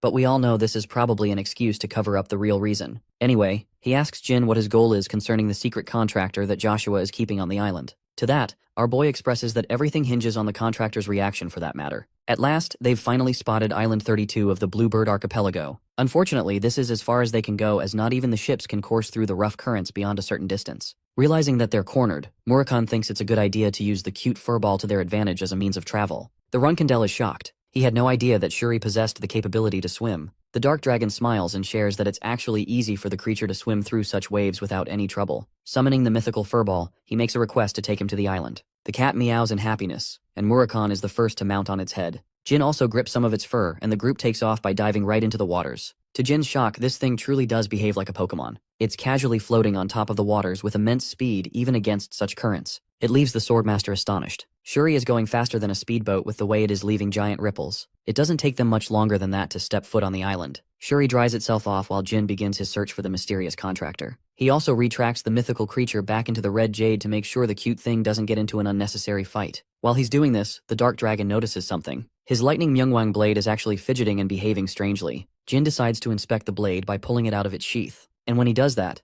the beautiful sword is glowing more than before, and reveals a set of unknown characters that are foreign to the Runcandel's eyes. Inspecting the characters, Murakan puts his brain and memory to work and senses the familiarity of these characters. He wonders if the language is Fatal at first, but then thinks it might be something else. The lightning blade Sigmung is reacting strangely like a compass, pointing to a specific direction. When Jin looks down in that direction, he sees a lightning bolt crashing down at that exact spot. Immediately, he senses that something is happening where the lightning strikes, which means they gotta hurry. The legendary Myungwang Blade's reaction implored Jin to head out and check the location. Upon arriving there, his eyes widen in shock, while Murakan proclaims his surprise and disbelief upon seeing the Grave of God. The phrase Grave of God is unfamiliar with the Runcandel, until the Dark Dragon explains that this place is supposed to be the grave of the God of Thunder, Graham. This makes the Runcandel recall his conversation against the battle god Vaughn when he was still training. He wanted to know why his blade was known to be called the lightning sword Sigmund. Vaughn revealed that it contained the power of the thunder god itself. But here's the surprising bit.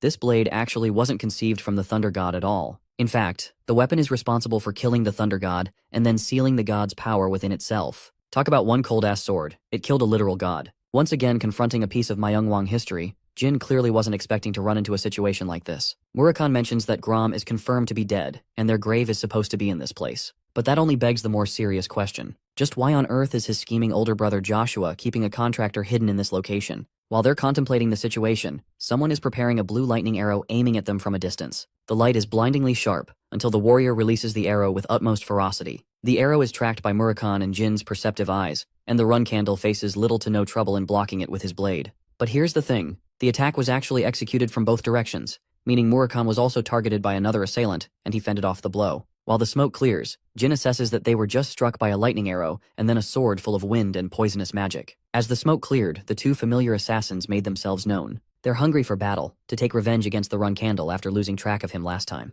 Jin, on the other hand, is unsurprised. He was able to guess their identities based off of their attacks alone. These two bastards are the bloodhounds of Luna's nanny, and they're working for Joshua now that she's no longer alive. But they've also brought some company. Jin spots the contractor, the one paired with the lightning god's ability, and the same person who shot the arrow. Remember when they mentioned that the thunder god Grom died? Yeah.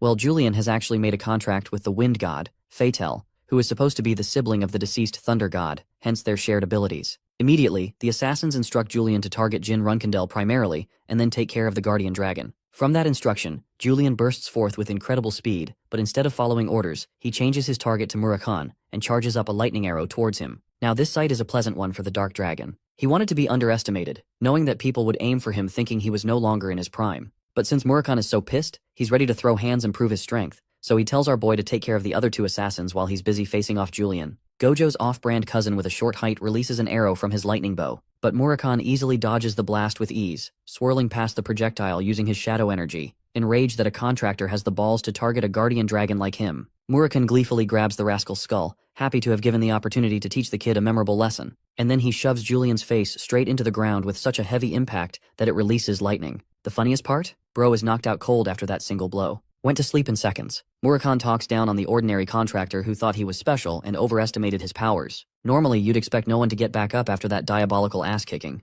but Julian's body starts reacting strangely and releases bouts of lighting energy. Let's cut to Jin Runcandel's side of things, as he's currently facing off against the two assassins bloodthirsty for his head, thinking he was the one who caused the downfall of their mother. Of course, it's their mistake thinking that this is the same guy they met back then, because Jin casually deflects their sword blow calmly, and points out how Joshua must have manipulated the assassins into thinking that he was the one to kill Taimoon. Jin points out the ridiculousness of the notion that he killed the nanny, but the enraged twins are not having it, and are full of bloodlust. As he's clashing his blade against them, Jin tells them the reality of the situation. Taimoon was killed by assassins disguised in the armor of the executioner knights of their family. What's most interesting is that their very own poison was spotted on the murder weapon. Jin overpowers the assassin with his blade and reveals how Joshua Runcandel is actually supposed to be his eldest sibling. Kujan is at a loss for words. All this time, he had no idea that he was facing Jin Runcandel, even accounting for their previous battles. Jin confirms his identity, while the other assassin goes ballistic on him. Her attempts to surprise him from an aerial strike are no good as Jin casually moves away using his Ultra Instinct that he learned from Goku in the other realm. He basically calls both of them as Joshua's puppets, who don't even see that they're being manipulated with such ease.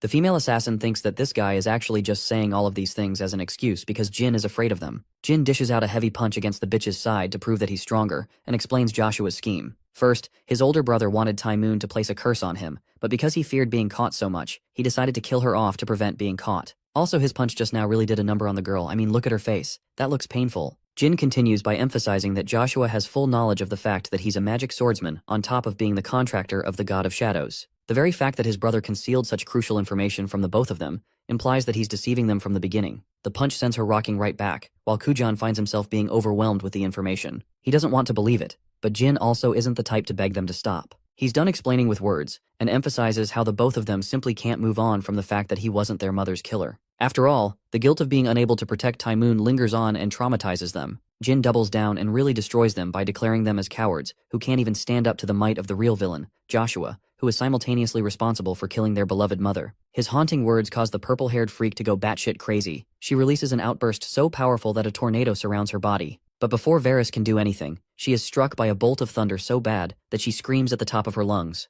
Even Kujan is worried for Varys in her fragile state, while Jin is astonished to discover that the three of them appear to be fighting each other. He wasn't the one who used that lightning attack, it's actually Fatel's power. As for Murakan, bro is out here sweating all of a sudden, expressing that they've got one big fish to fry. When Jin asks about what went wrong, the Dark Dragon explains that after beating the ever-living crap out of Julian, he caused him to become the incarnation of Fatel. This means that the god of wind itself has descended inside Julian's body. It's a phenomenon that they witnessed once before when the mana god descended into the body of the saint, unleashed her power, and destroyed the Zippel ship of Kozak. Right now, it's the exact same thing. Fatel is now in control of the human's body, and their situation just got a hell of a lot more complicated. Jin shows the look of concern on his face. As he's witnessing the descent of Fatel from the thunderstorms, Jin Runcandel is hammered with a wave of memories that are foreign to his own. They're the thoughts of the thunder god Grom, who is furious at Fatel for making a descent upon his very own grave. Not just that, it appears that Grom always lingered with a determination to kill Fatel. Though Jin is unaware of the situation that went down between both of the gods, he can't explain what's causing his Thunderblade Sigmund to react so uncontrollably. His sword is furious, and he fears that they'll all be in danger if this goes on. Being opportunistic about the situation, Jin Runcandel calls out Kujan and roars at him to make a choice. He will either die here in vain, or escape with the rest of them. If the assassins truly seek the path of vengeance, then they must focus on surviving firsthand. Kujan is in a vulnerable state, clenching his teeth in frustration as he makes his choice to flee the site and protect Varys. As he's running away, Jin's blade becomes freakishly uncontrollable as the letters inscribed on the sword become even more prominent. The yellow lightning of the Myungwang sword unleashes its fury in response to Fatel's descent, causing Murakan an air of worry. He can't tell what Jin's intentions are. Even our boy is confused, expressing that the blade is reacting on behalf of Graham's anger towards the wind god Fatel. He's ready to follow Murakan's orders as long as they can get out of this situation without blowing themselves up. The Dark Dragon considers his options and reveals that there is one thing. Since this isn't a full descent of the wind god, they can try a method involving shadow energy. But for that, Murakan will need some time. Jin volunteers to buy him as much time needed, aiming to take on the avatar of a god with his overcharged lightning blade. The dark dragon gathers giant lumps of shadow energy and concentrates it inside his body. Next up is for the Runcandel to act as a barricade. Murakan warns the kid that the dimensional door is about to open. And right as he says that, a wave of blue thunder engulfs the figure of Julian fully. From within that storm unleashes a body that no longer appears human, but mystical in form. It's Fatal, and he's descended at last. Fatal declares that he can already sense the power of his brother Grom, and it's coming from none other than the body of a human, or rather the blade wielded by him. In his glory, he points towards Jin Runcandel, who is genuinely nervous facing a literal god. Even if it hasn't descended at full power, just watching Fatal is putting pressure on him. At the same time, compared to the likes of his father, Chiron, in the presence of the battle god, Vaughn, this much is nothing. He's faced both of them, so he musters the courage to face this trial as well. Showing movement in the presence of the wind god causes Fatal to become angry. He can't believe that Jin is even bothering to try as a weak human. The wind god unleashes a piercing blast that annihilates the very ground Jin was standing on. Luckily, our boy courageously came forward without any fear, but Fatal's got a lot in store for him. You see, the wind god already has immense portals of energy ready to shoot down our boy, and that's exactly what he does. The laser-like energy blasts flatten the very ground Jin is running from, causing rumbles of lightning as he navigates past each lightning bolt with finesse. While he's dodging, however, the Runcandel is struck dead on by one of the blasts aimed for his head. Unfortunately, the attack fully connects with his body, knocking him down with a whirlwind of pain as the beam puts him to the ground. In response, Fatal calls the Runcandel as nothing more than a mere insect for him to squash. While he's unaware of how Jin was able to obtain the lightning sword, he's annoyed that the human is trying to pretend like he's a Myungwang warrior just because of the weapon he possessed alone. He also talks down on Gram, the lightning god, calling him insignificant in comparison. But to Fatal's shock, when the smoke settles, our boy is standing upright with his ever-flowing lightning blade in hand. His jewel heart is erupting with energy, shocking even Fatal to see something like this in possession of a human. Also, can we talk about that ripped body? I need Jin's ab routine, man. Anyway, the Swordmaster points his surging blade right at the god, stating that he obtained the blade Sigmund from someone who killed Gram. He wonders if the deity is familiar with the name of the battle god, Vaughn. Her domineering name and authority are more than enough to give Fatal a shock of fear and absurdity. While he's processing his shock, Jin leaps away with super speed, clinging both his hands to his lightning blade, declaring that even a god must know of the power of this weapon. Jin unleashes a lightning storm of his own, calling the god to be a coward for hiding in the skies. The Swordmaster's blade cuts through the skies with thunderous ferocity as he forces Fatal to descend down to the earth. The attack is a clean hit, and it's one so powerful that it causes the currents to become even more chaotic than before. Even from this distance, Kujan can't believe that Jin has become monstrously powerful. It's a difference of night and day from when they first met. Recalling his words regarding Joshua's scheme, his plan to shut Taimyun up and eventually assassinating her, Kujan is starting to find himself convinced, and he questions what he and Varys must do from now on, now that the truth has come to the light. Back to Jin's situation. Remember how he was trying to contain Sigmund's power from spiraling out of control? Well, here's the issue. Now that he released the extent of his slash, the power exploded beyond control. It's because Grom's anger for Fatal is in another league, and he doesn't want to stop until Fatal is killed. It's spiraled so much out of control that Jin is starting to believe that not even Fatal should be able to survive this attack, and that he'll probably win without Murakan's intervention. As for the Wind God, he's out here getting destroyed by a human. The fact that Jin is looking down on him so much causes him to erupt with more of his strength, calling out the human's foolishness for thinking he's won the fight just because one attack connected. Fatal decides to whip out his bow and arrow, calling the human an insect once again and personally ensuring that he'll punish Jin for his arrogance. But then his eyes widened in shock again. It's the god of flames, Tess, who has personally come here rearing its body before the wind god. Fatal, just like any other opponent Jin has faced, is struck with shock when he sees the phoenix in all of its glory. The phoenix of blue flames calls him a cowardly god and mocks Fatal, before unleashing a spiral of flames to finish him off. Fatal is engulfed in the blue flames beyond what he can take, and his body is at the cusp of withering away. While he's engulfed those flames, Jin Runcandel sweeps right in, giving a clean horizontal cut across Fatal's abdomen using his overcharged lightning blade. It's the end of the wind god, as Jin confidently declares that the blue flame phoenix is a creature with so much power that it can annihilate a god with a single attack. That's why Fatal was struck with so much fear when it came to the appearance of the phoenix. Jin looks towards the end of the battle, believing that there's nothing Fatal can do anymore, especially since he descended using a human's body as an incarnation. If the human's body is gone, then there's little he can do, or so he thought, because Jin experiences pure shock when he hears Fatal's voice. The wind god properly acknowledges the Runcandel for his strength, despite being an insect in comparison. Despite everything that Jin has done, Fatal declares himself as a god that can't be extinguished by such means. Even if his entire body as an incarnation is ripped apart, it's not possible for him to die so easily. A fact that Jin Runcandel failed to consider. I mean, I don't think anyone was expecting that one. Bro hit him with so many attacks. Jin expresses his frustration, realizing that he's facing someone like Shuri with an immortal body. Fatal questions why the human is so disappointed, and even mocks him for attempting to strike someone down against their immortal body. The wind god prepares an all-power final attack, which honestly looks like the one thing that's going to be the end of Jin. It's a gigantic spear from the heavens, and Jin gloriously looks upon it. But it's finally time for Murakan to play his part. He calls Fatal a bitch for using the lame immortality approach. Remember the shadow force that the Dark Dragon was charging for so long? Yeah, it's become so overwhelmingly powerful that not even Fatal can contest it for long. Murakan looks down on the god for speaking about immortality right in front of his brother's grave. It's the height of foolishness to the Dark Dragon. The majestic Dark Dragon unveils his true form, stating that it's time for him to play with the incarnation of Fatal. From the moment it went off, Jin could sense Murakan's shadow energy release and stood in shock. Let's actually go back to his younger years, when the boy first experienced the Dark Dragon's shadow release technique for the first time. Murakan released a bit of his shadow energy, explaining how it is rooted in one's own shadow. Every single shadow to ever exist in this world is formed by Soldaret's powers, such is its divine power. Because of the fact that they're formed due to the god of darkness's powers, the shadows also serve him completely, which means that as the sole contractor of Soldaret, Jin Runcandel can access this energy, harvesting it for himself in a form of one giant release. It was at that time that Murakan laid out a vision for Jin Runcandel.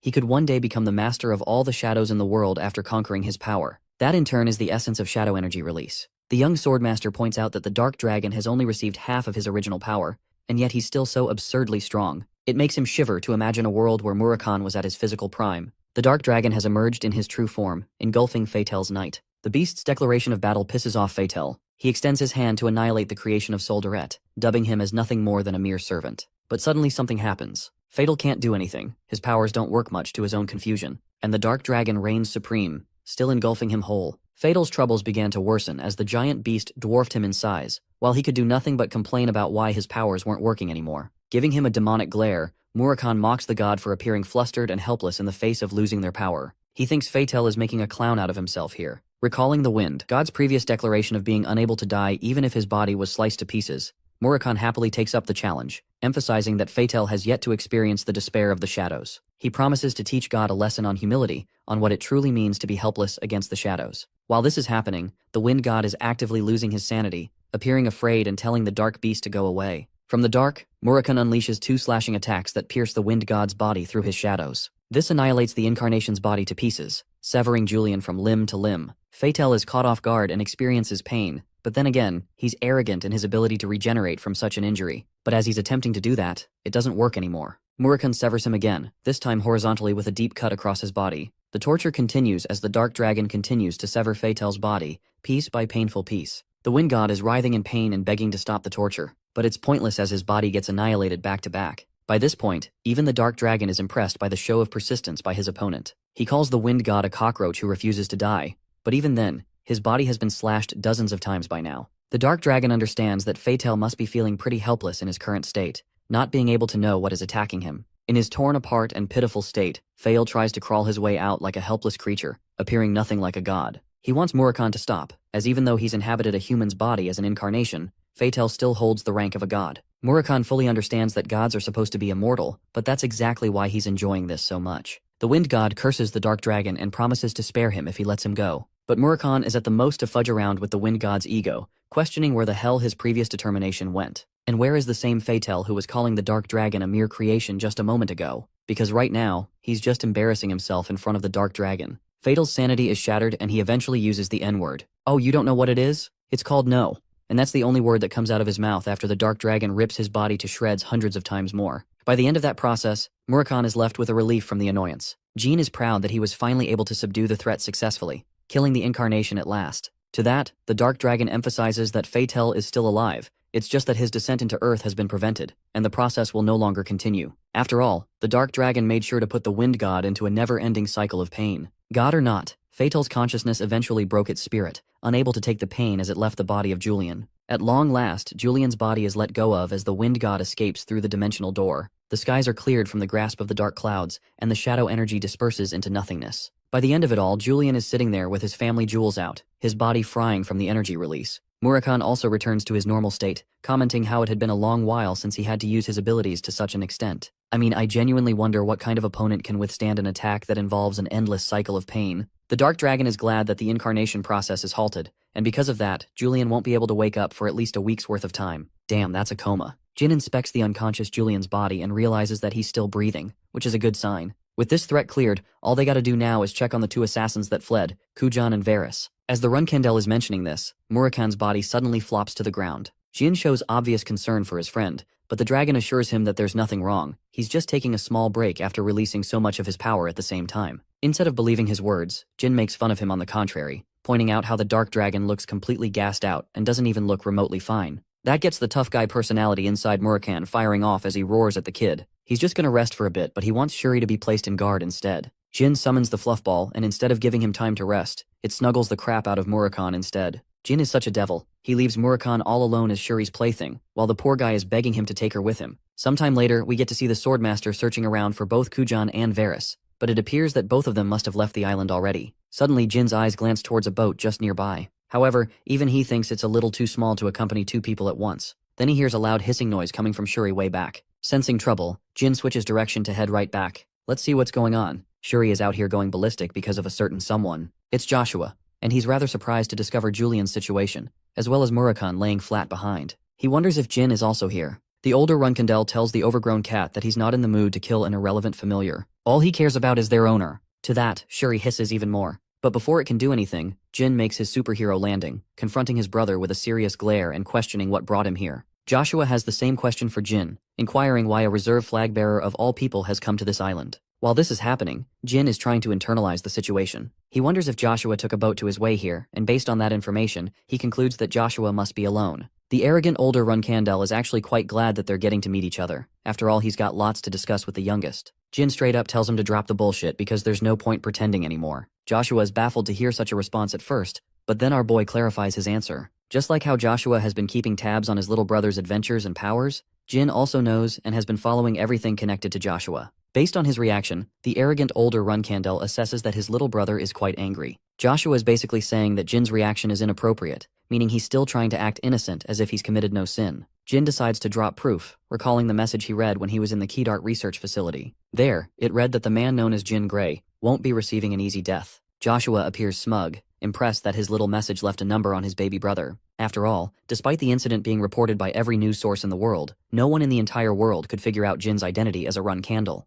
And now for the most pivotal reveal. Jin Runcandel declares that it was his brother Joshua who placed the special curse on his body while he was an infant. It's important because it's the very reason Jin suffered so much scrutiny from his family in his first life. Now he thinks Joshua made a major mistake by letting him live. The same confident, calm, and determined Jin now released shadow energy that is chaotic, dangerous, and threatening. He believes that what comes next will be a result of Joshua's own mistake, as he failed to kill Jin Runcandel instead of placing a shitty curse on him. And with that declaration, the descendant of the first patriarch and the contractor of the God of Shadows, Jin Runcandel points his blade at his one true nemesis. In response, Joshua lets out an evil smile, as if he's entertained by all that's happened because of him. It appears that this confrontation is full of surprises as Joshua finally greets shadow energy in its truest form. He proclaims that the shadow energy was supposed to be his, but to that, Jin Runcandel calls him delusional for ever even thinking that. Not just that, he challenges his older brother to come try and steal the power for himself. Jin rushes with chaotic speeds, roaring why his cowardly brother refused to bring knights alongside him this time like he did against Luna.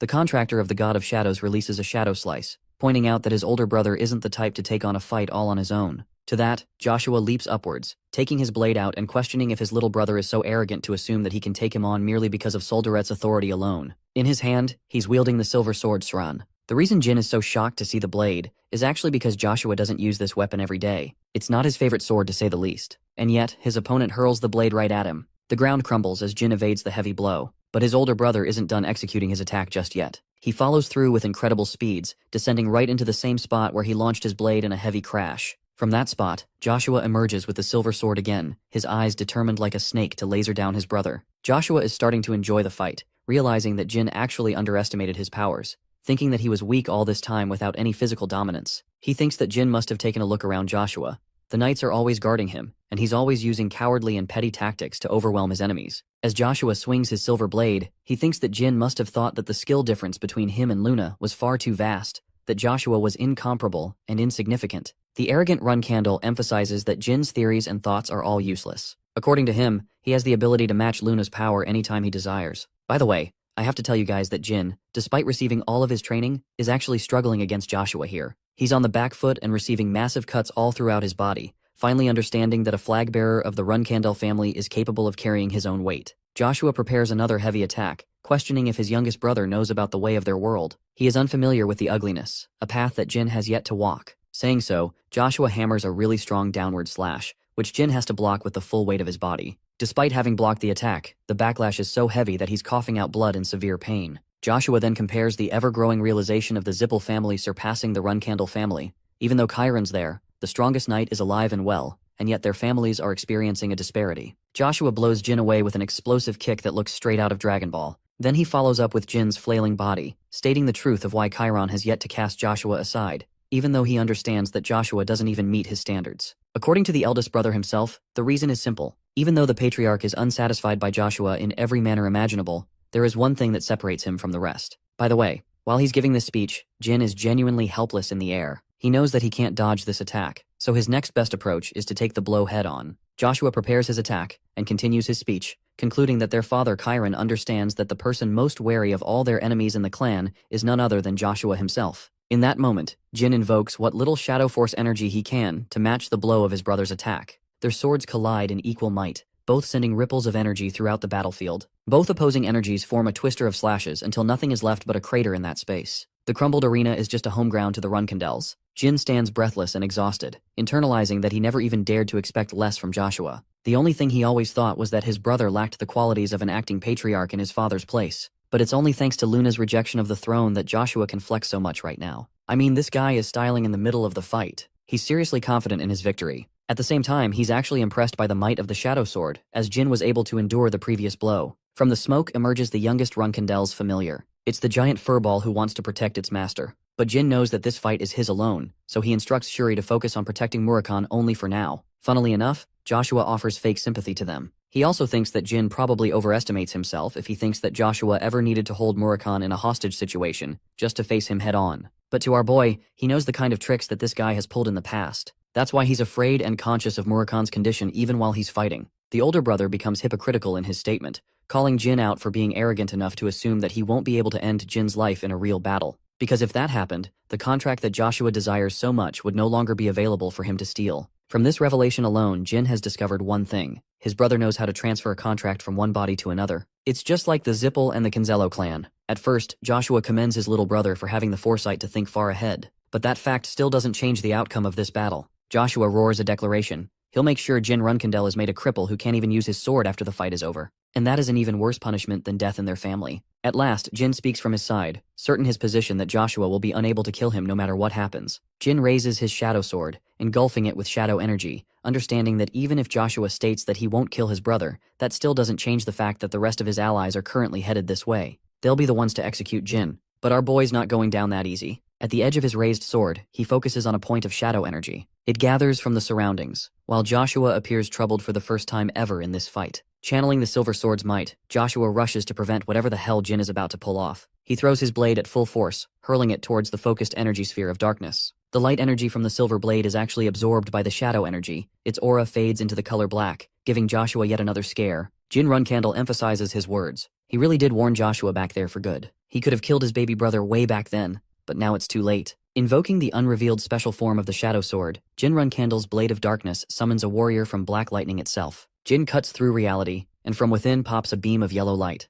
At first, you guys probably think that he's about to hit Joshua with a blast. But get this, a giant figure emerges from the dimensional portal. Joshua's eyes widen in shock, unable to believe that the Sword of Tamar, the first patriarch, can actually be used to cast a summoning. Guess who it is? It's Garmund, one of the battle kings from the Forbidden Land. The only problem with this technique is that Jin is incapable of controlling who can be summoned via the summoning technique. At first, he was genuinely afraid that anyone would show up, but it's a good thing that one of the battle kings is a necessity for the technique. Garmund puts down his blade, thrilled to see his brother again. Jin apologizes in his exhausted state, stating that he called Garmund out of nowhere because he needed help. The battle king thinks it's nothing, and is releasing incredible amounts of energy, hoping to help a brother in pain. Both of their jewel hearts shine, symbolic of the Myungwang tribe, as Jin Runcandel declares his one and only command, to kill Joshua Runcandel, the man standing in front of him as his enemy. Garmund smiles, gleeful that he's been tasked with such a mission. He readies his blade, announcing himself as the 8th battle king of the Myungwang tribe, and the one who has accepted his brother's request. He offers his victim a chance to say their final words,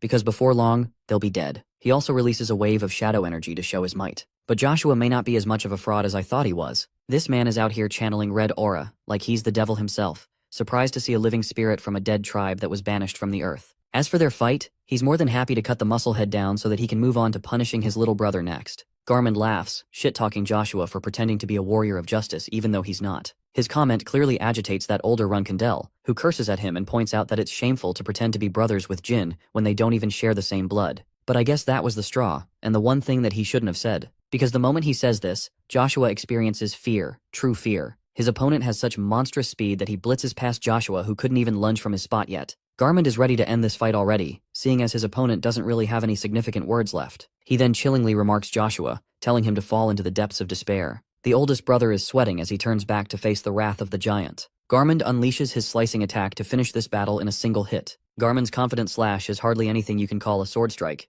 It's more like an explosive bomb that detonated on impact and released a column of shadow energy. By the way, Joshua is coughing blood while barely being able to hold his blade against the overwhelming might of the Battle King. The dude is literally pinned to the ground while Garmin laughs his ass off. He would have been really disappointed if his opponent over here died in a single attack. But from his experience with Jin and his predecessor, it's clear that the Runcandels come out of the womb being built differently. He presses his blade just a bit more, adding so much pressure on Joshua that his gums are bleeding from the sheer weight of being able to block the sword. In his anger, he finally manages to deflect the giant blade and gain some space. Joshua is pissed that a damn spirit is making a mockery out of him here. To pay back Garmin for what he's done, he dashes full speed ahead and crosses the behemoth's body. It makes it seem like Joshua's landed some pretty decisive cuts throughout the Battle King's body. But here's the catch. Garmin speaks of his sheer disappointment. Coming into this family, he had the impression that the Runcandel clan held its merit, especially after the achievements of Jin. But from this match, it's clear that the Runcandel family doesn't hold a candle to the Battle Kings. Garmin feels so disappointed that he thinks it is pointless to show Joshua any respect from his sword. Oh, and here's a little cool fact. That attack that Joshua did earlier? Yeah, that ended up in his silver sword being shattered. Look at his expression. Bro is at a loss for words while staring down at his blade. He's shook as hell. But the battle's not over. Garmin goes on the offensive, knocking the wind right out of the older Runcandel as he smacks away Joshua's body with yet another overwhelming brute force strike. The arrogant Joshua is getting his ass kicked while also starting to believe that Garmin is truly unkillable. It's just the kind of despair one falls into while fighting a spirit of the Forbidden Land. Joshua is afraid of what will emerge from the mist. The behemoth pops right out with a wide grin. His thunderous punch is loaded to shove right down to Runcandel's body. Oh, and that's exactly what ends up happening. Like a human's foot stomping down a cockroach, Garmin releases his punch in Joshua's abdomen, causing a vomit of blood to spew right out of his body. The Battle King doesn't look the least impressed after having downed the lifeless Joshua to the ground. He then picks up his body and chucks it right into the air. The brother is already knocked out, and this man is still not stopping. Invoking the Myungwang sword technique in his sword, Garmin activates his oppression ability, which attracts the weapon of his opponent. And so Joshua's blade is flung right to the Battle King's sword like a magnet's pull, attracting his body alongside it. Joshua's body plummets on the hard-ass ground. Fight's not over as the Battle King pulls his blade, following it up with a heavy smash of his punch bitch, slapping Joshua's face and giving it plastic surgery for life. That one punch literally sends this guy miles away from the impact, all the while rupturing the ground from the impact. Supercharging his Myungwang sword, Garmin covers his blade in an aura of lighting. From the looks of it, this fight is over. Even Jin knows it. There's just nothing his brother can do anymore. The smoke clears, but instead of Joshua sinking into despair, he sinks into pure madness. A villainous laugh creeps up, psychopathic in its nature as he releases energy like never before. Jin blocks the excess aura being released from his brother's body and realizes that the real showdown is about to begin. Joshua Runcandel is going to use his strongest ability, but even according to our boy, it's already too late for him. Garmin senses the same raging aura from the older Runcandel, believing that it's a mere waste for someone like him. He dubs the Runcandel's abilities as purely human in nature, meaning he's not a threat to someone like the Myungwang people. While this overflow of aura is happening, it shreds Joshua's body, revealing something completely unexpected. Something that leaves Jin speechless the second he lays his eyes on it. The overflow of red energy reaches the skies, as an explosive tornado of red erupts on the land. Here's the really worrying part. Jin is warning Garmin to get the hell away from the place as much as possible because Joshua is using his one final attack. It's a self-destruction technique of the Runcandel family, and if it's coming from his older brother, then that means not even this island will be left in its place. Jin hurries towards their escape, stating that they can use Shuri's help to get away as far as possible. But the Battle King has a different opinion. He thinks it's dangerous to leave someone like Joshua here unattended, so Garmin will do his best to contain the energy with his body, or else none of the others will survive. The Battle King also explains that he was summoned here without his true soul, formed by the shadows of this world. This means that when he fades from the battlefield, he's going to lose the memories of what happened here. But he plans to explain everything to Jin when they next meet each other. Even if Garmin dies here, there isn't going to be any issue because his body will be fully intact in the land of La Prorosa. That much he reassures to the youngest Runcandel. Jin understands the situation and accepts it, escaping using Shuri's speed to get as far away as humanly possible from being blown to a billion pieces. Joshua's body has reached the point of no return. His aura is extending out of control, and in this impossible moment, all he has for his little brother is a spiteful challenge. He's damn near certain that Jin won't be able to survive the vicinity of the blast, no matter what he does. With that said, he casts the detonation of the ultimate technique of the Runcandel family, the unstoppable volcano. The explosion starts off like a blinding light of heaven, reminding me of the scene from Dragon Ball Z, where Vegeta used Final Explosion to defeat Majin Buu. The radius of the blast is huge, it's swallowing everything in its path, so much so that its penetrating light reaches Jin already, who is supposed to be a considerable distance away from the impact using Shuri's speed. The grave of Grom is demolished, and caught in between is the 8th Battle King. Garmin stands fearless as he blocks the pulsating chain of explosions with his sword. Using the might of the Shadow Force, he prevents the explosion from making its way to Jin Runcandel, becoming a final barricade, a shield for his friend and brother. The warping tornado of flames unleashes destruction like any other. Using his might of the Shadow Force, Garmin is able to successfully swing the explosion upwards in the sky, hurting its vicinity, which would have surely demolished Jin along the way. Having done his part,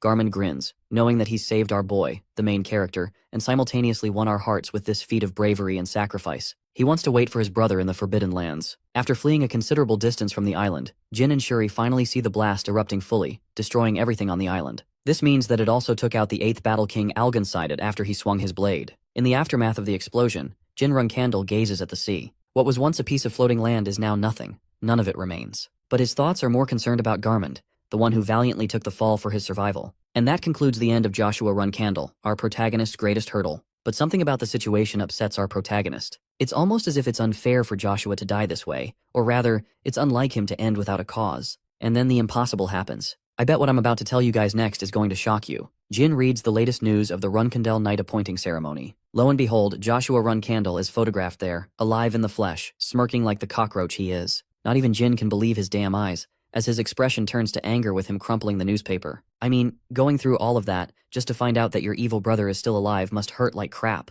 Not to mention that everyone and their mother hates Joshua. Seeing Joshua alive in the flesh may have ticked our boy off. What about Joshua himself? Just where is he? To find that out, we have to head over to the hideout of a certain witch's lair. Here, the interim patriarch of the Runcandel family, the supposed man to succeed Chiron, is currently strapped to a chair. He's struggling and writhing in pain from his very spot. Then a voice reminds him that even though he's supposed to be the child of prophecy and become the next leader of the Runcandel family, currently he's trembling in fear in the witch's basement. Manifesting from the shadows, the witch mocks him shamefully, calling him pitiful beyond comparison. In Joshua's sorry-ass state, he questions the witch strongly, asking if she's only come here to make fun of his demise. The witch isn't afraid of him, so she confirms such a fact and agrees that it's exactly the case. Halura makes her descent, and I think I just had a neuron activation moment after seeing her. The damned Witch of Calamities is furious that this man destroyed the clone she had spent so much time creating. And because of the clone's destruction, Joshua is currently suffering the after effects of what happened, trembling in agony. Haluram thinks it's only fair to laugh at him while he's like this. Tensed up in both pain and anger, the older Runcandel emphasizes that it's the only way he had to successfully kill off the Myungwang spirit that his little brother summoned to the battlefield. Hearing that makes the witch laugh uproariously in amusement. She calls it a foolish person's strategy.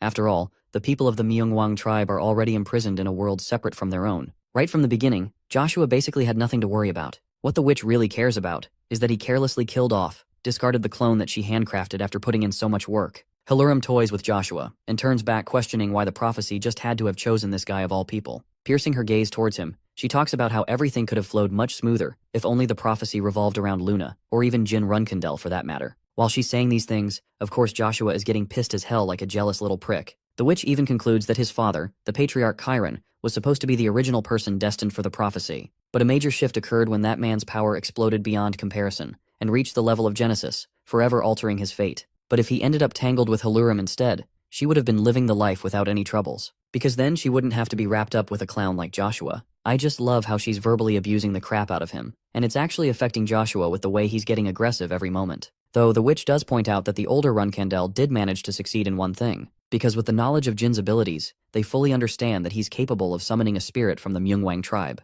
Apart from that, they also know the exact location of Shuri because of him. Haluram is disappointed that someone else took her familiar from her. The crazy witch is out here trying to convince Joshua that everything will go his way eventually, but all I'm seeing is how she's expertly manipulating him. Haluram promises to create yet another clone for the child of prophecy. The older Runcandel is peeved and asks how long it will take her to create another one. The witch laughs at him, stating that it won't be that difficult with the materials he's brought her this time. The scene ends with the notion that Joshua will receive a new clone, and that this annoying insect won't be dying anytime soon. Back to Jin, he's pissed as hell after reading the news report. He's back to Tikan, and he's confident that Joshua didn't survive the battle on the island. It's easier for him to assume that there was a mistake in the writing of the article. However, Kashmir verifies that the ceremony indeed took place, and forging a fake image of such an important ceremony would be unthinkable in every way. Jilly brings up a really interesting point. Maybe the transfiguration Bubar transforms someone to take the appearance of his brother. But Jin shoots down that possibility too, pointing out that the ultimate technique of the Runcandel family that Joshua used in his final moments was in fact real.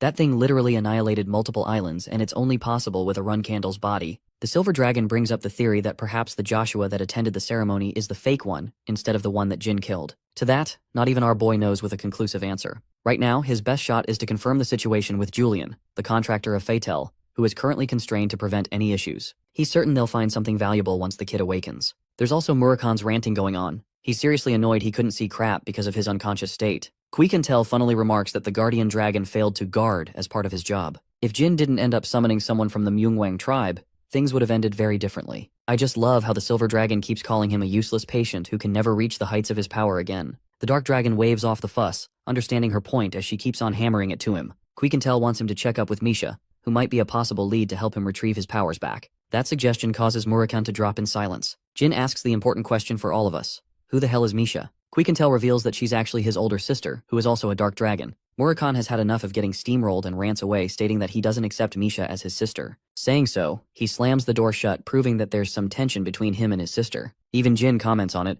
until he learns the truth of the situation from Runcandel. It turns out that when the dark dragons were young, Misha picked on him a lot and bullied him around. Eventually, Murakan became powerful, and the first thing that came to his mind was to exact his revenge against his sister for everything she did to him. That makes Jin wonder if the two can really have a successful reunion, considering everything that went down. Runcandel confirms that although Misha is also a dark dragon, she's not going to kill her brother, who is supposed to act as a guardian beast for the Runcandel family, as well as the protector of Solderet's contractor. It's just not going to happen. The Silver Dragon intends to tag along for the journey, preventing anything ridiculous like that from happening. Because in reality, Mishan and Runcandel share an amicable relationship with each other. That night, they come to learn of the Dark Dragon's sudden disappearance. Runcandel is mad that he stupidly left by himself, while Jilly retrieves a letter from her room. I think everyone knows who it's from. Jin retrieves the letter. Get ready, folks. This is gonna be good. First off, Bro's look of sheer cringe and regret is enough to give you guys an idea of the contents. It starts off by Murakan addressing Jilly as his beloved strawberry pie, and the only concern that Murakan shares in his letter is for Jilly alone, not his contractor Jin, the man he's supposed to protect. Bro is out here acting like the nanny is his wife and he's going to war.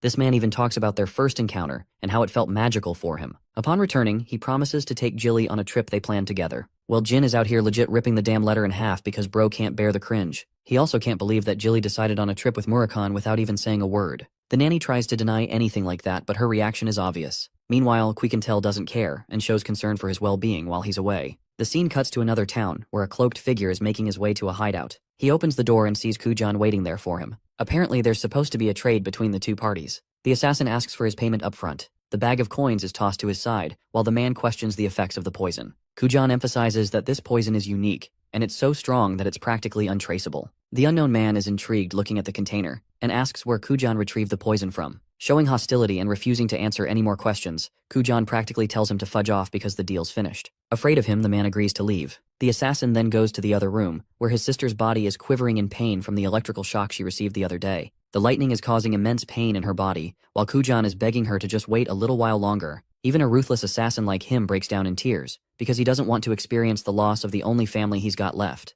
The following day, Kashmir arrives with some good news on him. He discovered the location of Kujan Marius. He appears to be hiding in the Delki Kingdom. Jin receives a note pertaining to all the information from Kashmir's organization. They confirm that a rampant surge of blood poisoning has started circulating lately among mercenaries. A member that he personally sent confirmed that it was poison, a lethal one that isn't even registered among academia. These clues are more than enough to confirm Kujan's presence in the kingdom, and Jin is certain of it. Even Kashmir reaches the same conclusion, since the Delki Kingdom is home to the Marius family and the safest place for them to be. Just like last time, Jin Runcandel has to task himself to go to Delki Kingdom immediately. And so that very same day, he tags alongside Alicia and Kashmir to explore the same location where the mercenaries have been arriving to purchase the poison. Upon opening the door, they discover Kujan Marius sitting all alone in a shabby spot. The broken down and defeated assassin can barely recognize Jin Runcandel, but from this, our boy understands that the assassin was actually anticipating his arrival. After all, this is the same assassin duo that made it impossible for themselves to be tracked the first time Jin confronted them. And yet, Kujan revealed himself without any troubles here. Jin thinks that the assassin feared Joshua would catch him after his failure at the island. That's why he signaled Jin to come using this strategy. Kujan begs our boy for help and takes him to the room where Varys is choking blood. Seeing her in such a critical state, Jin understands that the assassin is desperately trying to save his sister's life. Unfortunately, they can barely do anything at this level. Remember that final moment of Varys where she unleashed a questionable amount of mana? That actually resulted in a mana counterflow or mana backlash, and in her current state, her body's in a state of complete decay, meaning her chances of survival are really slim in this condition. To Jin's surprise, the 8-star assassin kneels in front of him, begging and pleading the young master to save his sister's life as she's his one and only family left. He's prepared to do anything for Jin as long as he guarantees her survival, even promising to atone for his sins by serving the Runcandel young master forever. Jin shows his ruthless side, but not to the point of cruelty. He wants Kujan to get up and prove his worth. It's only after both of them prove their worth that he'll consider taking them under him. The problem with Varys is that she's choking out blood like crazy. At her current state, our boy thinks that the only person who can save her life is a Vankella saint. But even before they can get to that part, they firstly need to get her immediate treatment from a healer. Here's the big issue though. In the entire region of Huefester, there are hardly any healers who are knowledgeable about treating the symptoms of mana counterflow. Then there's the added concern. Even if they do find a healer like that, it's likely going to expose their location to Joshua because of his network. Hearing all of this, Kujan sinks into helplessness and despair. Then, the leader of the city of Tikan offers a way out. He suggests retrieving Varys to the city of Tikan, then using a healer for an emergency treatment. After that, they'll go look for a Vankella saint. The matter requires immediate precedence, so they're gonna have to pull this off right away. Alicia promises to stabilize her body until then, and covers her up in her cloak. Even she knows that Varys' condition is near fatal right now, and that they'll have to hurry before things get worse. Jin agrees with the suggestion and hastens to leave. Kujan is surprised that they're still giving his sister a shot. But the youngest Runcandel does leave with a message. Even though their intention is to make sure Varys lives, if a fight breaks out between him and Joshua's servants again, chances are they'll have to forget about his sister. It's just something Kujan has to mentally prepare himself. Tears streaming down his body, he accepts the condition. The four of them rush their way through the Delki kingdom, while Jin points out just how fragile Varys' condition appears to be. If they don't rush at full speed, she'll soon die of organ failure. Kashmir luckily spots the teleportation gate from this distance. Unfortunately, they'll have to come across a whole bunch of people from this point onwards, so it might get troublesome. Even Jin knows that this task won't be easy, especially since he senses someone trailing behind. Not just that, he's also tracked down at least 3 targets. For these guys, our boy recommends Kujan to show his merit and contribution by assassinating all 3 of them. The assassin agrees to the job, and Jin makes it clear that there shouldn't be any attention drawn to him, no matter what happens. The assassin leaves to take care of the targets. Kashmir is a bit skeptical because it's difficult to leave no traces behind while killing someone in broad daylight. The only people capable of doing something like that are high-ranking assassins without any identities. Jin doesn't care. All he cares about is for Kujan to prioritize staying alive by clearing this mission. Speaking of the minion that was trailing them from behind, he's shocked that Jin's group disappeared in an instant. Just when he plans on retreating, a sudden crippling sensation hits him as he falls to the ground in agony. The assassin appears from the dark, revealing that the neurotoxin he used just now is from a desert spider, and within a few moments, the man's heart will stop.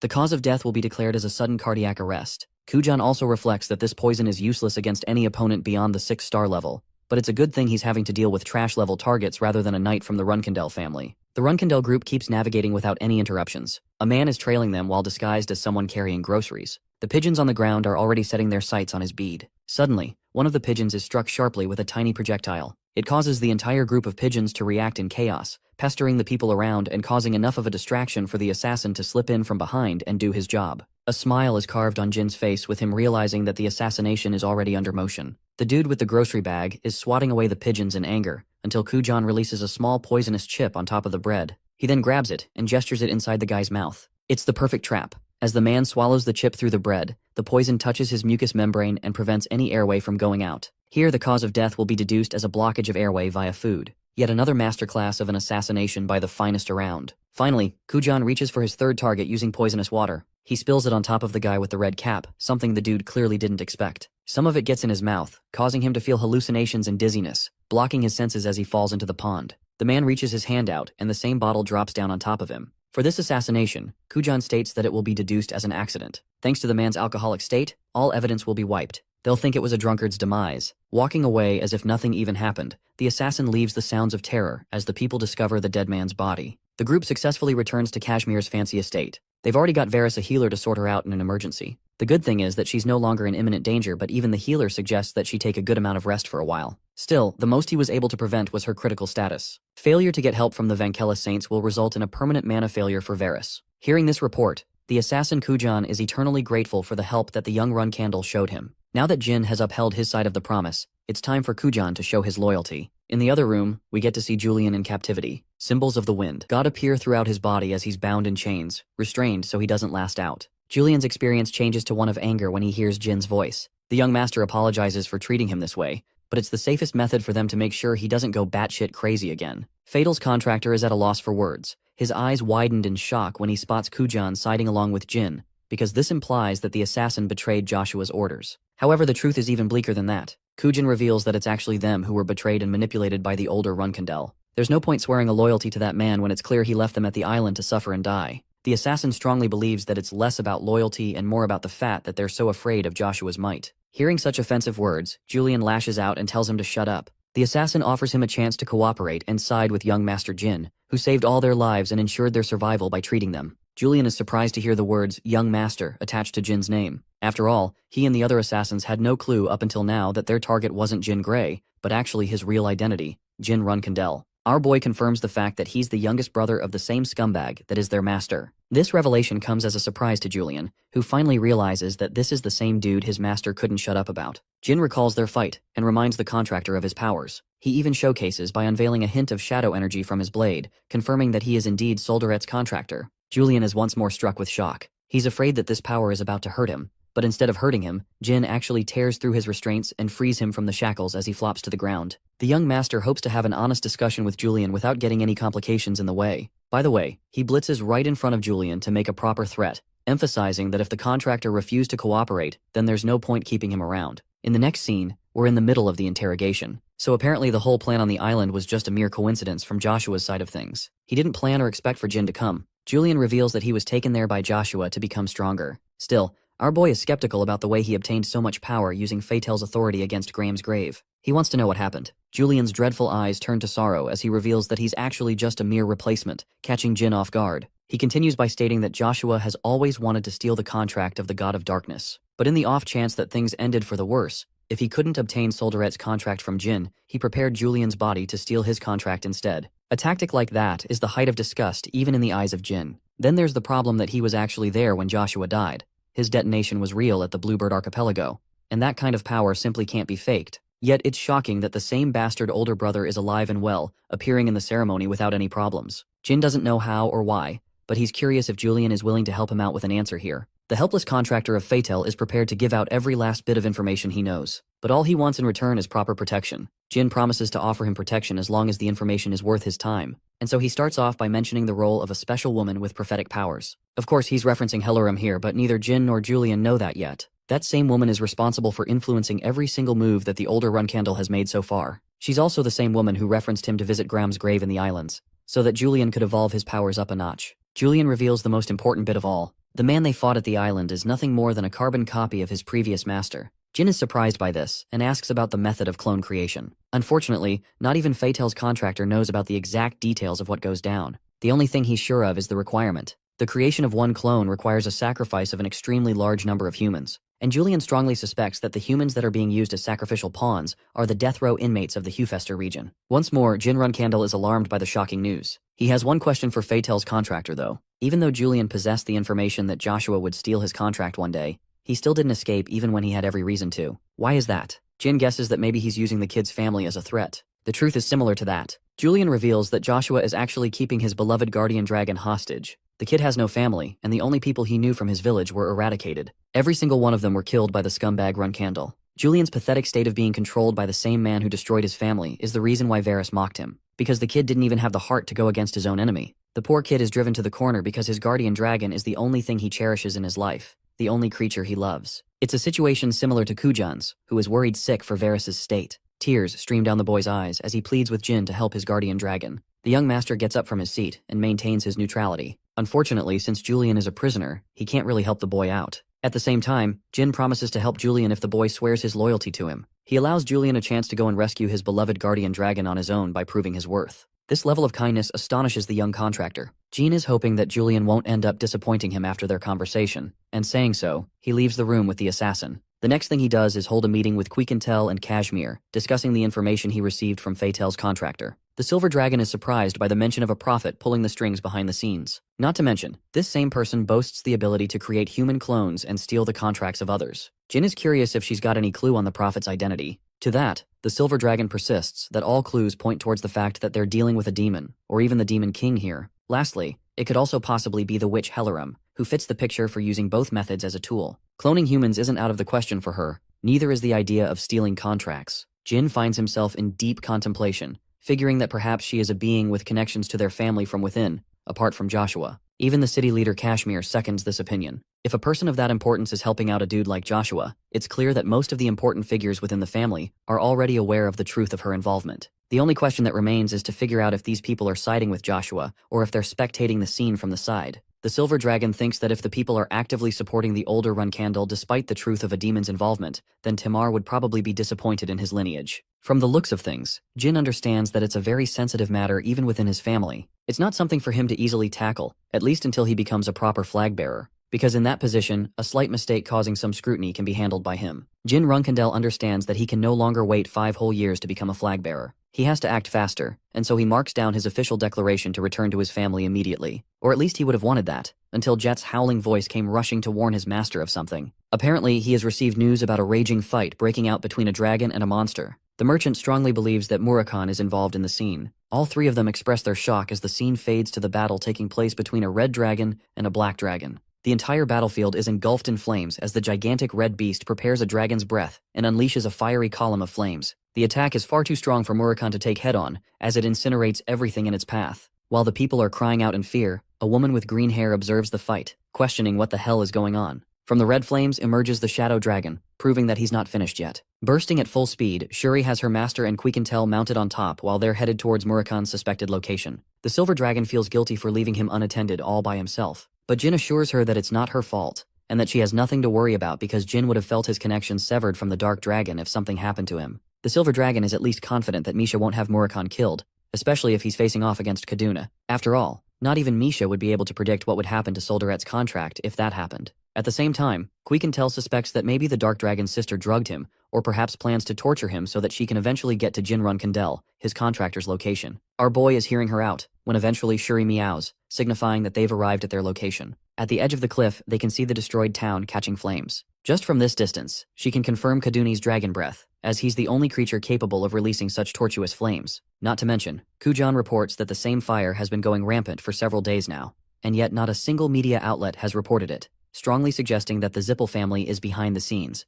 controlling the media outlets and suppressing any involvement. The young Master Jin suggests that they enter the city immediately. In the next scene, they've already invaded the city. Jin reports his strange observation. This place is actually called the State of Shul Kingdom, and yet, instead of the kingdom's soldiers protecting it, the Holy Vankela Knights are here to protect it instead. Not just that, they're actively blocking any entrance inside the quarters. This means that the Knights are making sure there aren't any witnesses in the fight. The Vankela Kingdom is supposed to be helping out its people, saving the citizens and protecting the land. And yet, the Knights stand here opposing anyone from going inside. It's truly a strange sight. The same Holy Kingdom that maintained its neutrality in his past life has now appeared to be siding with the Zippel family. Quintel urges precedence on invading the lands to check on the Dark Dragon's location first. Jin alerts her and tells her that they'll take the lead without causing any problems. However, the Silver Dragon wants to take care of the 2 knights guarding the gate all by herself, believing that she can flawlessly execute the task. The cloaked figure walks up to the Holy Knights, who are both alerted and warn her to stay back from the restricted area. Before they're able to finish their sentence, Quintel dashes with super speed and smashes a punch so strong that it knocks the Holy Knight flying. The other knight is so dense that he still has the gall to question her intentions. The Silver Dragon effortlessly kicks him down and sends this guy flying too. Lastly, she uses her magical powers to destroy the gate, shattering it to pieces. But here's the neat trick about her magic. Right after they entered inside the gate, Quintel used a reversal of time to restore the gate's condition back to how it was. She did it without even producing the slightest of sound, impressing the likes of Kujan. It's no joke that she's called the Dragon of Time. Inside the restricted area, the group's first impression is just how abysmal and horrifying the place is. After making their way inside, the group's attention is brought towards a sudden announcement, addressing the citizens of Santel. The announcer stands on top of gallows, telling everyone that a dragon is currently facing off against a monster just ahead of the city. But this crazy fanatic doesn't want the citizens to escape, rather perish in the pursuit of heaven and to fall into total despair. As this is happening, the crowd is listening without panicking at all, which appears to be an unusual reaction from the people. The announcer reveals that the same monster is responsible for killing their families and loved ones, but the creature will soon turn to dust, as the dragon will defeat it fully. He prays for the defeat of the monster and the victory of the dragon. Jin instantly notices the use of a spell called Persuasion. Kujin is unaware of it, so Jin elaborates that it's clear from observing the eyes of the spectators that they're possessed by a divine power. It's known as mind control magic. Normally the spell is pointless against powerful people, but when it comes to ordinary citizens who are already rushing in a state of panic, it's executed perfectly. At the same time, the problem is, the Holy King of the city Michaelin clearly outlined the use of this spell as forbidden among the saints. Also, it appears that the people are pinning the blame on the Dark Dragon for the actions of Kadun, the beast who slaughtered the city. It also reveals that Murakan is still out there fighting if this information is true. Jin agrees with Quikentel's thoughts, believing that the Zippels wouldn't have gone as far to pull such a move if Murakan had already been captured. Right now, our boy wants to find out what's going on, why the saints are acting against the Holy King's orders, and why they're helping the Zippels. The announcer shifts his subject to reveal the invasion of a sinister group of people who have come to harm their city. He wants the public to be wary of their surroundings and report anyone who appears suspicious. With this announcement in motion, the best course of action is for them to hide. But as they're about to leave, one of the people spots them and roars his attention towards the suspicious group. The mind-controlled people rush to capture the group. In an effort to escape, Kujan whips out a trusty grenade that detonates a gust of smoke, allowing them a window to escape. When the smoke settles, the group is nowhere to be found, causing the announcer to furiously issue an order to hunt the wicked group down. Our heroes are running straight towards the scene of the battle. But as they're running, a bunch of holy knights prepare themselves for battle and denounce the invaders to drop their weapons at once. But you know how Jin operates. He loves cutting down his enemies. So he whips out his blade of lightning and sends down Zeus's wrath with 4 lightning bolts annihilating the entire group. When the smoke clears, only one knight remains, protected by a magical barrier they casted. The assassin Kujan is happy to kill the remaining one, until the holy knight strangely announces that she's not their enemy. Jin is perplexed and points his blade, asking for clarification in the heat of the battlefield. The holy knight raises her hands in surrender, emphasizing that she wouldn't harm innocent people. She also appears to have knowledge of Jin's group siding with the Dark Dragon, who is currently busy trying to stop the rampage of Kadune. The young Runcandel is surprised by her information, because if she was mind-controlled, she wouldn't know such information to begin with. He inquires about the location of the Dark Dragon as well as her identity. The woman unveils her headpiece, stating that she had been waiting for his arrival. Murakan actually asked her for a favor, which was to protect him until a man known as Jin Runcandel arrived. Lani Salome is introduced as a Class 2 Knight of the Dawn Order of Doctrine Protection, swearing herself as an ally of Jin Runcandel. Jin's group learns about the sudden uproar caused by the arrival of the knights, and they are instructed by Lani to quickly hide behind the building while they can. A few moments later, we see that Jin and his friends have already escaped her sight, while Lani's commander and his men come over to check her status. Inquiring her on what's going on, the commander learns that Lani was attacked by the invaders, and she points them down a false path to waste their time. Meanwhile, Jin is quietly observing the scene from nearby. Before leaving, the commander scolds Lani for being so hesitant in her duty, that despite the fall of her own allies, she didn't prepare her sword to strike. The commander thinks that it's her stupidity, and because of her beliefs, she can barely be classed as a knight of protection. Hearing those heavy words, Lani confesses that she's prepared to face punishment for her actions, but the commander doesn't care about that right now. He just thinks that she's placing far too much trust in a stranger's kindness. His words provoke Lani to the point she roars at him, questioning how anyone could call the invaders as pagans to begin with, when they can barely even tell if the invading group is infiltrating in the first place. The 5th commander is starting to have troubled thoughts about her beliefs, and commands her to be put under immediate probation. As for the rest of them, he tells Squad 3 to ensure the safety of the injured, and takes the others alongside him to look for the invaders. After the commander has left, the other knights talk down on Lani's audacity to speak back to her commander like that, especially when she's the one who disobeyed orders in the first place. They detest her to the point that they can't stand her being in the Order of Protection and spoiling its reputation. Though their words are full of provocation, Lani controls herself the best she can. Looking at her from a safe distance, Jin realizes her familiar face. This woman is actually the king's adopted daughter, and in his original life, he'd read up on her personal experiences. Apparently, Lani scored a vile reputation for being drunk all of the time and living a carefree life. Despite being the adopted daughter of the king, the people humiliated and made fun of her. But that's the shocking difference, because the woman he sees before his eyes right now is like night and day to what he read in those letters. This version of Lani is laser-focused and serious about her goals. After her comrades are gone, she breaks her facade and goes up to Jin,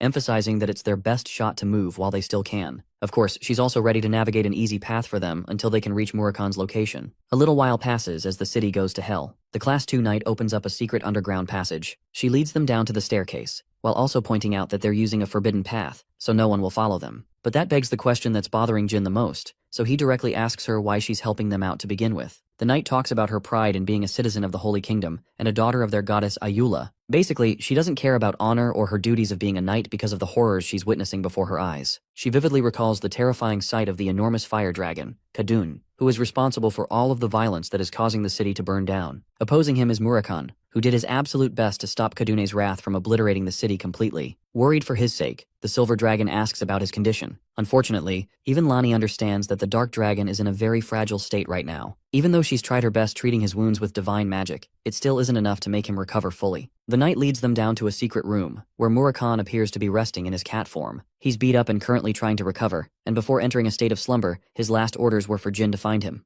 Runcandel sees his miserable state and points out that he didn't force himself to become like this of his own volition. Rather, it's the only way his body knew how to survive after a brutal battle. It was a response based on instinct, something only the top dragons can do. The silver dragon weeps for him, calling him a reckless idiot, but she's glad that even after losing most of his powers from his prime, Murakan still has the ability to use this secret technique. As for Jin, he's equally worried about him. However, Runcandel places strong emphasis on their immediate departure, highlighting that if Murakan is left unattended in this state for far too long, he'll never be able to transform into a dragon again. Luckily, Lani is already there to lead a path for an exit, allowing the group to escape the city quickly. She urges them to leave so they waste no time. Jin stops by to thank her for her incredible act of delaying Murakan's doom, because if she hadn't done that, things would have been horrible for them. That's why, on his name as a Runcandel, he swears that he'll repay her debts. The honest knight feels pride in knowing that she acted on her beliefs and wishes the best for the dark dragon's recovery. Let's change perspective to the reaction of the fire dragon. This guy is pissed off because he was so close to killing Murakan at last, only for the chance to slip right before him. Even the leader of the Zippel clan is shocked to see him appear so displeased with the situation. Khadun roars at his own anger towards himself, knowing that he made a critical error. The Zippel patriarch highlights how strange it was for them to run into Murakan, when in fact they were trying to look for his sister Misha in the first place. The thing is, if Murakan had been captured, they could have easily lured Jin as his contractor, and that way they'd finally be able to restore the might of the Devil Stone. Things went south for the Zippels, but at least now they're certain about the meeting between the Shadow Dragon and the Earth Dragons of Bement. The Zippel mastermind intends to patiently look for the next opportunity to strike, highlighting that Murakan has already lost his previous powers. However, Khadune points out that it's uncertain to conclude that, because it's more like Murakan is slowly recovering his abilities instead. Amusingly, Keliak wonders if there's a way for them to resurrect a dragon's heart without the presence of the Devil Stone. The Fire Dragon is unsure of whether it's possible or not, but he understands that the Shadow Dragons are different from normal ones. He senses that Murakan wouldn't be moving recklessly if his contractor wasn't nearby. But Keliak doesn't care much about what he's worried about is the reaction of the Holy King, who appears to have been acting on his own for sending out the Dawn Order of Protection without informing the Zippels at all. Keliak finds the Holy King exhausting to talk to, and understands that there will be a meeting soon.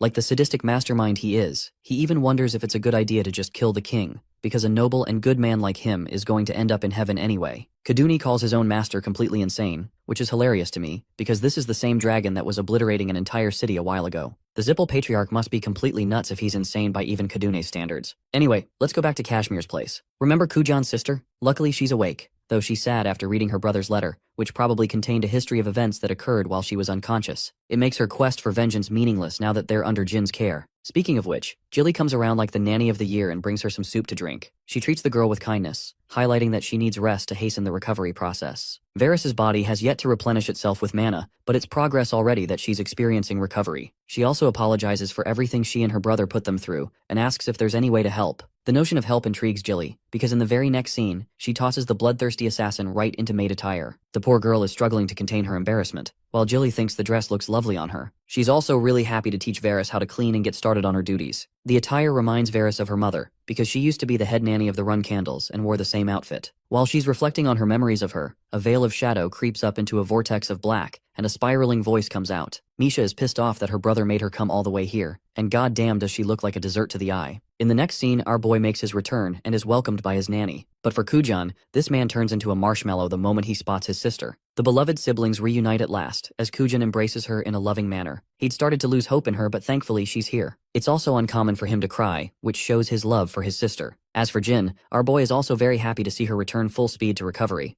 Varys bows down in respect, and explains that she read her brother's letter, which talked about Jin's kindness to the two of them. Kujan pays his respect to Jin, and quickly glances at the bruise across her face. He asks her about it, and learns that apparently some guest attacked her. Jilly then reveals the shocking arrival of Murakan's sister, which led one thing to another with Varys. Misha is hosted in the sitting room, while Kujan wastes absolutely no time blitzing with full speed. Bro is pissed off like hell that someone even dared to hurt his sister, and he's so mad in his pursuit that the assassin is ready to nail Misha in the nail for it. Unlucky for his ass though, Misha punches the shit out of the guy and sends him flying to Jupiter. Hilariously, Jin and Reincarnation quietly observe the scene, while the Shadow Dragon officially introduces herself to Solderate's contractor after their previous encounter in the desert. In the next scene, the same brooding dragon is out here enjoying a sweet snack made by Latrie, the dragon who's supposed to act as Julia's guardian. Misha senses Julia's powers and realizes that she's a contractor of the God of Sight. Jin's perspective is pretty interesting to notice. He clearly remembers encountering a strange shadow in the desert, but had no idea that it was actually Misha all along. It makes him flushed, knowing that she saw his agonizing journey in the desert. But the part that really bugs him is how she was able to trace his location all the way here. The Dark Dragon's sister quickly explains that Murakan is her puppet if anything,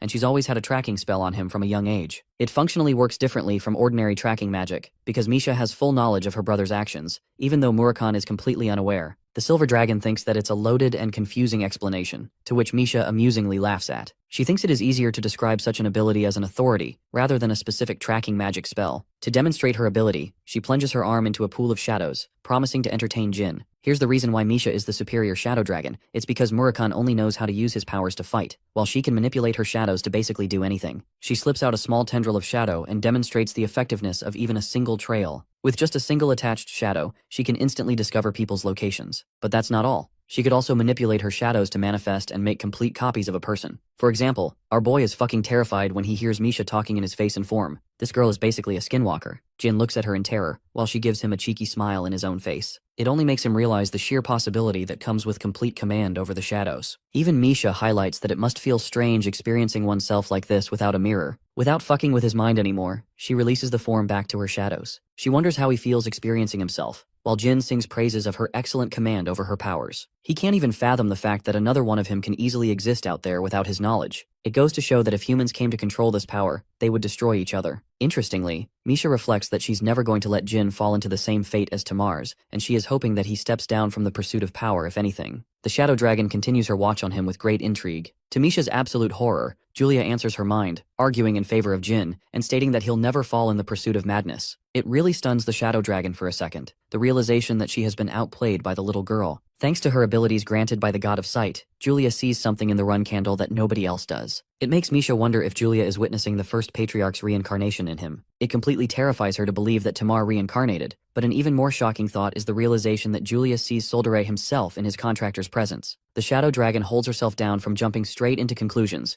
even though she can fully grasp that the God of Darkness no longer communicates with her. She thinks that it's entirely possible that something must have happened for Solderae to radio silence on her. Unsurprisingly, Julia's comment about Jin is so vague that her father asks her about what she means. The loving and cuddly girl once again emphasizes her point regarding Jin's pursuits. Our boy actually didn't know what she meant either, until he remembered that she's always called him Mister from the first time they met each other. The Shadow Dragon gets up to check on Murakan's condition. She grabs his silly little cat-like body and almost doesn't want to heal him back to full health because she finds him endlessly adorable as a cat. Of course, Jin doesn't like that and understands that Murakan wouldn't be thrilled about it either, so he begs her to do her best. She confesses that she's messing around and fully intends to help her brother recover. Misha demands them to leave the room and casually admits that there will be a lot of screaming involved. Her comment is so terrifying that even the unconscious cat is shivering in fear, and it's safe to say, the cat's screams reach the moon that night. Jin is patiently waiting outside. The screams are starting to get to him because it's been 3 days since Murakan's recovery, or perhaps torture began. The Silver Dragon quells his worries, reminding our boy that Misha is going to have to go through an incredibly taxing job of helping Murakan regain his lost powers. If the process is unsuccessful, he'll still be fine, so there's nothing to worry about. Except, Reincarnation hides the fact that if the process fails, the Dark Dragon won't ever be able to use his powers again, even if he recovered. A contemplative Jin stares at the little leaf in his hand, questioning the chances of the success rate.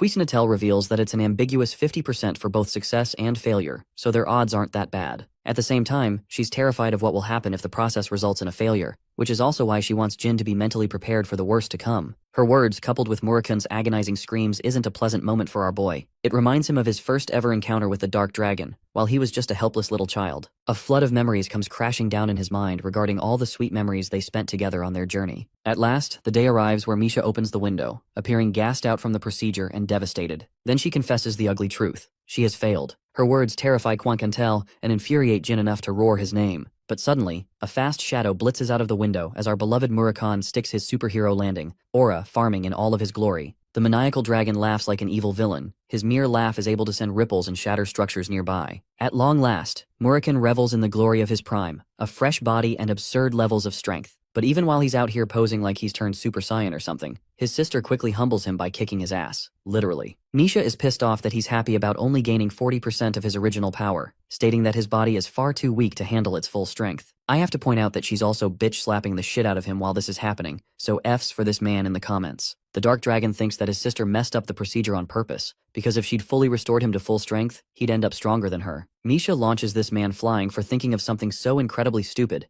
and she follows through with a full beatdown, all the while expressing how much pain she felt just trying to save his ass. As they're bantering against each other, Jin and his group are at a loss for words. Funnily enough, Misha wants to kill his ass right after reviving him only moments ago. The Shadow Dragon concedes his defeat, while Jin is happy as he can ever be seeing his friend nourish back to health. He thanks Misha, who understands how frustrated they must have felt when it took her days to complete the procedure. She also doesn't want to waste time anymore and plans to leave, highlighting how busy she is compared to her absolute moron of a brother. I just love how she humbles him every chance she gets. Anyway, the Runcandel apologizes for not being able to make it up to her for all her help. To that, Misha assures him that it's her duty to act on behalf of Soldaret in case anything goes wrong. And now that she's connected her shadow with him, they can meet at any time. Finally, she advises Jin with a mission to head to the old Otarium. Confused, he asks why, and learns that there's supposed to be a special grimoire, a piece of legendary treasure left behind by Ryul Zippel. This grimoire is no joke either, to the point Jin already has previous knowledge of it. He expresses his concerns, bringing up the fact that the Otarium is going to be difficult for him to get to with his current level of strength. To that, the Shadow Dragon agrees and explains that though she intended for him to go there after becoming a flag bearer, it will be too late then. That's why she recommends taking Murakan alongside, who can certainly hold his own with his current level of restored strength. Her fixation on being late makes Jin wonder if there's another person actively on the hunt for the grimoire. Misha confirms that it's a dangerous mage, someone who Jin already knows about. When he asks for clarification on who it is, Misha utters the words, Arya Owlheart, the same child who is born with a similar destiny like Jin Runcandel himself. Let's break down what Arya Owlheart even is. It's actually a false identity of Valeria, one of many fake names she used in his previous life. She had a unique fascination for this name, and it really astonishes him to learn that his previous mentor is currently looking for the special grimoire. Jin stops to question what Misha implies when she says that Valeria shares a special destiny along with him. In her response, the Shadow Dragon expresses that Jin is chosen by the shadows, while the mage is chosen by history itself. Misha thinks it's a wise choice to support her in her ventures, because she could prove to be an irreplaceable ally to him. This turns Jin inward, reflecting on Valeria's ultimate goal in his previous life. She'd always wanted to discover her family's lost mages, and if history has chosen her for this mission, it begs the question if she is close to attaining her goal. Anyway, Misha switches topics and bullies Murakan, reminding his ass to look after his contractor properly while she's away. He ends up calling her a granny for it, and well, you can tell that she's beating him up because of it in the background. Jilly turns up with a delicious strawberry pie, which turns the Dark Dragon into a sweet girl with eyes full of wonder and joy. It really adds to the fact that both Murakan and Misha are the same when it comes to their tastes. In fact, the older sister is even ready to reward the nanny with a small piece of advice. Hilariously, she reveals that Murakan actually has a type for women like Jilly, so it's completely fine if she kills him if he tries to be forceful in his ways. The Silver Dragon is amused by her jokes and thinks that Misha should take it easy and return home. The Dark Dragon thanks her, says her farewells, and turns to open up her portal. Waving goodbye, Misha leaves, causing Murakan to turn into a beaming Prince Charming in front of his beloved strawberry pie. Meanwhile, Jin is just happy that Murakan's back, even if he couldn't return with his full strength. Though everyone played a part, the Dark Dragon remembers the contributions of Lonnie the most. That night is the sole reason he's alive right now, because Kaduni would have tossed him in front of his master. Jin reveals Lonnie's name, and explains her role as the adoptive daughter of the Holy Kingdom. The Dark Dragon cuddles with Shuri, and understands that he has a debt to repay for Lonnie's kindness. The Runcandel also reveals about certain intel he received from Kashmir during the time Murakan was recovered. Apparently, the Class 2 knights ended up getting drunk at a ceremony and caused problems at the temple. This was taken as a direct offense to the king, causing her to get tossed into a cell. Jin's words infuriate Murakan to the core. The same valiant knight who helped her is now rotting in jail and awaiting her trial, and her life is in grave danger. The perspective cuts to Lonnie herself, who is completely shattered and robbed of her will. The girl covers her face in shame, still being unable to contain her drinking habit. The timeline skips to December 14th in the Holy Kingdom. A crowd of people has gathered for the special event called Advent, where Ayula descended upon their kingdom. It's a celebratory festival that lasts 1 week in praise of the god,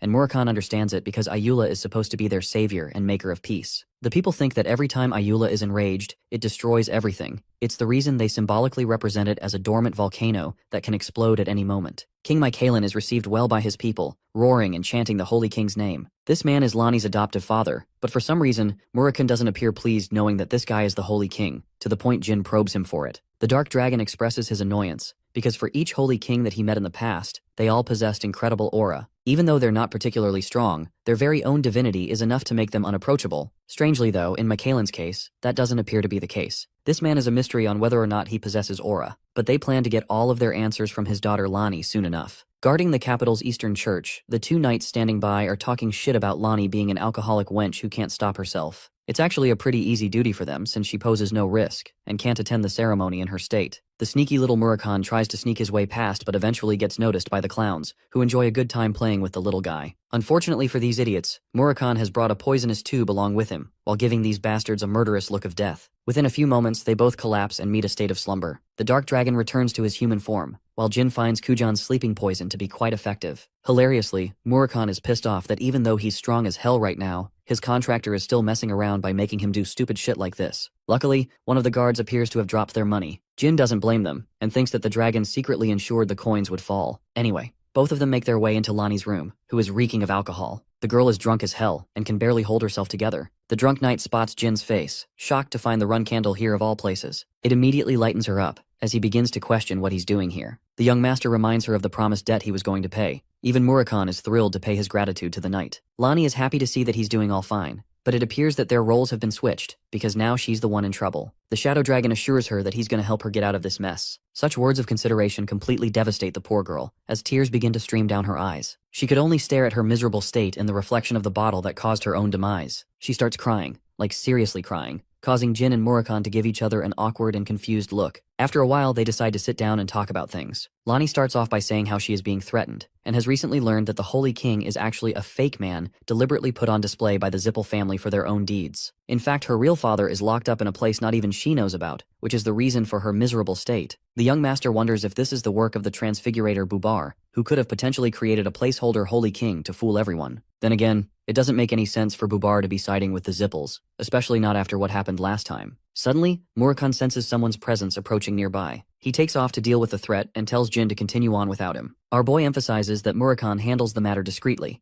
but well, before that could even happen, the damn wall shatters as two giant behemoths arrive. The dark dragon looks at the undead creatures in confusion, while Jin is shocked to see the golems. They're the same two men that they dismantled outside, and apparently they've fallen victim to becoming a golem, a state so miserable that death is the only escape. Jin's blood boils in anger, as the young master realizes that it's the Zippel family's scheme again. Meanwhile, the shadow dragon simply stares at the golems without a worry. The two creatures prepare to attack him, but this man is way too clean with it, and with just a few swipes of his hand, he slices them up like a steak, dismantling their first attack. Murakan is enraged to find golems inside the Holy Kingdom, and manipulates the shadows to impale one of the creature's bodies. Clenching his fist, the dark dragon unleashes tremendous force, zapping the life force out of them. Unfortunately, he never wanted to kill these people, which is why they went through the tedious process of using a sleeping poison. But now, there's no helping it anymore. A piece of rock suddenly falls near them, as Lonnie gets up from her spot and quickly kneels down to command the blessing of Ayula. Using her divine magic, she sends off the rotting corpses with a blessing, hoping that her god can comfort their pain after death. After the ritual, the knight breaks down again, shedding tears at the realization that the Holy Kingdom is no longer just. It has been fully corrupted. The situation makes Jin offer her a dilemma. Either she can give up here and live in a peaceful region elsewhere, or she can allow him to help her get better. His words are shocking. Lonnie can't comprehend why anyone would fight for her sake and kingdom. The young master expresses that he still owes her a favor, and he is a Runcandel who naturally depisses the Zippels. So if anything, it's a deal on their part, between the heir of the Runcandel family, as well as the heir of the Holy Kingdom. His encouraging words allow her to muster enough courage to take a stand, apologizing for having shown a weak and pathetic side of her. Armed with courage and tenacity, Lonnie accepts the deal and agrees to help. Let's go back a few steps and learn about the fall of the Holy Kingdom at the hands of the Zippels. The mages slowly bought the higher officials of the Holy Kingdom piece by piece, offering them big handouts for their loyalty. Unfortunately, even the Dawn Order of Protection fell victim to this same corruption. Lonnie talks about her mission that was assigned by her father in order to investigate the truth about the Order, but unfortunately she couldn't find anyone to trust here, other than herself. Jean understands that the current Holy King probably felt threatened because of the knight's report regarding the invaders. She actually confirms his words, doubling down by saying that the Zippel family is responsible for kidnapping her real father shortly after she expressed her report. The man that is currently serving as the Holy King is just a duplicate, someone who behaves and talks exactly like her father would. Though most of the people are fooled by him, Lonnie saw through him after all. The imposter was unable to recreate the same divinity possessed by her father. Basically, Murakan's thoughts ended up being true about the strange absence of aura from the Holy King in the ceremony. One thing about the original king is the fact that Mikhailin is incapable of moving his left thumb. However, the moment she saw this imposter actively moving his thumb and confronted him for it, Lonnie was horrifically sent a severed thumb of her father as a response from the Zippels. The mages are psychotic, and even Murakan thinks the same of them. But Jin is intrigued and asks for the location of the thumb. Unfortunately, the moment she saw it and confirmed it belonged to him, it actually withered away on its own. From this, The young master assumes that there was a fire seal placed on it, an ability that is only capable of being casted if one is the contractor of the god of fire. That implies the involvement of the patriarch Keliak, or the works of the fire dragon Kadun. The situation is much more serious than it seems, so Jin asks about any other people who seem to know about the king's secret regarding his thumb. Lonnie starts off with a bunch of names and finishes up by revealing the name of their commander, Sir Vatura. The young master then asks if any of these people appear trustworthy, but unfortunately they're all a lost cause, as Lonnie shakes her head in disappointment. Montiano and Konu govern the administrative and regulatory factions, and despite being her father's most trusted friends from childhood, the moment she brought up the matter of his thumb, a sinister smile came over their faces. It's as if they enjoyed her confusion, the look of terror on her face. Lonnie had no chance, she was being played from the start. It was that moment that made her realize that her father's most trusted allies ended up becoming the puppets for the Zippel family, making her crash and burn in a drunken state. The Dark Dragon brings up the mention of Sir Vatura, who could perhaps be trusted. The good thing is, Lonnie hasn't spoken to the man in person. However, many suspected that he had been plotting a scheme to dethrone her father for a long time. This man has also openly vouched for a good association with the Zippel family, so that's not good either. Jin wonders if it's specifically because of those reasons that Lonnie tends to avoid the man. She responds by revealing her father's hatred for Sir Vatura, who always seemed like an enemy. He couldn't stand the thought of seeing his face. Going back to the king's childhood friends Montiano and Konu, Jin asks about her father's reaction to the both of them. Lonnie shares that they always sat next to him, and they were the only people whom he discussed his personal plans with. Often he would go on walks with them to relieve his stress. Overall, her words grind the gears in our boy's head. Forming his conclusion, he gets up and requests being taken to Sir Vatura at once. It's a shocking declaration coming from the Runcandel, especially when Lonnie has already revealed him as an enemy to the throne. However, the young master doesn't really find it pleasing either to hear her father's stupidity. The man kept traitors close to him and allowed his kingdom to get taken over by the Zippels without his knowledge. The scene cuts to Lonnie, who takes her two friends to have a meeting with Sir Vatura. The holy guards give them a pass, but the gatekeepers aren't so kind. They demand them to surrender their weapons. Lonnie turns to our boy, who agrees with the idea. Having granted entry, Lonnie discusses the possibility of Vatura being a pawn of the Zippels. She has reason to believe that he would plot against her and even kill her father. Murakan assures her that nothing of the sort is going to happen with him around, because a bunch of puny knights aren't going to stop him. Unfortunately, the part she worries about the most is what they'll do to her father. To that, the young master comforts her with a bittersweet truth bomb. She doesn't have to worry about her father being tortured or not, because it's almost certain that he's already been killed. Though it's harsh to hear, Jin tells her that the kingdom has slipped away into the hands of the Zippels, and if they're following that logic, then her father serves no purpose anymore, and has already been executed. It's a cold truth, but it's something for the girl to accept. Even Lonnie understands that the possibility is real, but she wants to rely on her resolve and make it known for herself after speaking with Sir Vatura. Speaking of their meeting, they get to his room shortly afterwards. Adopting a cocky smile on his face, he welcomes Lonnie as the Holy King's beloved daughter, and then doubles down by calling her a drunk troublemaker. Having dropped a verbal jab, he asks about the people behind her. Lonnie reveals that they're just friends, but the cunning and perceptive man already knows the truth. They're the invaders who attacked and killed the men in the Eastern Church. It appears that Vatura is already one step ahead in terms of his knowledge about the situation. He was actually trying to hunt the invaders down, but finds it glad that they've come to surrender on their own. Furthermore, he even threatens to kill the Holy King if Jin's group continues to pose trouble for them. This little fact implies to Lonnie that her father's still alive. Anyway, Vatura orders one of his guards, Kane, to inform the Zippels that they've captured the king's daughter. As for her friends, he plans to capture them for an interrogation later. Murakan is about to explode his anger, but Jin stops him from doing anything reckless. The Dark Dragon doesn't get it, because if they stall for long, these clowns will report everything for the Zippels. Instead of backing down, the arrogant guards continue to trash talk against the invaders who ran away last time. They threaten to use force against them if Jin and Murakan don't back down, especially when the Holy King's life will also be at risk. Meanwhile, Lonnie is reduced to a puddle of tears. Her body shivers as tears pour out uncontrollably down her face. She regrets ever having to come here, realizing that her kingdom fell to ruin because she was too late to notice anything. If that wasn't enough, her father didn't do much to prevent their demise either. While she's bursting in anger, Jin comforts her by asking her to lift her head. The moment she opens her eyes, the two guards have already been killed. As for Vatura, turns out that he isn't a bad guy at all, and instead he's eternally grateful that the young master saved the king's daughter. Vatura apologizes for everything that happened and assures Lonnie that she did the right thing by coming here because it will be fine from now on. Murakan is left completely speechless and doesn't get what the heck is happening. It's revealed that Jin didn't do a thing to kill those guards. It was done so by Vatura's own blade, and he's proud of Lonnie for having done so much on her part. Lonnie's brain is having a meltdown, realizing that she doubted Vatura all along, not realizing that he was on her side. He doesn't mind, and actually finds it relieving that she's doing okay. Remember when Jin was brainstorming the possibilities earlier? He actually pieced together the information that Vatura is secretly an ally of the king, but he's also surprised to see the Holy Commander recognizing him immediately. Vatura explains that he first saw the boy at the Lone Tree Bridge party that Kieran hosted upon his return. Back then, he noticed Jin and left without a word. But now, it's time for him to reveal the truth about his true association with Lonnie's father. You see, the whole public enemy thing was actually a false persona. Vitura and King Michaelin deliberately acted like enemies conspiring against each other, when in reality, they were allies trying to keep the balance of the world. Jin adds on by stating that the Zippels had no clue,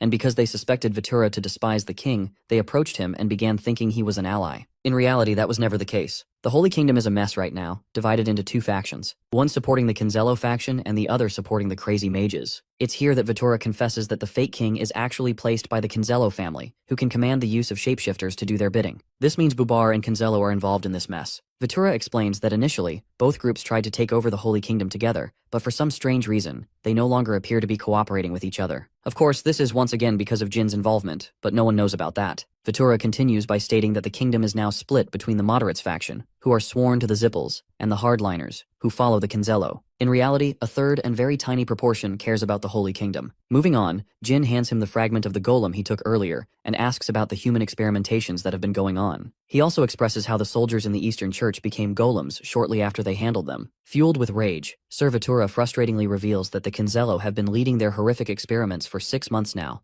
and they've even taken innocent citizens as lab rats. This is a shocking revelation for Jin, who always assumed that the Zippels were behind the cause of experimentation, but it turns out to be the opposite. Over 100 people are taken as lab rats just to end up sacrificed as experiments in their name. The fact that Lonnie couldn't even catch wind of this is heartbreaking for her. However, the commander assures her that it's not her fault. It's the shortcoming of him and her father who failed to stop all of this. Murakan chimes in with his objections, questioning why Vitura has yet to come in contact with the Runcandel or any other family for help. Unfortunately, the commander fears that if the Runcandels truly end up supporting them, there won't be a Holy Kingdom left. Even Jin understands that his family could easily swing that as a motivation to start a proper war, because in reality, their house doesn't require the use of the Holy Kingdom, but rather its saints as well as its treasures. The commander emphasizes that the Zippel family has full knowledge of the experimentation process of the Kinzello, but it seems like they're not showing any active involvement. This makes Jin realize that it's a cunning strategy to expose the Kinzello to the public when the Zippels find it convenient. This way, they'll become the heroes in the eyes of the world. Not just that, from what the golems he encountered today, the young master vividly remembers their appearance to be different from last time. That's because these golems aren't created by the Zippels like they were before. At the same time, it bothers him about the motive of the Kinzello faction to focus on creating golems in the first place. While he's deep in thought, the Dark Dragon probes his mind. Jin has figured out a way to take down both factions at once, while at the same time sustaining little damage. His words surprise both Lonnie and Vitura, who wonder if something of the sort is even possible. The Runcandel reveals that he intends to go to the old Oterium first, and right after dealing with the Kinzello, he'll help the citizens be freed. With the citizens out, they'll come forward with the truth. However, the commander still thinks it's a reckless plan if it's being left up to just 2 people. In the chance that Jin pulls this plan off successfully, there's still the issue that the idiots who supported the Kinzello would probably end up joining the Zippels. To that, the young master expresses that he will remain firm on his stance. He'll bring the Kinzello to their knees and then target the Zippel family through the people. All he demands is for the commander to trust in their plan.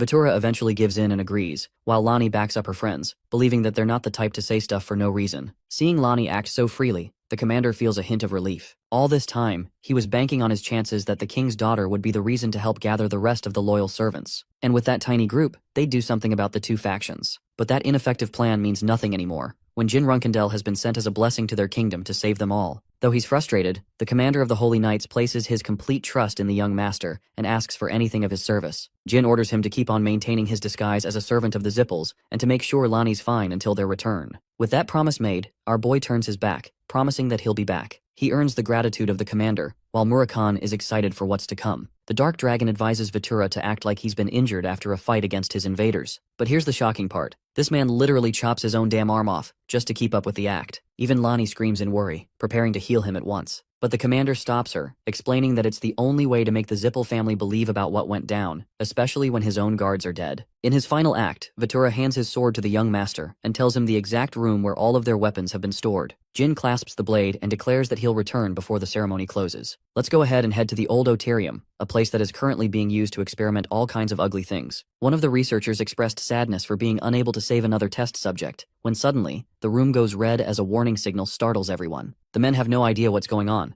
The barriers they placed have been tampered with and removed. The evil mages have no idea because the barriers weren't even destroyed, just completely nullified. While they're piecing the situation together, they realize that an intruder is making his way. Both men take a step towards the window to see what's going on, only to witness an ever-blazing shadow dragon making his godly descent. The winged beast of black has completely dissolved the barriers and has taken control. Terrified, the men roar out a signal to attack the dragon at once. But Murakan simply enjoys himself, imbuing himself with dark magic, before sending out his tendrils and engulfing the entire Otarium in a coat of black. Content with what he's done, he smiles at their amusing yet helpless attempts. The mages can no longer control their magic, allowing the dark dragon to make his move. To summarize just how powerful Murakan has gotten, let's talk about what he just did. With a single swipe of his hand, he slices the Otarium like butter, cleaving it clean. But not just that, he quickly makes a devastating descent to deepen the blow. Having marked his descent, Murakan shares that any remaining survivors will quickly meet their doom, because the dark dragon hasn't just come to invade, it has come for their death.